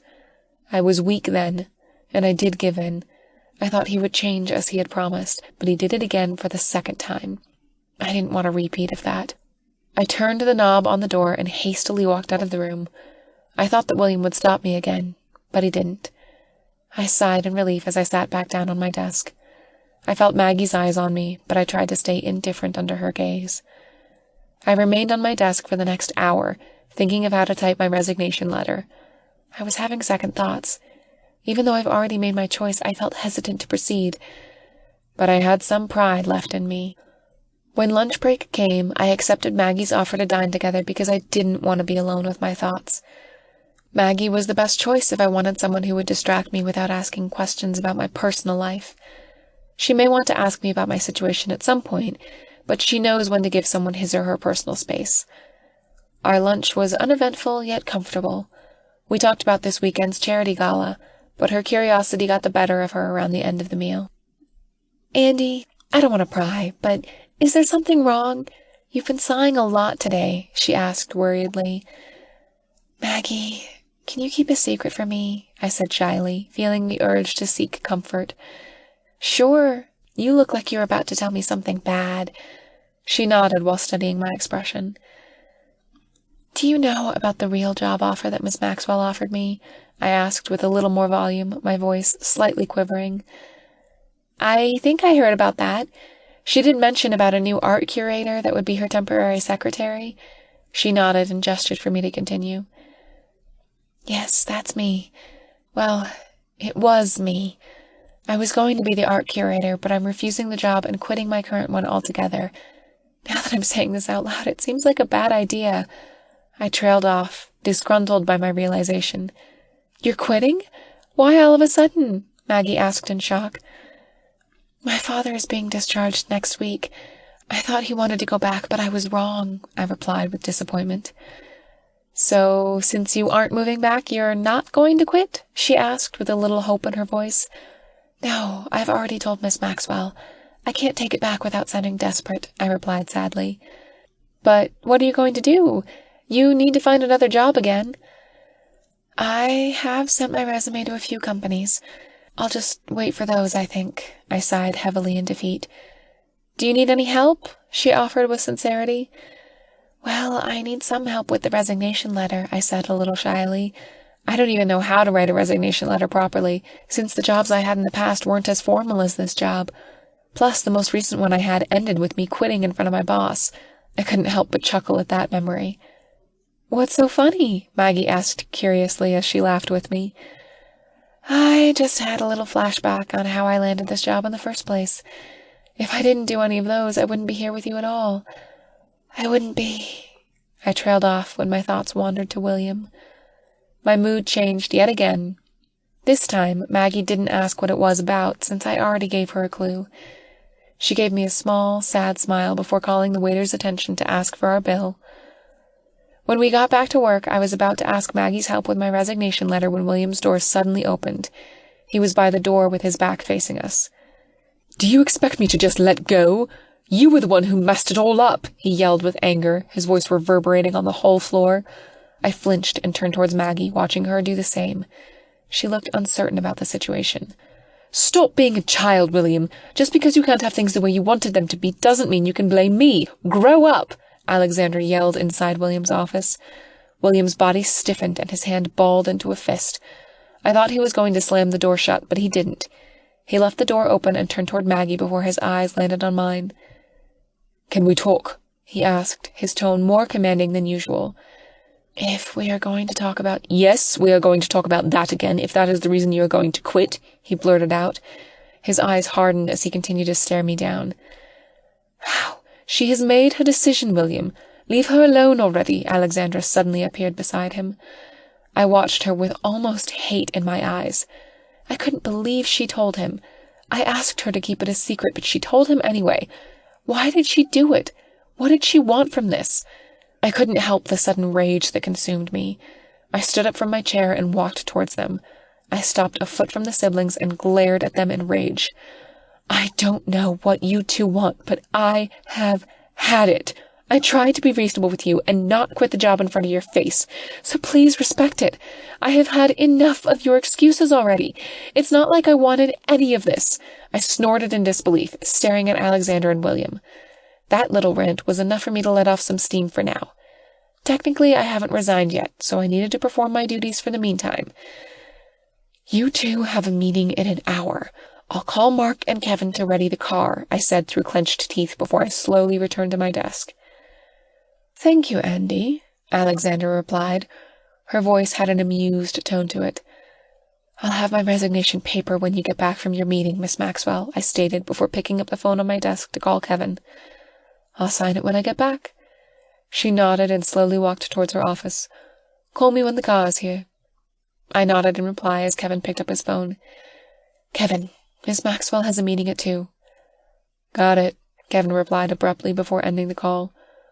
"Are you going to sit there and pretend like this didn't happen?" William asked angrily, slamming his hand on my desk. I jumped in surprise at his outburst. "Yes. Didn't you see me just now?" I looked at him like he just asked an insane question. He stared me down as he gritted his teeth. "Just tell me the truth, please." "Why are you so desperate? Why do you really want to know?" I asked. He didn't say anything and continued to stare at me instead. "Okay, fine. You want the truth?" I started in defeat, almost yelling the words out. "I quit this freaking job because of you. I don't want you in my life anymore, or anyone else who's linked to you. I have had enough. I don't want to see your dead blue eyes, dirty blonde hair, or shitty smile any longer." I snorted in annoyance. "And then you have this weird way of staring at me like I'm so— See? You're doing it right now!" I gestured towards his face in emphasis. He kept staring at me. His eyes were hard, yet it had some degree of softness at the same time. He slowly reached out his hands to cup my face, catching me off guard. I didn't have time to react as his face closed in. The next thing I felt was his warm lips on mine. "Please, don't leave," he whispered desperately as he pressed his forehead to mine, his warm breath fanning my face. At that moment, I knew he had me. This is not how I wanted things to play out. Chapter 38. When I regained my wits, I quickly pushed away from him. "What are you doing?" I whispered in shock. "I'm asking you not to leave," he replied shamelessly. "You're asking me to—" I trailed off when he cupped my face again for another kiss, but this time I was prepared. I ducked my head down, making the kiss land on my forehead rather than my lips. However, the situation wasn't anything better. My skin tingled and my heart raced just from the sensation of his lips on my bare skin. When he finally let go of me, I quickly pushed myself away. "Would you stop doing that?" I grumbled breathlessly. Are you sure you want me to stop? He asked smugly as he stared at me. I pursed my lips and glared at him. I watched his eyes glint with hope. He was about to say something when Maggie interrupted us. "Mr. Maxwell, your car is ready downstairs," she said calmly. Thank you, Maggie. I'll be right down, he replied, but he kept his eyes on me. Don't go anywhere. We aren't finished yet. "Yes, we are," I countered in annoyance and kept my eyes on him. He slowly walked backward towards the elevator as he continued to keep me under his gaze, but I didn't let those tantalizing blue eyes affect me. Suddenly, Alexandra's office opened. He looked startled at the sudden sound of her door opening. "Are you going? I had Kevin do an errand for me, so I have to ride with you to the meeting," Alexandra said as she walked past William. "Come on. Mark is waiting downstairs," she called when he didn't follow. I looked back down at my desk, pretending to do some work. I felt that his eyes were still on me. When I heard the elevator close, I let out a huge sigh of relief. "Are you okay?" Maggie said. I looked up and felt my face flush in embarrassment. "I'm okay." "When did you and William—" "I'm sorry for asking. It's not my place to ask." "No, it's okay. We are not really in that kind of relationship. I mean, we aren't intimate. We aren't in any relationship whatsoever." "But you two are seeing each other?" she probed cautiously. "We were. We had a few dinners and stuff," I said, looking away from her. "Right," she snickered. "A word of advice. Let him fall for you first before you fall for him," she whispered in enthusiasm as a smile appeared on her face. I turned towards her and smiled in reply.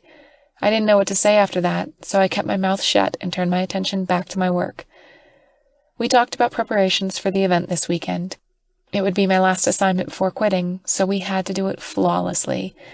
Then Maggie gave me a list of meetings to attend that day. The first on the list put a smile on my face. I was to discuss with the owner of the bar Blackjack the drinks to be served at the venue. It was a pleasant surprise after a very exhausting morning. It was noon when I reached the bar. A wave of nostalgia hit me while I stood at the entrance. "Andy, why are you standing there? Come on in." Jack suddenly appeared behind me. "Jack, hey! I just got here, actually," I said with an apologetic smile. "Is that right? I watched you standing here for at least 5 minutes now," he snorted, but his face didn't have a hint of humor. I didn't know how to approach him again when I hadn't seen him for weeks. I avoided Terry's offer for weeks. I thought an apology would clear that tension. "If you're going to apologize for not coming here often, don't. Terry told me everything," he said firmly. I looked at his back, eyeing him in shock. I can't believe he read me without looking at my face. "That silence only justifies that my thoughts were right," he added after a short silence on my part. "Sorry," I whispered shyly in reply. He led me to the backroom office. The last time I was in this room was when Alexander offered me a job. It was the day I started making a series of stupid decisions that all backfired on me later on. I grimaced from the memory as I sat down on the same chair that I sat on when Alexander talked to me. The sense of nostalgia was slowly giving me a headache. Jack was very professional the whole time we were inside his office. We talked about the event and every detail that Alexander had instructed me to tell him. The whole time his face held no expression other than to crunch his eyebrows together. "Well, I think that's about it," Jack said with finality. "Yep, that would be all," I nodded in reply. I glanced at my watch and slowly stood up, ready to say goodbye. "I think I should be going. I have another meeting." "Okay, I'll walk you out." He nodded and gestured towards the door. It was slightly awkward as we walked out of his office and the short distance towards the main door. We didn't say anything to each other. Before stepping out, I turned around to say goodbye, but Jack spoke up before I could. "Andy, I'm sorry if this sounds so intruding, but is it true that you and William are a couple?" he asked seriously, curiosity thick in his voice. I looked at him with wide eyes. Though I may have expected it, I wasn't sure if he would actually do it. "No, my God, no, we aren't a thing," my voice rose at a higher octave. Oh, right. I'm sorry if I'm making you uncomfortable by asking. He gave me a small, apologetic smile. It's all right. This isn't my first anyway, but I'm not saying I'm used to it now. Well then, have a good day. Please visit any time. It doesn't have to be within store hours.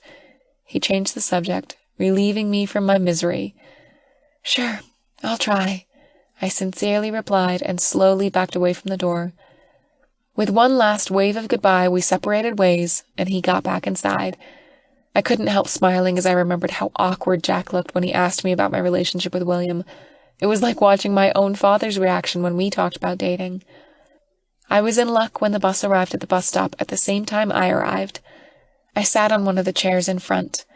I reviewed a few things for my next meeting. I was going to a pastry shop to order specialized cupcakes for the event. On the ride there, I wasn't aware of the black car that was beside the bus. When we reached a red light, the bus stopped beside the black car. I was so preoccupied with my thoughts, I didn't notice the window of the car beside me rolling down. "Hey, Andy!" A voice called out my name. At first, I didn't bother looking around and assumed that I just misheard it. However, when the voice continued to call my name, I started to get alarmed. I glanced around until I found the source. "Hey, can you hear me?" William asked. The clear glass window between us muffled his voice. I stared at him for a second before opening my mouth to reply, but no words came out. "Where are you headed? You can get out. We'll drive you there," he shouted in command. Behind me, I noticed the people who were inside the bus looking in his direction. I regarded them shyly before looking back at William with an annoyed look. "Go away! I'm all right here," I said. "What? I can't hear you," he shouted even louder. "Stop shouting," I mouthed wide and slow, with my eyebrows scrunched together to make my intentions clear. "I really can't hear you." "Would you shut up?"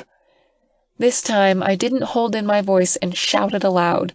William looked at me with his lips pursed, like he was hiding his amusement, though from his eyes I knew he was enjoying the moment. "We aren't finished talking," he shouted.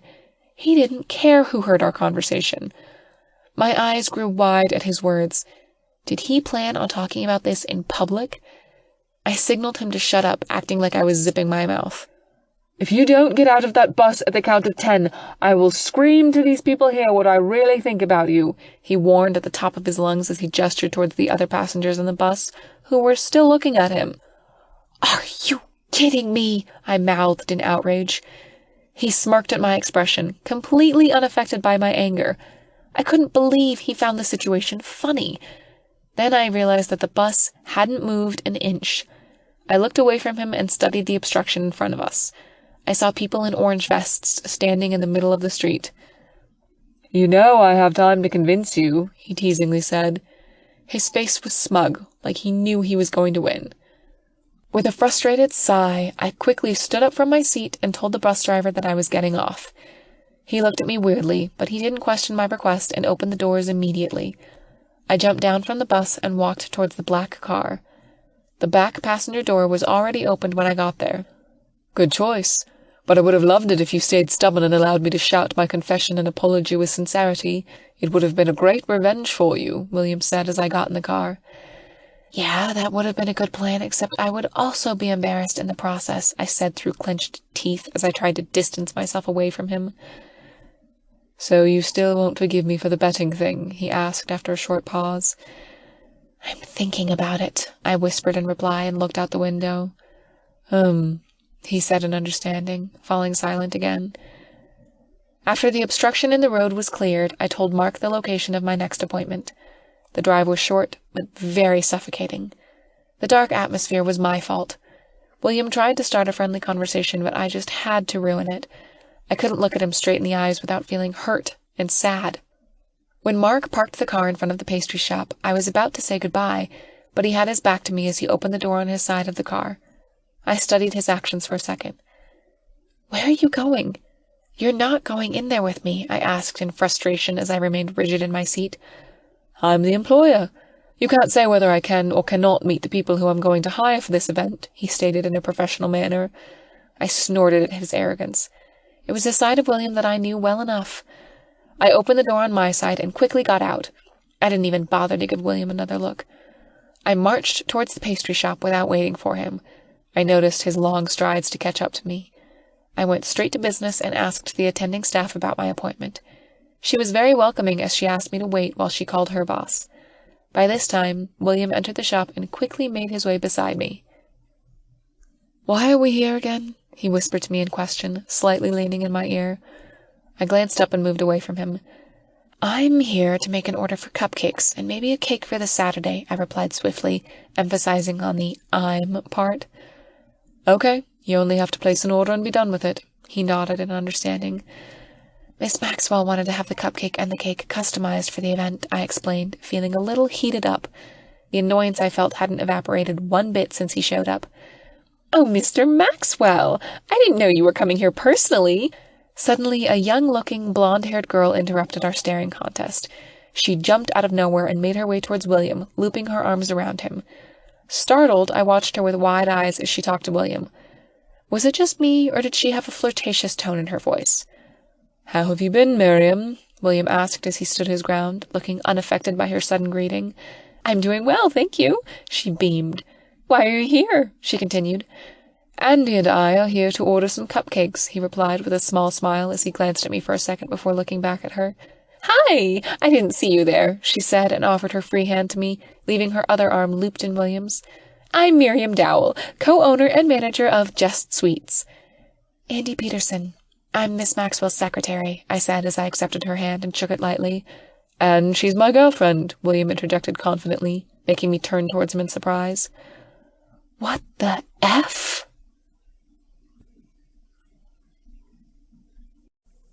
Chapter 39. "What are you talking?" William cut me off by bumping his hips to mine. Then he wrapped his arms around my waist. He took a step back from the girl's hold and leaned on me. "So, where shall we do this?" he asked her in his business tone, tightening his arms around my waist. At that moment, I couldn't grasp the anger that slowly consumed me. Who the hell did he think he is? What was he trying to pull off? Miriam stepped away from him and gestured towards her office. I took this time to act. I elbowed him right in the stomach and walked ahead. I heard him grunt in pain. "Don't think I'll go along with this," I mumbled when I left him. "Wait, this is not what you think it is," he whispered. "Just get straight to the point." I stopped walking and turned towards him with a death glare. "Can you just go along with this for a while? Miriam and I have some—" He trailed off when I raised my eyebrow. "You are not seriously asking me to play along with this so that this girl, who I know you've slept with, won't cling to you like a leech," I grumbled in annoyance. "This is not my problem, so if you are uncomfortable with the damn situation, why not get out and go back to work?" "I'm not going to leave you with her after what I just said," he replied in disbelief. "And whose fault is that again?" "I only acted that way because—" "I'm not taking any excuses. I'm going to the office. If you aren't ready to tell her the damn truth, just leave. I can handle this myself," I stated with conviction. When he didn't reply, I turned around and continued walking towards the end of the hallway where Miriam stood staring at us. She gave me a small, tight-lipped smile when I looked at her. I couldn't believe I'm going to take the heat for his stupidity. "This way, please." Miriam opened the door and gestured for me to get inside. My first impression of the place was that it's cute and girlish. The dominant color of the room was pink and white, while the table was painted in white and gold. Even the chairs looked like it was designed for a garden party. "This is a really nice office," I remarked as I sat down on a chair opposite to her. "Thank you," she replied enthusiastically, finally giving me a genuine smile for the first time. "Where do I sit?" William asked, halting me from asking a question. I turned towards the sound of his voice. Miriam gestured towards the seat beside me. "I'll let you taste some of our cakes before you decide," she started after William sat down. "I'll be right back." She stood up and quickly exited the room. "What are you doing? If you're going to stay, you should clear up that misunderstanding a few minutes ago. I don't want this to be more awkward than it already is," I hissed at him before he could say anything. "Okay, but hear me out," he pleaded guiltily. "Can you go along with it for a while? I don't want her getting any ideas about my visit here." "Are you seriously making me a reason to avoid your ex?" "Don't be ridiculous. I just don't want her to get any ideas that I'm available whatsoever, he snorted. Oh, please, don't give me that excuse. We both know you are as available as ever. I rolled my eyes at his words. You still don't believe that I'm serious about you? He sighed and mumbled softly to himself, but it was loud enough for me to hear. Not sure how to respond, I stayed silent for a moment and prayed someone would interrupt us soon. After a few minutes, my prayer was answered when Miriam arrived with a tray of small cupcakes in hand. As expected, the rest of the meeting was very uncomfortable. The flirtatious comments she gave to William was unbearable on my part. I wasn't jealous or anything, but it annoyed the hell out of me. The girl couldn't take a hint at all. She kept on making advances, even though she thought that William and I were dating. At some point, I wanted to show her something just to piss her off, but I didn't want William to have more reason to pursue me. So I helplessly watched her flirt for the rest of the meeting. I thought I had finished digging a hole and reaching the other end of the world when it was over. It was 5:30 in the afternoon, and my stomach was full of nothing but sweets. It would be impossible to eat dinner. I was about to part ways with William at the main door of the pastry shop, but he suddenly grabbed hold of my wrist. We aren't done with our conversation from this morning, he said, lightly tugging me towards his waiting car. What are you doing? I asked angrily as I tried to pull myself free from his hold. If I don't act on it, you will ignore me again. He trailed off when I finally broke free from him. For goodness sake, it's not that hard to ask. I would have gone with you if you asked nicely, I shouted in frustration. He gaped in shock before he straightened his stance and let out a heavy breath. I'm sorry for being too forceful, he trailed off softly as he took another deep breath. You think? I interrupted. Please let me finish, he said in a domineering tone. Can I talk to you? I would love to do it over dinner. His words didn't match his overbearing tone at all. Are you kidding me? I already told you how to say it, and you're being like this? I asked in disbelief and gestured at him in disgust. I'm out. I'm going home. I don't want to talk to you right now. Wait, damn it, he called out when I was a few paces away from him. Still not close enough, I shouted back and continued walking. Okay, you win. Go ahead and go home. I'll see you tomorrow, he shouted in defeat and stopped following me. I brushed him off with a wave as I continued walking. When I reached the pavement, my mind was cleared out of everything that was associated to William. It dawned on me that I didn't know how to get home from here. I had never felt so stupid, not even after the stunts I pulled recently. I finally lost it. It was ironic, since I'm really lost. When I saw a nearby coffee shop, I got inside and ordered myself a drink before calling my most trusted person to pick me up, Terry. When he arrived, I told him everything that happened. He found it very amusing, to say the least. I can't believe you did that. It was a nice exit, but the aftermath was just, he said and laughed some more. Please don't remind me. Can we go now? Please, I'm really tired, I said before putting on my helmet. He nodded, but kept on chuckling as he put on his helmet. The ride back to his apartment was short. After he had dropped me off, Terry gave me a quick farewell and drove off to work. I was left alone for the rest of the night, which was both a positive and negative thing.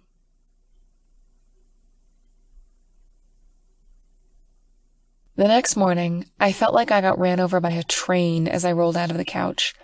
I quickly got myself ready for work when I saw that I had half an hour to go. Terry offered to give me a ride again, which was very sweet of him. He reminded me of the switch thing with our apartment as we hopped on his bike. He might have planned the timing, since I couldn't rant on about it with the helmet already on. When we reached my workplace, I hurriedly took off my helmet. If you help me get some more of my things tonight, you can start staying there for the rest of the week until Miss Maxwell takes it back. You got yourself a deal, he replied enthusiastically, giving me a thumbs up. I chuckled at his reply and made my way inside the building. I turned towards the reception desk and saw Danny gawking at me. I gave her a brief wave, which she replied with a smile and a wink. I made my way towards the elevator after that. The elevator door opened without me pushing the call button. I stepped aside as a few people piled out, then lowered my head when I noticed a few board members in the crowd. When the last man got out, I stepped inside. There you are. Why are you late? I turned to my left and glanced up in surprise. What? When did you? I whispered in shock as the elevator closed. I was trapped in the elevator with William. It was not a good way to start my day. No, Tell me, why are you quitting? He asked. I think I need to get out. I think I forgot to get something at home, I stammered as my nerves crawled up to my vocal cord. He studied me for a second and raised his eyebrow. So... He took a cautionary step that had me backing up to the steel wall. The situation felt so familiar. Well, if you really want to know so badly... Yes, I do.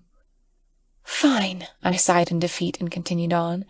I quit because I didn't want to see you, hear you, or even smell you at all. I had it. I truly just had it with all of you damn Maxwells. Smell? He interrupted with a snicker. I'm not finished yet, I warned and glowered at him. I don't want to continue whatever it is that I have going on with you. The truth is, I'm not even sure what I feel about you. Are you done? He silently asked after I paused. No, I still have more to say, I said firmly.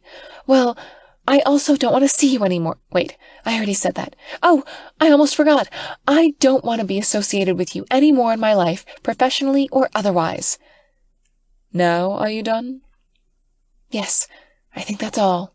I nodded curtly. Well, everything you have said isn't what I wanted to say. Actually, the opposite of everything you just said is what I wanted to say. He took another step closer to me. Why do you think so negatively of me? Are you really asking me that obvious question? I snorted and eyed him in disbelief. True, I can't lie to you about that fact, but what about after? You can't lie and tell me your feelings haven't changed, he probed in interest. Okay, I'll give you that, but so what? That's the only defense you have? If you bottled up every bad moment we had, I'd have an atomic bomb in my hands. He chortled at my words and shook his head in disbelief. Why do I sense a wavering resolve in your tone? He asked smugly.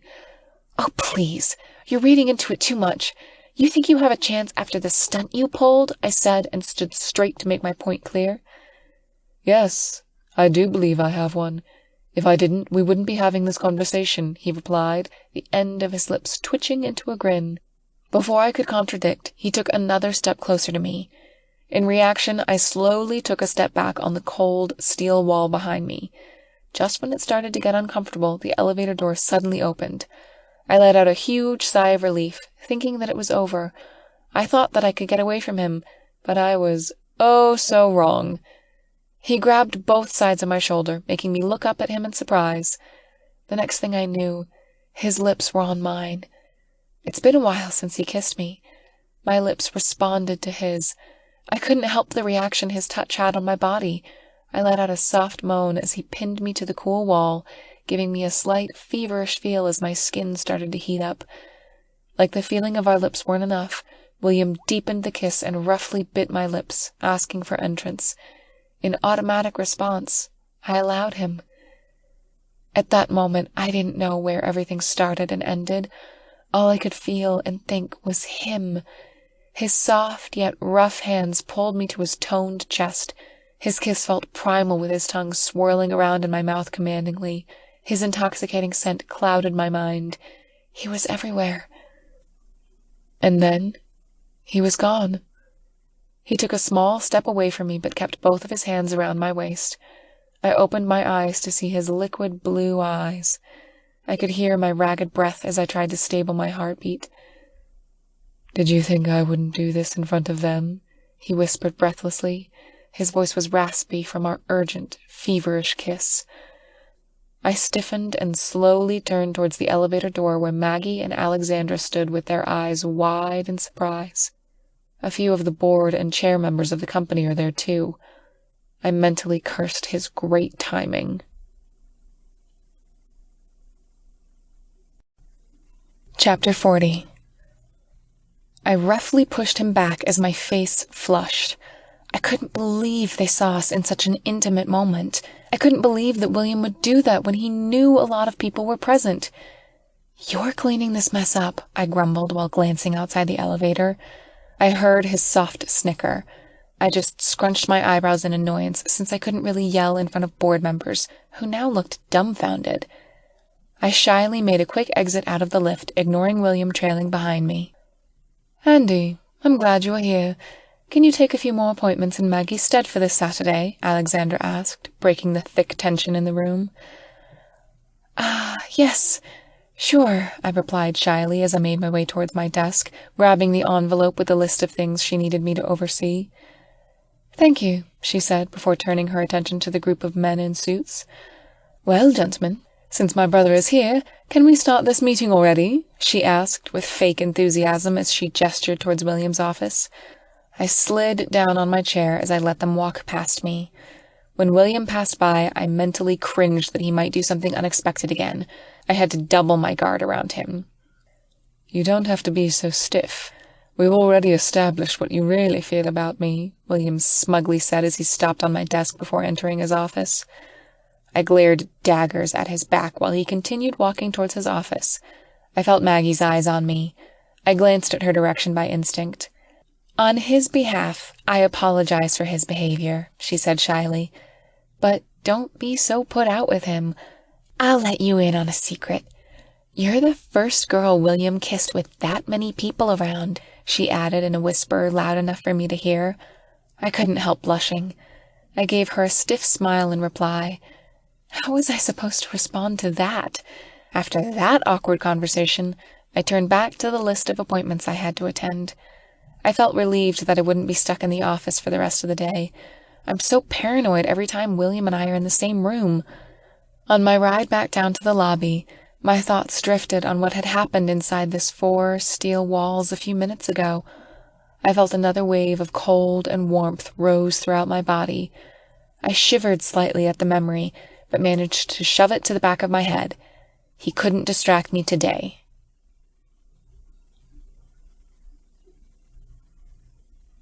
The rest of the meetings went smoothly. I wanted to treat myself out for dinner after a tiresome day at work. As I got out from my last meeting, the one person I didn't want to see again today was standing outside the main entrance. For the love of God, would you please stop following me? I yelled in frustration. He gave me a coy smile. Are you done? I've been waiting here for like 10 to 15 minutes already. I scowled at him and kept a good distance. What are you doing here? I won't ask how you found me since I can see Mark in the driver's seat. I know you are done with your work, and you're free tonight, he started shyly. His voice somehow lost its confidence. How can you be sure I'm free? I've already asked everyone, just to make sure. You asked? Wait, who did you ask? I was dumbfounded by his preparedness. Your father and Maggie. I think that's about a number of people in your life that you can have plans for tonight, he replied. You make me sound so antisocial, I grumbled softly to myself. Since you don't have any plans, would you like to have dinner with me tonight? I looked at him in confusion. He couldn't be asking me out nicely this time. He was taking my advice about asking nicely. How long are you going to stand there like a statue? You know I don't have that much patience with waiting, he grumbled in annoyance after a brief silence. Okay, forget about the asking nicely part. His arrogance was back again. And you just have to break the mood like that. Can you just get in the car? This talking and waiting are making me hungry, he gestured towards the already open door. Why would I do that? I didn't even say yes. I stubbornly stomped my feet on the ground to prove my point. With a defeated sigh, he finally closed the distance between us and grabbed my arm. I staggered a little as he tugged me towards the car. Wait! I pulled my arm away from his hold. Could you wait for a second? You don't have to be so pushy. Are you seriously trying to test me right now? No, not really. I'm only reacting instinctively from your freaking arrogant attitude, I replied in a dead tone as I glared at him. For a second we stood chest to chest, a centimeter apart with our eyes locked on each other. The tension became more and more palpable by the minute. I had to break the chain or else we'll be standing there for hours, and I don't want that to happen. My stomach growled with hunger. You're buying me 2 burgers and fries. I don't want to eat anything classy tonight. I almost growled the words out with the lingering anger that bubbled inside of me. He raised his eyebrow, but otherwise didn't say anything. He nodded and took a small step back to give me space to enter the car. I couldn't believe I'm letting him take me to dinner tonight. After all the things that happened, I should be slapping and kicking the man into pulp. But no, I was stupid. The drive was short, even though it's rush hour. When we reached the fast food chain, Mark parked the car near the entrance. I didn't wait for anyone to open my door. I opened it myself and jumped down. I caught a glimpse of William's startled face before I closed the door. "If you're planning to sit there all night, I'm just going to go in and eat by myself," I called, eyeing his silhouette through the dark-tinted window. I didn't wait for his reply and quickly made my way inside. The fast food chain wasn't as packed as I expected it to be, which was a good thing. The last time I brought William with me, he was having a hard time blending in. I studied the short line in front of the counter and stood in the queue that only had one person. While I waited, I studied the overhead menu. "You could have waited a few seconds," William suddenly muttered behind me, making me turn around. I didn't give him the pleasure of arguing and turned my attention back to the overhead menu. "What's good to eat here?" he softly asked after a short pause. "The menu is right there. You can pick anything you like," I replied sarcastically. "I can see that, but I haven't really eaten something like this before," he admitted shyly. "You can have the salad and the chicken burger if you like. They're good," I suggested as the man in front of me finished ordering. "Okay, I'll have those then," he nodded. I gave the cashier our order when it was our turn. It took her a moment to register what I said as her eyes were fixed on William. When I got back her attention, her stare towards me became less welcoming when I approached her. "How much would that be?" William asked after I finished telling her our order. The cashier turned towards William with a beaming smile and willingly gave him a reply. I watched them interact for a second until she gave us a number to wait on. I got it and walked away from the counter, not waiting for William to get the receipt and his change. I found a good place to sit by a window. William followed a few seconds later. I didn't glance up when he sat down across from me. "So you're just going to start ignoring me?" he asked in a conversational manner. I looked at him, shocked to hear that he didn't sound pissed at all. Before I could give him a reply, a waiter approached us and placed our order on the table. From then on, it was hard to start a conversation with him as the place slowly started to pack with people. I was glad that no one seemed to recognize us. "I think we should get going," I said and scanned the busy room. William nodded in agreement and slid out of the booth awkwardly. I watched with amusement, but didn't comment. As we got out, I remembered the two other men with us. I froze for a second as I watched the driver's door open. "Have you guys eaten?" I asked worriedly and looked back at the fast food chain. "We are good, Miss Peterson," Mark replied with a small smile. "Shall we go now?" William interjected and opened the door for me. I gave him a grim smile, but didn't complain. I had patience for his hastened actions, since I was also impatient for this night to end. On the drive back to my place, I had to inform them that I was staying at Terry's place. William fell silent, and it was making me uncomfortable. He had been hounding me these past few days up until this morning, and now he had gone radio silence. "Would you just spit it out?" I asked in annoyance. He turned towards me in surprise. "What do you mean?" "Oh, please. I know you were thinking of something. You've been silent for a while now," I pointed out sarcastically. "Right. I'm just thinking of ways how to make this sound less intrusive." "Intrusive?" "Well, I don't want you to quit and move away, and I want you to give me a chance, so I'm thinking of ways on how to do that without being too controlling." "What do you mean?" "I want you to work for me." "There is no way that is going to happen," I stated sternly. Working under him would only give him more leverage to take control of my life, and I'm not letting another man dictate me on what I should do with my life.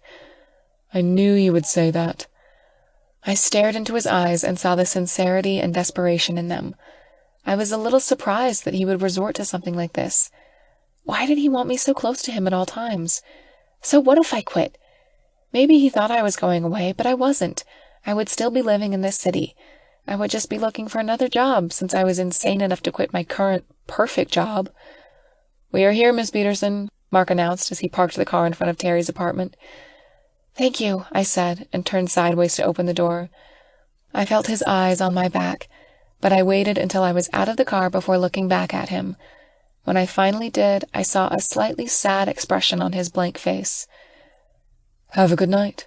I'll see you tomorrow," he said monotonously. "See you," I said in the same tone before closing the door. This time, I didn't slam it. As I walked towards the building, I didn't dare to look back at the car. I continued walking until I reached the main door of Terry's apartment. I let out a strained sigh before unlocking the door. Upon entering, the first thing I did was crash on the sofa and stay there for as long as I can. I wanted to wait for Terry to arrive, but my tired eyelids won the fight, so I had to wait until morning to vent out on all of my frustrations. Though it might burden him, I had to do it. I don't want to go crazy. The next morning, I woke up a little grumpy. I got off the couch to get ready for work. I haven't noticed anything as I walked to and from the kitchen. When I was eating breakfast, I noticed a fancy envelope on the kitchen counter. I hesitated to grab and read it. "That came in yesterday. I forgot to give it to you," Terry said with a raspy, sleepy voice. I turned around and eyed him in surprise. "You're up?" "I think it's a letter for a job, since it looks a little different from the rejection letters you got a few months ago," he added, ignoring my greeting. "What?" I asked, dumbfounded, and glanced down towards the letter. I reached for it and checked the back, making sure it was under my name before opening it unceremoniously. I almost tore the whole top of the envelope. Then, with quick hands, I unfolded it and scanned my eyes down as I read the content. I gasped out loud, not really in the mood to filter my emotions.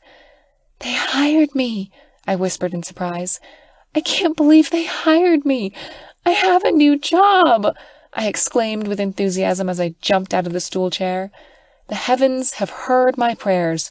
Though I didn't really pray for this to happen, it was close enough. Chapter 41. I was itching to get to the company for my last interview. I called them after rereading the letter so many times that I've lost count. They've set up my interview on Sunday, the day after I officially quit. By Friday, I was prepared both emotionally and mentally for the interview. Getting this job would mean I don't have to explain to my dad that I'm jobless. Rather, I would be telling him that an opportunity arose, and I grabbed it. For the past 2 days, it became more and more awkward to go to work, since rumors had spread about William's relationship with me. The day after that kiss on the elevator, Danny called my attention as I entered the lobby. I got a good reminder of how words can spread like wildfire. I didn't feel scared since it was only a handful of board members, Alexandra and Maggie, who witnessed it. I didn't take into account that one of those important people in suits was a Class A tattletale. "Where did you get that information?" I whispered after she asked about the inevitable. One of the secretaries overheard a board member commenting about Mr. Maxwell's new plaything, and he was very descriptive on who the girl was. She trailed off as she looked at me worriedly. "Well, damn," I cursed under my breath and lightly slammed my forehead on the reception desk. "So it's true that you two are—" "No, we aren't a thing. He just happened to be stupid enough to kiss me in front of a crowd," I replied in discontentment and sighed heavily. "This was not what I wanted on my last day of work," I mumbled softly to myself. "Last day of work? You're leaving?" "Yeah, and you can probably guess why I'm doing it." I rolled my eyes, then gave her a short wave while I walked towards the elevator. After that, the next 2 days of work became awkward for me. It was the reason I felt so relieved when Friday finally came, and I realized I didn't have to go to work after the charity gala. On the other hand, I'm kind of sad since I could no longer see Maggie and Danny again. I felt my stomach sink in despair.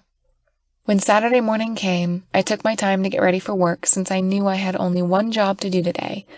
I waited for Terry to wake up to catch a ride with him. "So, last day, how do you feel?" he asked after I got off his motorcycle.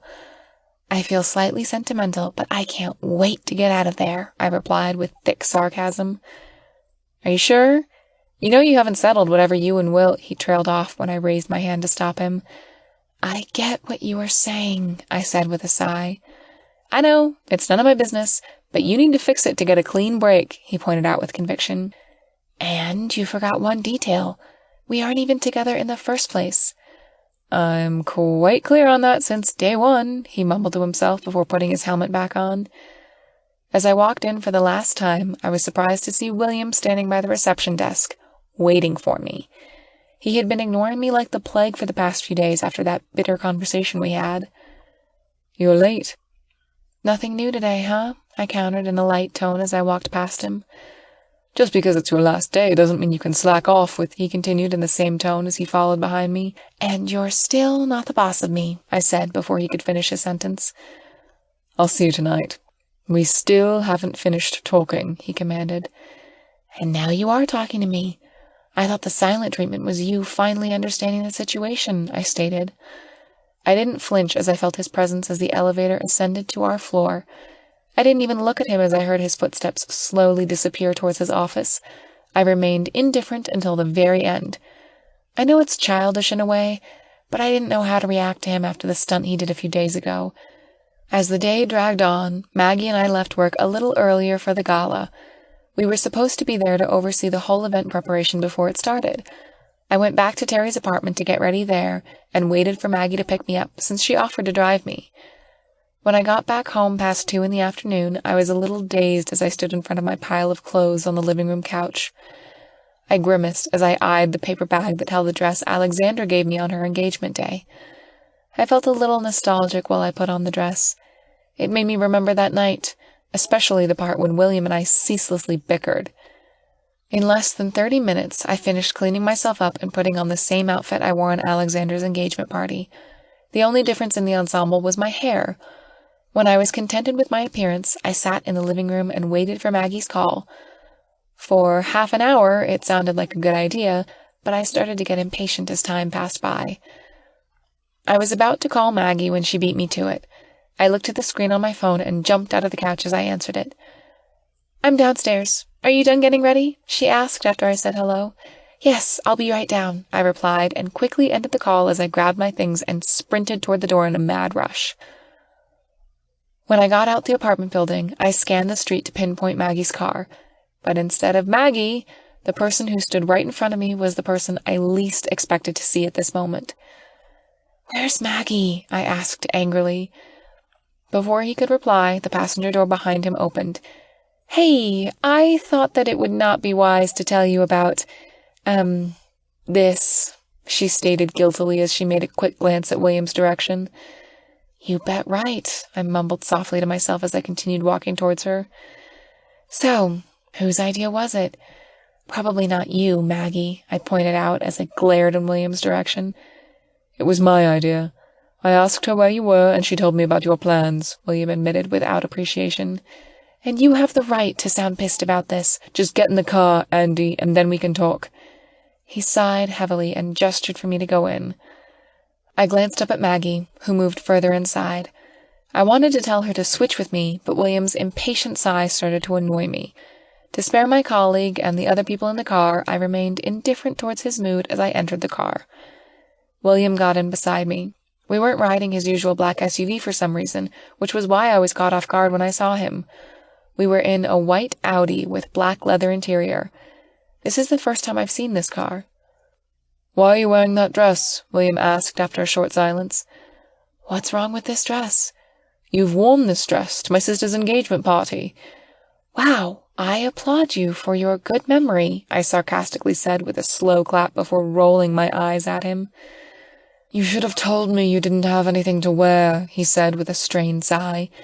He pulled out his phone from his inside blazer pocket as he made a call. I ignored that movement and replied to his offer. "No, thank you. I don't want to add another thing to the list of things I owe you." I snorted and turned my attention towards the front of the car. "Do you think I'm doing this out of charity work?" he asked in disbelief as he placed his phone back in his blazer pocket. "Then why are you doing this?" He studied me for a second before pulling out his phone to answer a call. He looked away while he talked in a low voice. In annoyance, I turned my attention to the front of the car as I watched us move away from the city to a more reserved and quiet part of town. The party is taking place at one of the town's most exclusive country clubs. It was the same country club that we had lunch a few days ago. As we reached our destination, Mark parked the car by the door as the valet opened the door on William's side. I used the other door, where Maggie got out instead of William, which made him glare at me as our eyes met. "Maggie, can you handle things without Andy for a while?" William asked as Maggie and I made our way around the car. "Yes, I can handle things," Maggie answered with a brief nod before walking inside. I watched their short exchange and wanted to interrupt, but William beat me to it and grabbed my wrist. Come on, this way. He pulled me towards the entrance, but led me the opposite direction where Maggie disappeared. Where are you taking me? I asked in disbelief as I made a quick glance at Maggie's direction. You need to change, he replied briskly as a girl in uniform suddenly appeared in front of us. What do you mean? I asked, but trailed off as the girl gave him a brief nod. I stopped pestering him as I stared at the dress and a garment bag that hung on the girl's arm. This way, miss. We have a room prepared for you. The girl in uniform gestured towards a long hallway in front of us. I glanced at William's direction, but he was already walking away from me. I followed the girl absent-mindedly into the hallway towards one of the closed rooms on the further end. She handed me the garment bag and opened the door for me. The room was dark for a second before the light turned on. I looked to the door where the girl stood waiting for me to look at her. I'll be right here if you need me, she said with a smile before closing the door. I stood in the empty, white-walled room for a moment before placing the garment bag on one of the couch across the door. I assessed the place for a second before proceeding to change. The room was small. It had little furnishing. It only had a couch, a coffee table, a vanity table with a chair, and a small fridge on the right side of the couch. This would be the most poorly furnished room I've seen for a high-class place. But maybe this wasn't meant for the rich and famous. After my quick assessment, I sat down beside the garment bag I placed on the couch and slowly unzipped it. I gasped as I pulled out the dress. It was lacy in the front and hardly had any cover at the back. I stood up and placed the dress in front of me. I sighed in relief that it was knee-length. At least it won't be a triple threat. I studied the dress for a while and glanced down at what I was wearing. The dress I had on wasn't that bad, and from the feel of its textile I'm sure that it's the same brand. I contemplated for a bit, but sighed in defeat. I knew he would drag me back here if I don't change. So I placed the new dress back on the couch and started to strip. When I finished pulling on the dress, I looked at myself in the mirror. I was surprised at how sophisticated I looked with my hair up and the light makeup. I called the girl to help me zip up the dress and tie the ribbon belt. When we were done, she helped me redo my slightly messed up hair. Thank you so much for your help. I'll be back after the party to get the dress back and return this, I said, and pointed at the dress I was wearing as we walked back towards the main entrance. No, I'll give the dress to you after the party. Mr. Maxwell told me that you can keep the dress, she replied in a rush, but still kept her smile. Oh, okay. I gave her a stiff nod, a little pissed at the mention of William's name. Thank you again. As I crossed the lobby towards the venue on the other side of the hallway, I was pulled back in surprise. I looked up at the direction of the hand that was holding my left arm. What took you so long to William started, but trailed off as he had a good, solid look at me. I tugged my arm free when his grip loosened. And it's not good to see you. You've already kept me long for my work, so I'll have to go now. Have a good evening, Mr. Maxwell, I said, and made a quick glance around the lobby. A handful of guests are already arriving for the event. Wait, Wait! I heard William call as I made a quick escape towards the venue. I felt him advance behind me. His footsteps ringed in my ear. Would you stop following me? I hissed silently as I stopped and turned towards him. He stopped a foot from me. His eyes were wide in surprise. Then a smirk tugged at the end of his lips. I didn't know that the dress would fit you so well. I didn't know you had a taste in clothes. What? No thank you? He asked with his eyebrow raised, not even bothered by my comment. I studied his smug face for a second. With that face? No, I replied grimly and rolled my eyes. I'll take that as a thank you, he grinned in amusement. Thank you, I mumbled softly as I turned on my heel. What did you say? Nothing. Have a good evening, Mr. Maxwell. Before I could take a step away from him, I felt his arm wrap around my waist. I staggered back in surprise, my back bumping to his chest. I want to hear you say it clearly while you look at me, he whispered in command. And what? Fuel that damn ego of yours? I asked and snorted. I shoved away from his hold. Once out of his grasp, I hastily scanned the room, a little bothered at the growing crowd around us. If he made a scene like last time, I wouldn't be able to survive this time. Can you let it go? I know you want to talk, but after that little incident of yours, you made it difficult for me to know what to talk to you. I paused and regarded his expression. How about we put it off the next time we meet, if I have time for it? I offered half-heartedly. What's wrong with now? Now we are in an event, and I have a job to do. So can we just... William, is there something wrong here, dear? Suddenly, a sophisticated woman approached us, interrupting our conversation. William turned towards the woman in surprise, but gathered his expression before she could look at him from his lack of response. Mother, you're here early, he greeted the woman warmly and gave her a light kiss on the cheeks. I stood there, watching them exchange a few pleasantries like a statue. Mother? Did he say mother? I studied the woman for a moment, eyeing her familiar blonde hair and light blue eyes. She exudes a familiar confidence that I always see coming from Alexandra. I'm sorry for not introducing you. This is Andy, Alexandra's secretary. William gestured towards me, snapping me out of my trance. Is this the Andy she'd been talking about? She studied me for a second before she turned to ask William. Alex told you about her? He asked back in surprise. Well, she told me something about a girl that you can't seem to get your eyes off, and I can see why, she replied, but trailed off as she glanced at me with a tight smile. Why did I always end up in seriously awkward situations when it comes to a Maxwell? Chapter 42. I'm going inside, dear. I'll see you later, Mrs. Maxwell said as she lightly patted the back of her son and gave me a stiff nod. I nodded back in reply. I watched her walk away as a few men in black suits followed behind her. When she was out of sight, I visibly let out a sigh of relief from the tension. I can't believe I've met another Maxwell, even though she married into one. I should go inside now. I'll see you later, Mr. Maxwell, I quietly said, and walked in the direction that Mrs. Maxwell left. Before he could reply, I walked away from him towards the entrance of the venue. In my peripheral vision, I saw him reach out to me, but backed away as a handful of people entered the lobby. A few of them greeted William, halting him from approaching me. As I entered the double doors, I was stopped by the view in front of me. The last time I was here, we were on a veranda overlooking a golf field. There were a series of lights that hung above the tables set in a small portion of the field. It looked like we were in a different, enchanted world, creating an ethereal feel to the scenery as the sun hides behind the distant hill. Andy, you're here! And wow, the dress really suits you, Maggie interrupted me in my awed state.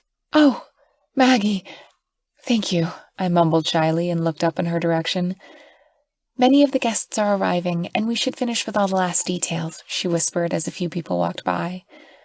I moved out of the way and nodded in agreement. Maggie led me towards the waiting staff for the evening as she briefed them about tonight. I stood by her, mostly listening and helping out with the instructions. When Alexandra arrived, we called in the event's host to get ready to start the event. Tonight's charity gala was consisted of an auction, performances, and a speech from the head of the charity, which William is representing instead of his sister.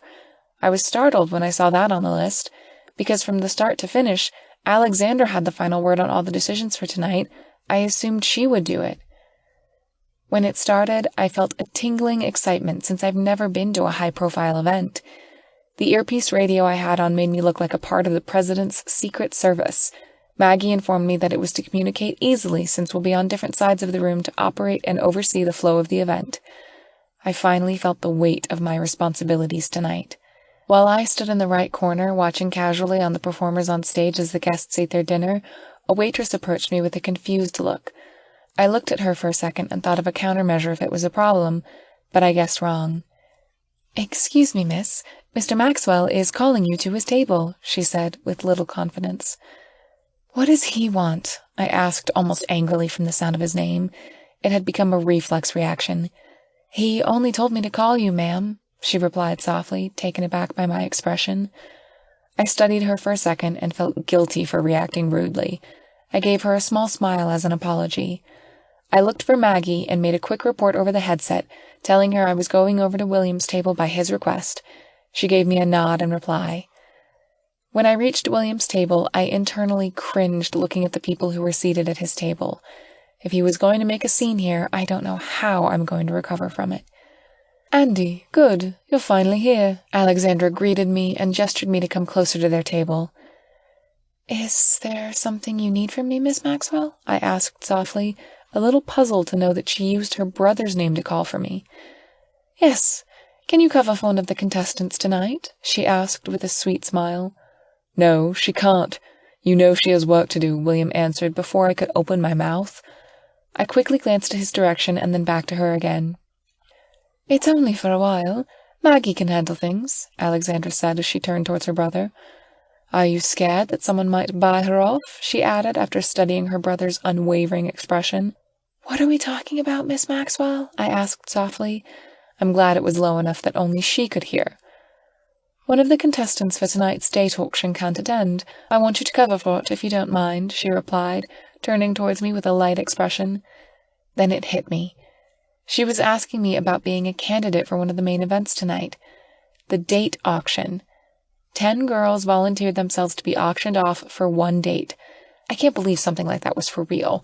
I thought it only happened in movies. Wait, you want me to replace one of the girls for the... I asked, but trailed off as someone interrupted. You don't have to do it, William said, finally addressing me. I raised one of my eyebrows after those words left his mouth. I'll do it, Miss Maxwell. It would be my pleasure, I replied with more volume to make my resolve clear. Good. After dinner, you know where to go, she stated with a nod and gave me an encouraging smile. Okay. I need to go back to my post if you don't have any more concerns.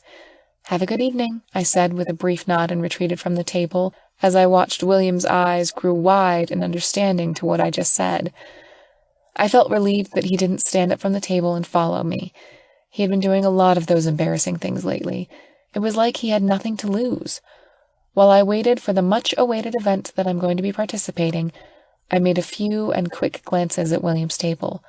He seemed to have lost his enthusiasm for the event, and I have an idea why.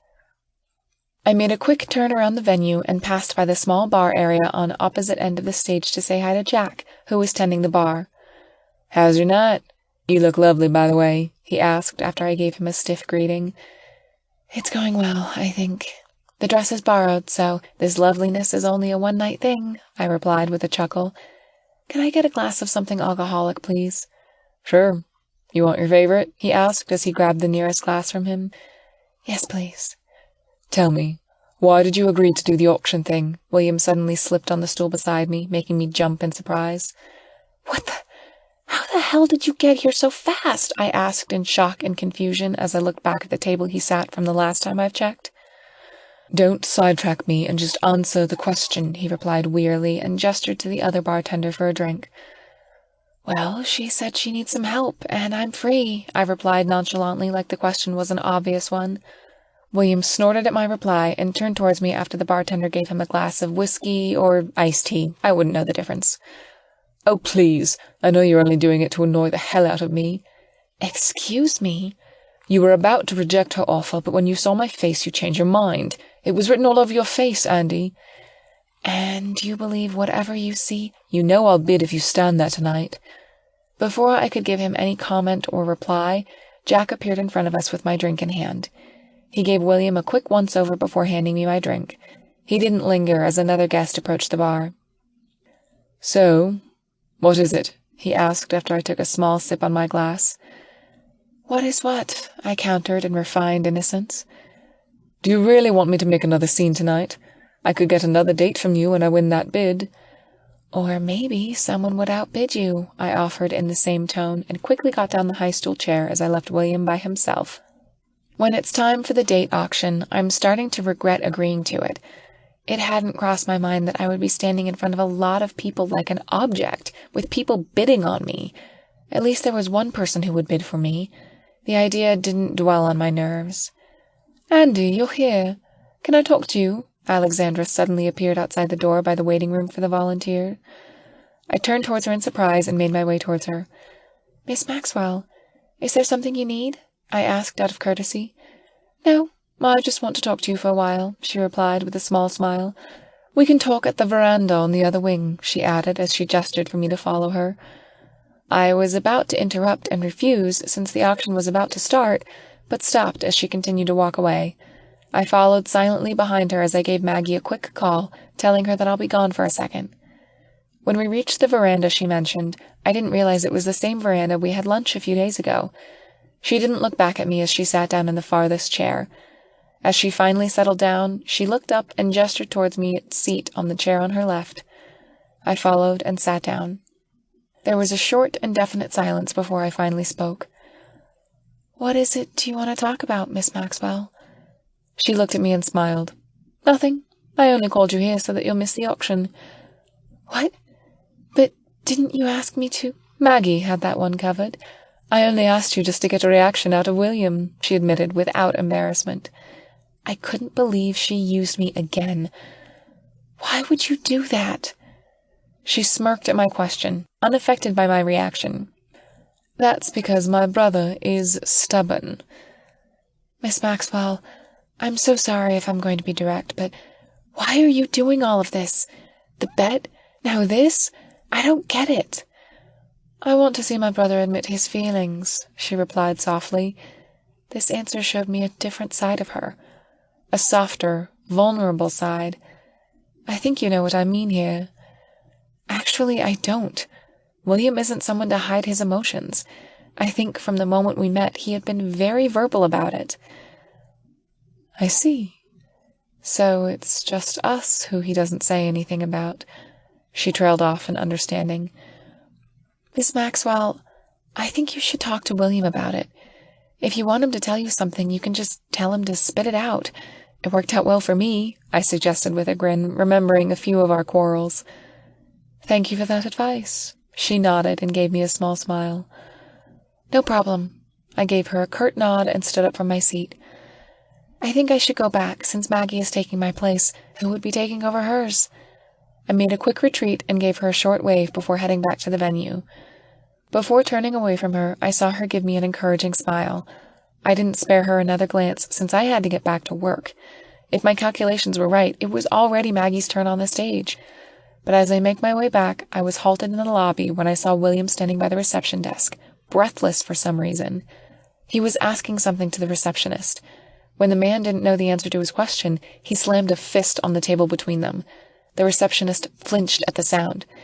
"Hey! Don't throw a tantrum at other people just because they don't know a damn thing you ask from," I exclaimed in annoyance as I marched towards him. William turned towards me in surprise and quickly pulled me towards him in a bear hug, stopping me mid-rant. "Thank goodness you backed down from that bloody auction," he stated in relief, his warm breath caressing my cheek as he kept me in his embrace. "You can let go of me now," I suggested when he continued to hold me a second longer. "Just give me a moment, please." He squeezed me tighter.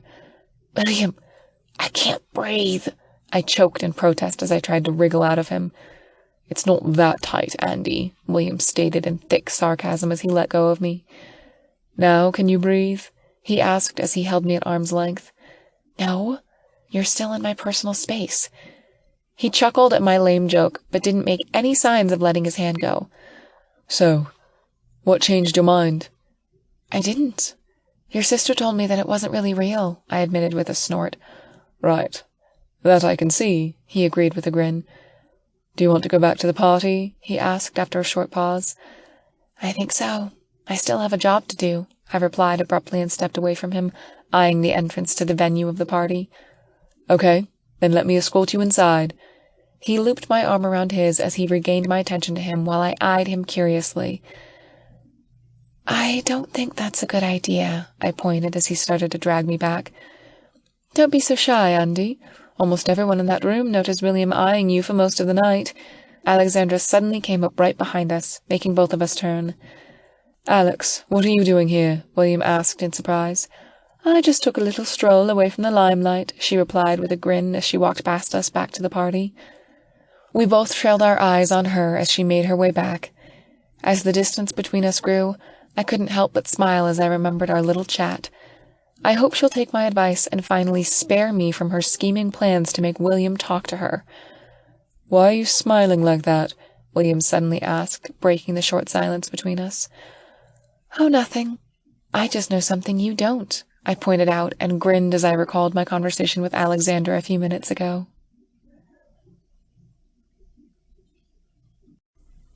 Chapter 43. After William and I rejoined the event, I walked up to Maggie, who recently finished her turn in the auction. I gave her a small, encouraging smile when I saw the man who won the bid. The guy doesn't look bad, which was a plus. "You're doing great, I promise. Do you know who bid for you?" I asked out of curiosity as I eyed the man from the sides. "I know him. He's one of William's associates, Mr. Kinsley. He is an executive at a marketing company. He's around 40-something, but I can say that the man is good.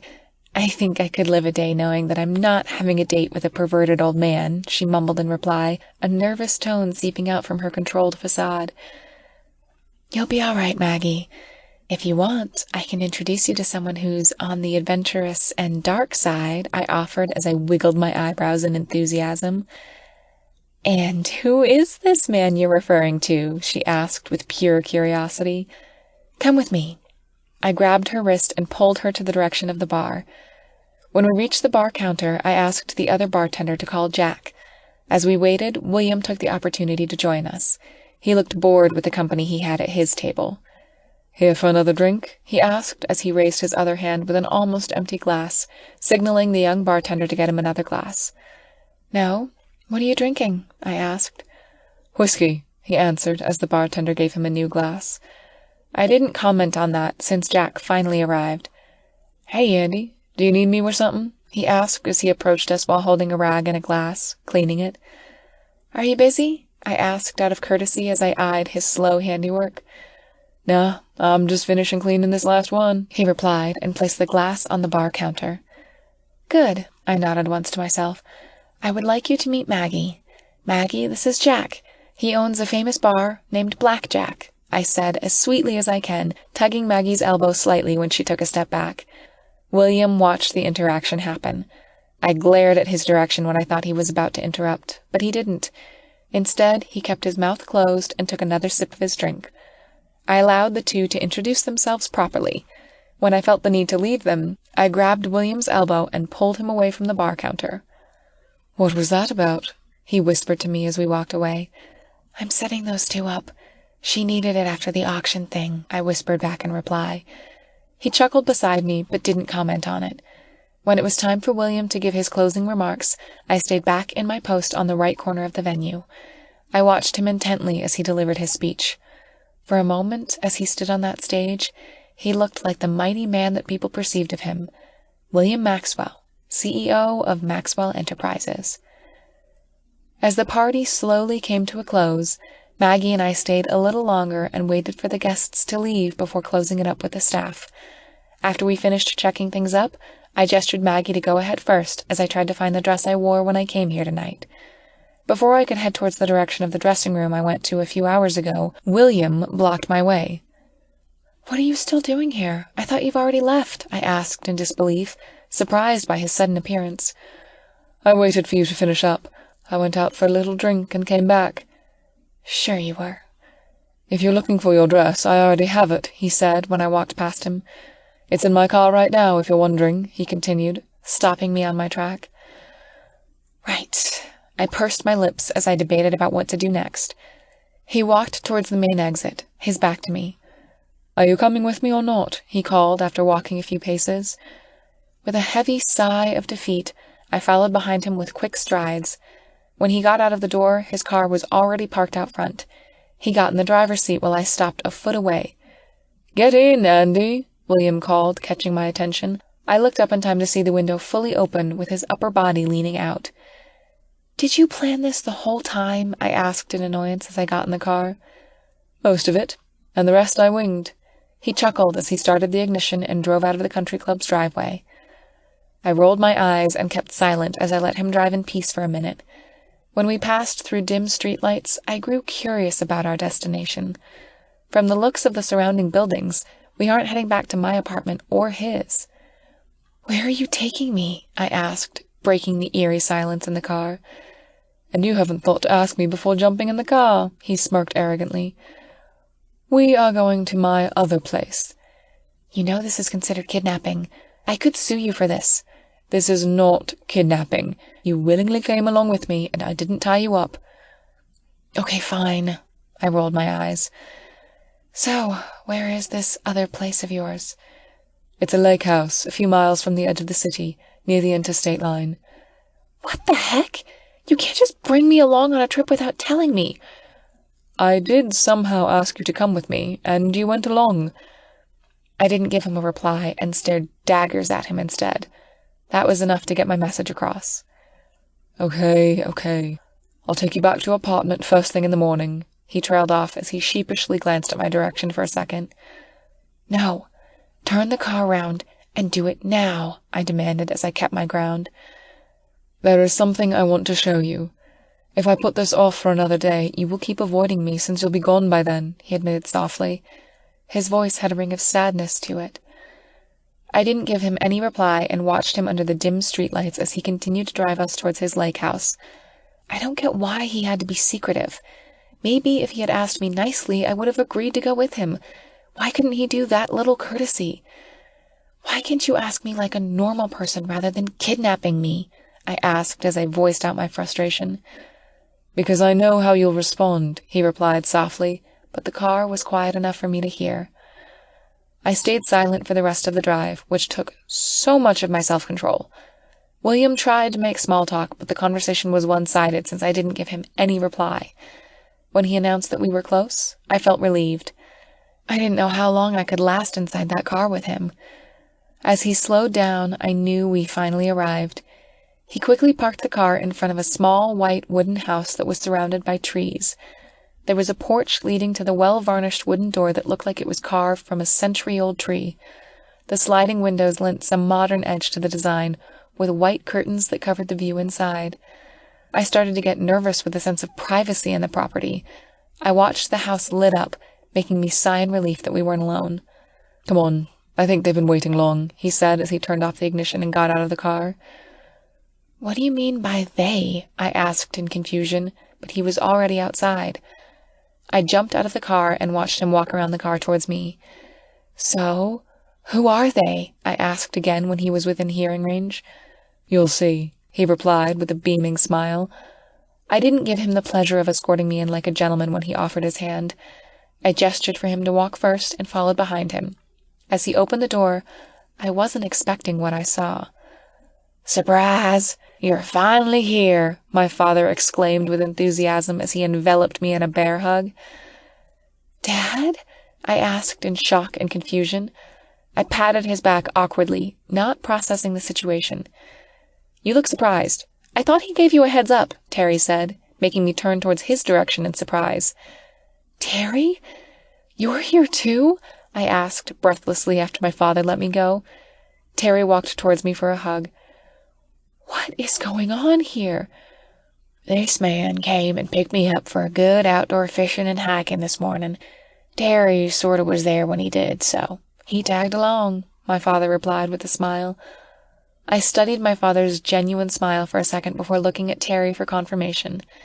Terry gave me a wink, which was his way of saying that my father had told the truth. I turned around and faced William, who was still by the door watching us. "You did this?" I asked him, even though they've already convinced me. He gave me a small shrug and smirked. I raised my eyebrow at his nonverbal reply, but I didn't drill the answer out of him. I couldn't believe him doing this for my father. I understood why he had done it, but I couldn't wrap my head around the fact that he planned all of this just to get in my good books. He really wanted to get that chance. As we settled down in the living room, I made a quick scan on the interior design of the house. It was very different from how his apartment and office looked. This house had a homey and warm feel to it. There were furnitures that filled almost every space and a wall filled with pictures. It was the opposite of the empty and spacious rooms that he had at his other place. The interior was also a contrast to the modern design of his office and apartment. The house was all wood and antique. I could almost smell a distinct scent of moss and earthy smell, which was familiar. He must have spent a great deal here to retain that scent on his body. I shook the thought away as my mind trailed off into something less appealing. It was rude to think about a man that way while you're sitting next to your father, who was telling you about his day. William had taken him out for fishing and a little hiking around the property. He told me in detail how he caught a fish and how an expert William was at fishing. You wouldn't guess it from the way the man always dresses. After half an hour, my father started to yawn. I was in awe he waited for me this late. "Dad, you can tell me about it tomorrow. You're tired, and I am too," I suggested as I patted his arm nearest to me. "I think that is best," he agreed after another stifled yawn. Around this time, I didn't notice William walking out of the room and change. When we were done talking, he reappeared from a hallway all dressed up in casual clothes. I eyed him for a second before telling him that we were going to bed. With a soft smile, he guided us to one of his extra rooms. The sheer number alone shocked me out of my wits. I told Terry where he would stay the night, then we proceeded to my room. He stood in front of the door for a moment in silence. It was an awkward silence that none of us was willing to break. Since I'm too tired to be stubborn, I finally took the initiative to convey my gratitude. "Thank you so much for today. I didn't know you were planning all of this behind my back. I'm quite sure I know why," I stated with a grim smile. "Well, I didn't make it less obvious, though," he agreed with a light chuckle. "Thank you again for today," I softly said again before heading inside the room with a brief wave of goodbye. "Sweet dreams. I'll see you tomorrow," he whispered loud enough for me to hear. After I closed the door behind me, I did what any girl would do at that moment. I leaned on the doorframe and slid down on the floor as my knees slowly grew weak. How could this man have a hold this strong on me? Why was I so affected by him? After all he has done to me, he still had something up on his sleeves. I was truly stupid for not running away. I couldn't seem to get away from him now. The next morning, I felt so tired that I didn't notice the alarm that I put on my phone went off. When I heard pounding at the door, my mind finally registered that I should wake up. "Would you stop with the pounding? I'm up already," I called, my voice cracking. I rolled out of the comfy bed and ghostly got to the door when the person didn't stop beating it at an annoying rhythm. "Good, you're up. You need to wash up and go down the dining room for breakfast. We'll be waiting," Terry stated as he quickly walked away from my room while still facing me. "Are you freaking kidding me with the knocking and the pounding?" I hissed in annoyance, ignoring what he had said. "Oh, you can thank me later for waking you up." He waved off my outburst as he turned around when he reached the stairs. I watched him walk down before shutting the room. I let out a heavy breath to calm myself before heading towards the bathroom to wash up. I couldn't help grimacing when I found a change of clothes that Terry packed for me. After I was contented with my appearance, I headed downstairs with a heavy heart. I stood in the middle of an archway that leads to the living room, a little flustered that I didn't know the location of the dining room. William only showed me the living room last night. "What are you doing standing there?" William appeared on the threshold that leads to the living room. "I'm a little lost," I muttered in admission. "Right, let's go. They've been waiting for you." He grabbed my wrist and pulled me towards the dining room. "Did you have a good sleep?" I looked up towards him, eyeing the back of his head. "I don't know whether to give you the good answer or the bad one." "Why not just tell me what you thought first when you woke up this morning?" "Then that would be the bad one, since I woke up with someone pounding on my door," I replied with a chuckle. "Yeah, you're pretty lame right now," he agreed. I lightly slapped his back with my free hand and pushed him forward. "Let's get to that food before you start hearing me say things that would ruin my image forever." "You were keeping an image?" he asked in mock shock as he glanced at me. "I still have some energy left to slap you again, William," I warned sternly, but I can't help smiling. It feels so weird, yet comfortable when I talk to William like this. Though I've been really difficult on him for the past few days after the bedding incident, I couldn't help joking around with him at this moment. Maybe this was the effect of him doing something right for once. Did I like it? I'll leave that for later to ponder on. Chapter 44. After we had breakfast, we chatted in the living room as we watched some sitcom my father watched while he was in the hospital. I asked him about the discharge papers that he had to sign early to be here. He properly explained to me that he didn't sign it. He was, in fact, a patient who was out for a whole day to get some fresh air. "You what?" I asked in disbelief. "Don't worry about it. They said I can sign it when I get back to get my final bill, and you should be there also to finalize things," he replied like he had done this before. You didn't mention this last night because? I asked, not letting him sidetrack me. Because we were both tired, he replied nonchalantly. Oh, Dad, let's get back to the hospital to finalize those papers, I stated, and stood up from the couch, ending our morning chat. I turned towards William, who was seating idly on a single couch across from us. He gave me a knowing look, but didn't say anything. I raised my eyebrow at him and squinted my eyes when he stayed in his seat. I think we need to head back now, I said, breaking the short silence in the room. I was quite aware of the eyes on us at the moment. I heard you the first time, William replied with a sly grin. So, are you driving us back to the city, or do I have to call a cab? I asked. Mark is coming over in a few minutes. He'll be here soon, he replied as he glanced at the grandfather clock in the corner of the room. I nodded in reply and stayed silent for a second. It didn't take long for Mark to arrive. When he entered the door, I jumped out of my seat and clapped my hands, announcing his arrival. William turned towards the door and eyed Mark sternly. For a second he looked angry, but then he recovered his expression and put on a poker face. The drive back was crowded and thick with tension. The seating arrangement didn't help with my situation at all. I sat sandwiched between William, who was sitting on my right, and my father on my left, while Terry betrayed me by sitting shotgun. I relaxed when we got closer to our destination. I heard a faint chuckle on William's side. I glanced at his direction in curiosity. "What?" I asked, a little annoyed. "Why do you seem so tense?" he asked softly, unaffected by my rash tone. I eyed him for a second before looking away. "I'm not tense. I'm just tired." He snickered at my reply, but didn't comment. I think he saw right through me. I was relieved that he didn't drill it out of me. From the way he was sitting, he looked as tense as me. I smiled to myself at our discomfort. I didn't think twice to get out of that suffocating car when we reached the hospital. William watched me with wide eyes as he opened the door. I ignored his expression and turned to my father, who got out of the other side of the car. I pursed my lips at him, which he couldn't see since he already closed the door. "So, this is goodbye then," William said as I stepped away from the car, allowing him to close the door. I peeked at his direction, but looked away as he glanced at me. "I think so. But I'm going to the office today to get some of my things." "Oh, okay. I'll see you later then?" he asked in confirmation, his voice becoming light somehow. "Yeah. See you later." I nodded and looked up towards him for a second before Terry interrupted us. "Thank you for today, Mr. Maxwell. I had a fun time." I glared at him, which he quickly noticed as he gave me a wink while William talked. "It's nothing.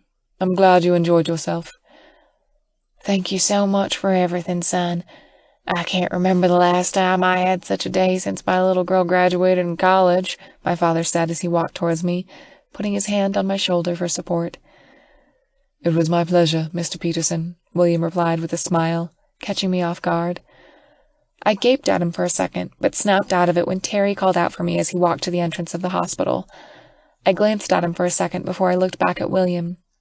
"Thank you again for all of this. I know why you were doing it, but thank you anyway," I mumbled quietly at him with a smile. "You're welcome. I hope this somehow counts. I have nothing more on my sleeves to make you forgive me. This is my last resort," he admitted shyly. "I think I've guessed that much. Good thing you told me this. At least I wouldn't be expecting anything grander." "Oh, I can do something more exceptional than this, but you'll not like it." "How would you know I wouldn't? You don't know that much about me," I challenged. "I know, which is why I wanted you to give me a chance to do so." The smile on my face slightly faltered at his reply. Why was he doing this now? Why was he so desperate to date me? He could date any socialite girl, yet he painstakingly continued to pursue me. His dedication was slowly softening me, but not soft enough to let my defenses down. I've learned what loving a man with power could do to you. Ask me again later. Maybe my answer would change. He smiled in reply and nodded without giving me any witty comebacks. With that, I took it as my cue to walk away and gave him a brief wave before jogging towards Terry. Signing my father's proper release papers wasn't a hassle at all. I was shocked that the doctor allowed him an early release. I thought I would have at least a few days to settle in my new job and get a new place. As we walked out of the hospital, it was almost around noon, so we ate at the nearest diner before heading back to Terry's place. My father was suspicious when I lied to him about my new place being cleaned of pests, but he accepted it. After lunch, I allowed Terry to escort my father back to his place while I go to work. "I didn't know you were working today. You should have said something," he stated in worry as we stood at the bus stop, waiting for our designated rides. "It's not that important, Dad. I'm just going to get a few things at work. I'll be back later in the afternoon," I said as I tried to hide my lie. "Oh, okay then. I'll see you later. The bus is here," he said softly. "I'll see you later." I gave him a light peck on the cheeks before getting in. As I walked up the aisle and sat, I looked back at my father's direction and gave him one last wave before the bus headed out. I felt guilt weighing down on me for having to lie to him. As the bus drove out of the pavement, I quickly realized something. William didn't say anything to my father about me quitting my job. When I reached my stop, my resolve started to waver. I was not sure anymore about what to feel about William. Though I found his advances annoying, I couldn't help being amazed at his persistence. He just doesn't give up easily. The thought made me smile. My walk towards the lobby was a little emotional. I wouldn't get to see Danny anymore. I'm going to miss our little chat. Before heading to the elevator, I made a quick detour at the reception desk. "Hey, Danny. How's your morning?" I greeted warmly when I got to her. She was on the phone, which made her jump in surprise. "Andy, hey, you're here!" she exclaimed in enthusiasm as she quickly ended the call. "So, this is your last day, huh?" she added. "Yes, I just came here to get my things," I replied and gave her a defeated smile. "How about we get something to eat before you leave? I can ask someone to cover me for a while," she whispered, leaning in towards me. I chuckled at her actions and gave a swift nod. "I would love that." After a few short exchange of pleasantries, I excused myself to head on upstairs quickly so that I can get back fast. Danny nodded and gestured for me to move along so that she can have her break. I laughed at her expression before I headed towards the elevator. The trip was short. There weren't many people riding the elevator since there aren't many employees working on a weekend. When I got there, I took a deep breath. Maggie looked up, eyeing me longingly. I think I'm going to miss her more. "Andy, are you going to get your things?" she asked in a conversational manner, though her face said otherwise. Yes. I am clearing out my desk now," I softly replied, giving her a small smile.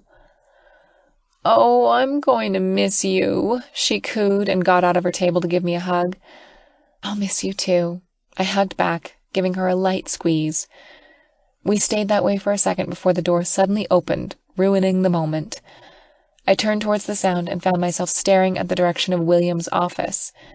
There he stood with his hands at the door, holding it open as he stared at me sternly.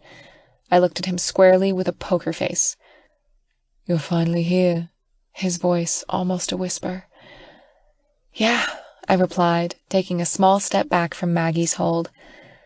Maggie looked at William and me for a second before excusing herself to get back to work. I tore my eyes from William and gave Maggie one last smile before turning back to him. "Can we?" He trailed off as I quickly walked towards his direction. "Let's talk inside," I suggested softly, hoping Maggie can't hear us. He didn't give me a word of reply, but stepped away from the door. I walked past him and didn't look back as he closed the door behind me. I sat on one of the chairs across from his desk, not waiting for his invitation. If I'm going to do this, I'm not going to shy away. I waited for William to sit back on his chair before starting a conversation, but before I could voice out a word, he beat me to it. "Are you heading back south?" he asked as he studied me. Yes, maybe. That might be the plan," I replied vaguely, keeping my voice from quivering. "Do you hate me so much that you have to move far away just so I can't get to you?" he asked, almost in pain, but he was able to keep his composure. "I think I said this to you once. I don't hate you, William, but it doesn't mean I can tolerate seeing you almost every day," I replied sternly, taking a sharp intake of breath. "So, is this goodbye?" he asked, more to himself rather than to me. "I think so." I gave him a stiff nod and looked away from him. I don't want him to read anything on my face that would give me away. "Can I at least help you out with moving back?" he offered with a serious tone, making me look back at him. "No, We're fine. Terry is helping us, I abruptly replied, a little scared that he would know something was up. Are you sure? He asked again for confirmation. Yes, I nodded quickly and stood up from my chair.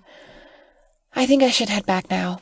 I still have to pack up, I added as I slowly made my way out of his office. William quickly stood up, eyeing me almost longingly. I'll see you out, he offered. I allowed him to walk beside me out of his office and towards the elevator. I felt a shiver run down my spine as we entered the lift. There weren't many good memories with us alone in this lift, and most of them involved a lot of physical interactions. When the elevator door closed, I didn't expect him to be so direct. I think he'd been holding back for a while now, and both of us aren't in the mood for talking.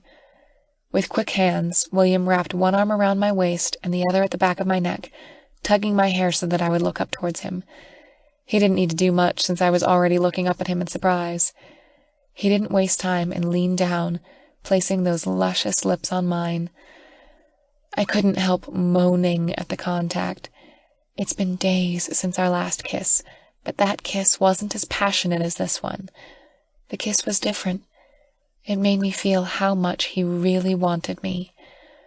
We parted our lips when the elevator door opened. I was dazed for a second.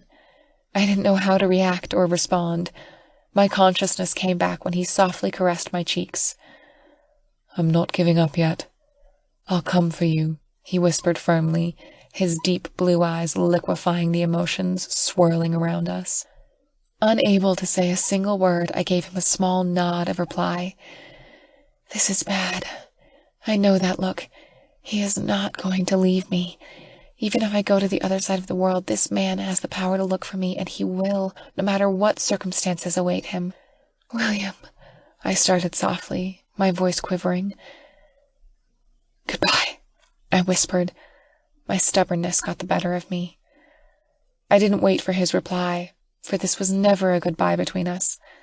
I was not going anywhere. I was staying here in this city.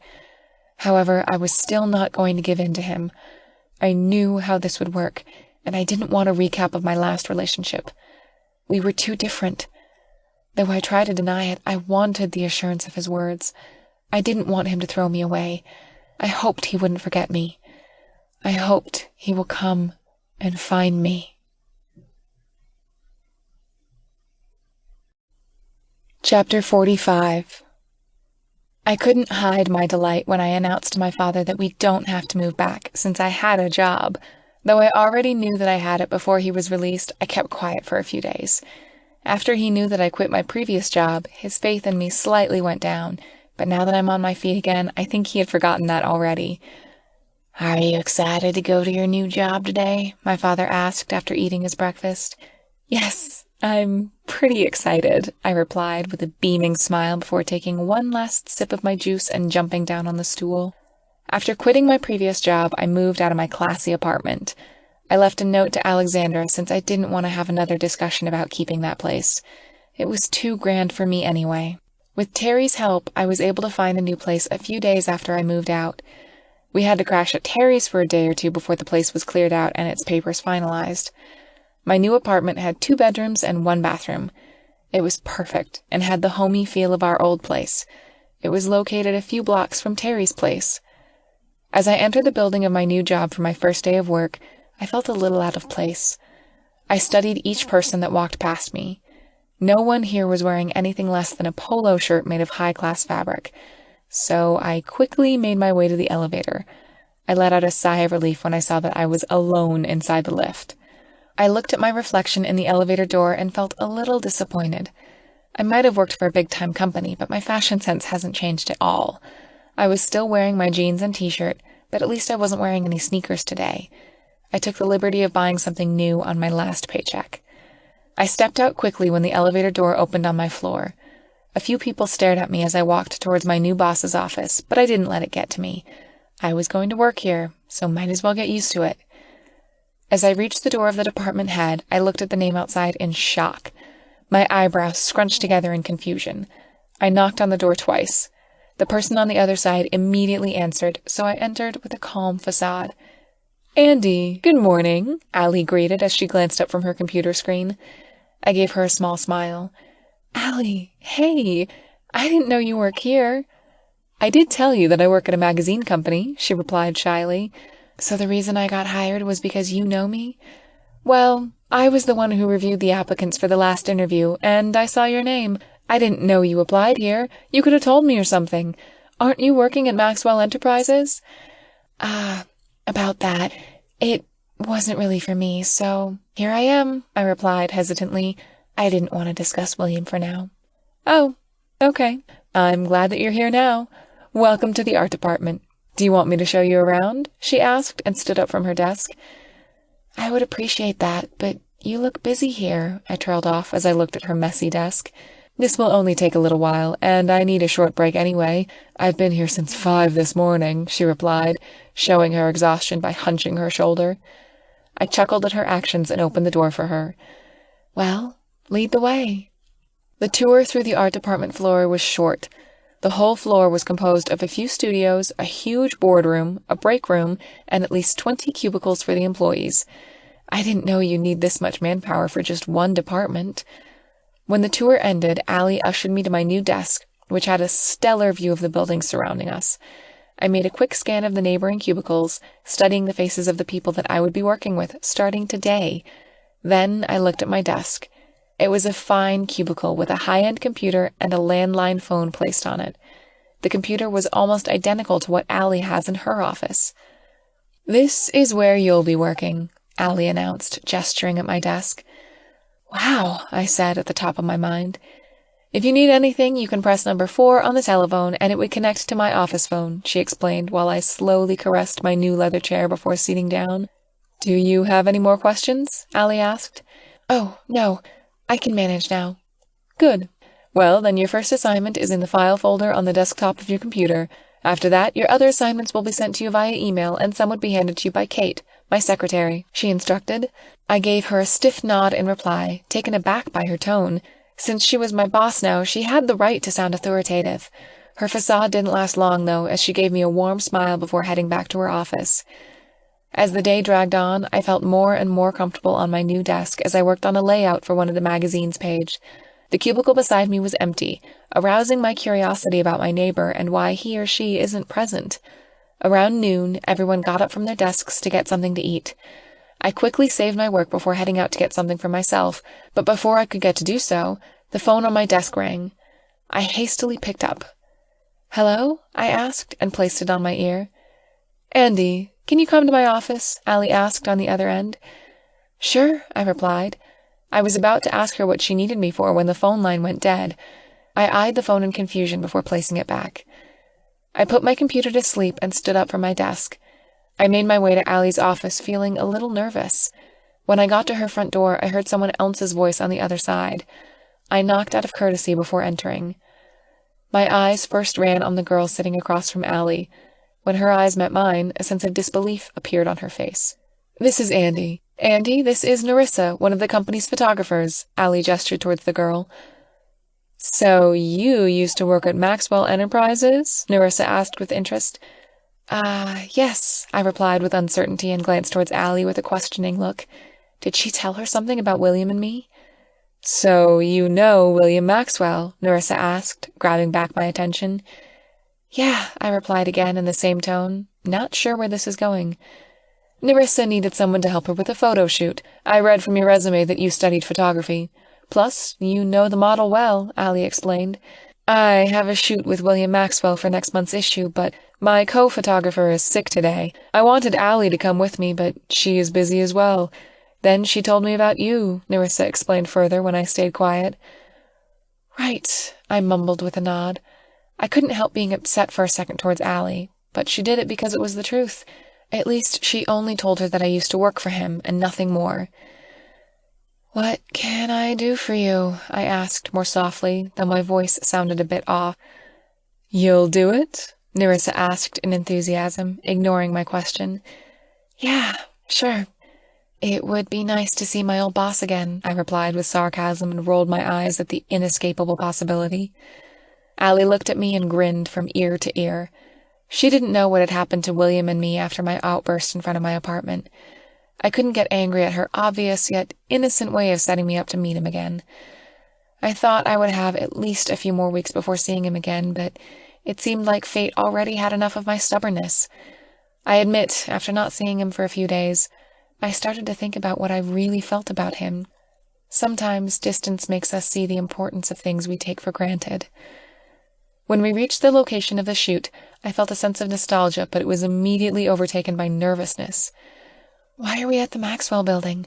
Wouldn't it be better to do it somewhere like a hotel or something? I asked. Well, Mr. Maxwell is a busy man. It took us a while to even get his approval to do this shoot, Nerissa replied as we waited for some of the crew to get all the kit from the back of the car. When all things were set, we walked together towards the lobby. I felt shy as I entered the building. I glanced at the reception desk where Danny stood before we approached her. I stayed at the back of the group and let Nerissa do all the talking. As the group moved on towards the elevator, I walked up to Danny with a nervous smile. "Andy, is that you? What are you doing here?" she asked in shock as her face slowly turned up into a smile. "I'm here with those guys. I work at a magazine company now," I replied, gesturing at the crew. "Does he know you're here?" she asked in a whisper while leaning towards me. "No, and don't tell anyone I'm here." She gave me a stiff nod and opened her mouth to say something, but she was cut off when my crew entered the elevator, giving me the excuse to go. I gave her a brief goodbye before entering the lift. On the way up, Nerissa asked me if I knew the receptionist. I only gave her a small smile in reply. When we reached William's office floor, my heartbeat hastened its pace. I allowed the crew to go ahead of me as I walked behind the group. I let Nerissa talk to Maggie, who was working on her desk. "Excuse me, we're from Face Magazine. We are here for the photo shoot," Nerissa said, grabbing Maggie's attention. Maggie glanced around the group. I looked away from her and turned around on my back to conceal my identity. "Mr. Maxwell will be with you. Please wait a moment." I turned towards the group who were placing heavy kits beside my old desk that was now empty. I moved and hid behind them. I didn't know how I'm going to greet Maggie, since I'm adamant at being invisible right now.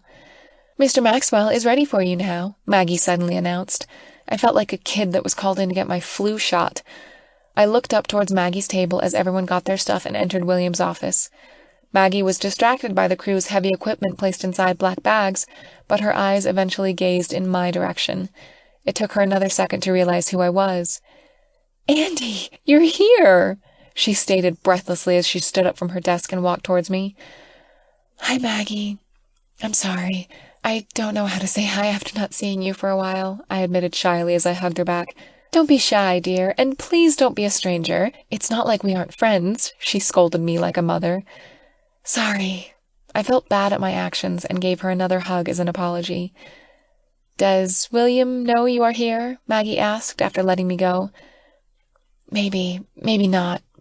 But I'm here with them," I replied with uncertainty and gestured at the crew, which had already entered the room. "So he doesn't know you are here?" "No, he doesn't." She gave me a small smile and patted me one last time before telling me to go in. "Don't give him a heart attack like me. He has been jumpy since you left," she stated before heading back to her desk with a grin. I looked at her one last time before entering the office. Since I was the last to enter the room, I had the privilege of closing the door behind me. I didn't know that the crew had already started setting up the area for the shoot, which was at William's desk. William had to stand on the side to wait. When I entered, everyone turned to see who it was. The first thing I saw was his shocked face before it turned into anger. "You lied to me," he said. "Nice seeing you too," I greeted, ignoring his tone. "You said you were going home. What are you doing here?" I made a quick scan of the room and saw that everyone's eyes were on us.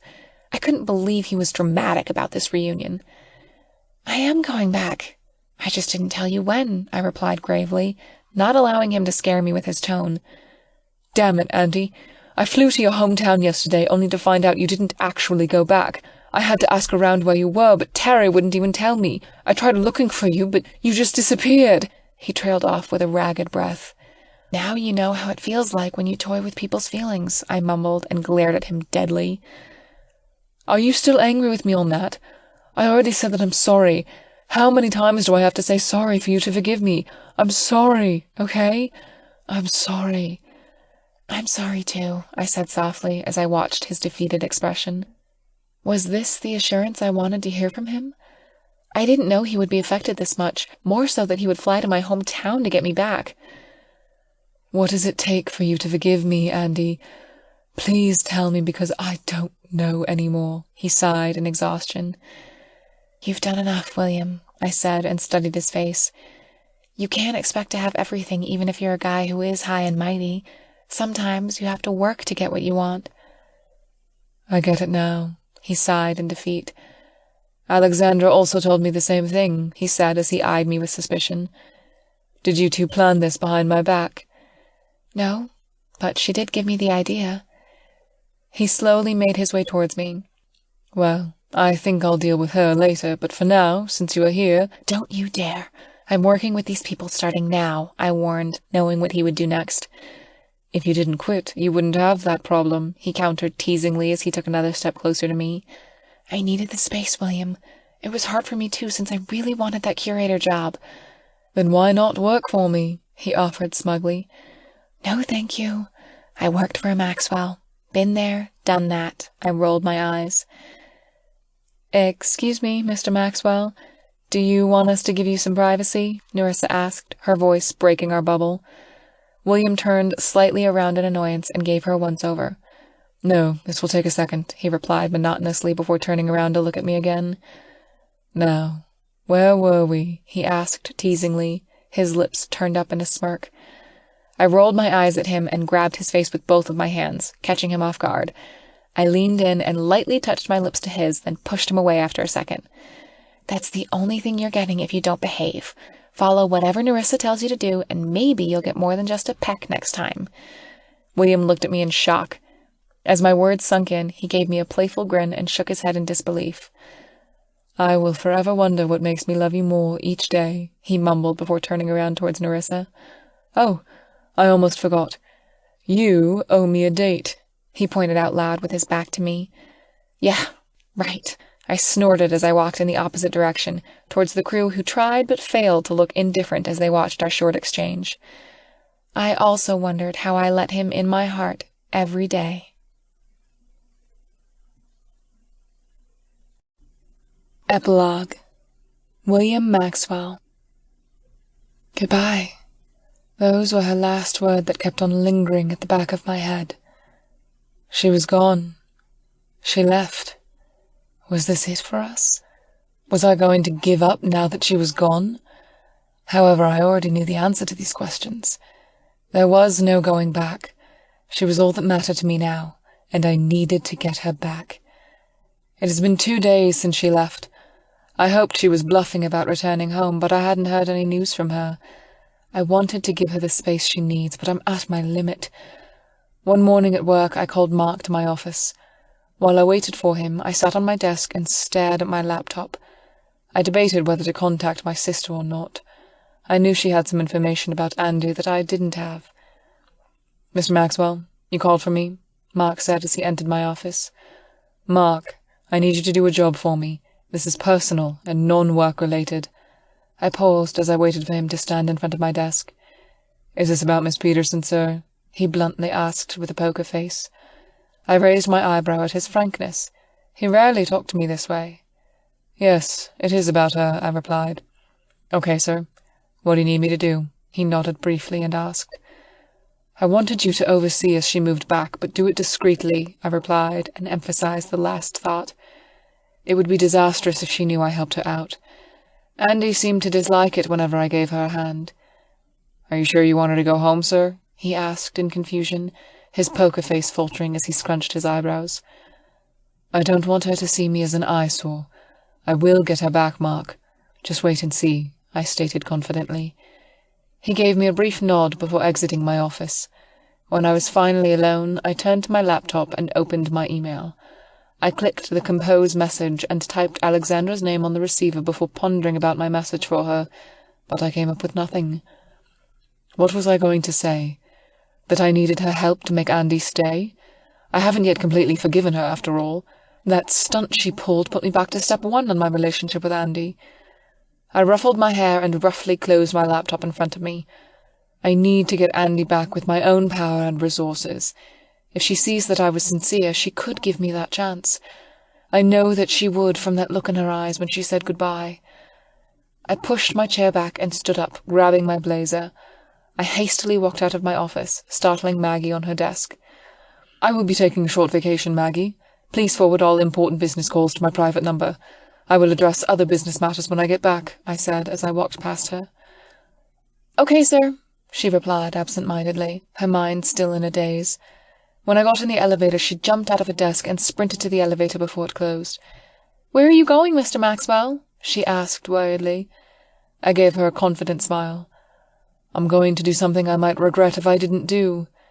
Before the metal door closed in front of me, I saw Maggie beam proudly and give me a thumbs up. "Good luck!" Since I dispatched Mark, I drove myself back to my apartment with a company car. On the way, I put my phone on loudspeaker as I arranged a flight plan.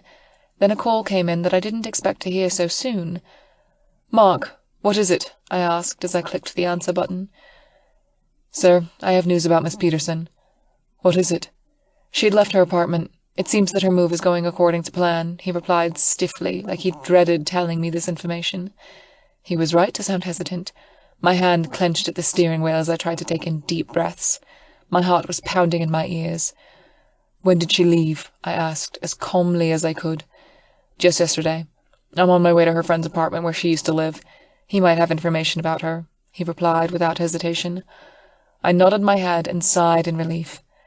"Good. Do that. I'm heading back to the apartment now. You don't have to pick me up in the office. Call me if you found Terry. I already made plans to go south this afternoon," I stated firmly as I made a turn towards the street of my apartment. "Okay, sir. I will keep you posted," Mark replied before ending the call. As I reached my apartment, I quickly glanced across the street to the building where Andy used to live. I was frustrated for a moment before shaking it off and concentrating on what I'm going to do. I headed towards the garage and parked the company vehicle that I borrowed beside my private cars. In quick strides, I headed to the service elevator. I didn't waste any time when I entered my place and went directly to my room and packed. In 30 minutes, my leather duffel bag was packed with clothes enough for a 2 to 3 day stay. I waited for Mark's report as I placed my bag in the living room. After a few minutes, my phone rang. "Sir, I'm at her friend's place at the moment. He told me that Andy just left with her father," Mark said. With no words to say, I ended the call and picked up my duffel bag as I headed towards the garage. I pressed the unlock button on my black Audi, the same car Andy once rode with me from my sister's engagement party. I glanced at the empty seat beside me and turned away as I gritted my teeth. After I had checked in for my flight, I got an incoming call from Mark. "I'm at the airport. Do you have more news for me?" I asked after placing the phone in my ear. "Yes, sir. It's about Andy's father." "What about him?" I asked hurriedly, a little annoyed at the unnecessary suspense. "I think this information can help you bring her back here," he started.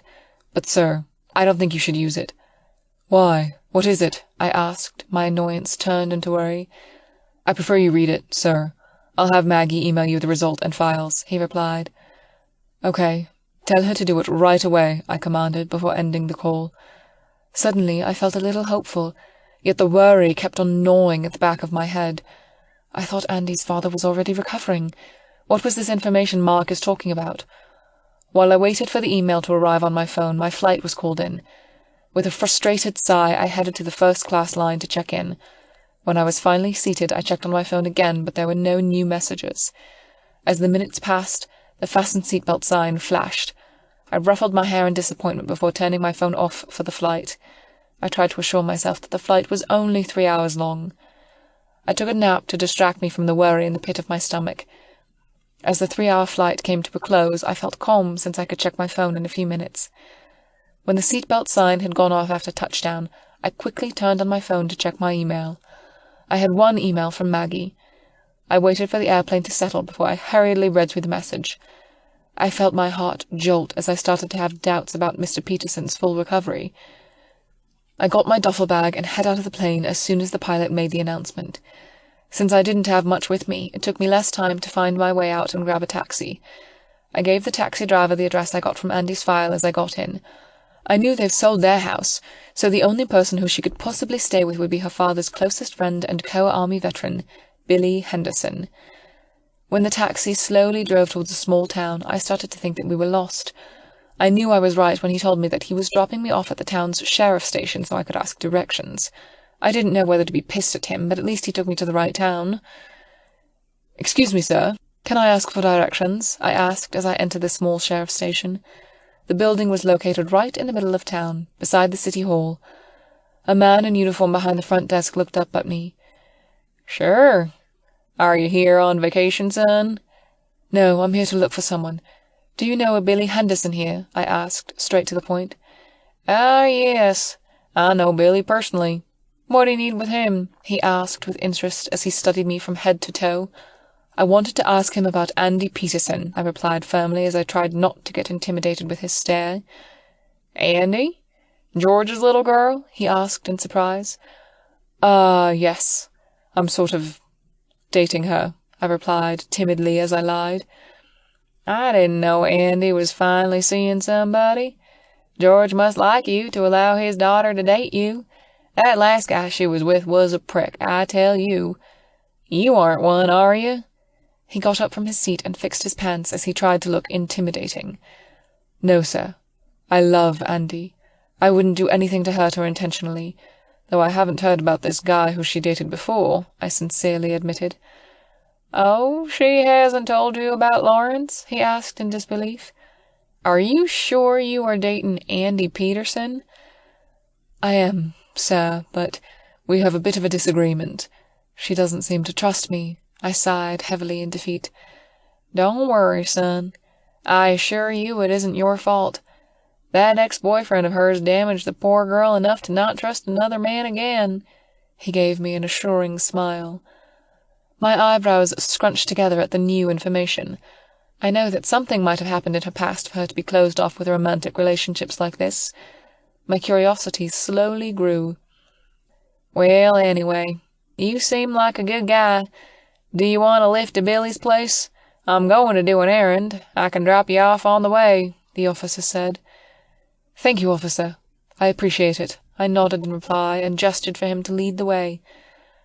I never expected that the first time I would ride on a police cruiser was because I'm lost, but at least I'm not riding at the back of the car like a criminal.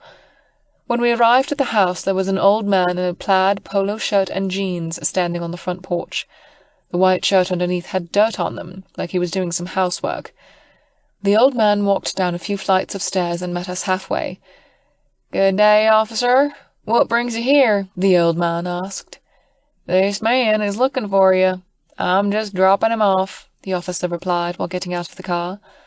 I followed suit, turning the old man's attention towards me. The expression in his eyes turned from curiosity to surprise. "Why in Lord's name does William Maxwell want to see me?" Billy asked aloud. "Are you Billy Henderson?" I asked after closing the door of the police cruiser. "Yes, that's me. What can I do for you, Mr. Maxwell?" Billy replied with a brief nod. "I'm looking for Andy. Is she here?" I asked. "Andy? Why are you looking for her here? Isn't she living in the same city as you? Last time I called, she was still there with Terry," he replied in confusion. "What?" I asked in disbelief, my eyes growing wide. "I called in a few days ago to congratulate George on his discharge from the hospital. He told me that they would continue living there for his treatment," he replied hesitantly as he continued to look at me in confusion. "Didn't she tell you about any of this?" "Son, I think my doubts about you and Andy dating has increased," the officer commented. I glanced at him briefly, but ignored his words as I was preoccupied with an internal debate. Andy lied to me. She wasn't going home. She was staying. I didn't know whether to feel relieved or angry. "Are you okay, Mr. Maxwell? Do you want to head on inside and rest for a while? You look like you had a long trip," Billy offered as he gestured towards his house. I looked up at him with a forced smile. "Thank you. I think I do need to rest for a moment." "I can take it from here, officer. Thank you for driving him here." Billy turned to the police officer, who still lingered by the door of the police cruiser. "Okay. Have a good day, both of you. I'm glad I could help." The officer tilted his head before sliding inside the driver's seat. We watched the police cruiser back away from the driveway before entering his house. I couldn't believe she lied to me. When I get back, I will give her a piece of my mind, but since I am here, I could try getting information out of Billy. He partly raised her, after all. I needed to know who this ex-boyfriend was, and possibly the truth behind Mr. Peterson's illness.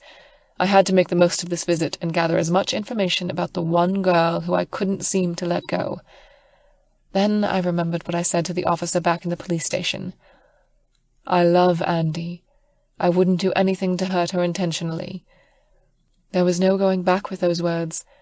I finally said them out loud. Yes, I've fallen in love with Andy Peterson. Here is a sample from the second book in the series, Dating Mr. Mogul by Mel Ryle. Chapter 1. I got up early for breakfast and cooked something to eat. After frying the eggs, I placed it neatly on the dining table. I cleaned the pan and dishes that I used for cooking and placed them back on the cabinets below. When I saw that I had nothing more to do, I turned around and walked towards the end of the hallway. I knocked on the door twice before opening it. "Dad, breakfast is ready. You should get up and drink your medicine," I called softly, sticking my head out from the door. He slightly rolled on his bed and groaned. I'm up, he mumbled sleepily. After his reply, I stepped out and closed the door lightly. I knew he would get up in half an hour, which was why I always wake him half an hour early. When he came out of his room, we ate our breakfast together silently. After I had finished, I gave him a quick kiss on the forehead before I headed out to work. On the way there, the bus stopped on the street near my old apartment. It made me miss the old place. William talked to me about not moving out of that apartment for our new one. He was really against it, but it wasn't his decision to make. When I reached the company building of Face magazine, I felt paranoid. I felt like that every time I go to work. Maybe one day paparazzi would swarm the entrance asking me about my relationship with William. I didn't know if I'm ready for it again. I entered the lobby and quickly walked towards the elevator. I entered the lift and pressed the call button for my floor. The creative department was located on the 5th floor of the building.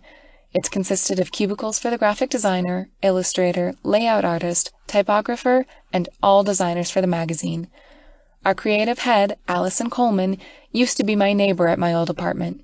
She was one of the reasons why people who knew about my relationship with William didn't leak it on social media, which was quite ironic considering the company I'm working for. As I sat in my cubicle, Sydney, who sits beside me, greeted me enthusiastically. "Hey, Andy, how did the weekend go?" "It went well, but we didn't go anywhere like last week," I replied bleakly with a smirk on my face. "Well, even rich people don't always go to the Caribbean for the weekend," she stated with a chuckle. Sydney Clark is an illustrator and my cubicle neighbor. We properly met the next day after my encounter with William. So on the first day we met, she was oblivious to the fact that I dated a well-known bachelor. When she did know, she didn't give me the same cold shoulder approach as the rest of my female coworkers. She was the only person who was sane enough to have the same, well, used to be, thoughts on William Maxwell. She was one of those girls who could get past a man's physical attractiveness without batting an eye. After the photo shoot with William, some of the camera crew gossiped about what happened to William and me. Thankfully, the gossip didn't get out of the department since Allison had heard and contained the situation. Now I get a few humiliating insults and comments from other female employees, since, obviously, almost every one of them had a thing for William. It was awkward at first, but Sydney and Allison's support kept me from quitting this job, and I love what I've been doing. It's on my field, and I got to be creative again. Around lunch, Sydney and I decided to venture out to the city rather than eat at our usual fast food joint a few blocks from our workplace. We took a short bus ride to a small Asian cuisine. Sydney knew about this place from a friend who worked close from here. This was also the reason we came here, to meet her friend. When we entered the restaurant, Sydney quickly scanned the place and smiled as she saw a slightly rugged-looking guy seating at a small booth across the room. I eyed the man for a second before following Sydney, who had quickly made her way towards him. "Evan! Hey!" Sydney sat down beside him and gave him a hug, which he quickly reciprocates. I stood there across them, eyeing both seriously. I'm contemplating whether the guy was her boyfriend or not.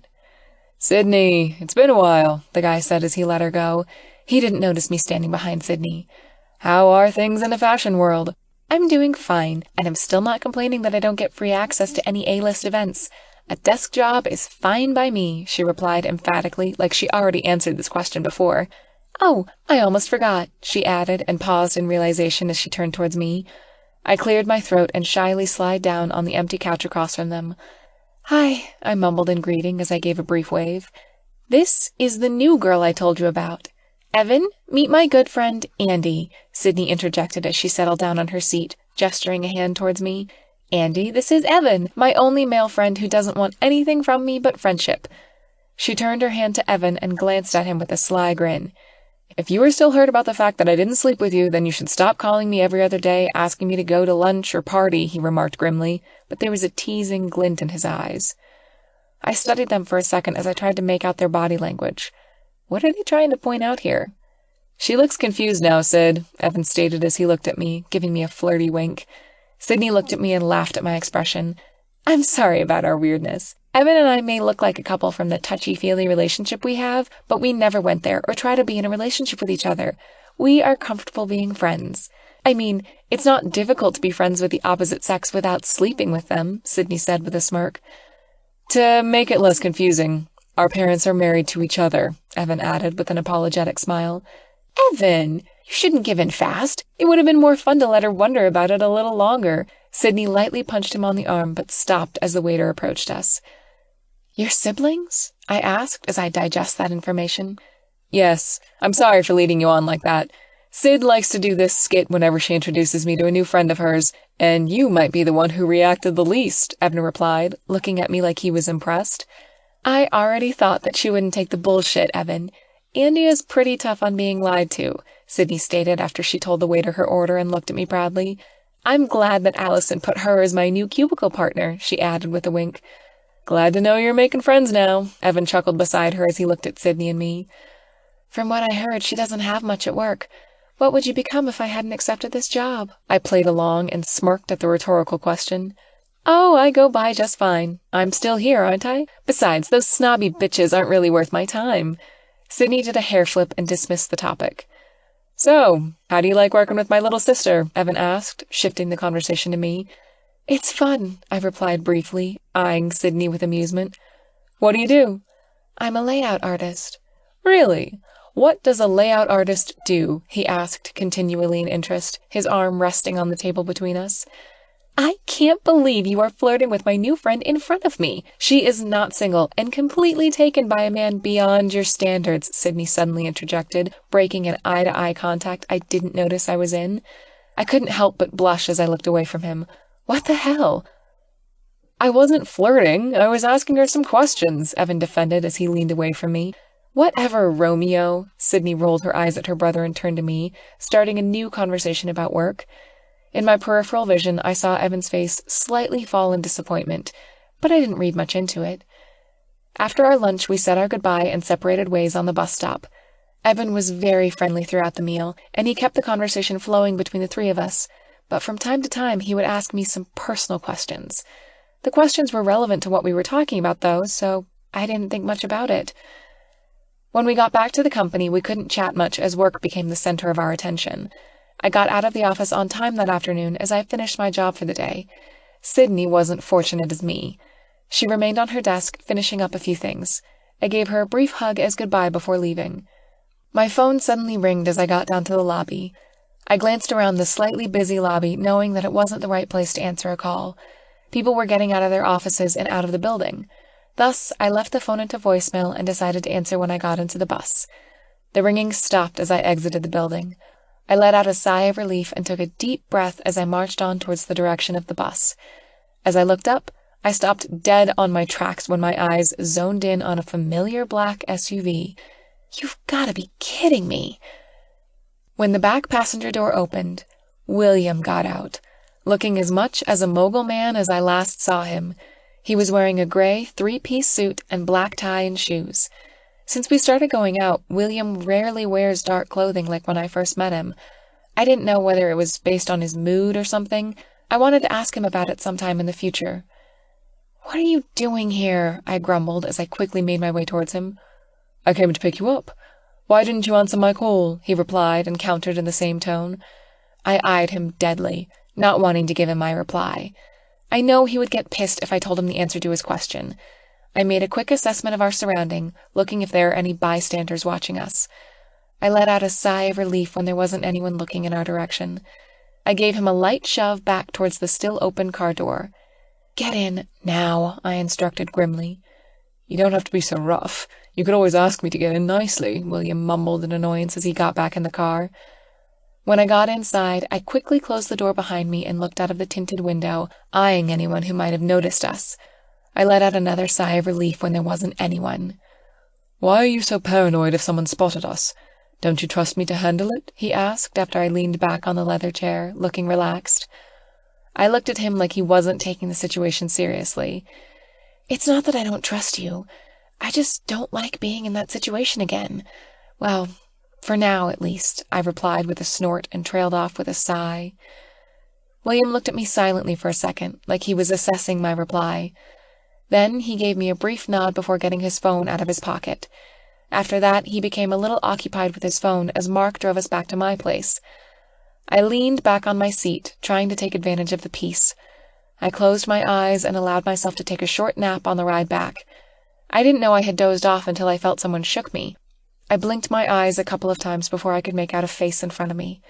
Startled, I quickly moved away, but I wasn't able to get a good distance from the face. "Do I look that awful up close?" William asked with a chuckle, his voice low as a whisper. "Yep," I replied, dragging out the word more than necessary. I reached up my right hand and caressed his right cheek. "You have dry skin these days. It looks like I'm looking at a desert," I added teasingly, chuckling at my bad joke. "You don't look good yourself," he countered as he placed a hand on my forehead and caressed it down to my chin, tilting my head up. "You have wrinkles beside those hazelnut eyes of yours," he added with a smirk.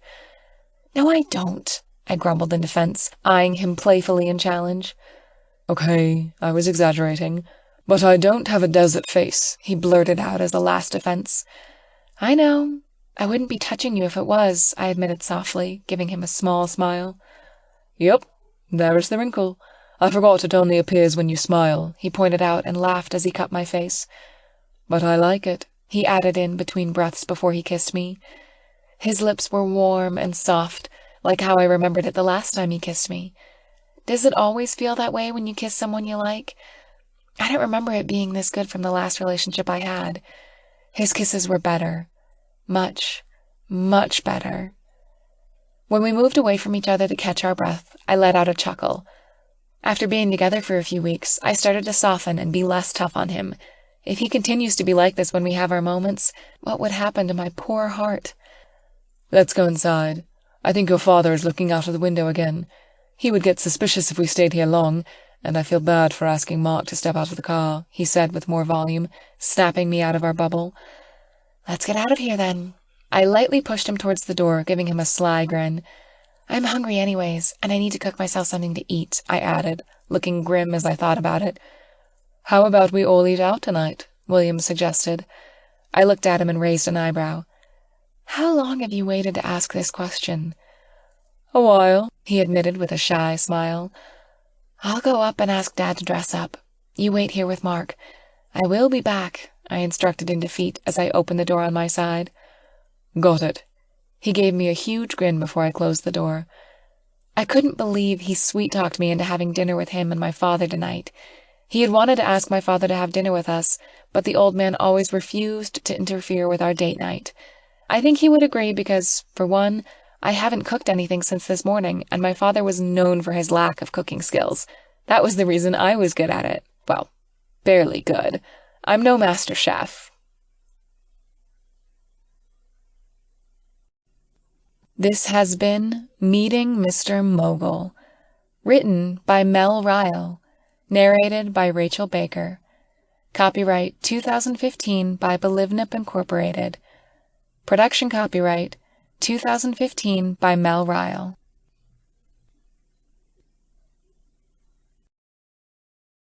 Audible hopes you have enjoyed this program.